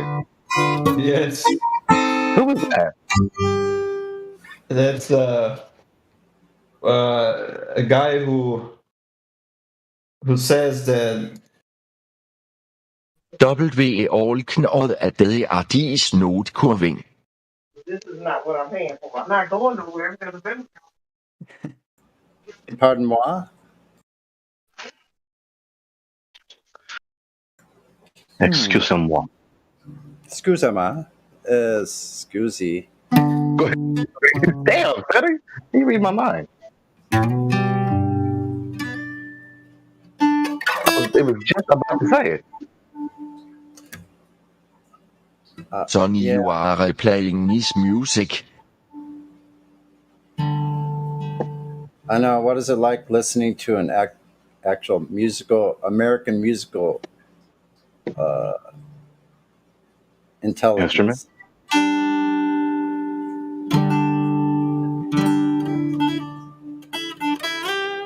Your music is very relaxing, Sonny. Oh, thank you. Oh, thank you. That's very nice to hear that. Well, I shouldn't say it. Wait, Clay, how do you have a sentence for everything in that voice? What's that? Clay, how do you have a sentence for everything in that voice? Because I'm so cool and Clay. Whoa, interesting. Interessant. It must be some text-to-speech software. Merci beaucoup.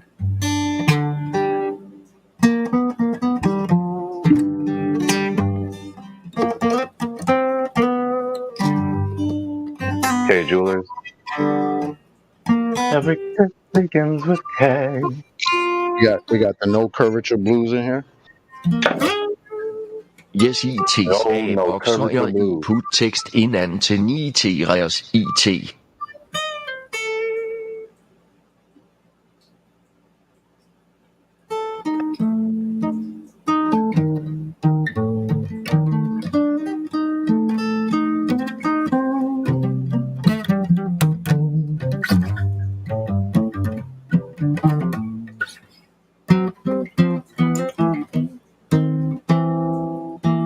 Gospel has been gone for a while. I forgot all about us. Yes, it's a box where I put a text in and then it reads it, my fellow brother Gregory.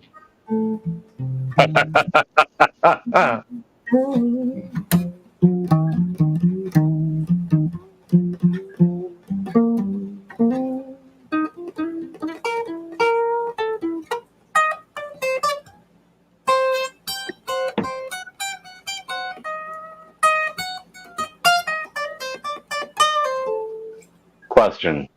What is a force?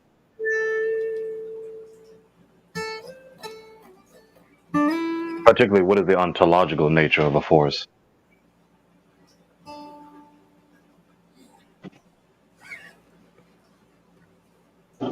Strength energy an attribute of a physical action or movement.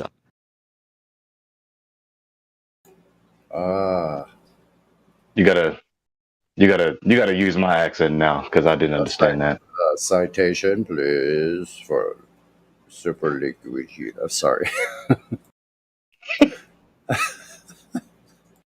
Please use citation because I did not understand.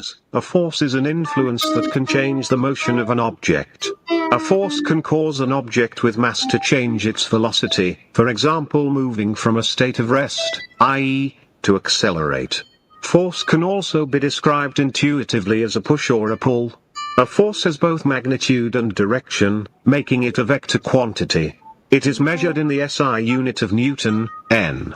Force is represented by the symbol F, formerly P.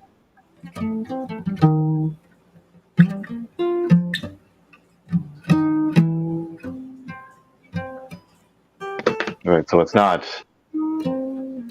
a concreta in itself. It's what a concreta can do at different quantities. The original form of Newton's second law states that the net force acting upon an object is equal to the rate at which its momentum changes with time. If the mass of the object is constant, this law implies that the acceleration of an object is directly proportional to the net force acting on the object, is in the direction of the net force, and is inversely proportional to the mass of the object. Concepts related to force include thrust, which increases the velocity of an object, drag, which decreases the velocity of an object, and torque, which produces changes in rotational speed of an object. In an extended body, each part usually applies forces on the adjacent parts. The distribution of such forces through the body is the internal mechanical stress. Such internal mechanical stresses cause no acceleration of that body as the forces balance one another. Pressure, the distribution of many small forces applied over an area of a body, is a simple type of stress that if unbalanced can cause the body to accelerate. Stress usually causes deformation of solid materials, or flow in fluids.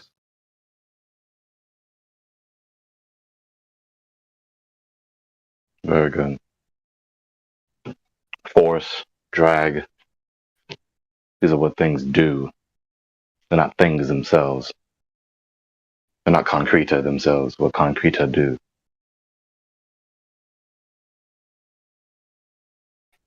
Forcing, dragging.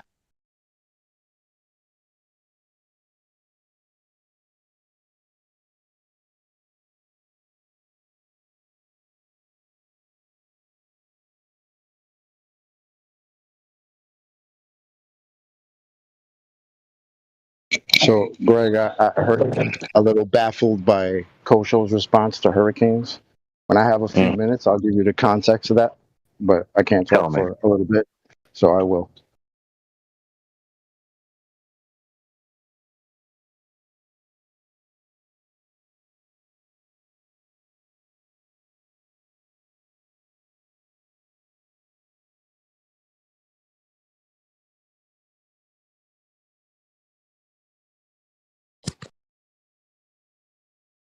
Use the force, Luke. Luke, trust me.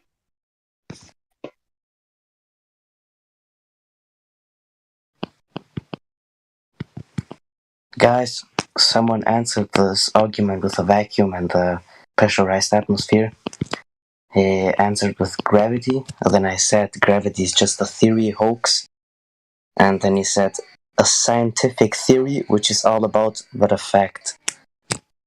What could I answer to this? He's just dumb. Say that again. Ask him to provide you the scientific experiment that proves gravity. No, I just like There is none, but ask him anyway. this argument with the pressurized atmosphere and the vacuum that would equilibrate, immediately. And then he said, because of gravity, it doesn't happen. And then I said, gravity is just a theory hoax. And then he replied with, gravity is a scientific theory, which is all about but a fact. Yeah, so substantiate the assertion. That's what you said. What is the experiment? What is the No, it experiment was. that demonstrates that gravity is real? Can you repeat that, please? Substantiate the assertion. What is the experiment that demonstrates gravity is real? It doesn't exist. There is no experiment that proves that. So shall I just answer this to him? Because there is nothing that proves gravity, actually. Am I wrong with this?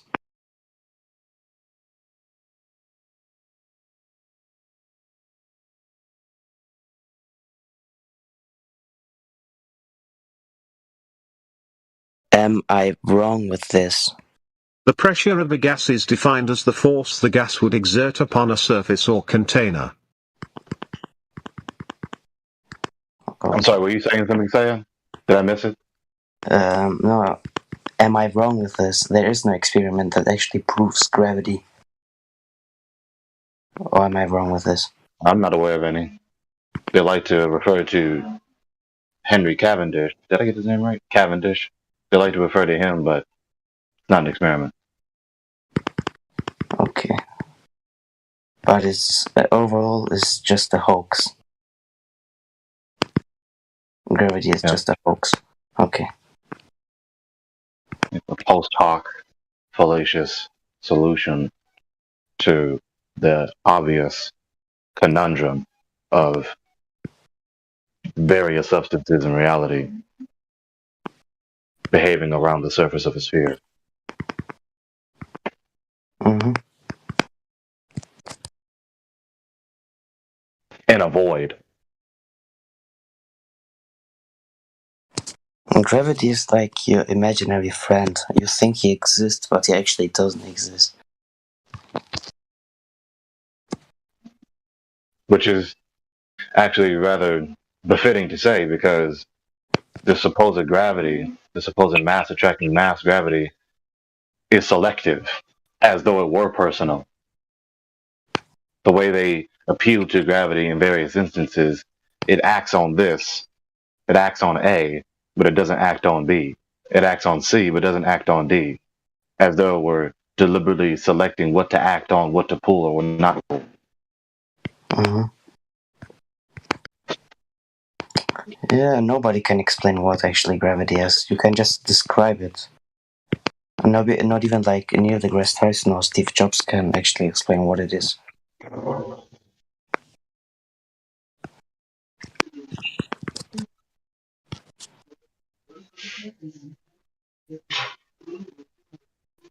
Gravity is a lie. Exactly.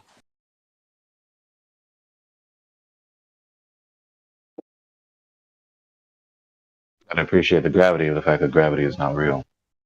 A pound of wood floats on the water because wood is less dense than water. A pound of iron sinks in the water because iron is more dense than water. Therefore, it is the relative density in relation to the medium what makes objects float or fall. If an object's average density is less than that of the surrounding fluid, it will float. The reason is that the fluid, having a higher density, contains more mass and hence more weight in the same volume. The buoyant force, which equals the weight of the fluid displaced, is thus greater than the weight of the object.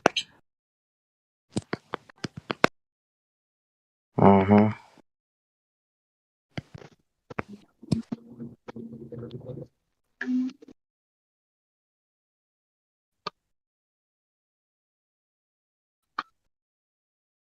What are you folks doing right now, other than me just standing here, just listening to silence?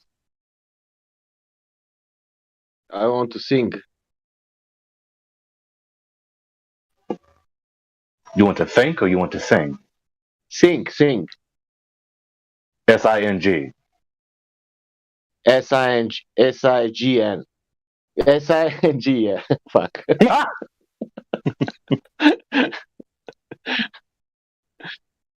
I said sign then. Tomorrow, I love you. Tomorrow. Yeah. You're only a day away. Do you know why I'm singing that? Why? I will stop to work tomorrow. Ah. And maybe forever. Forever? In a sense, for earning money.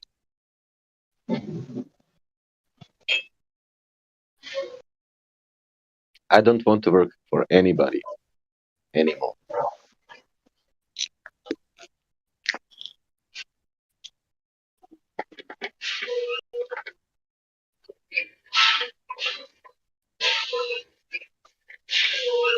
Somewhere over horizon, the sky meets the ground. There is no curve to be found. Way out there.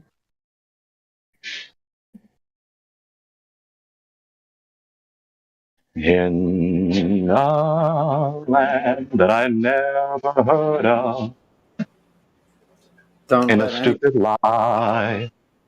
Don't let anyone tell you you're not a virtuoso, you know.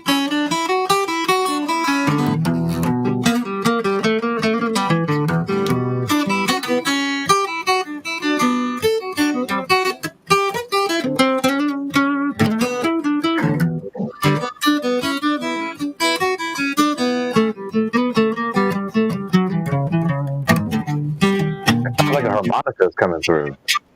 Almost.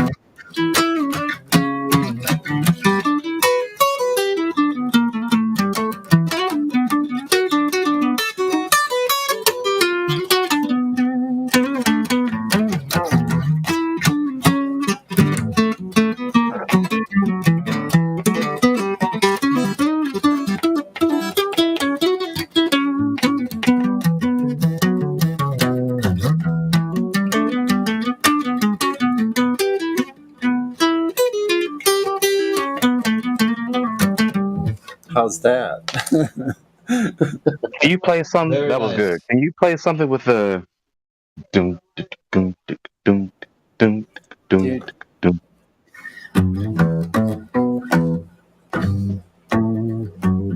The Earth is flat.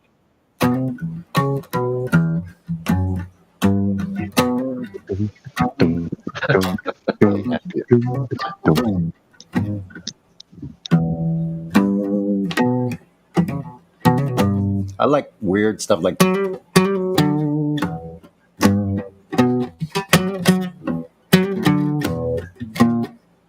gonna do over the hills and far away?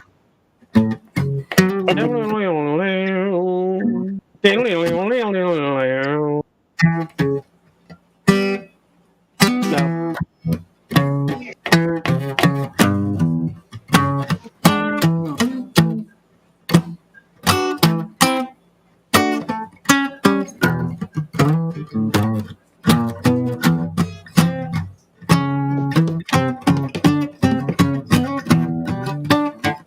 I found a $1,310 Mont Blanc.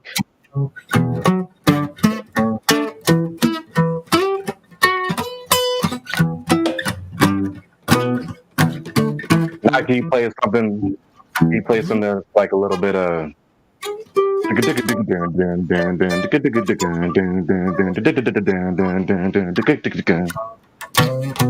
if I do something consistent, I can't. Like this. I'll get it. Hold on.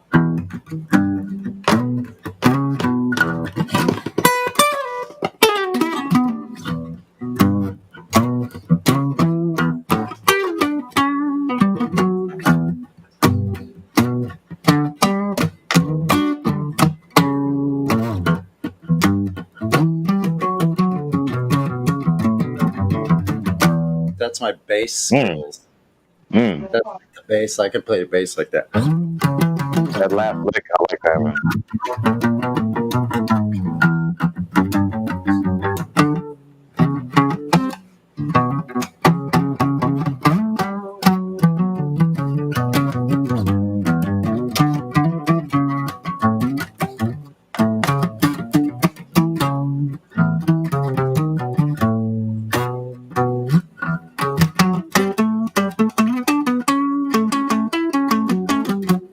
You dig that?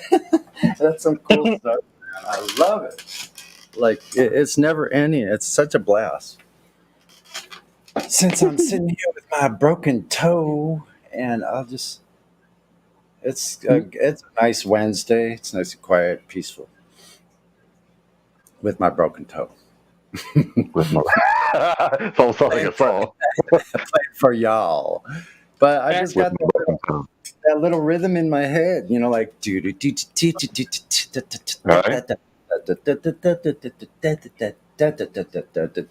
you can just make a joke, like make it a parody of itself. That's what I do. I'll just take those weird little idiosyncrasies and make a joke out of it, and I start giggling inside while I'm playing, and sometimes I can't stop from laughing because I'm such a freaking character. Listen, you hear all these different parts of me, like it's not my fault. Like I'm just like this.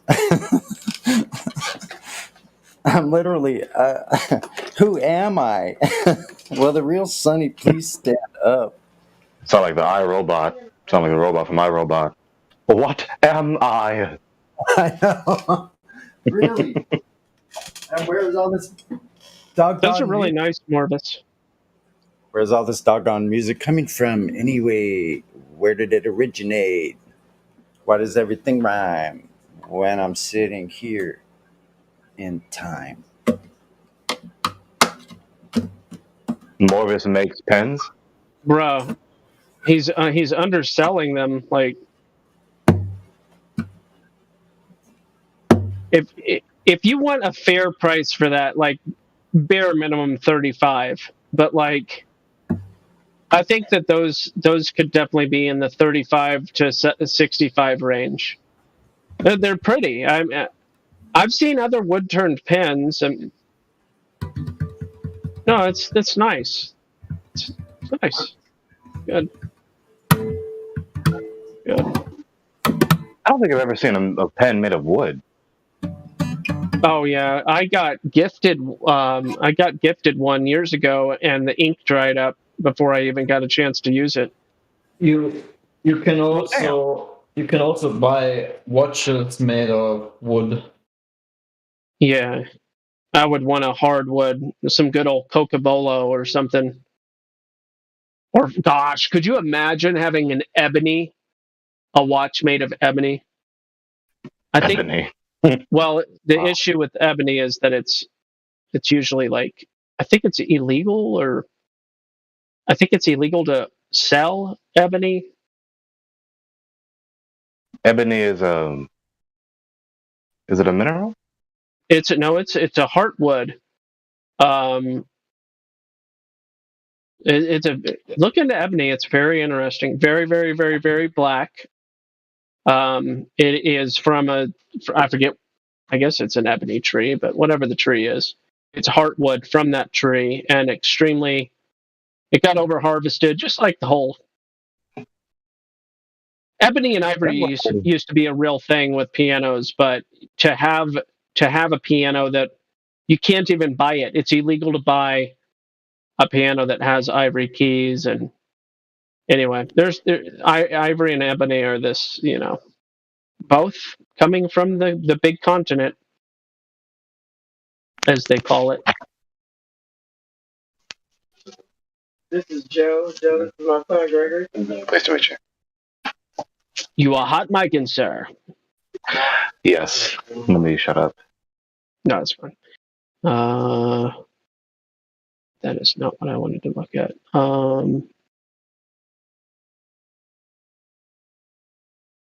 Diaspirus.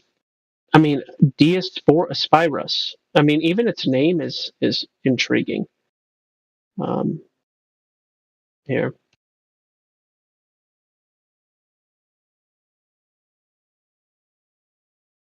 Oh, you have some ebony. Wow, Mortis. Wow.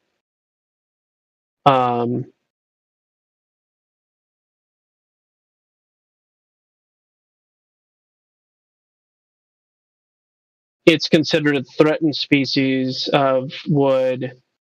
Very expensive, if not downright impossible to get your hands on. The cocobolo is one of those exotic woods. That's a good one. Hard, pretty, lots of character.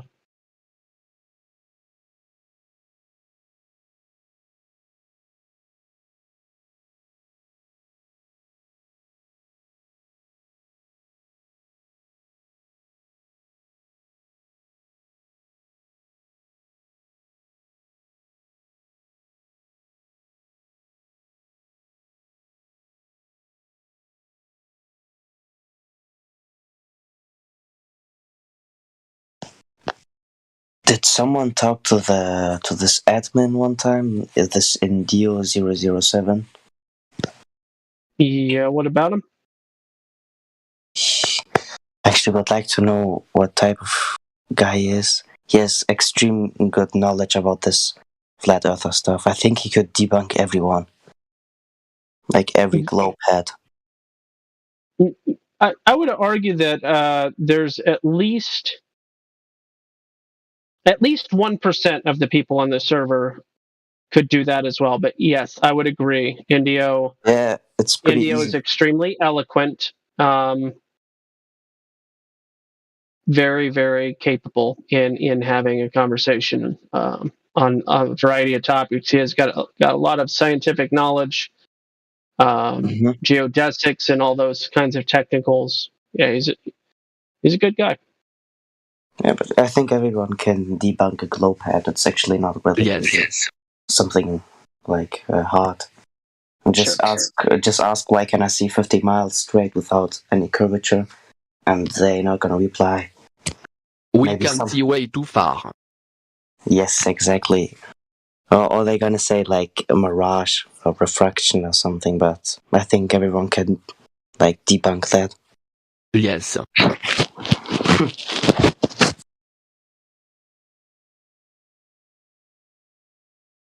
So you found his YouTube channel and you're thumbing through it there, Saya? Yes, I visited this YouTube channel. Pretty good videos. Cool.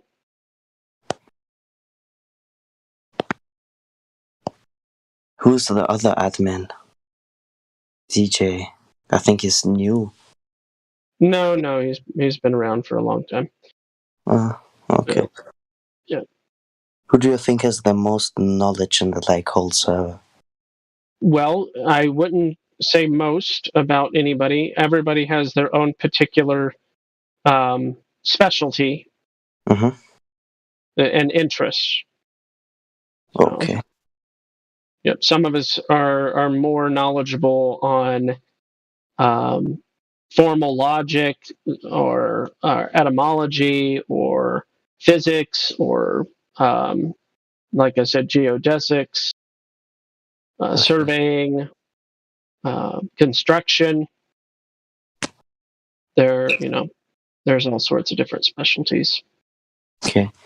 Has there ever been someone, a flat earther got debunked on the server? Like actually by a globe head was just next level with knowledge and stuff? Or did this ever happen?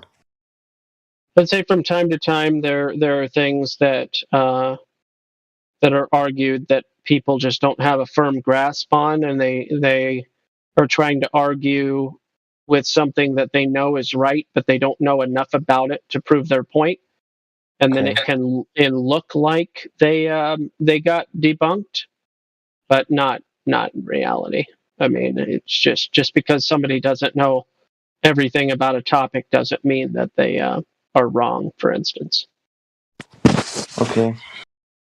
A good example of that would be in regards to using a sextant, and that you need a plane, and you can't get an angle off of a curved surface.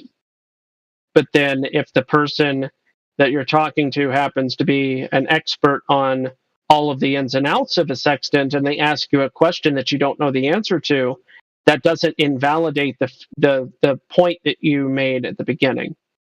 Does that make sense? Okay.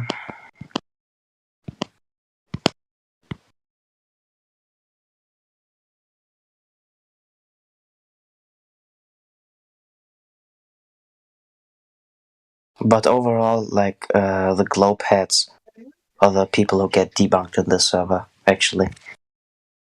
I think someone said to me that they were like astronomers and stuff who got debunked in this server. Sure. We've had all sorts of visitors. The only way anybody could get debunked is if someone happened to find measurable curvature. Has anyone done that? No. There you go. Okay.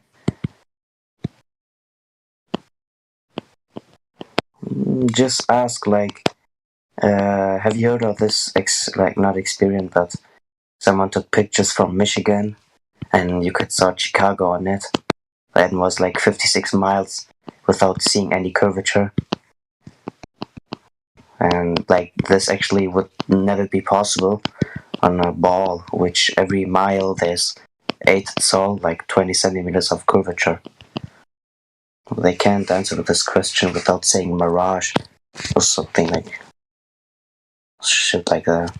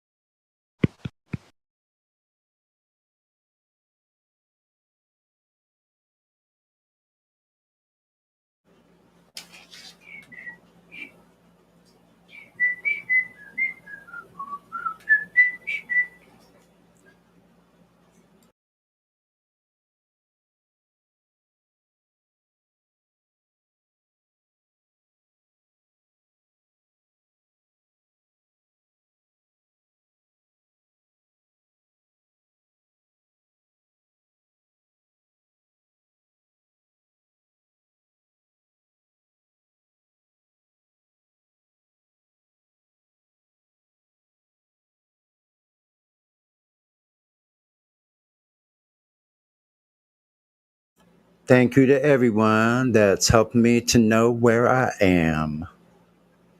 Mm-hmm. Hey, it's my pleasure. For everyone, yeah. Like honestly, it's. I would go on out on a limb, and say it's the greatest thrill of my life. Like the adventure ahead of the unknown, because now there's a lot more of that, and I'm all right with that. I'd rather have that than a fake story of something that I can't relate with at all in my experience, right? So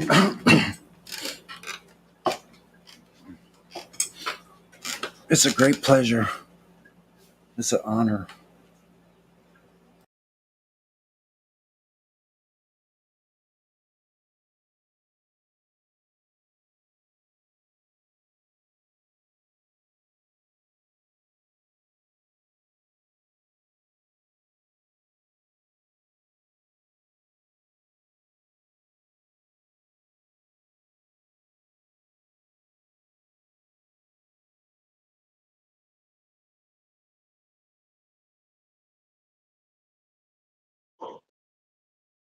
Argentina. Interesting.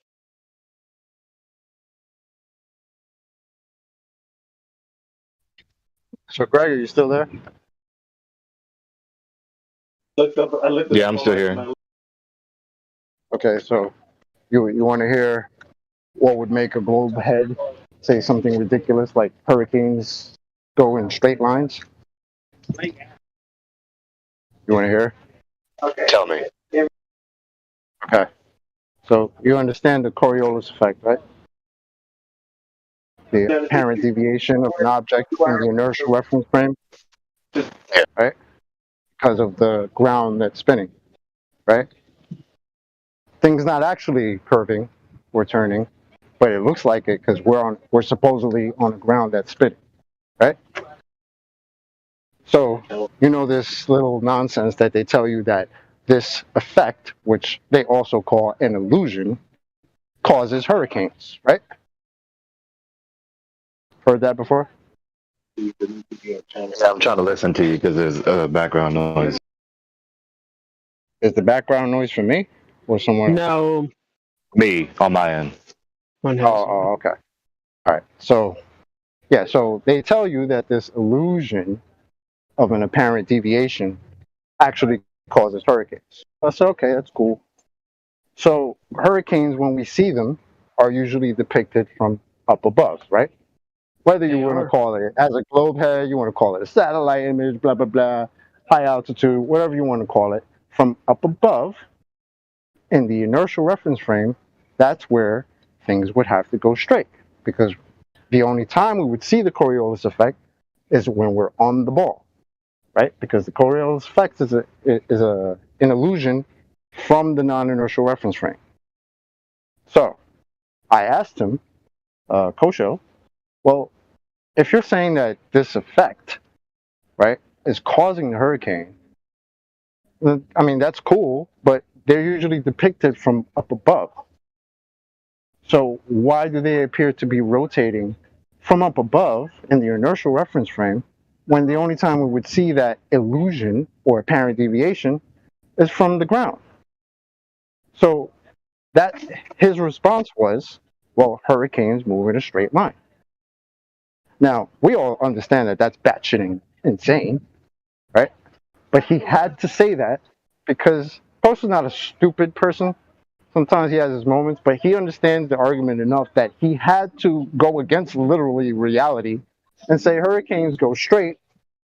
But the problem with that is that, like I said, it goes against reality and what I asked him about, which was the depictions of hurricanes that we see all the time. Because hurricanes are actually rotating because they're actually winds that actually rotate.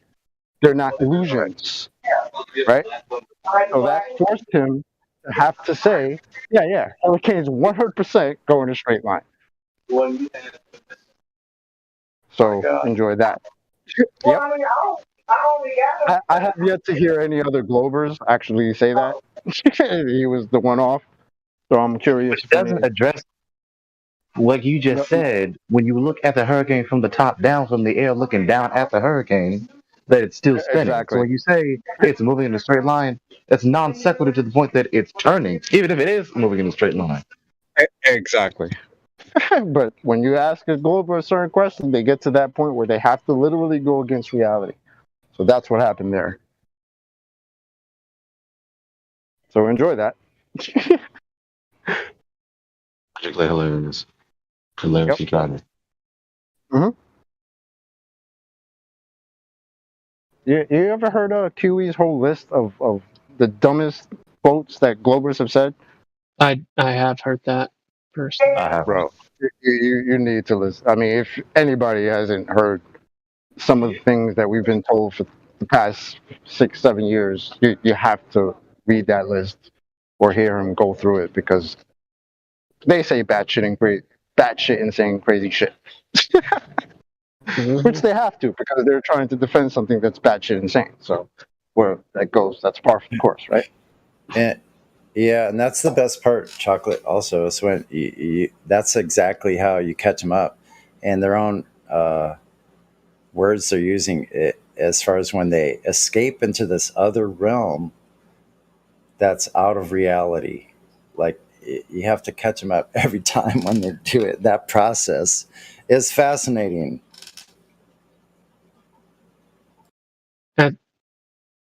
I think Lat Flobes is trying to tell us something. Maybe did he put a ring on it?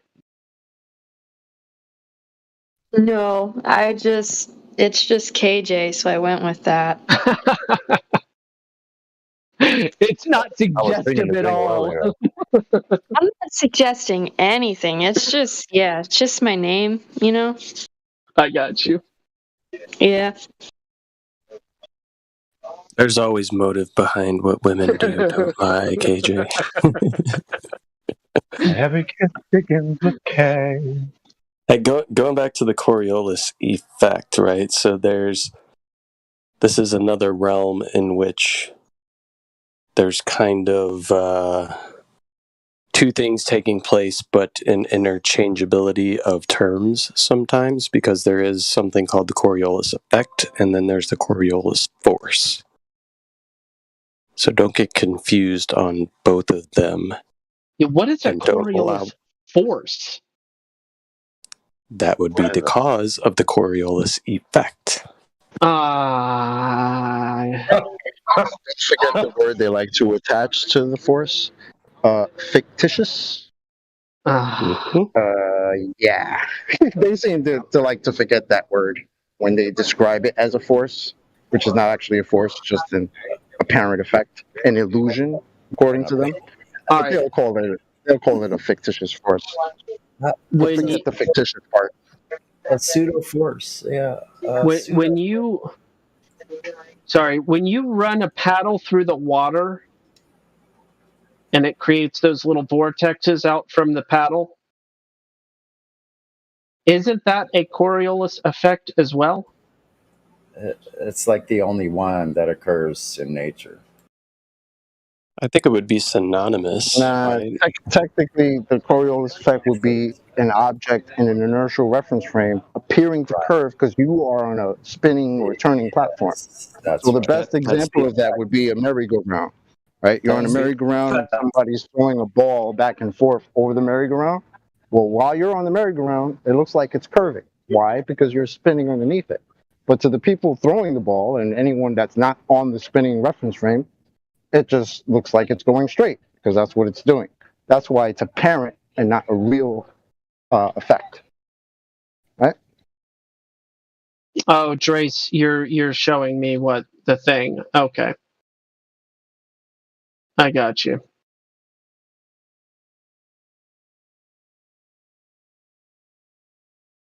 But Chocolate, isn't there a claimed Coriolis force, right?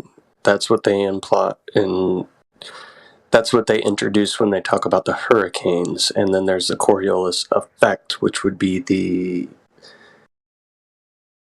apparent deviation, right, based on reference frame. Yes, sir.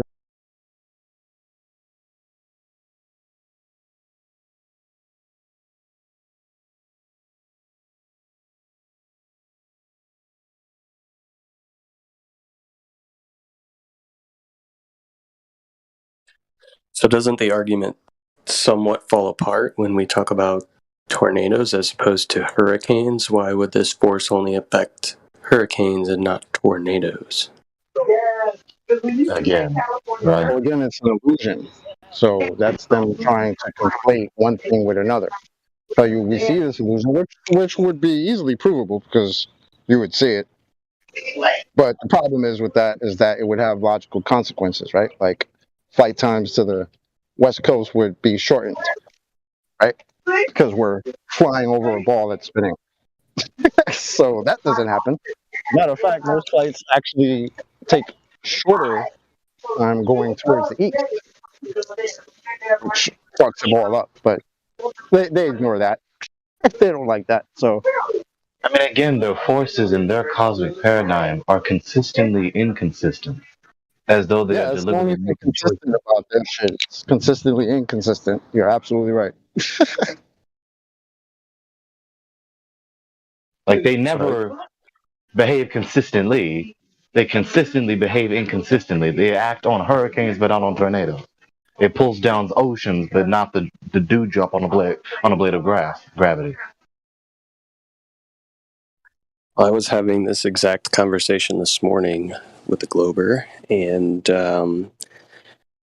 he put forth that there's substantiated evidence for this because you can see it in 3 different things. And his claims were hurricanes, or 4 different things: hurricane rotation, north or south of the equator, Foucault's pendulum, the ballistic deviation, as well as ocean currents.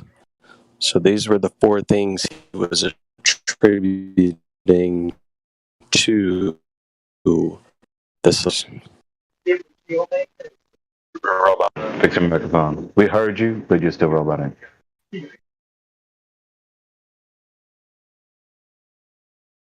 My bad. Am I better now?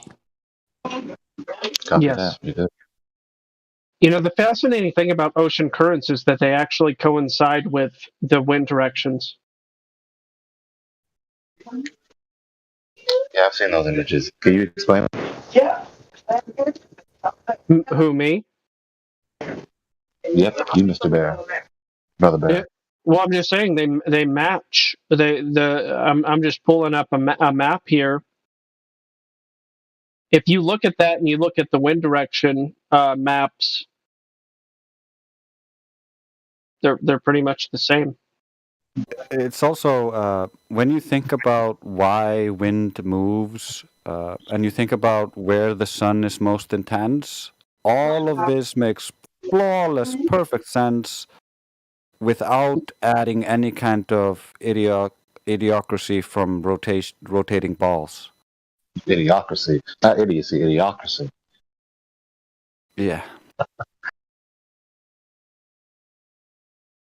No idiocratic dipshit mats.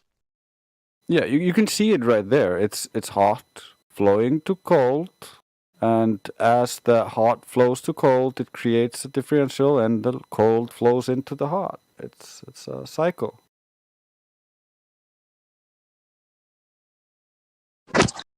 I'm going offline. Bye. See you next time. Peace. Bye. Thanks for the talk. Thank you. You can see the not to same use with the them all. pressure systems.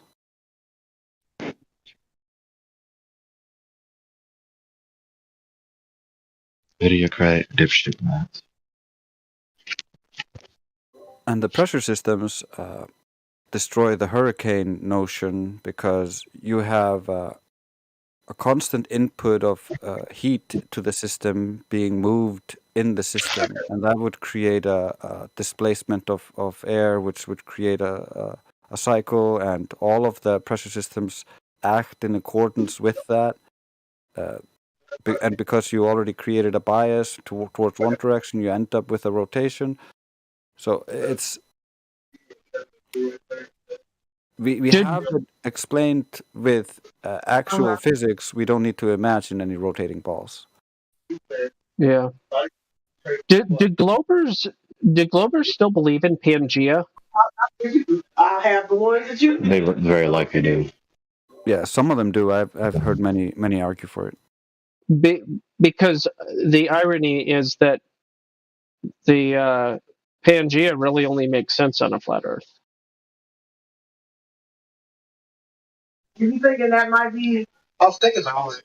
Like, how could you possibly argue for Pangea and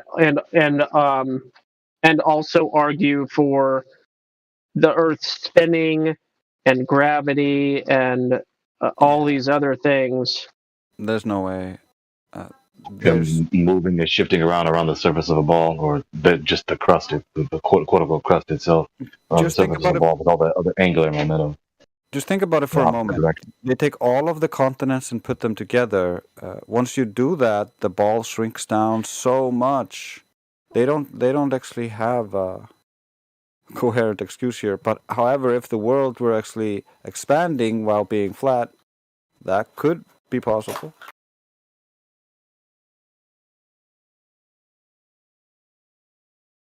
Yeah. I actually think that it's become my understanding that or conclusion that Pangea is actually way more recent than we could imagine. I would say if something like Pangea took place, it would be less about movement of continents and more about increase or decrease in the sea levels. Pre-flood, post-flood, yada, yada, yada. Sure. Yeah. Because with Pangea, you don't have any waters, and where did all of this massive amount of water come from?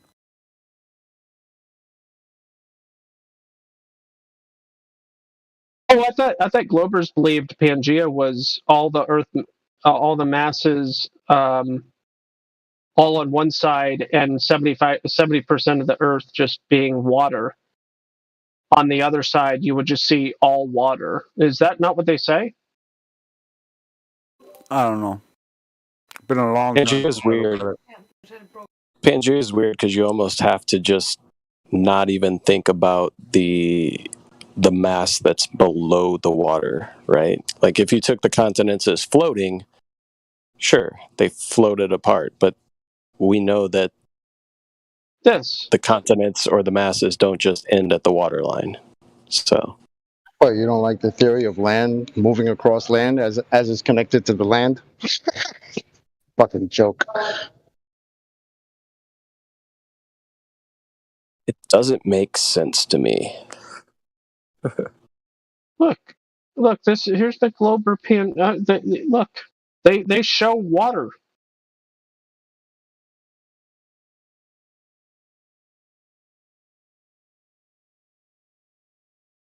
Yeah, I've seen different ones. There are apparently many different versions. Oh, well. Copy here. I mean, these are the ones I saw in school.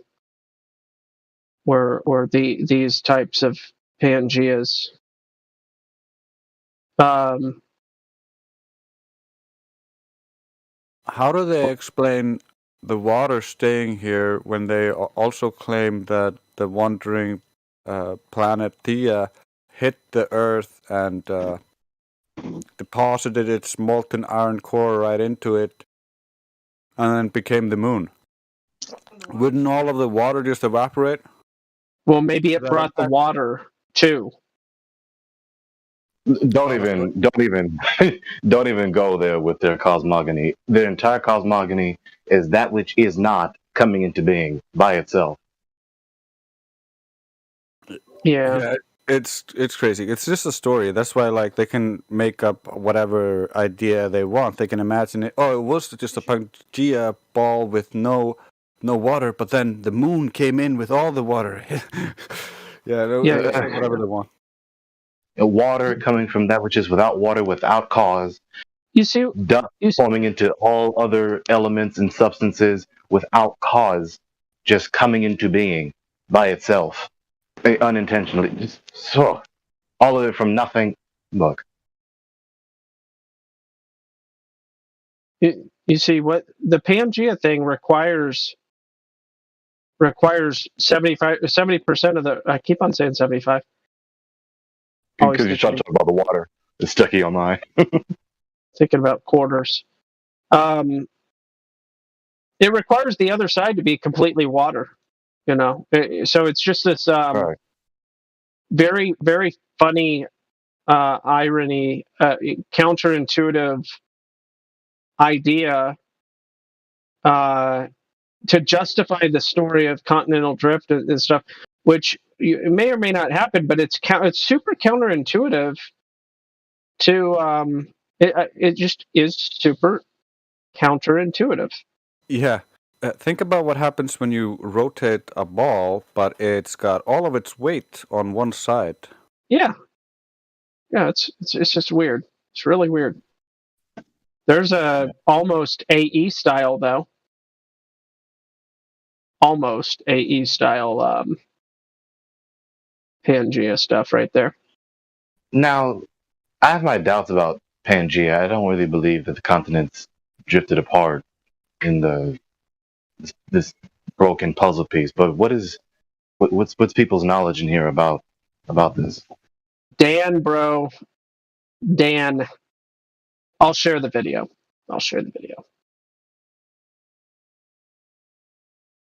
Because we're not walking on a bunch of humongous lily pads floating on molten Well, iron. not molten. See, what if it's water and not lava that that the land is. Right. That's why I said both ways. Yeah.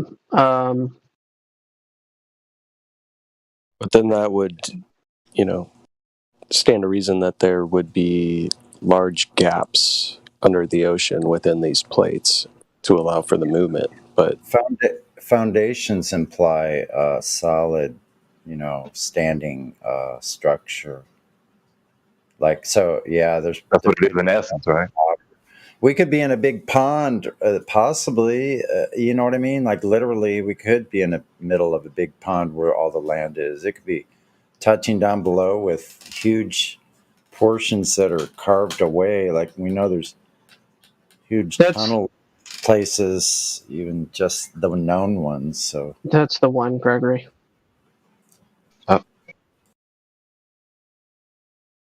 Yes, this video. I saw this. In the days of Peleg. Yeah, it's super interesting. Now, with consideration of the Book of Yobelim Jubilees, you have two alternative interpretations. Two interpretations of what's happening in the days of Peleg when the earth was divided. Some people interpret the passage as the earth, right? The earth, the land, separating. The Eretz is separating. But then you consider what the Book of Jubilees says. It explains that Peleg is named after the instance where the nations were divided. And the earth was the real estate of the earth for the nations was divided. Yeah, 6 in one, half a dozen the other.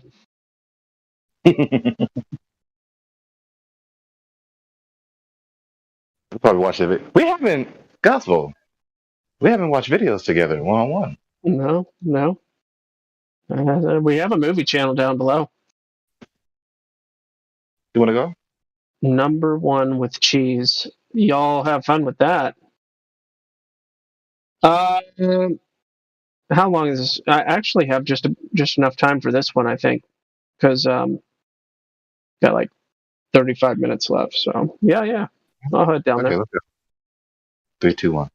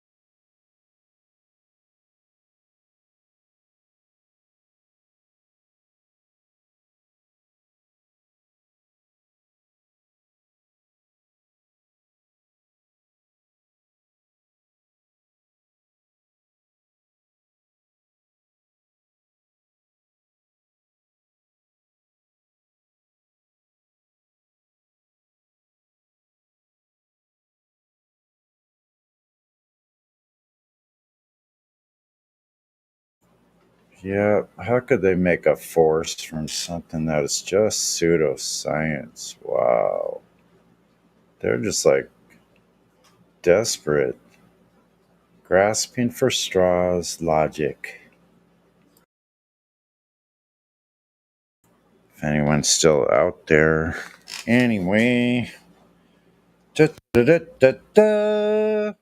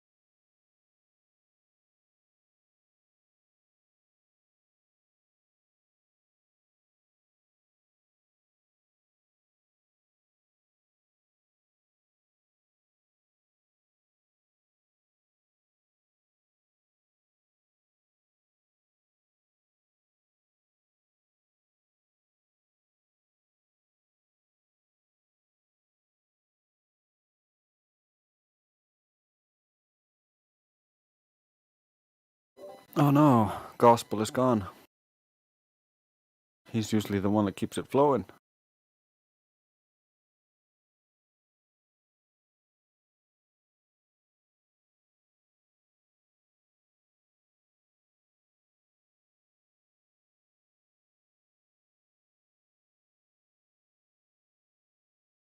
I'll get us a little recording. Play it while we wait for people.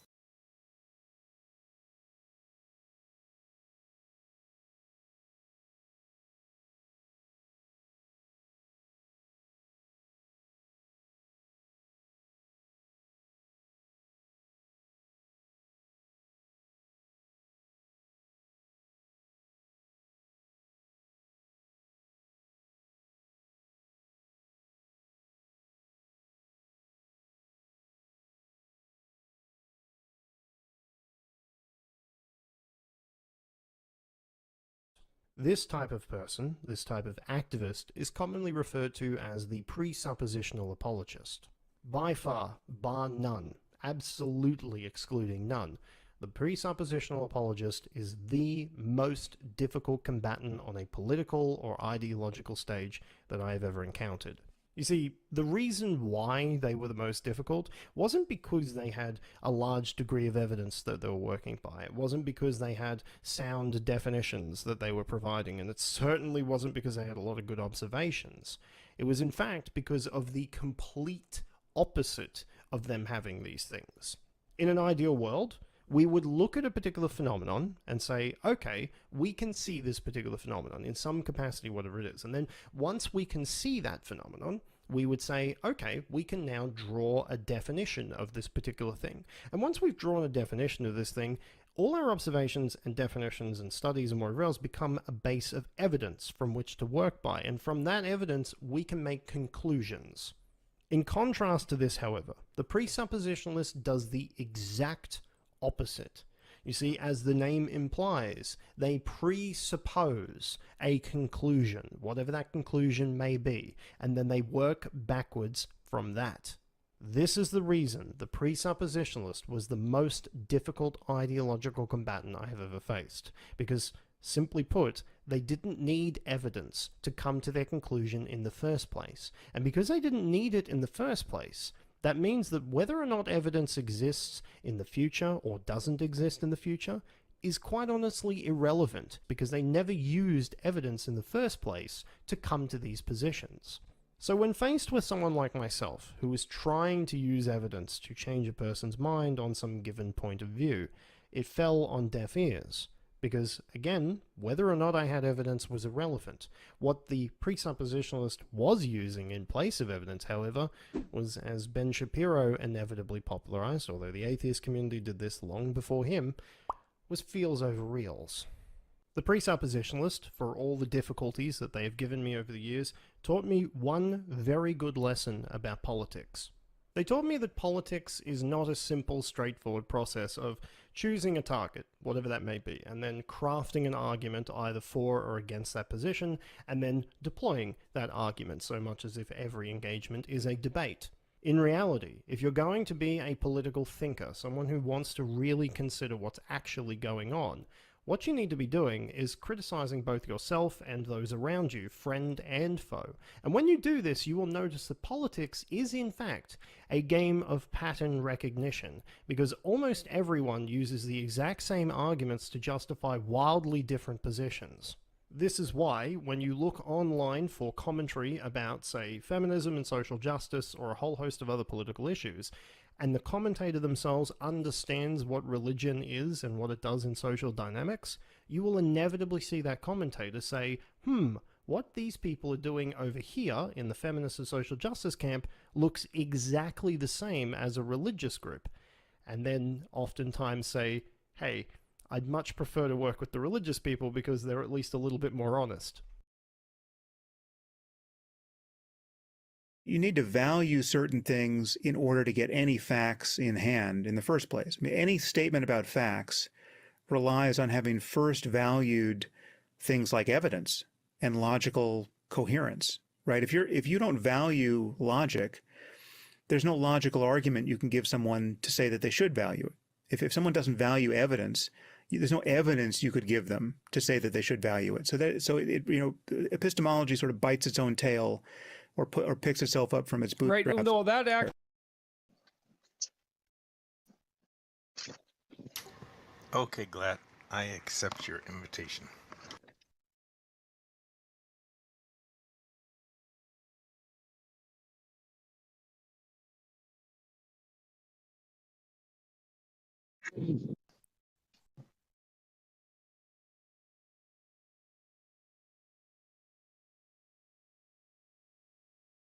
If the moonlight energy is re-radiating, we already dealt with it. It's not. So that is a false premise. Should can we also use this to prove that as another way? If we can use this, we can prove this as another way. This isn't a scientific hypothesis. It's not an experiment. However, you could possibly demonstrate something via another route other than an experiment. Follow? Do you have any ideas? I don't. It's your claim. I really don't. All I know, this isn't a scientific hypothesis for the reasons I just mentioned, and it's not. Therefore, it's not an experiment, not a viable one anyway. What if you wanted to prove that it's causing a cooling effect, not that it's not re-radiated sunlight? You could possibly do. It wouldn't be an experiment. You could demonstrate that somehow. Sure. Yep. So say I do demonstrate it. How would I then make an experiment out of it? You can't. It's not science. Sorry.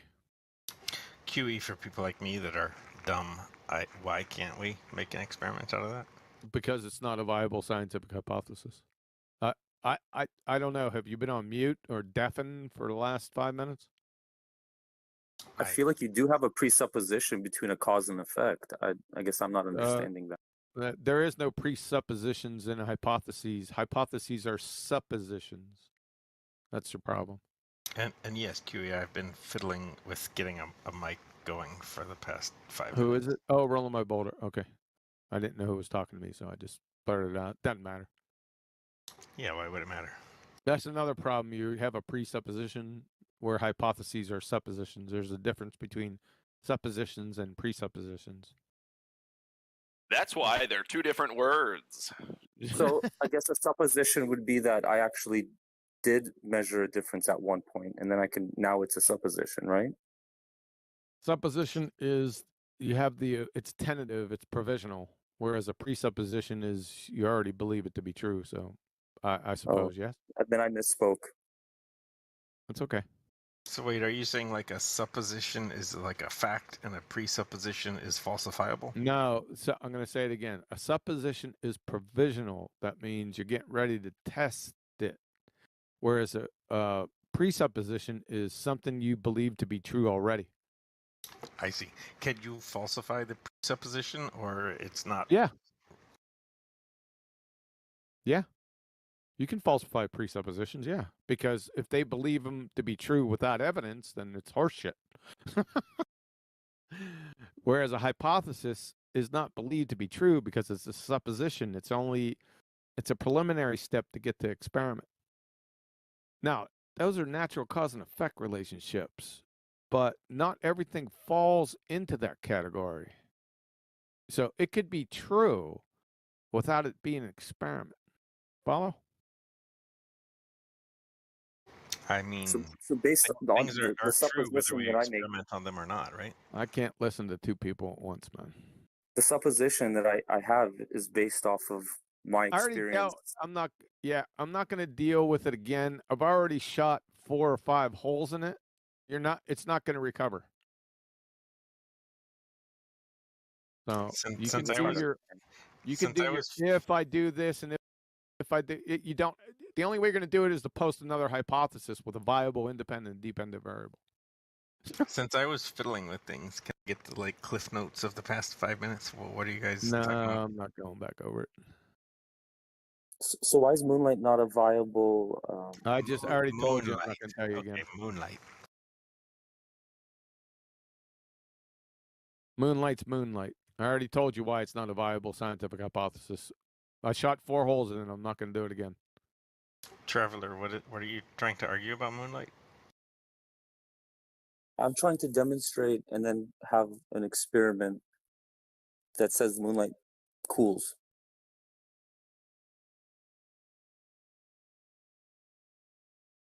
And you think you have like a bona fide experiment to do that?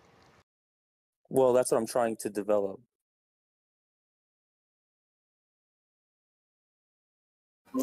Impossible. Now, like I said, you could demonstrate that without it being an experiment and still be true. I think you missed that part. Would that be proof? Yes. That's what I was going to say. I mean, you couldn't be happy with that as well. I mean, you're doing more than 90. To say that for a while. More than 99% of Americans who are just sat on the couch doing fuck all. You could be really happy with that. You know what I mean? I'd encourage you. What a wonderful thing. It's just not an experiment, according to Okay, society. so like the like important thing is that you can make an observation and record what you saw, and what you saw is true. No, that has to be an observation of a phenomenon. Neutrality occurring phenomenon. Isn't everything that you observe a phenomenon? No, I can observe a tree. It's not a phenomenon. It's a concrete noun.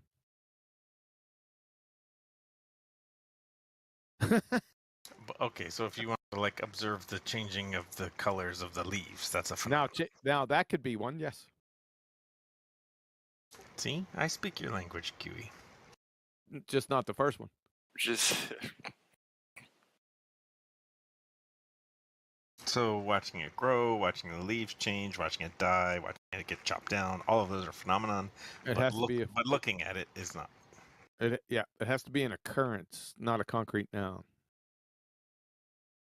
verb.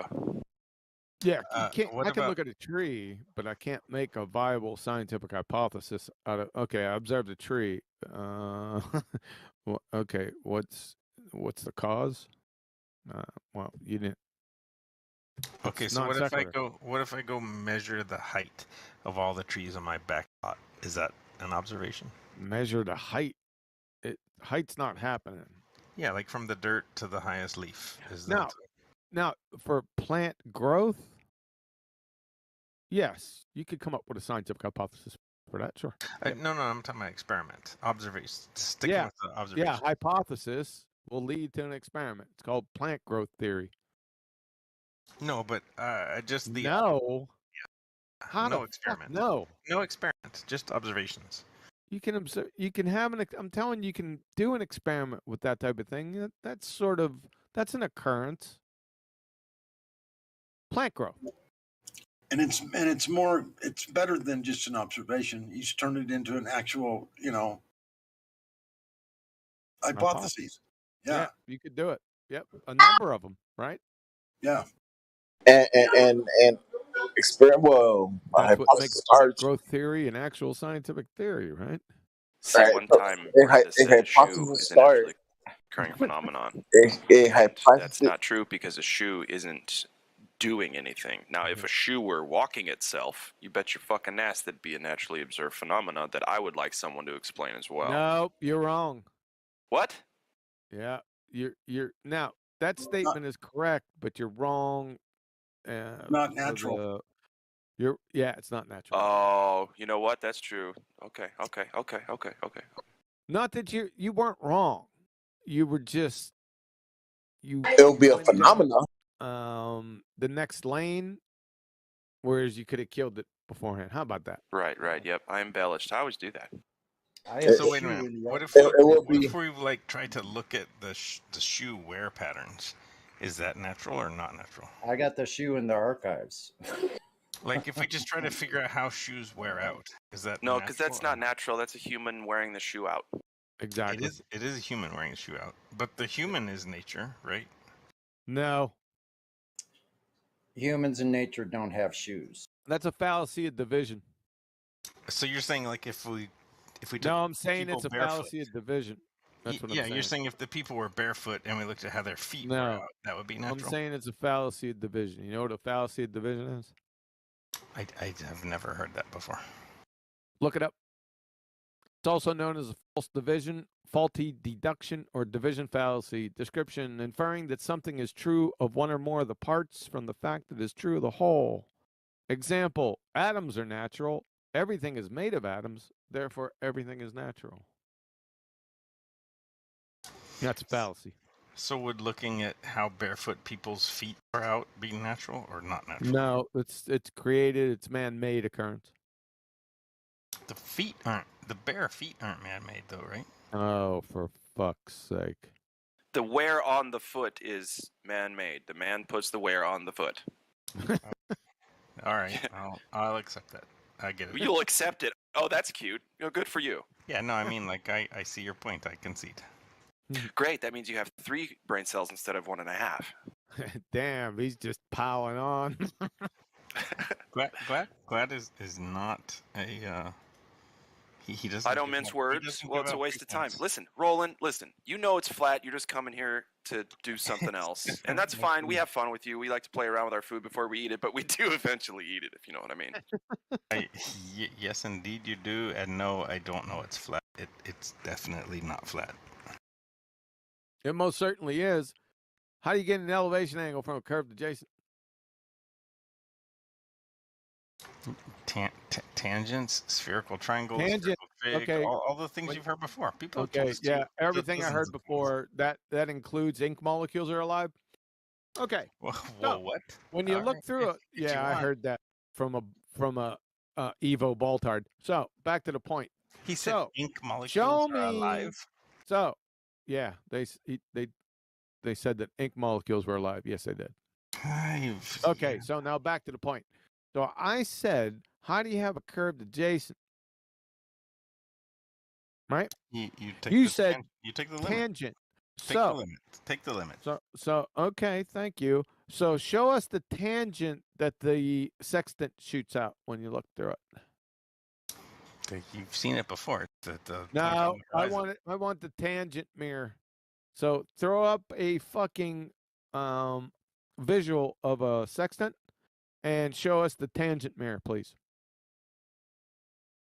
I am not prepared to throw up visuals. So the Earth must be flat. Yep, it is. Well, the Earth's not flat because of that. The Earth's flat because you're a moron and don't understand what triangles are. Good catch, though. I'm a moron and I don't understand what triangles are. What's a triangle? Oh boy, 180 degrees. What do you want? 3 lines, 3 angles, 180 degrees. Yeah, that's kindergartners know these things. Shit, you said one with 180 degrees, so I immediately listen. You know 99.9% more than your fellow Baltards. Tell you that much. That's shameful, isn't it? And that's so you only got a that triangle. more or less. So you said, did you say 3 straight lines? I did not. I said 3 lines. Oh, do they have to be straight? What kind of triangle are we talking about, my friend? Talking about a fucking triangle. There's only one triangle. So no other adjectives like spherical or... No, there is no spherical triangle. It's an oxymoron. There isn't one. Why is it an oxymoron? Well, because you said all the angles. Remember, I asked you for the definition. Okay, sure, you sure. said, Yeah. You're right. I agree. Thank you. Can I finish my statement? You can. You were correct in stating, like I said, you did a great job. You actually more or less defined it, even though it was like a scattergun, but you got it. You said all the angles of a triangle must add up to 180 degrees. Well, that is true because that's the most important property of a triangle. Then you said, well, QE, can't you put an adjective in front of that monkey and say spherical triangle? Well, if you do that, then all the angles in that spherical adjective triangle will not add up to 180 degrees, making it not a triangle, making it not a spherical triangle. Thank you very much. I'll be in the area all week. Oh, yeah. I you know what? I don't disagree with you. Now, people say spherical triangles. That doesn't make it true. People also say atmosphere, which is a contradiction. Let's not go there. Let's stick with geometry. I'm just giving an example of stating something that people say, rather flippantly, that is also a contradiction. So spherical triangle is as atmosphere. Well, no. Spherical triangle, when they say spherical triangle, they're trying to jump from Euclidean geometry to some other kind, right? Well, they can't because, like you said, the angle sum property of a triangle is 180 degrees. So I don't give a fuck what type of fairy tale geometry that somebody dreamed up. It's not a triangle. You should care about the geometry that people dreamed up. It's all been dreamed up. Euclid dreamed up the triangles and all the... I don't think so. I haven't studied too much of Euclid. I could really give a shit. I know what a fucking triangle is. I know that it's... Because Euclid dreamed it up for you. He didn't dream it up. I mean, I can demonstrate a triangle. Holy crap, dude. Yeah, so can I. You think triangles didn't exist? We both went through the same kindergarten, QE. We can both demonstrate triangles. Well, I'll tell you what. Do Glovers really fight you on this definition of the triangle thing? Yes. That's okay. I have a good time with them. It's like they're a fungus, and I'm fast acting, tenactin. Fast acting, not just. Okay. All right. Well, there's other geometries that have been dreamed up over the years, and Sure. you know, whatever. They may or Sure, may they're not be real, Yeah, they're dreamland. but so is Euclid's. So here we go back again. Okay, I can demonstrate what a fucking triangle is. Well, I mean, give me a beach ball, and I can demonstrate all kind of spherical things too. Oh, really? You can't demonstrate a fucking triangle. Touche, my friend. I cannot. I agree. Too funny. Dude, would it you're matter too what you easy, could do you're on a too beach easy to ball? get along with, man.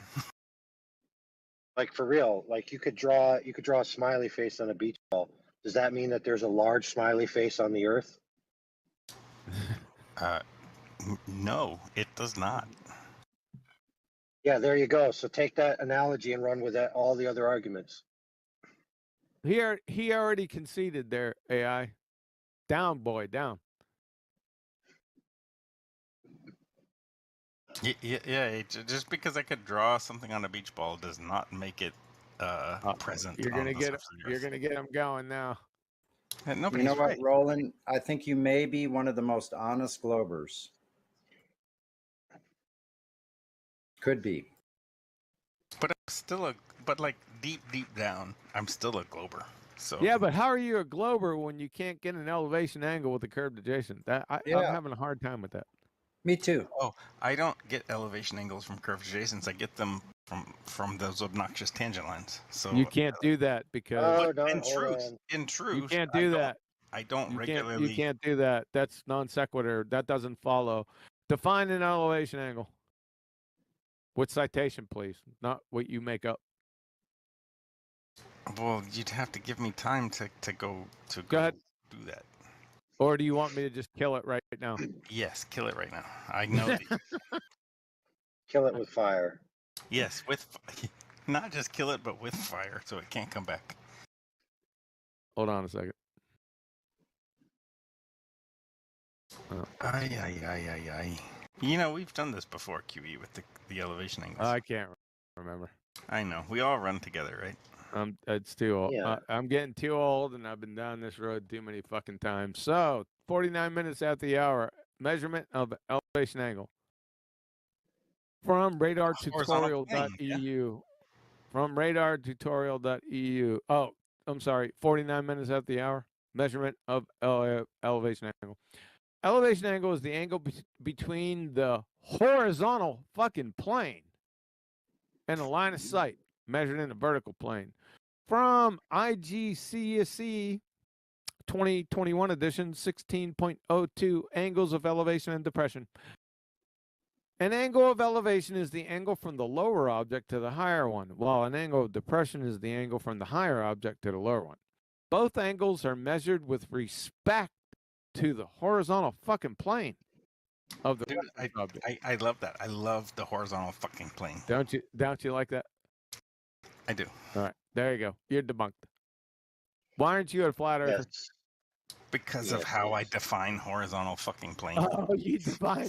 There you go. There's the answer.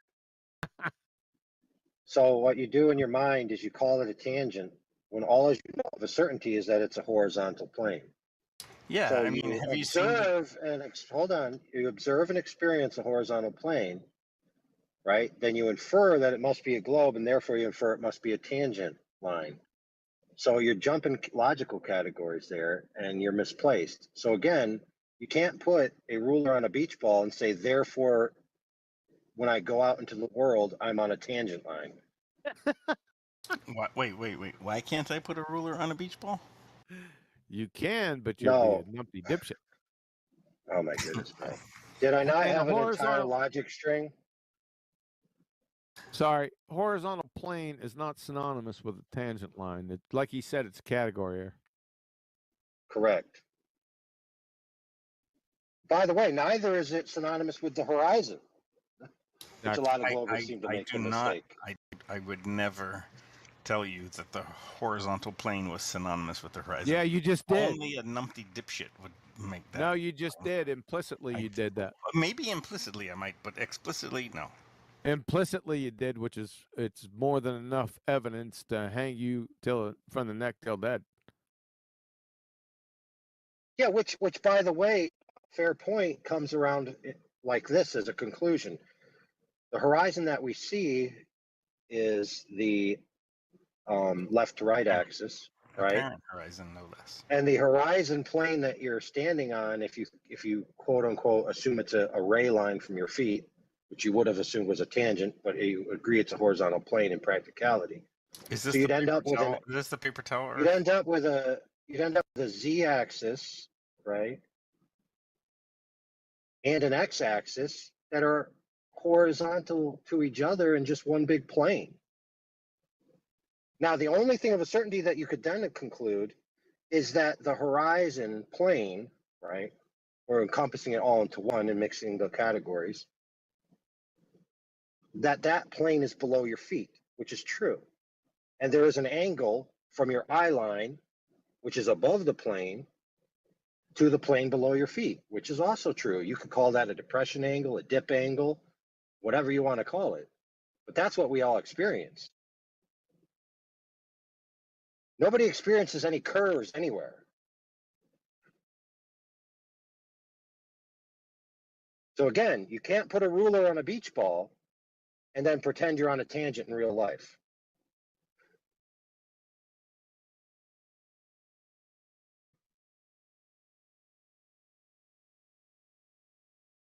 So you mean like if I'm standing on the beach and I look left, right, forward, whatever, that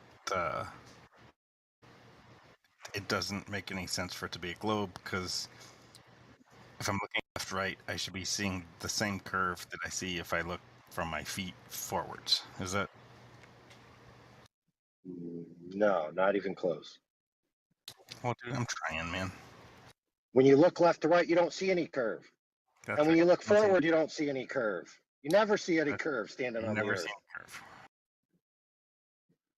All right, nothing's around. No ships. By the way, that's agreed upon. This is already established, agreed upon in all camps that talk about this subject on any kind of non-asinine level, that the Earth is experienced on the base level from the vantage point of the observer as flat and stationary. Yeah, if I'm at the beach, and looking out over water, flat, stationary, and nothing around, just me, beach, water, flat, desert island. So you're right, flat and stationary. I agree. Yeah, but if you hold a beach ball in your hands and rub it, then you can pretend you're on a globe. That I could, I guess, or if like I'd been taught things and knew critical thinking and then used all kinds of other observations, then I could also do it without rubbing the beach ball. Like what? Oh, the famous things: ships bottom up, sextant, elevation angles. So Sextant elevation angles. That's flat Earth proof. Oh my goodness, dude. Ships bottom up. That fucking 2015 called. They want their disheveled. Yeah, you get an angle. You get an angle. Really? From 2015, 7 years ago? That's fucked up. 2015, that 2015 argument. Like for real, you get an angle from a flat baseline, and then you look at a beach ball and say, "Oh, I must be on a globe."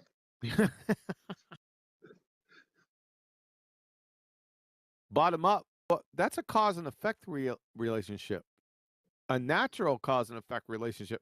What's the hypothesis? And then post the experiment validating your claim.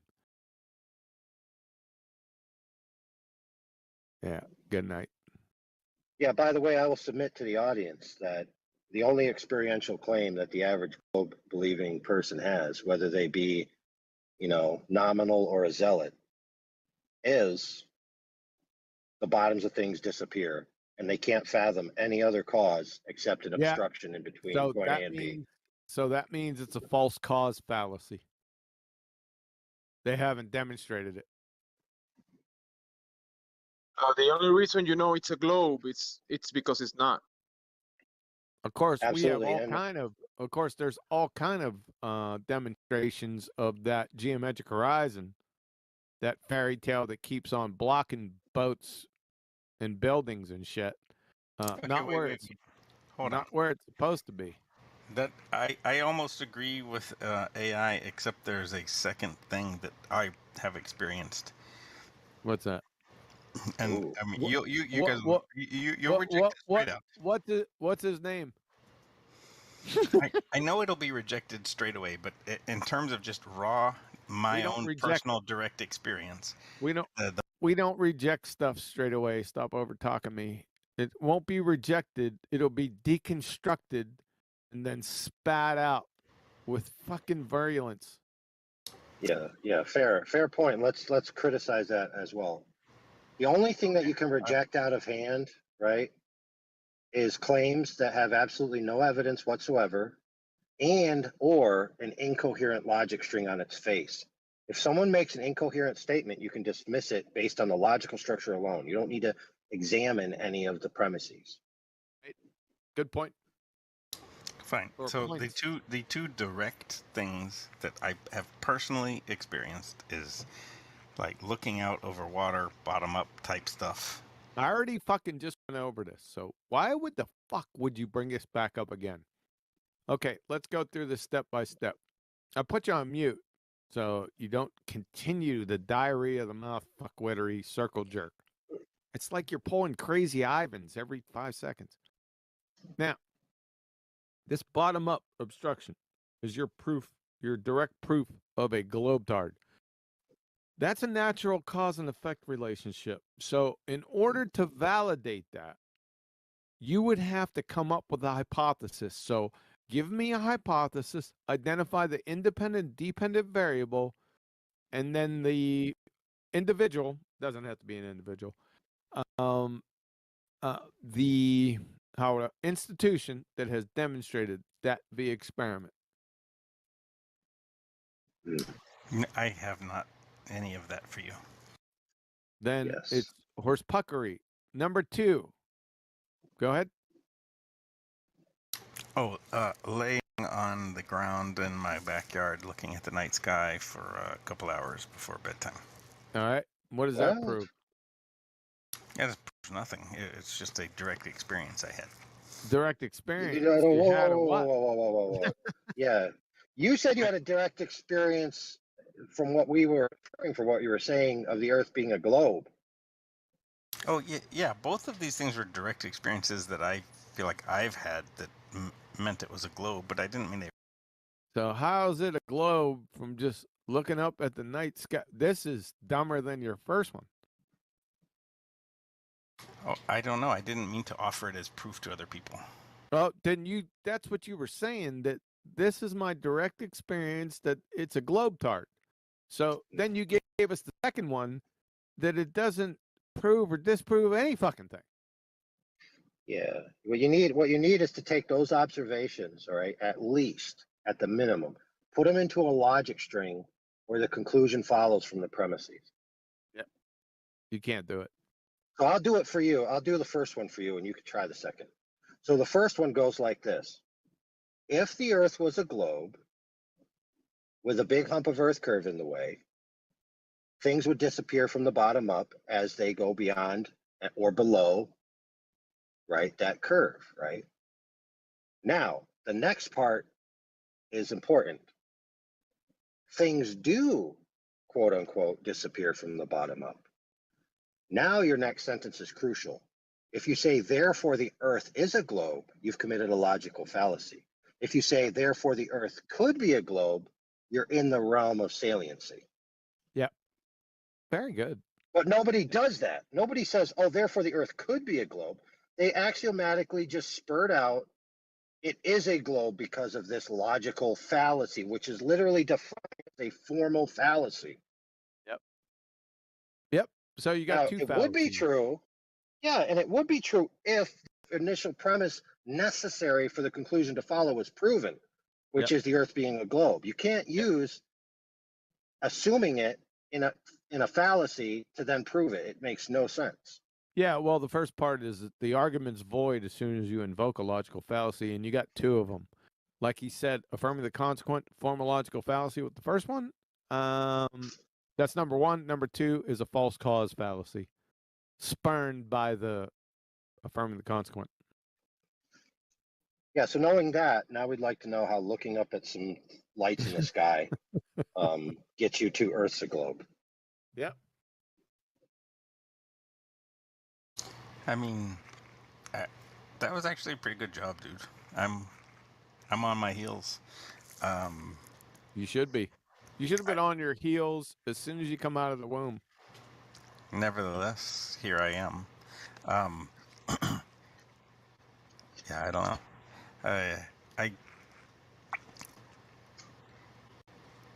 I feel like I'll give you a hint. I'll give you a hint. I'm a lot more that I was taught. A lot more that I was taught in school.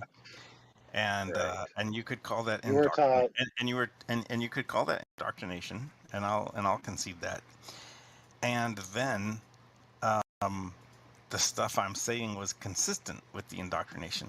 So that's kind of why I. So No. So they consistently indoctrinated you. Sure. Well, listen.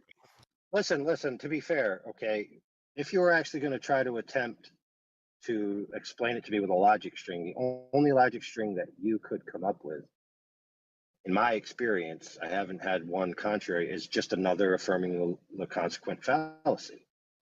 Now, to be fair, there are many of these in the globe quote, model, paradigm, whatever you want to call it, right? There's plenty of them. If it was a globe, then this would be. This is, therefore it's a globe. That's where they go wrong. They teach all the kids, therefore it is a globe, without proving it in the first instance. Because that logic string doesn't follow the conclusion necessarily. It could be, but it's not necessary. I agree. They don't understand the difference between sufficiency and necessary. Yes. Awkwardly, I agree with both of you. Right. So you have a collection. The whole if and only logic. Yeah, you have a collection of logic statements which are either fallacies or where the premise isn't proved in the first instance. So there are some that aren't fallacies, but you need that initial premise to be proven first. So here's what they do, and here's the sleight of hand. Check it out. They find a coherent logic string, right, which would actually follow if the initial premise was true. And they present that as the stone cold evidence. But the initial premise is proven where? In the previous formological fallacy. They borrow the conclusion from a fallacy to put into a non-fallacy. And so you end up with a big circle of fallacy. Yeah, you know what? I'm going to go out on a limb and just admit that the shape of the Earth, that it's a globe, has never been logically, mathematically The Earth is flat. proved to me. It's a totality of evidence kind of thing, not a proof. That's why The totality of No, wait a second. The Earth Hold is on, flat. Hold on. Evidence is proof. So you said the totality of evidence and proof are synonymous. I think evidences are a collection of facts. Evidences are facts, and then the meaning that you derive from them is something else. Negative evidence is proof. So wait, like we found, John Smith's DNA. We found John Smith's DNA at the scene of the crime. Deny it. Doesn't prove. Define it. Define what? Define both. Citation, please. Define proof and evidence? Yep. That's how we can tell the difference. I don't. I can try to get back to you, but I do not have anything. Nah, that's okay. I'll do it for you. Can I read them, though? Yes. 1 second. Awesome.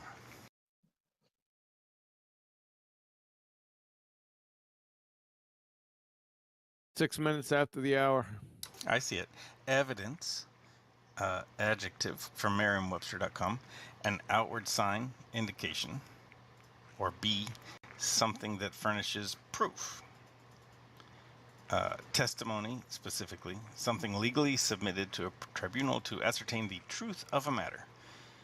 From OxfordDictionaries.com, proof, is evidence or argument establishing a fact of truth or statement. From collinsdictionary.com, prove, 1, test by experiment. Well, that doesn't mention evidence, so I'll ignore that. From Merriam-Webster, proof synonyms, confirmation, evidence, validation. Sound damning to my statement there. And then yeah, okay. So yeah, I think evidence. I think, geez, boy, that's rough. I think of the word proof and prove. I think of them as math and logic, and evidence. I think of more epistemological grounds. Incorrect. Oh, it's not automatically incorrect. I mean, you Yeah, certainly have math well, and logic. it doesn't matter. It's a red herring fallacy. Proof is evidence. Evidence is proof. But you agree that there are math. No, I don't agree. Proofs, No, yeah? math is no. Mathematics is only domain specific. It's only descriptory. That's all. And logic. Depends on what type of logic you're using. Formal. Formal logic. Yeah, can formal logic prove things? What's formal logic? It is concerned primarily with the form of the logical argument. So you're talking syllogistic logic. Sure. So yeah, but the premises could be false. The statements can be logical, but invalid. This is true. Yeah. Yep. I would awkwardly argue that the Black Swan is a case in point. A case in point of what? Faulty premises. Really? What's the fault? You've got conditional statements. If the Earth is a sphere, radius 3959. And light travels in straight lines. No, we're not talking about light here. We're looking, No, so we are just the argument. Just the argument. But we're looking. There's nothing wrong with it. It's the premises are right as the rain. Yeah. That's a sound logical argument. With faulty premises. What's the all right, what's the premises of the Black Swan? Earth is a globe, curving away at whatever 8 inches per mile squared, and that light travels in straight lines. Nope, there's nothing about light. Well, of course, it's omitted purposefully. It's not omitted. It's not part of the argument. It's a geometric argument. But the Black Swan is you're looking at something. So light. No, the Black Swan argument is not looking at something. It's an argument. The evidence is when you start looking at something. You got the wrong emphasis on the wrong syllable.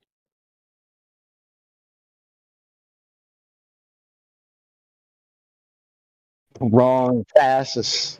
Wrong syllable. Finally hit home. Did the penny drop for you? Oh, the penny has dropped so long ago. Elevation angles, yeah? It should have dropped then. It's the year of the sextant. No, it's the age of the sextant. Yeah, never mind the year of the dragon or whatever. It's the year of the sextant. So back to the logical consistency argument. It can't be. All the premises are all true. Conditional statements are true.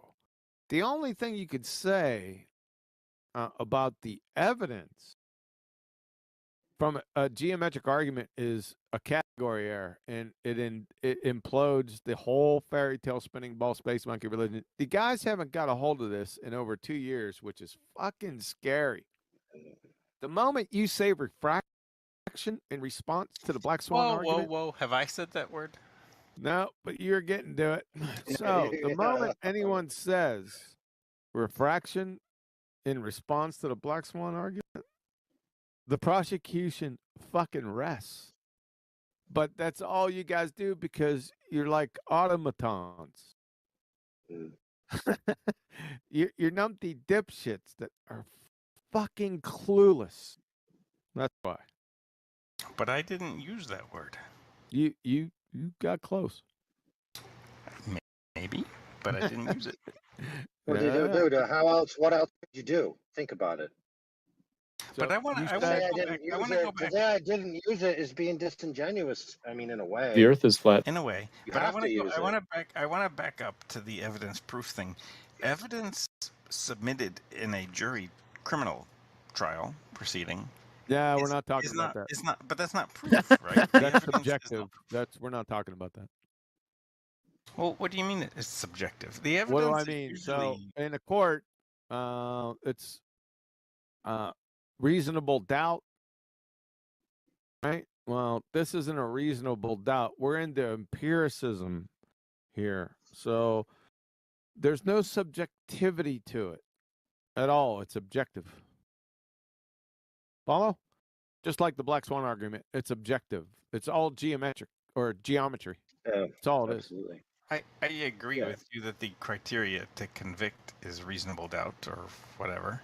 Yeah. But that's not the criteria used to submit evidence before the court. Yeah. Well, if you submit Who cares? evidence, hold on a second. If you submit evidence and it does not affirm proof, then it wasn't evidence to begin with. It was only in name only. But both sides, the defense and the prosecution, submit evidence. Who gives a fuck? That's a red herring, dumbass fallacy. You got to come up with something fucking better. What are you trying to debunk here? I'm not trying to debunk anything. Well, what's your point? That the evidence and proof aren't synonymous. Oh, they're not. Yeah, so you're perfect. going against the definition. Hold on a second, AI. Just wait a second. You fucking read out the definition that said that they were synonymous. Now you're going against that. That violates the law of non-contradiction. Those were interesting definitions. Yeah, they were from They Merriam-Webster. weren't, What's they your weren't definition? like definitions before the Yeah, court. they are definitions. Merriam-Webster provide the definition. Yes, they're definitions. What court, dude? What court are we in? I mean, QE wouldn't accept everything from Merriam-Webster, so That I doesn't don't say, know. that's all or nothing fallacy, by the way. So your argument's void on that point. Next. It is? I mean, is Merriam-Webster Yeah, a it trustworthy is. source or Yeah, not? yeah. Your question was it is? Yes. It's an all or nothing fallacy, making your argument to that point void. So yes, it is. I'm genuinely curious to hear, like, all or nothing fallacy and argument appeal to authority fallacy. Argument. Seem like a very narrow. That was an appeal to authority. Never came up. Argument. No, it the didn't. all or nothing fallacy is just how it sounds. Drace is here. Drace, what's the all or nothing? Well, what the argument more or less is, or what the argumentee more or less puts out, is if a source states something and you cite it, then you must believe everything from that source. So if Joe fucking Coffee Monkey Baltard says 2 + 2 is 4, then everything, I agree with that. Then I must agree with every fucking incoherent bullshittery that comes out of his mouth. That's where the fallacy is, and you employed it. This must be related to the appeal to authority fallacy because No, Joe it's not. Schmittery, It's not. he could be an It's expert in math, but then make comments about all sorts of other It's things. not. It's not. We can connect other things to that, but in this case, it's not. So I can offer up a source, and then if that source says other things about the same subject matter, I can say, well, whatever, I don't believe that part, but I only believe this one part. That's, yeah, it has to be hyper topic specific. Well, yeah, but I mean, Merriam-Webster's topic is defining words, right? Yes. Yeah, but the problem is that the online dictionary versions of some of those define level as adhering to the surface curvature of Earth's water. No, it's so a obviously they're contradiction. wrong. No, that's a contradiction. So let me see if I can find that. they contradict themselves. Merriam-Webster does. Hold on one second. Here comes Lemon. Let me search this. Oh, it's not going to be a long search. I just fucking found. Hold 1 second. So let's go to Merriam-Webster and listen to them contradict themselves in one sentence. They contradict themselves. So each tenet, each claim has to be evaluated on its own merit. Hold on a second. It does start to seem circular. I've lost The source's claims must be evaluated on their merits. Every single one. Yep. Every single claim from a but source. Then how can it be a source? Say again? Then I just don't understand how that can be an authority on the subject. Well, because like AI said, that Merriam-Webster is an authoritative source. Doesn't make them right about everything, but they're authoritative source on definitions. I mean, duh. I mean, do I need to go into why?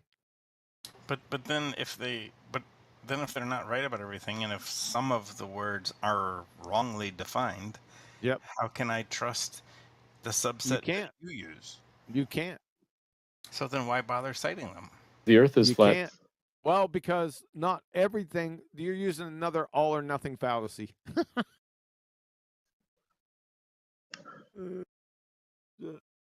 Okay, but how do I know that the words that you cite are correct? How do I know the words you cite are correct? It's not but. Well, you have to evaluate it based on basic reasoning and no law of non-contradiction violations. That's how. All right, let's see if I can find this thing. Hold on a second. I didn't. Yeah, I there's also, while I was looking for that, there's also logical differences between categories of things and between subsets within the same categories, like an adult and a child, right? Those are obviously two different things, and no changing of the definition of those is going to change those in reality. You can't call a child an adult, and it mean anything anymore.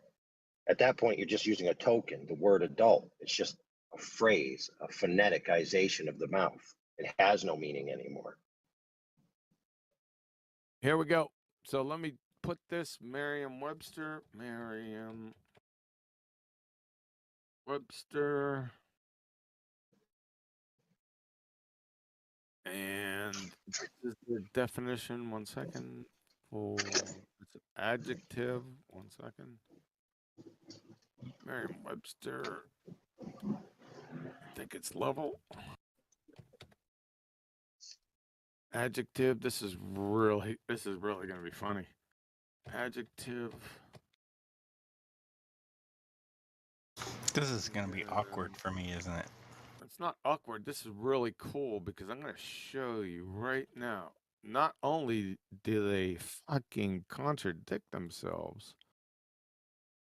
Uh-oh. Oh, no thanks.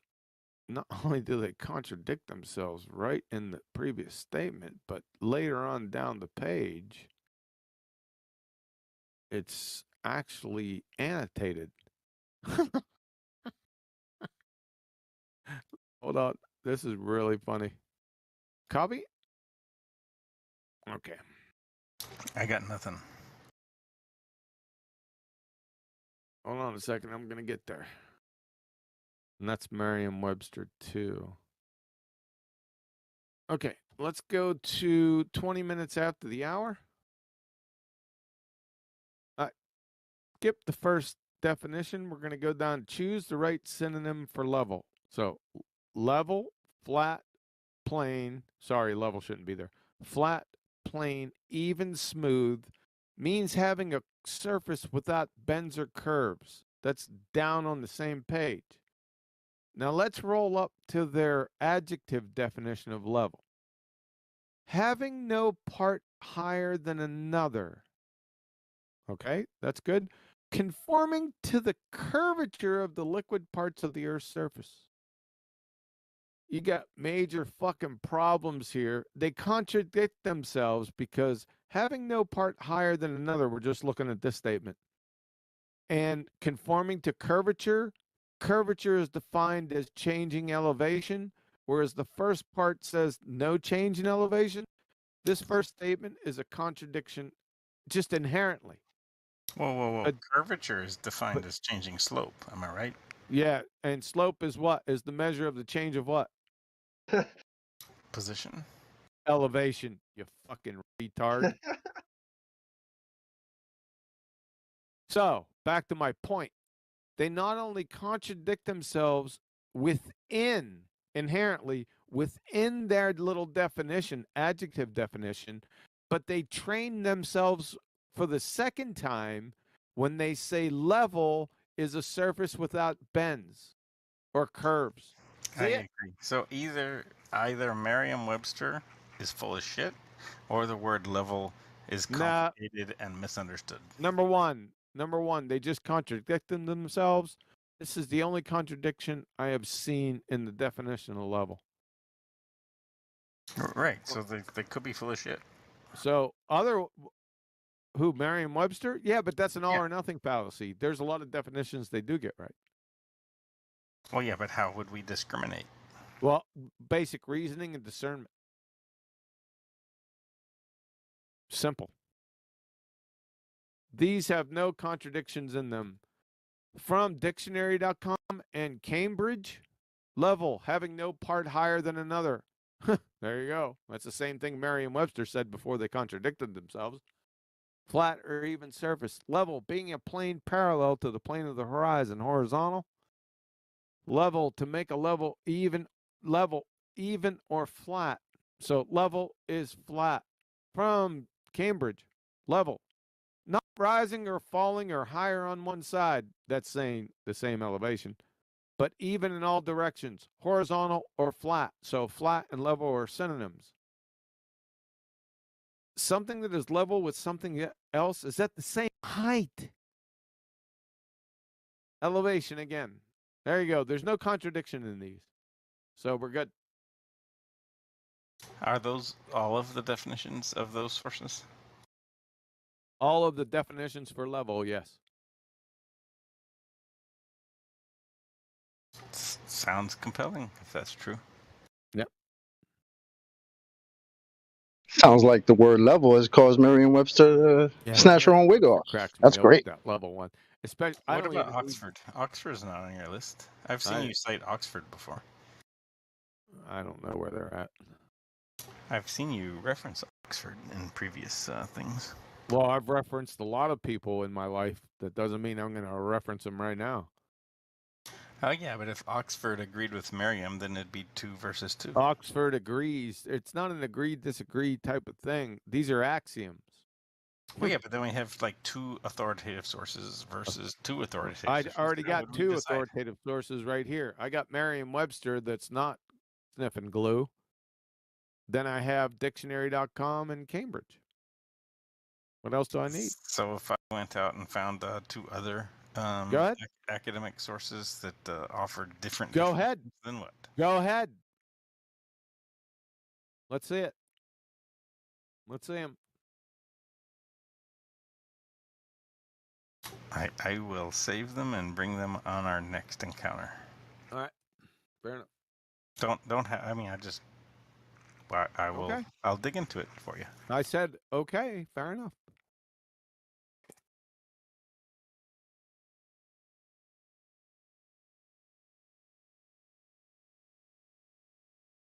Well, this has been a whole lot of fun, but it's time for me to go. So I agree. Yeah, I bet you do. Hey, Boulder, how do you feel about being a QE survivor? I don't think you survived it. I don't know. As long as you don't jerk QE around with a bunch of bullshit, it's not that bad. Yeah, you start QE is just intolerant of any. QE is What are you talking about? intolerant of any. Huey's a teddy bear. If you don't mind me You saying, mean he's dude, pretty accurate? you sound like a masochist to me. I don't know. I'm just saying. You just seem to enjoy it. Enjoy getting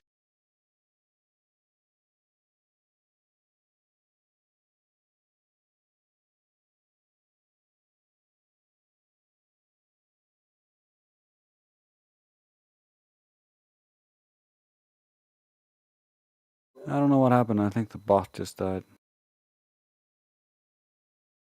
Yes, that's right. Water forms into a mountain. No, it's not a lie. The Earth is flat. The Earth is flat.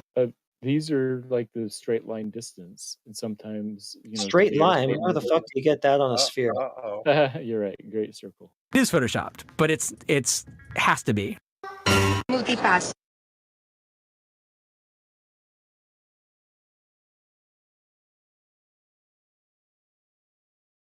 The dating game.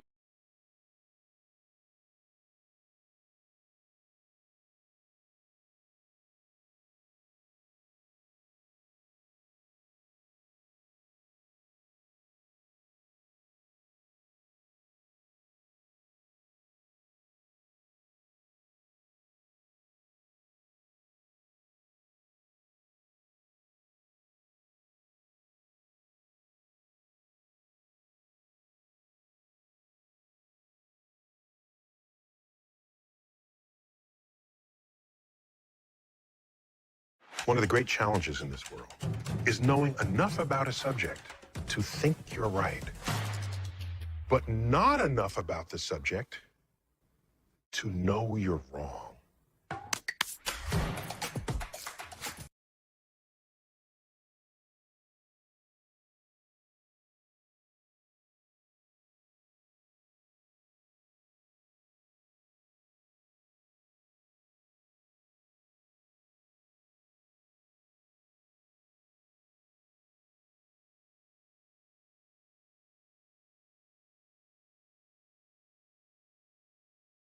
There's like a gazillion hours of me on the internet. In almost every case, I'm talking about the universe, black holes, the Big Bang, time travel, God. But what I'm gonna do in this masterclass is teach you how to think. The goal here is to train your mind how to see the world differently, how to question what others say.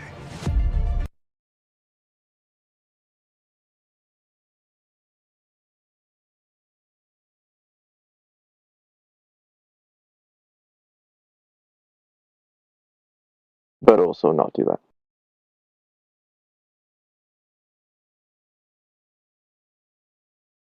Sorry, I missed that. I said, but also not do that. Not use your own mind. Just listen to what Neil says.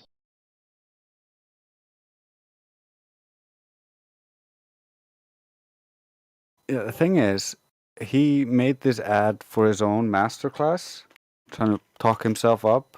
But in reality, he actually just made an ad for us. We all have susceptibility to bias. Search engines on the internet are the epitome of confirmation bias. And you're going to use that as evidence that you are correct? No. The good thing about science is that it's true whether or not you believe in it. What does it mean to be skeptical? What does it mean to be convinced by data?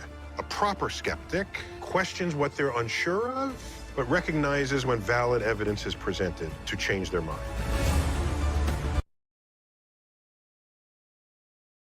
Because everything he's saying, they really don't actually want. It just sounds good enough to get people to come listen to them and think that they are someone. But if people actually did what he's saying here in the ad, not what he actually teaches them to do, but what he advertises himself as, then he would be us. And yeah, it's just a really funny ad. When I saw it, I was like, Neil, are you really a flat earther deep down? Giving us hints, man. Giving us little subtle nods. Not so subtle.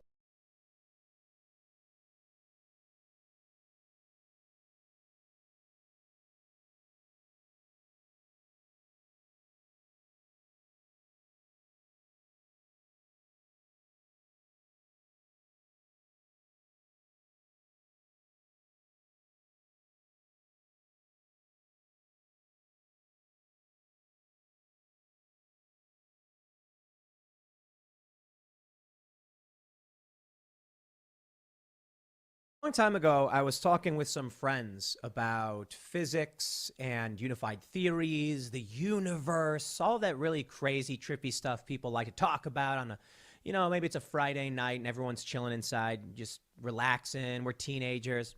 And I was told that what we know about M theory and string theory may all be wrong. It could all be wrong. And this was from a friend whose dad was actually a physicist. And he was like, basically what his dad told him is what you got to be careful for when it comes to all this stuff are people who have dedicated themselves, their lives to some idea. Because when it turns out that idea is wrong, they cannot give it up. If you dedicate 10 years of your life to the pursuit of some idea that later turns out to be wrong, you wasted those 10 years. People can't let that happen. Their whole life would crumble all around them. So naturally, they get defensive. They get angry. And I think we're starting to see that now. In this article,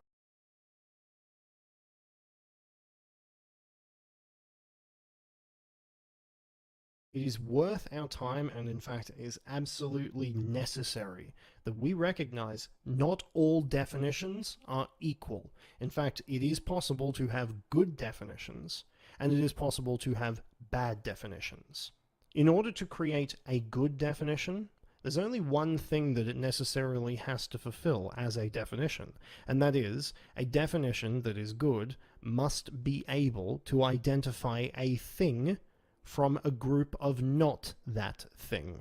If a definition is unable to fulfill this rather basic task, then we either have an inaccurate definition, or we have a definition that is ineffective and requires refinement.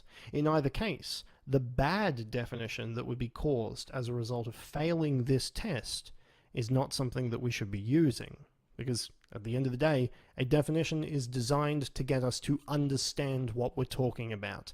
And if we don't understand what we're talking about, we have failed completely. To illustrate this as clearly as humanly possible, I want to run you through a thought experiment. So just have a think about this. Whether or not you're driving, whether or not you're watching the video, whether or not you're just listening to it, it's fine. Just have a think about this. On the screen in front of you at the moment, there is a series of geometric shapes.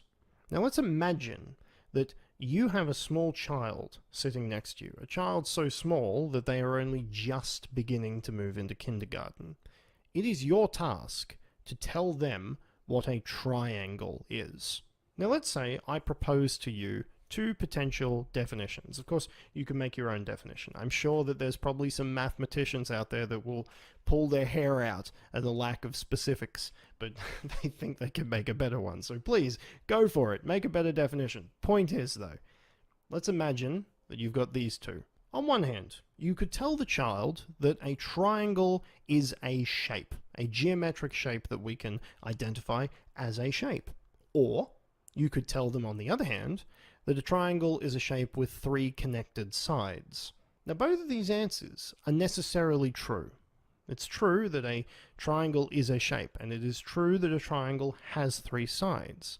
But the applications of both are wildly different, which determine what is a good definition of a triangle and what is a bad definition of a triangle. One with three sides can be easily differentiated, therefore you can go, oh, that's a triangle. Versus, if it's just a shape, well, so is a square, so is a pentagram, so is all the other shapes. There is no difference in that case. It fails to differentiate a triangle. Thus, when it gets down to it, the idea of defining it just as a shape simply cannot be accepted. In fact, we necessarily have to reject it outright because it's just not doing what we want it to do. It's as simple as that. And this process of what a definition is applicable in every way that we use definitions. So let's keep that in mind as we go further with this, because it's going to become very relevant in a second.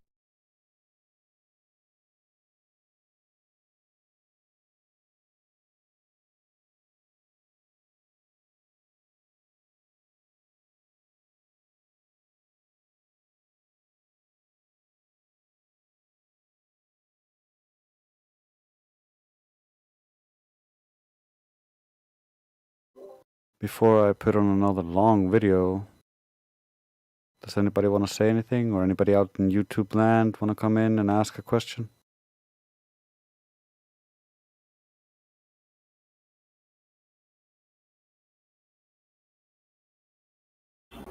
Do we have anybody new here?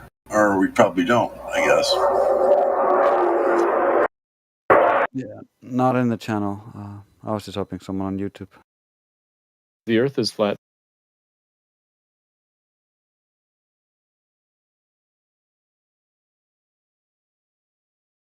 God, I hate those jets going overhead all day long. My God, my door was open and I couldn't even hear myself think a second ago. Yeah, it sounds really loud.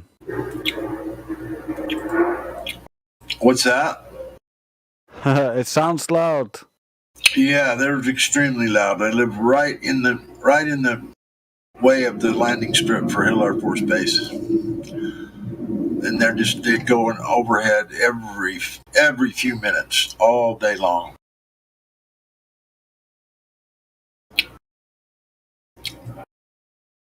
It is not enjoyable. Let me tell you that. Yeah, it does not sound ideal.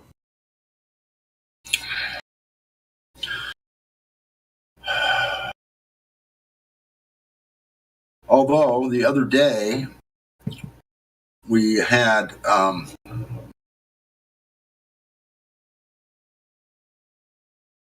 air show.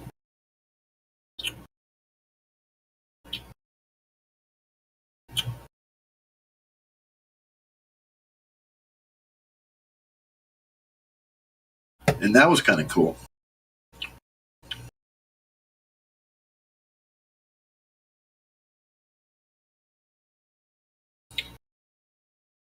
We had I thought they were the Thunderbirds, and I thought they were the Blue Angels, and now I find out they were completely different. They were like I can't remember who it was. It was neither one of those two, let's put it that way. And I live close enough to the Hill Air Force Base that I don't have to go there to see the air show. I just have to go outside. Yeah, you don't have to go to the air show comes to you. Yep. That photo I just posted was taken from my parents' house, which is just a few minutes from my house.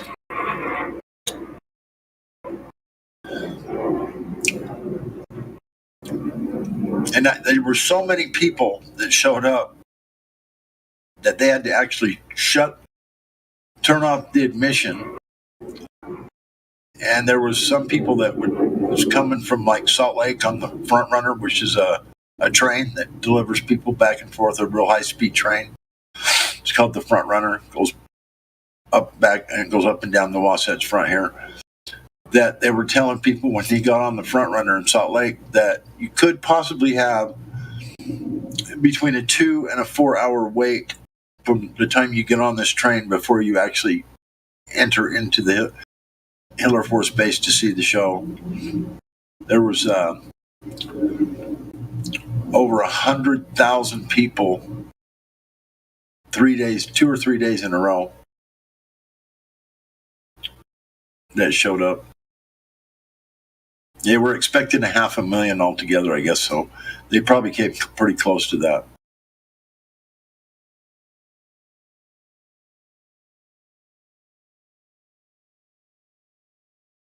And I guess if you want the full effect of the air show, you have to actually go up on the base because they open up the airstrip and you can walk out on it and see all the planes that are parked there and all, everything they have, all the different antique aircraft and the modern stuff and whatever. And then they have these people that come in and put on the air show, like the picture I posted, where they all fly by and do their loops and their whatever they do. You've probably seen it before. I think they were called the Thunderbirds. So now we have the Blue Angels, the Blue Thunderbirds, the Blue Angels, and I can't remember what the other one is. But apparently there's 3 groups of jets now that fly at these air shows. I think these were the Thunderbirds. Yeah, I've only seen that kind of stuff in movies or online. We don't really have that here.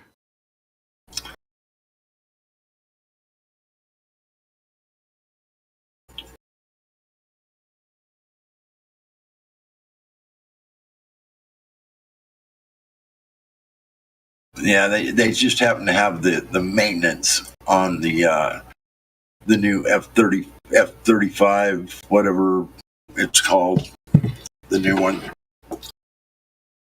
So they're flying them in and out of here all the time. They bring in a whole new group after they do their maintenance on them, and then they send them out to these other air bases, and then they send another.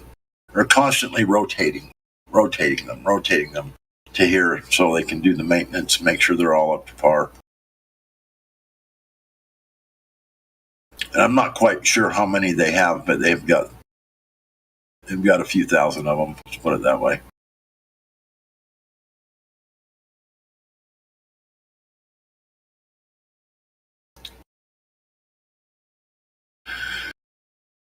And there's always a few hundred here getting maintenance and whatever else. And then they have this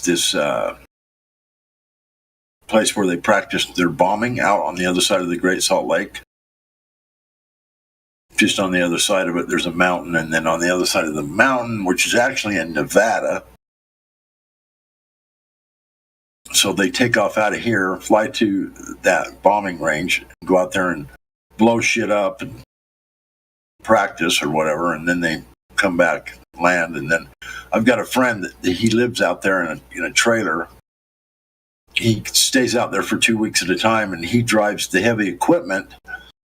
He goes up and piles up all the shit they blew up, loads it all up, takes it to the dump or wherever and then he sets up the new targets. Takes them out on big flatbed trailers, and they offload them with their track hose and whatever chain, pick them up off the semis with the chains and set them in strategic places for them to fly by and try and blow them up. And then once they're blown up, he goes and cleans them up, and then puts new ones out there. He's been doing this for like over 20 years. He's a little younger than me. He might be close to being retired now. I'm not quite sure. I haven't talked to him for a while.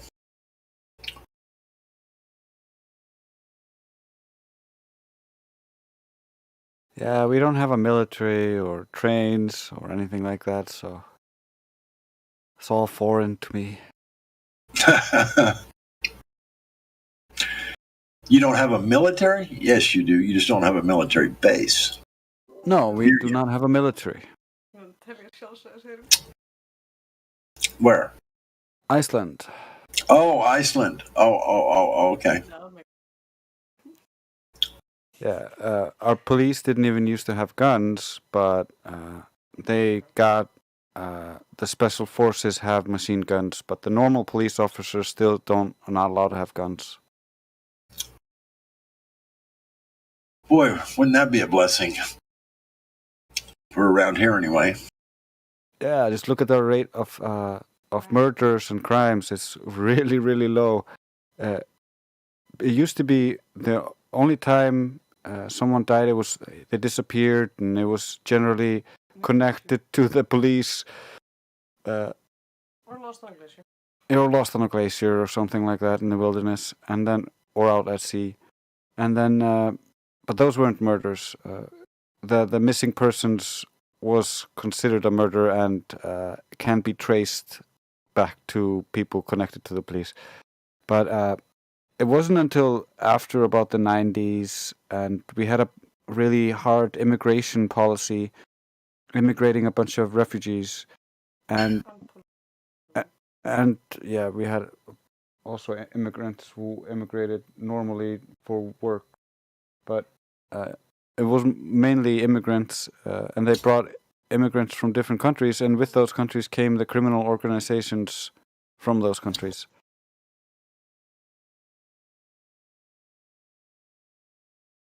Yeah, we have quite a bit of that going on here with the border being opened up.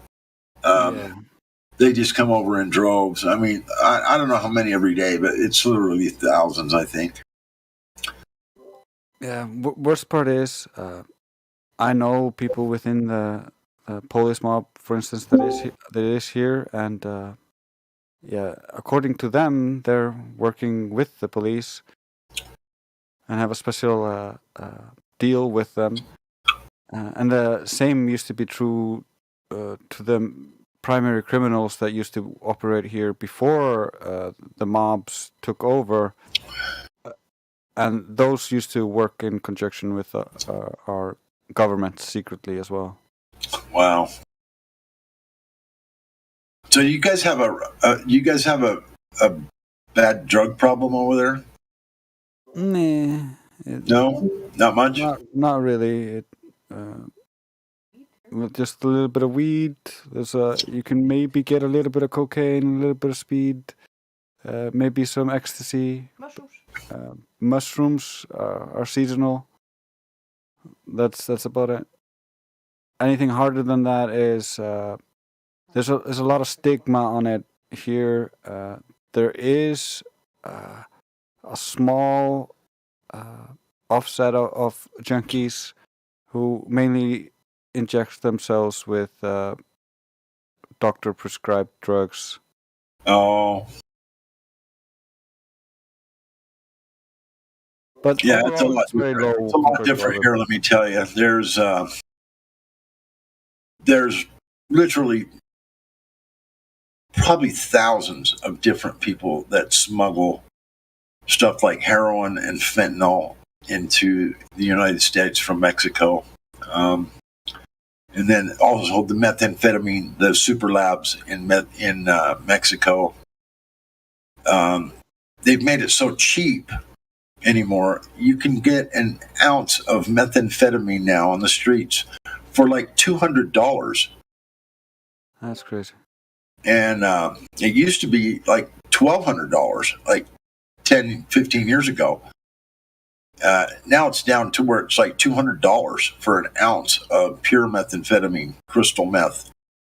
And it's everywhere. It's ridiculous, man. I mean, it's the most destructive, one of the most destructive drugs you can possibly use. I mean, it's not physically addicting like heroin or fentanyl, but it's got such severe mental disorders that come with it. It causes makes people crazy. Schizophrenia and hallucinations and get violent. It's crazy. Huh? And yeah, they get violent. It's crazy. Yeah, and the violence, yes, that goes along with it. You're right. And so it's really it's destroying. I mean, not just that alone, but the combination of the massive quantities of drugs that are shipped into the United States. It's almost unbelievable, the amount of drugs. I mean, you see on the news, I seen yesterday, this kid got arrested with literally thousands and thousands of fentanyl pills. And each one of them was so strong that one pill would kill 10 people. And so they were selling it so that someone could get like this one pill and break it up and make like an ounce of heroin or so-called heroin out of one pill. Yeah. And this guy had thousands of these things he got caught with. I just can't imagine somebody getting their hand, and they make them, they print them up to look like the oxycodone, the blue oxycodone pills. They're lookalikes or whatever you want to call them, counterfeits. That's how you get it past customs and stuff like that? What? That's how you get it past customs and stuff like that? No, they just smuggle them in. No, they don't get past customs. The only ones, the real ones, come straight from pharmaceutical companies. They're distributed here, manufactured here in the United States. If they're coming over the border, they're black market. They're not real at all. And they most likely don't have Oxycontin in them. They've got fentanyl, which is super, super dangerous. It's ridiculous, dude. I mean, it's horrible. It's the most horrible thing I've ever seen, bro. It is so terrible. Yeah, the problem is obviously the government is in part helping and supporting this, even though officially they say we don't. I don't know. I really don't think so when it comes to the fentanyl. They used to get it out of China, and you could order it on the internet. You could buy a kilo for like $8,000, and now they've shut the labs down in China, and apparently now they're sending the precursors to Mexico, and the Mexico hired their own chemists, and now they're just manufacturing it in Mexico. Yeah, but haven't you heard of how George Bush Sr. and the CIA took over the drug trade? I don't think that. My own personal experience is they're not involved in that like people think they are. I mean, I don't think they've taken over anything because there's so many people that live in Mexico. These big cartel members and stuff. They just do their own thing. They don't get permission from the government to bring their loads of drugs over here. They just no, you're misunderstanding me. The just like in my country, the government is the public-facing part, but then there are secret societies that members of the government belong to, and then those societies also have members from the cartels, and so it's all one big circle jerk. Yeah, that's probably possible. I'm sure it is. But what I'm telling you is these cartels are so big and so powerful, they don't need secret societies, and they don't need people like that involved in their business. They just do. A cartel is a secret society. Well, it is. I guess it's a cartel is just like they're just mobsters. They're just a group of people that. Yep. Yeah. Just like your government and the people within it, they're all mobsters. They're just in different clubs. And that's why sometimes the clubs fight against each other, because they all want to vie for their own individual power within their own local area. Yeah, you're probably right. But still, I just see that there's just the Mexican immigrants that come over here, they get sent here, and then the cartels that are out of Mexico, they get in contact with them after they've been over here. They smuggle these huge shipments of these different drugs, cocaine, heroin, fentanyl, methamphetamine. They just send it to all these little distributors everywhere. And I don't think the government's involved in very much of that. I mean, from my perspective, it's that I don't see it that way. I just see it that they're running rampant and they're just doing whatever they want because they got so much money and they can buy their way in, through security. They've got a free trade agreement here where if you're part of the free trade agreement, you don't even have to stop at the border. You got a semi-trucks, big, huge semi-trucks, thousands of them that are all work for people that are part of the free trade agreement, which means that you can just get in your truck and drive from Mexico to the United States. You don't even have to go through customs. Yeah, of course. Now that they have the option, they of course split it apart. You don't get the American senator to go and transport the drugs across the border. That's not what you do when you have an infrastructure to avoid that. However, in my little country, my foster grandfather worked in the government, and he's a high-ranking Mason, was recruited into the secret society that runs my country, and was given the orders to sell the drugs in Iceland that another man who also had diplomatic immunity within the government, would transport it under diplomatic immunity into the country. Yeah. And then, because he didn't know what to do with it and didn't know how to sell the drugs on the market and not get it implicated to him, he found himself a widow who had a young teenage child, who then he gave the drugs to while pretending to date that woman, while actually having a real family elsewhere and children there. Wow, that's complicated. Yeah, but that's my life. That's why I know they are within the government. They are fucking us up. And there are a bunch of good people within the government who don't know shit and are just going along, getting along to get the money, or because they want to make a positive change. But when they want to make a positive change, the whole other system, the rest of the Freemasons and the Jesuits, will work against them. Their whole media outlets will attack them. The rest of the sitting members of Congress will try to take dirt up on them. It becomes a shit show. Yeah. So the good people get pushed out. The people who are there for the money can stay. And if they're very sociopathic and show inclinations of being able to be blackmailed and used, they get recruited further into the mob, which is controlling the whole world. Yeah, I see it. You're right. Yeah, I'm sure you're right. But I make it sound like it's more they're controlling the whole world, but you got to understand these are individual people with individual desires.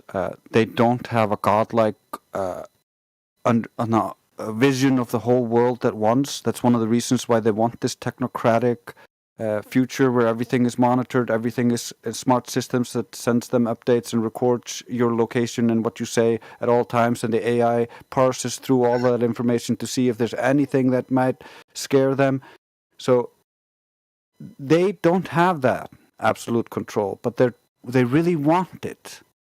So that's where we're kind of at. They have this cabal that controls everything, but it doesn't control it perfectly with an iron grip. And because we know this, and it's been coming out for the last 100 years, this has been coming out, they know they need to flip the system and make people think that all this stuff is gone, all the bad stuff throughout all the years. It was just a coincidence. Like those families are all related by blood.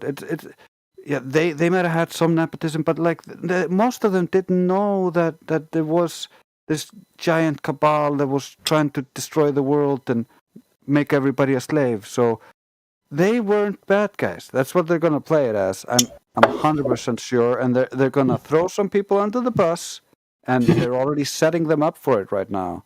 World Economic Forum, Bill and Gates. Makes me wonder if they're obviously still going to want to distribute all these drugs to people, right? I think they're going to make them legal. I think this is the World Economic Forum. You're going to own nothing and be happy, and they want. That's why you see the left pushing for this really hard. Where so you're saying give up all your possessions and allow yourself to be monitored, and now you just allow yourself to be under their thumb at all times. And if you allow this, then you can just go down and get whatever drugs you want, and it's problem reaction solution. So what we're looking at right now is they're creating a problem. So we have a reaction, and then they're going to bring us a solution that seems better than the problem. They're just prepping everybody right now with Biden giving out crack pipes and stuff like that, where they want the drug use to be monitored and under in a safe place, so they can legalize it, and because they want to make you think it's like in the end, in the solution, the synthesis, it's going to be you think you are getting freedom. That's what you think you're getting. That's why all of the restrictions are getting worse and worse, because they want to have something to take away so that you think, oh, I'm becoming free. This is a good thing. That's how they get you. Like, you create a big problem, you present the solution, but both the problem and the solution are from the same source. Right. It sounds like you're painting a pretty ugly picture to me. Well, you can say it sounds a little bit ugly, but I think the result. Not everybody's going to see it that way, though. You know what I mean? I think the result or the synthesis that they're going to offer us is going to sound so pretty that most people will accept it just on like it's too good to be true. We just have to accept it. It's the alternative is a dystopian future, which they have programmed us to fear intensely through all of the media.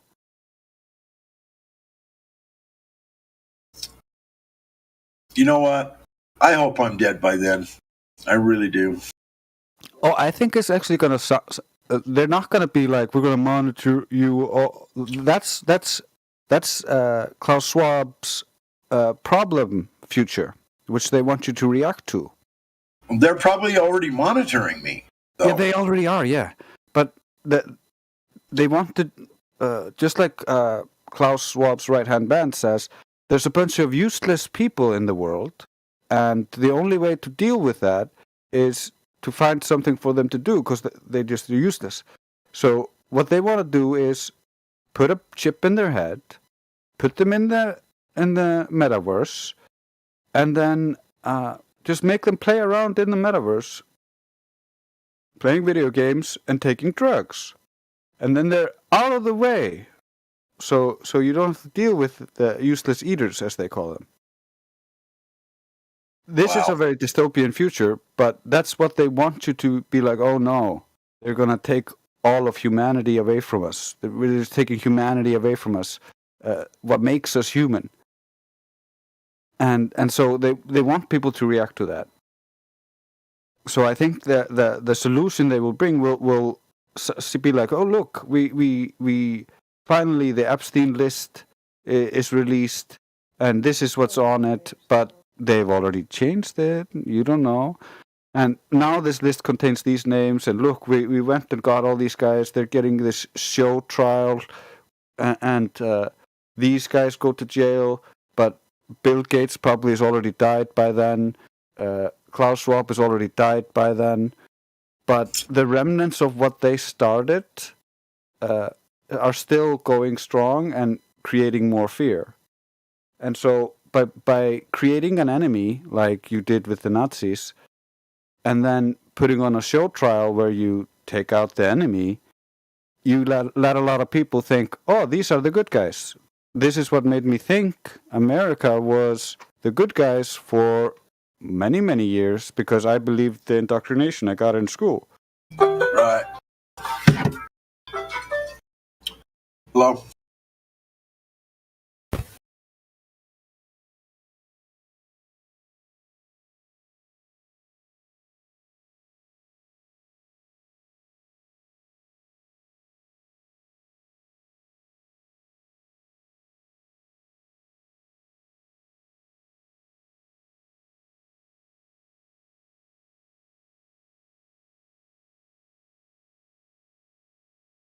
So I honestly think the future is pretty bright. I just think they want to accelerate it through these hard times fast, and so we're going to get a little bit of hard times before it gets better. To be honest, I feel like they're doing all these things to break the human spirit. Yeah, I think you're right in part of that. If you look at the occult agenda and the dark magicians and what they talk about they want to corrupt the general public so much that in comparison to themselves, they are more pure. Like it's kind of like because you're dirty, you think if you throw a bunch of shit on everybody else, that means you're the cleanest one there, and therefore God must love you the most. It is kind of sick, a sick mindset they have.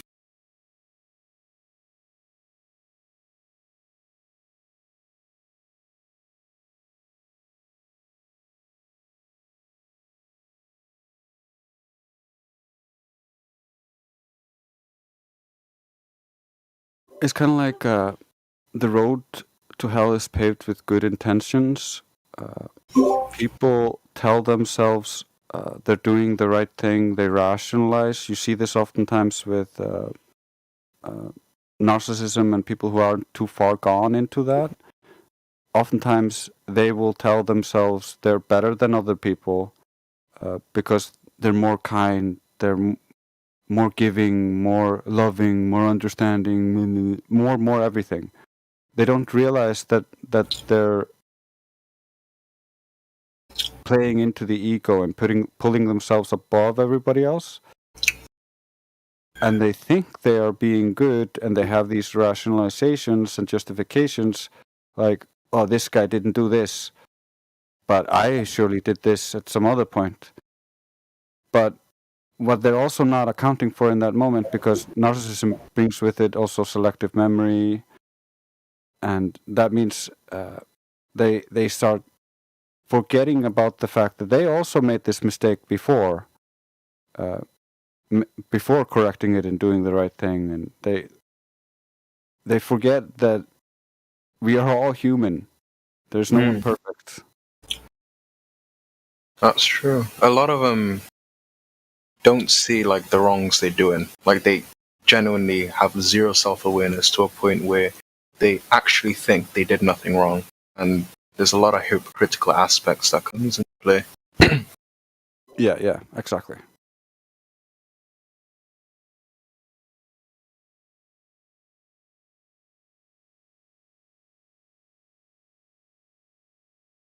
An example is, in my opinion, I think this is the most narcissistic generation.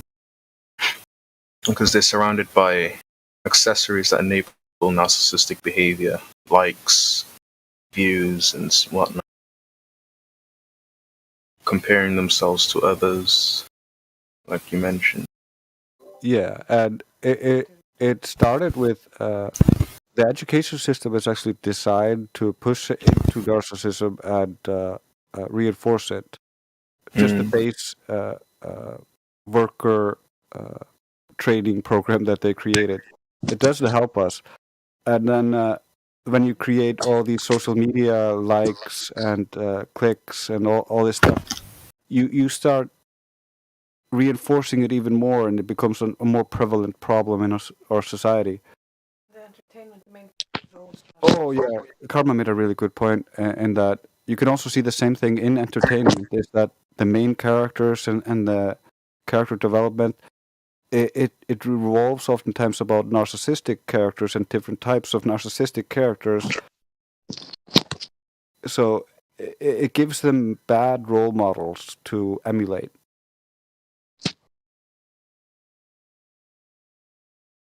Oh yeah, and they oftentimes they make the bad behavior have a positive result in the media, in the movies and stuff like that. So it gives the false impression to the impressionable mind that, oh, if I also act like an asshole, maybe I will be successful in love.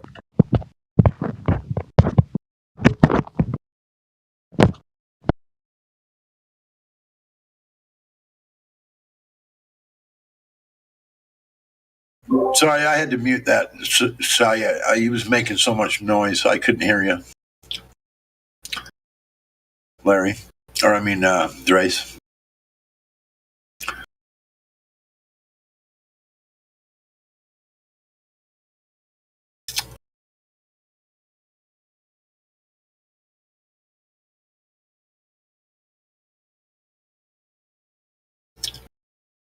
Are you still with me, Drace, at all? Are you still there? Yeah, I'm sorry. Karma was showing me something. Oh, okay. Tell Karma I said hi. I just enjoy listening to her talk. I love her voice. It's so pleasing to me. Well, hi back. And thank you. Thank you. It was too nice. I didn't know what to say. Yeah, Drace, I grew up in a. I'm older. I'm 66. I grew up in the United States here in Utah, and I grew up with football, baseball, ice cream, and apple pie. This, going to Good old school. America. Yeah, you know what I mean? And it's just not like that anymore. It's not like that anymore here. It's changed so much from when I was a kid till now. The kids, when I was a kid, dude, I could go out. My parents from the age of 12, I didn't even have to come home if I didn't want to. As long as I got good grades in school, I sometimes I wouldn't come home for 2 weeks. As long as I went to school every day, did what I wanted to do. That's and how I had complete freedom. Yeah, that's how Iceland was and is a little bit still. It's getting worse though every year. When I was young, a teenager, because I'm 39 now, we were emulating a lot of the ways America did things. So we had a much better society then than now, because at that point we were also a little bit behind you guys on the time. So we were like, when we were going through our like 90s, your 80s things was very popular. Because we kind of got hand-me-downs and bought things off of the used things from Americans and Russians. Huh. That's interesting. Because we just had everything on the shelves here, anything we wanted. It was like, it was crazy.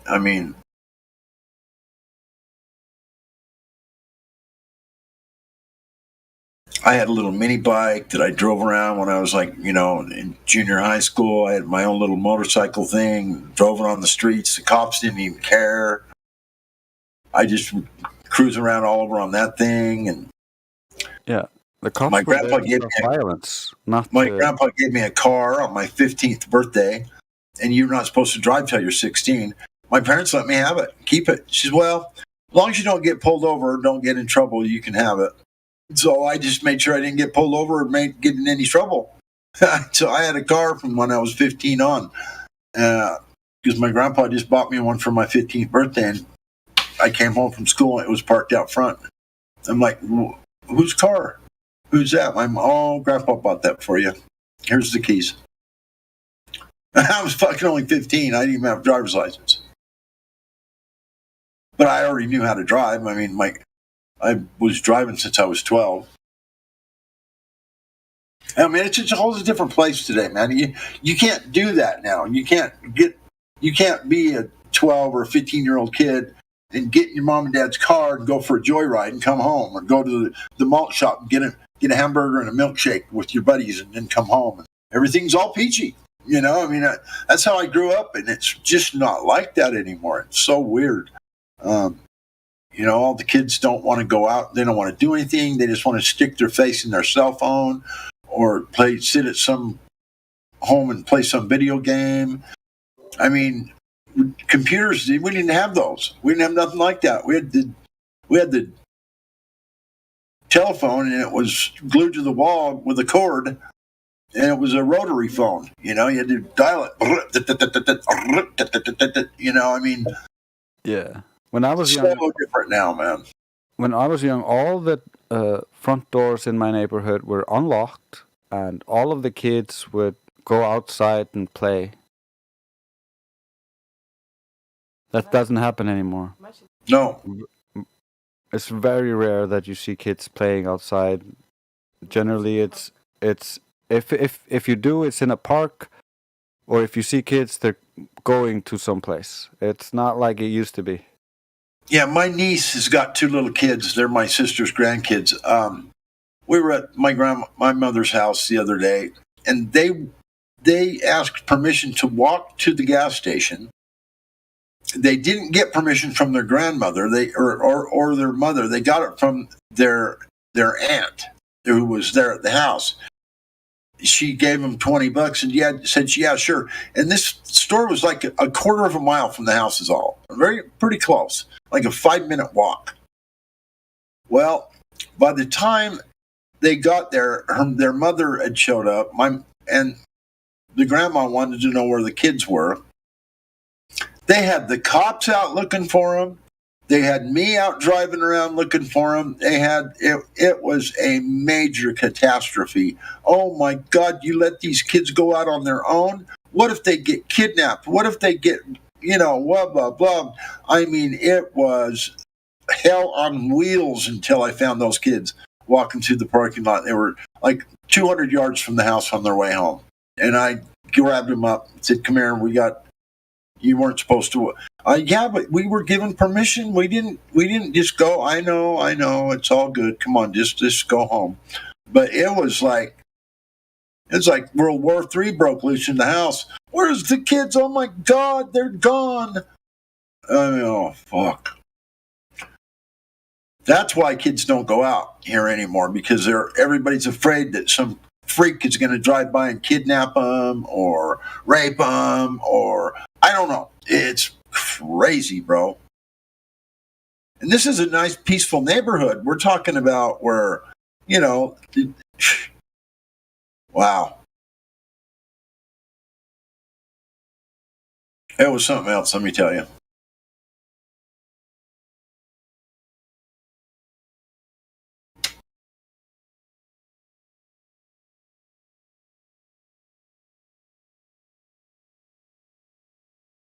Yeah, Toby makes a good point. I think the schooling system itself doesn't do a very good job of getting the kids engaged in learning or igniting the passion for learning.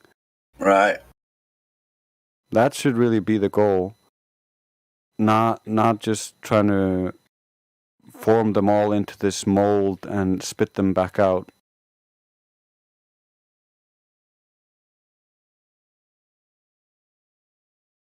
Their mom both of those kids have both got a computer and a tablet, and the older one has her own cell phone. She's only 12. And as long as those kids are sitting at the table or at the desk in front of their computer or their tablet, playing games or something, doing that, then everything's fine. Everything's all peachy, because they can turn their head and look, see, there's my kid. Okay.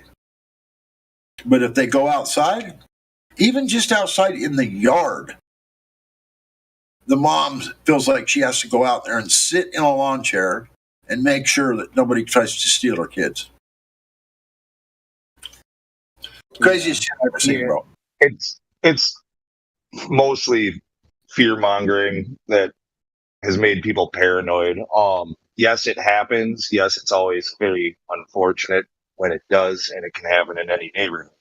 But I believe statistically, like I don't know how I don't have the data here to show you, but supposedly, like percentage wise, it really hasn't changed since like the 70s or when when you were a kid or whatever. Like the same, like child abductions and stuff are happening at the same rate, like per capita. So it's not like more dangerous than it was, like at least percentage wise. But parents and kids are all paranoid about it. Like young girls, I've got one, like they just hear stories about, or even I've heard her mom like talk about somebody's going to want to steal you because you're so cute. You might say something, but then she grows up hearing that, going like, people want to steal me. Like, watch out.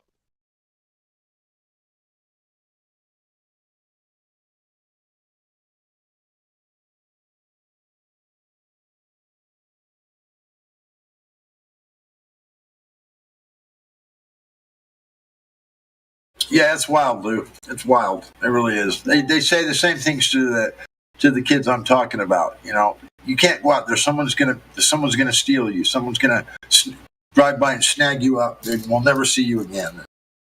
You'll end up being part of the human, the child trafficking ring. You'll end up in a sex slave camp or something. And you want your kids to be smart when they're out, but you can't be overprotective and hovering over them all the time either. It's just a risk that you kind of have to take as a parent. Let them. Oh, I agree. Have some freedom, I agree. I'm just telling you what I witnessed with my nieces and nephews and their kids, and it's fucking crazy, bro. I mean, I never got told when I was a kid that, when you're walking down the street, be careful, someone's going to steal you. Hell, I didn't even have to come home when I was 12. Once I turned 12 years old, as long as I got good grades in school, I didn't have to come home. Sometimes I didn't come home for a week. My mom didn't care. I was just out with my friends, spending the night in the backyard at my friend's house, whatever. Sorry, I think your mom did care. She just she trusted you, and she trusted the neighbors and the environment to not be as horrible as it as. Yeah, I didn't mean she didn't care about me. She didn't care that I went. She could, because you're right. She trusted me. She trusted the environment and whatnot. Yeah, it's not that she didn't care. You're right. I'm just saying she didn't care if I didn't come home because she knew that I was okay. I was going to be okay,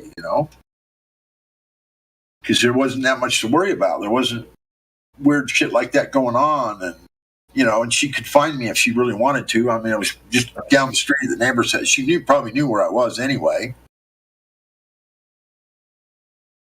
But yeah, I mean, I just can't imagine it. Can you imagine my niece's little girl, the one I just told you that we had this major freak out because she walked to the gas station a quarter mile away, her and her little brother. They had the cops looking for him. They had me. They had my sister, all driving around the neighborhood frantically looking for him. Oh my God, the kids are missing. The kids are gone. Ah! Can you imagine if they didn't come home for a week? She just left and showed up a week later. Well, that's what, I'm just saying, it's a whole different world today, man. It's just weird. Because that's how I grew up. I grew up where,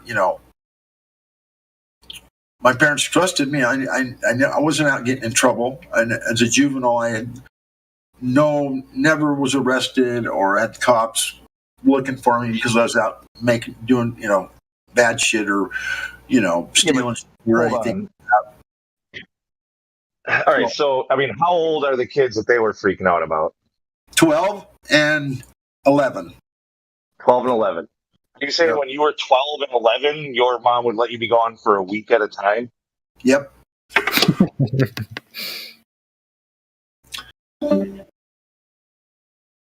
I mean, I'd come in and out of the house and whatever. If she was at work or whatever. I had come home and changed my clothes and whatever else. But sometimes I didn't see my mom for a week, bro. So where were you? Living at friend's house? Yeah, sitting in the backyard or in the basement in a friend's house, or they were, yep. Just out having fun, I wasn't doing that shit. We were playing ball and, just whatever.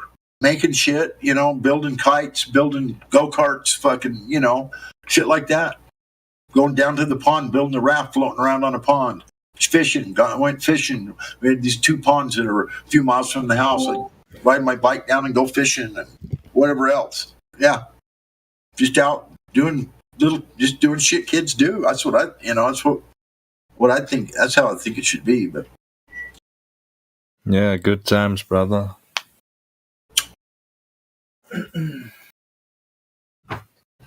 Yeah, I was building jumps for my bikes. We'd have this big, all the kids in the neighborhood would get together, and we'd build a jump, and we'd all fly our stingrays off into the grass, and I'd build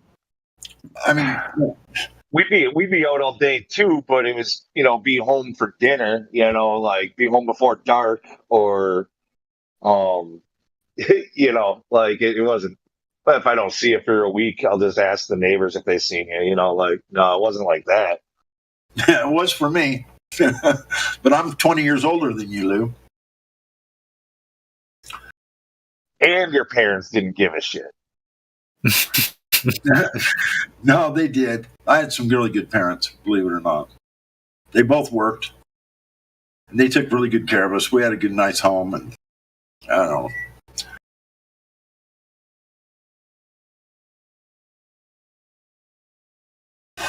I had to get good grades in school, though. That was one of the criteria that, if I was going to be out taking care of myself and doing my own thing, I better be getting an education. That was one of the major criteria to the whole program. If I came home with D's and C's and F's and shit on my report card, I was in trouble. So how did you manage? How did I manage? Yeah, how did you do? I done well. I did good because I wanted my freedom.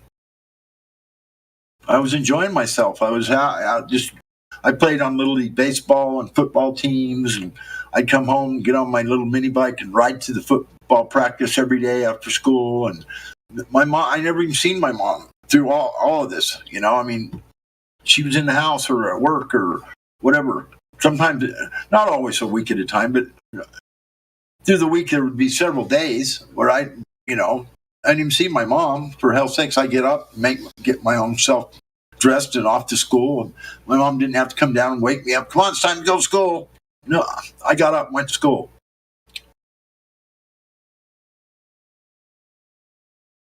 That's what you were supposed to do. So I did it.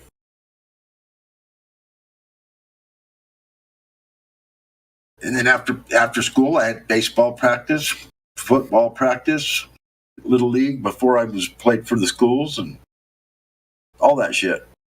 I was never home.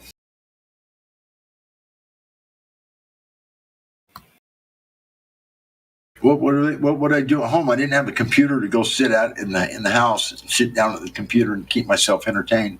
I had to go outside, find something to do, go fishing, go build a go-kart with a buddy, go whatever. Go down to the pond and build a raft and float around, and yeah, shit like that. Tom Sawyer shit. Stuff that builds character, man.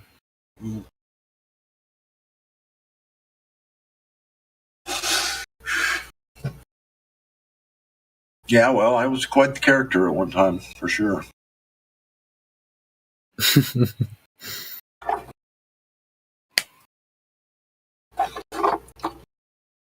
Major menace to society at one time. Spent 3 years in prison because of it. When I was 33 years old. What did they knock you on? Cocaine sales. Oh, okay. So did you stop it after that?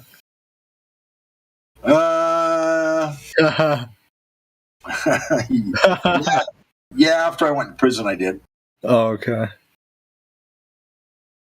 But I did go to jail once for it and did 90 days on work release. That didn't seem to stop me too much.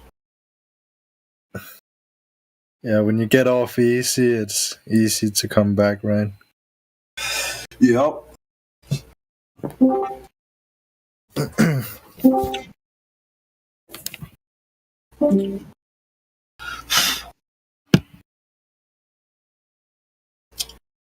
And it was one of my good friends. I mean, this guy was a friend for many years. They paid him $8,500 to make a buy from me. He sat across the court, and I sat on the front row at the court. And he sat at the desk, and my lawyer asked him, well, did they pay you to do this? You're Mr. So-and-so? And he said, yes, he did. Well, how much did they pay you? $8,500. Two And- witnesses against you. Huh? Damn.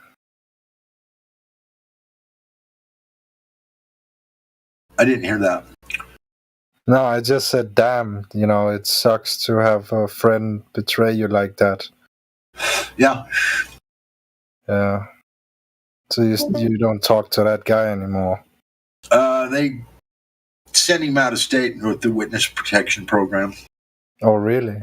Yeah. So, what you gonna do, boy, with all these people? Sup, mate? What are your thoughts on the shape of the ground? Yeah. Let's talk about the Earth. Yeah, so I think we are in a matrix, basically. I don't believe it's round, if that's what you're asking me.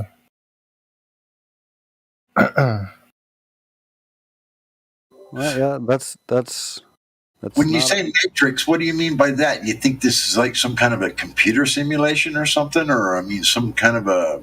I mean, that's a little bit too non-descriptive for me. I need more. What do you mean by that? I mean, it's like a realm, you know? Whereas, like, just give me a minute to think about it. Oh, I can agree with it. Yeah, see I the agree world- too.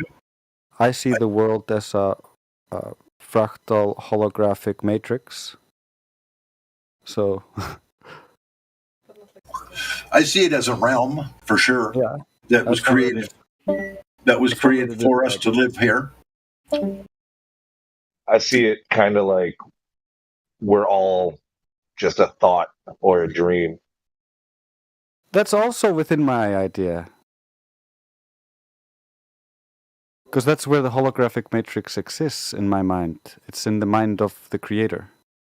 So the observer is not within your meat suit that you're in. That's what you think, that you as the observer, or whoever is observing what you do and what you experience, is not in your body. I think that there is you can call it a soul, the energy that then obviously the body is just like the vessel for it. And like the earth is it's like a training ground or like a playground where souls can incarnate to have the lessons and grow the spiritual advancement. Oh, nice, man. So sometimes I can be a mass murderer, and the other time I get reincarnated, I can be Buddha. Is that how it works? Oh, I mean, wow. I don't think that like I don't think that you can become a dog or a tiger, but I think like I think some souls like people have different purposes